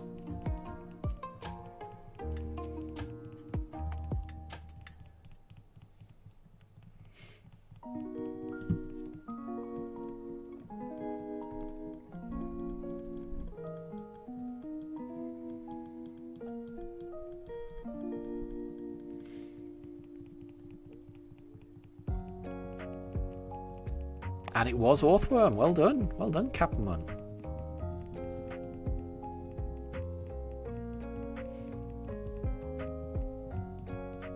Oh wait, no, sorry.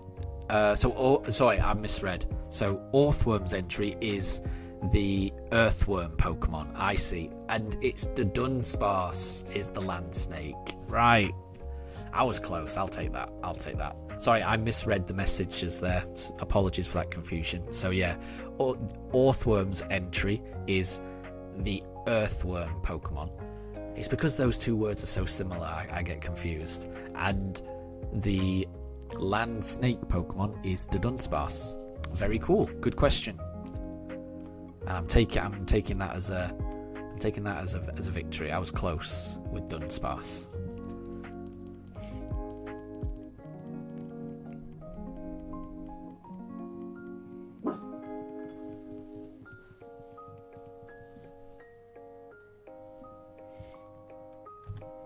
Ooh, the spiny fish Pokemon. Huh, okay.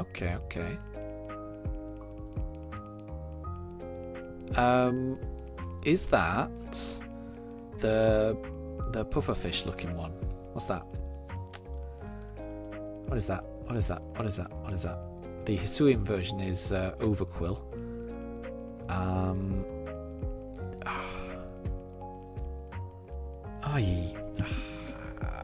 My memory.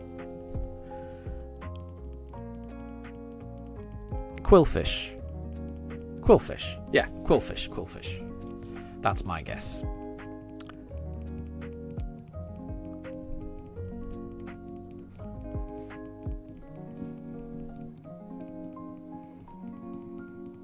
So it's not from Generation 9. I'm going with Quillfish.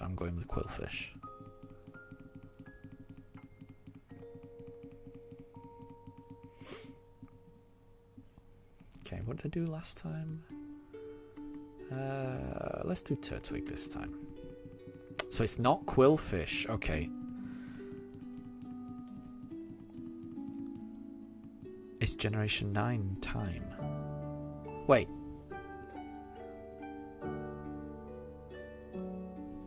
Oh, wait, hang on, I'm confused. So Capamon said Generation 9, right?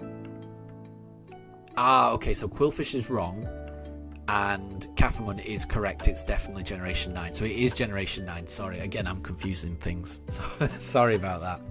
So, yeah, Quillfish is wrong, and it's Generation 9.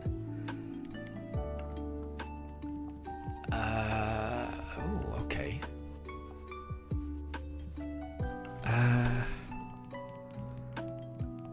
Okay. What fish? What new fish Pokemon did they introduce in Paldea?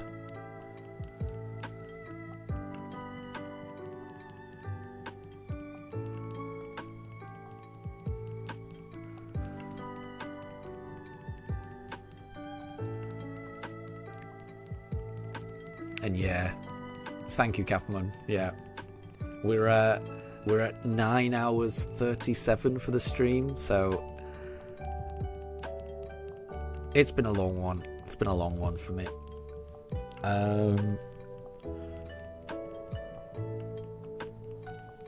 9 more. Yeah, wait, 9 more? No, 11 more. Because I want to get to 4,096. Right, I did Turtwig last time. I'm going to do Chimchar this time.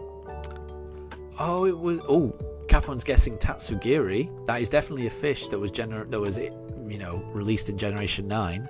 I would never have guessed spiny fish, though. I would never have guessed that. Never have guessed that for Tatsugiri. But I can't think of any other fish. Oh, wait, what about Veluza? That was released in Generation 9. And that's kind of got spines. I'm going to go Veluza.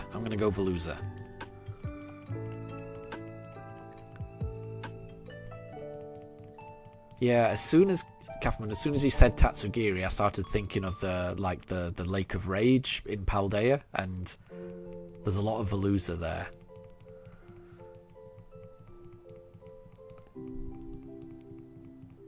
Oh, it's not Veluza. So what does spiny mean? So in my mind, spiny means like spikes. Like a porcupine is spiny, or a hedgehog is spiny, in my mind.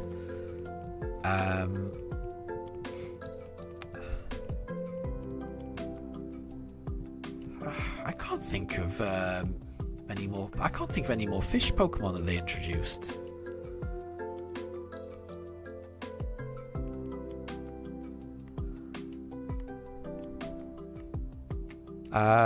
Capone says Clodsire. Yeah, I mean it's kind of like a fish, isn't it?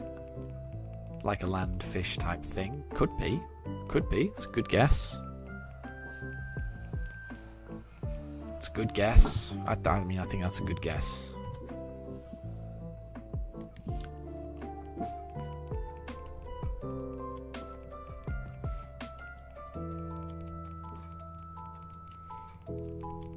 Well done, Capamon. That was a really good guess. I don't think I would have got that. Because in my mind, Clodsire, I don't think of it as a fish, but once you say it, it does look like one of those kind of, you know, fish that comes on land in the mud, like a mud skipper. Yeah. And as Mega Gengar says, Clodsire has spikes in its animation as well. Yeah, it's a really good guess. That was a really good one, Deb. That was a good one, and that was a really, really good guess, Capamon. Well done.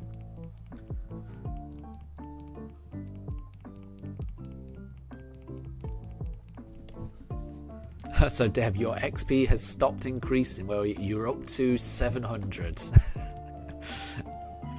It won't go any higher. It may well be the highest it can go. That wouldn't surprise me. You should get some kind of award for watching the stream for as long as you have done. That's really impressive. There should be some kind of award for that, definitely. Okay, we're on encounter 4088. We've got another 8 more encounters left.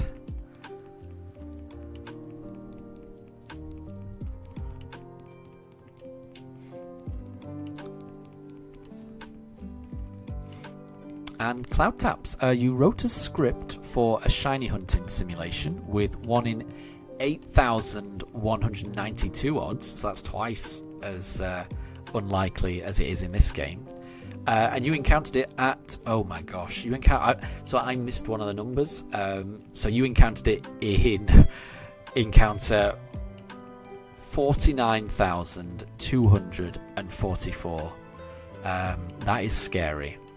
That is very scary, because what I'm searching in has twice as good odds as that. So BDSP has odds of 1 in 4,096. So you would never, I don't think, you wouldn't expect it to go to 49,000, but I guess it is possible if you half that number. So around 25,000. That is a possibility, because you've just basically got that. So that's a little scary. I don't want to have to go all the way up to something like 25,000. But it could happen. I mean, it's definitely a possibility. It's probably as likely that it goes all the way to 25,000 as it would be that you get it at, say, encounter. I'm guessing here. I encounter like 88 or something like that. So going so far over odds is probably as equally likely as getting it so far under odds as something like 88 or something. So it's all a bell curve, really. The average number of times you're going to have to open that briefcase is 4,096, but it's a bell curve. The majority of them are going to be around that number, but there are going to be extremities where It's unlikely, but it's going to be very, very far away from that number. And the further away you get from that number, the more unlikely it is. So we'll see. We'll see how many it takes me. Because it will take me as many as it takes me. Deb, you mistakenly once made a game to have 1 in 5 shiny odds. Wow. That would be a lot of shinies. That would be a lot of shinies.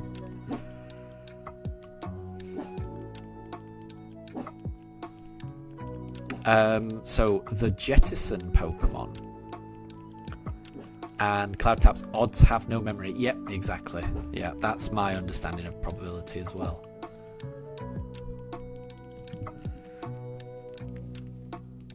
The Jettison Pokemon. The Jettison Pokemon. Is that like Axelgor? I don't know too much about that Pokemon, but it looks very fast. When I think of like Jettison, I think of like going really fast and throwing something overboard. That's what I think of when I think of Jettison.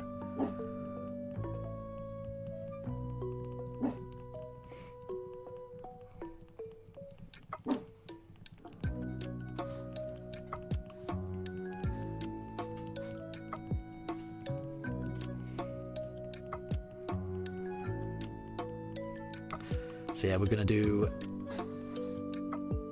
Oh, so it was Veluza. So the Jettison Pokemon was Veluza. Interesting. I would not have got that. I would never have guessed that. I would never have guessed that. But it does go very fast. You know, when you're in the water, it does shoot at you like a torpedo. I didn't know it jettisoned anything.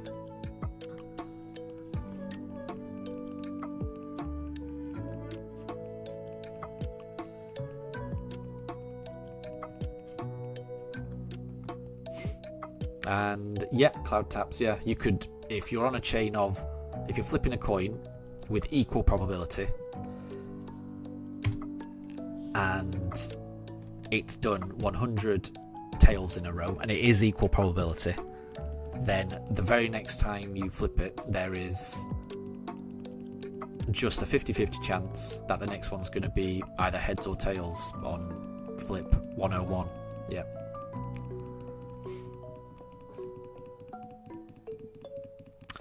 And Deb, I hope you're right. I really hope you're right. I really hope you're right. It would be crazy if it happened, though. That would be crazy. So we've got 5 more goes. We're on encounter 91. I'm just going to say 91 rather than 4091. And we're going to go up to 96. Could he be shiny?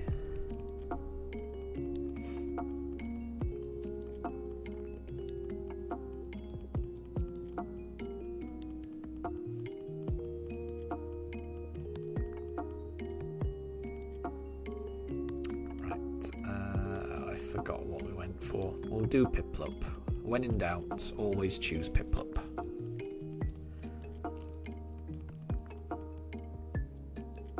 Could this be shiny?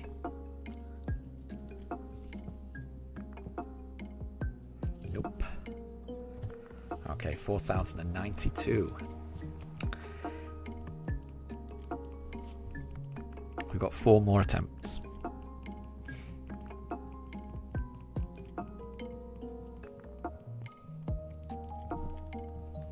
So we'll be doing these 4 attempts, and then I'll have to end the stream so I can get my dogs ready for bed. But I will be streaming tomorrow, and I'll likely be doing a very similar length of stream tomorrow. So I'll schedule it in. I'll schedule it in for I think 10 a.m. UK time, and I'll try and do around 9 hours. Maybe 10, we'll see.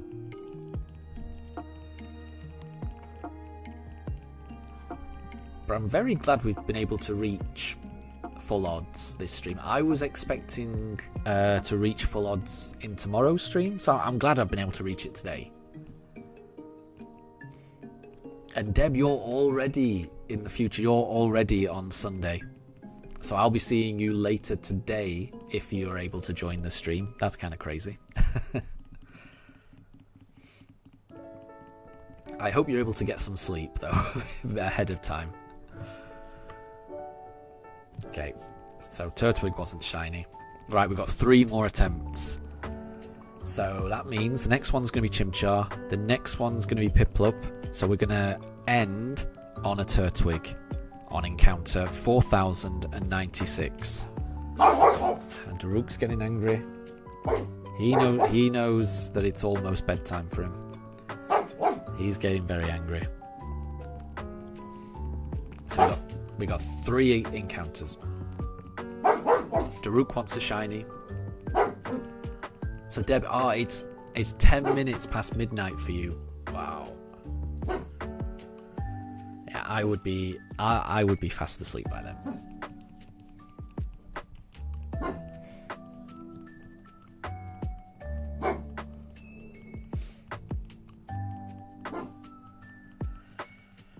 Okay, right.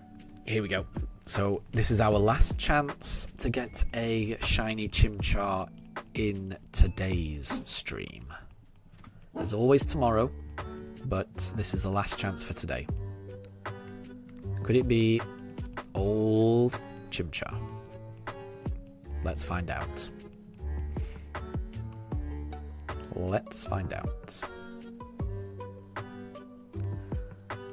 It isn't. So then we come to Piplup.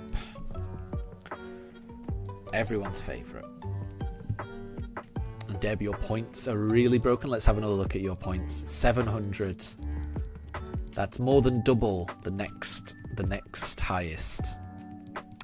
That is impressive. Like I said, it's you were in the chat before I even joined, so you've technically been here long. You've been here longer than I have, which is crazy. So that's very impressive. Like I say, yeah, it feels like you should get more than just the number one. So Cloud Taps, you think Piplup it must be? It could be. This is the last chance to get a shiny Piplup in this stream. And let me show you. Oh, hang on. Let me remove something. So I think I show this off most streams, but we've got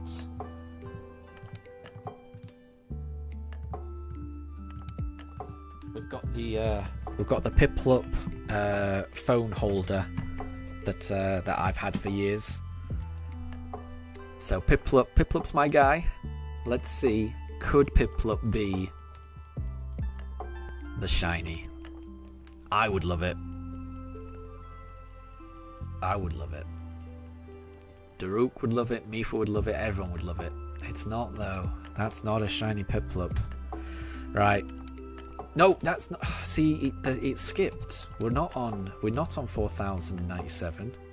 There's something wrong with my counter as well. It's been happening for the past 10 minutes. That should read. No, that's too much. Yeah, there's something really wrong with this counter.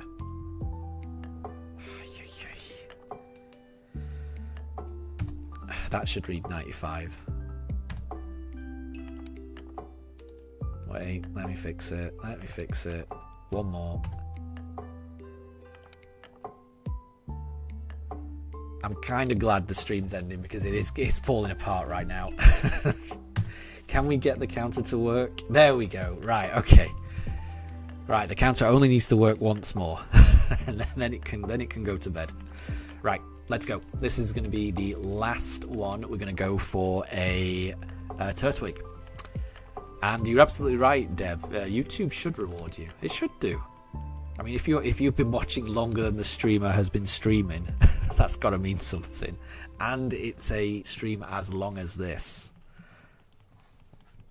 And I think, yeah, you have broken all records. And I think you're right, actually. I do remember right at the start of the stream, I think I remember you saying that you were going to try and break the the YouTube points record. Yeah, now you've said that, I've only just remembered that I think you did say that. So you said you were going to do it, and you've done it. So tomorrow you're also going to break it. This may be the limit. It may be that 700 points just is the limit, because it hasn't gone up for a while, has it? So you may have already hit the limit. Right, we're almost at the briefcase, everyone, and this is it. So thank you to everyone that has joined so far. This has been a lovely stream. We're going to be picking this lovely Turtwig. Look at this guy, he's nodding his head. He knows what's about to happen. So we're going to be picking Turtwig, and then we'll be ending the stream. So we'll be streaming again tomorrow, same time, same place. If this is shiny, then obviously tomorrow's stream will be us exploring Sinnoh with our shiny, but far more likely it won't be, so we will be continuing our shiny hunt tomorrow, and hopefully we can get it. So we'll get through loads of encounters tomorrow. We've got through loads of encounters already today. I've been really happy with how many encounters we've got through. So we'll get the shiny at some point. When it will happen, nobody knows. It could be this one. So here we go. Best of luck, everyone. We've selected the Turtwig.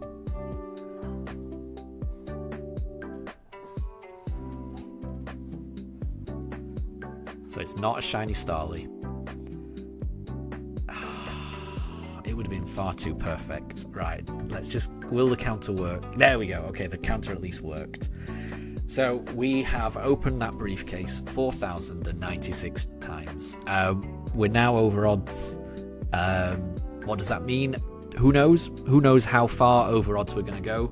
But we will get it eventually, and when we do get it, it will be worth it. Thank you to everyone that has joined for however long you've joined for. It's been lovely having you here. Special thank you to Deb, who has been in the stream even longer than I have been. This has been a long stream as well. We're currently at a stream length of 9 hours 56 minutes, so well done, Deb. You've earned those 700 EXP points.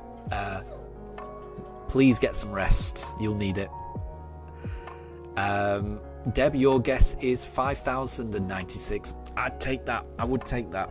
As long as it's not 24,000, I'll take it. And Kathman, your Zubat hunt went a little bit over odds, so there's still a chance. Exactly, yeah. Most people, when they go for a shiny starter, the average number of encounters they need to get through is 4,096. So, most people are around that figure.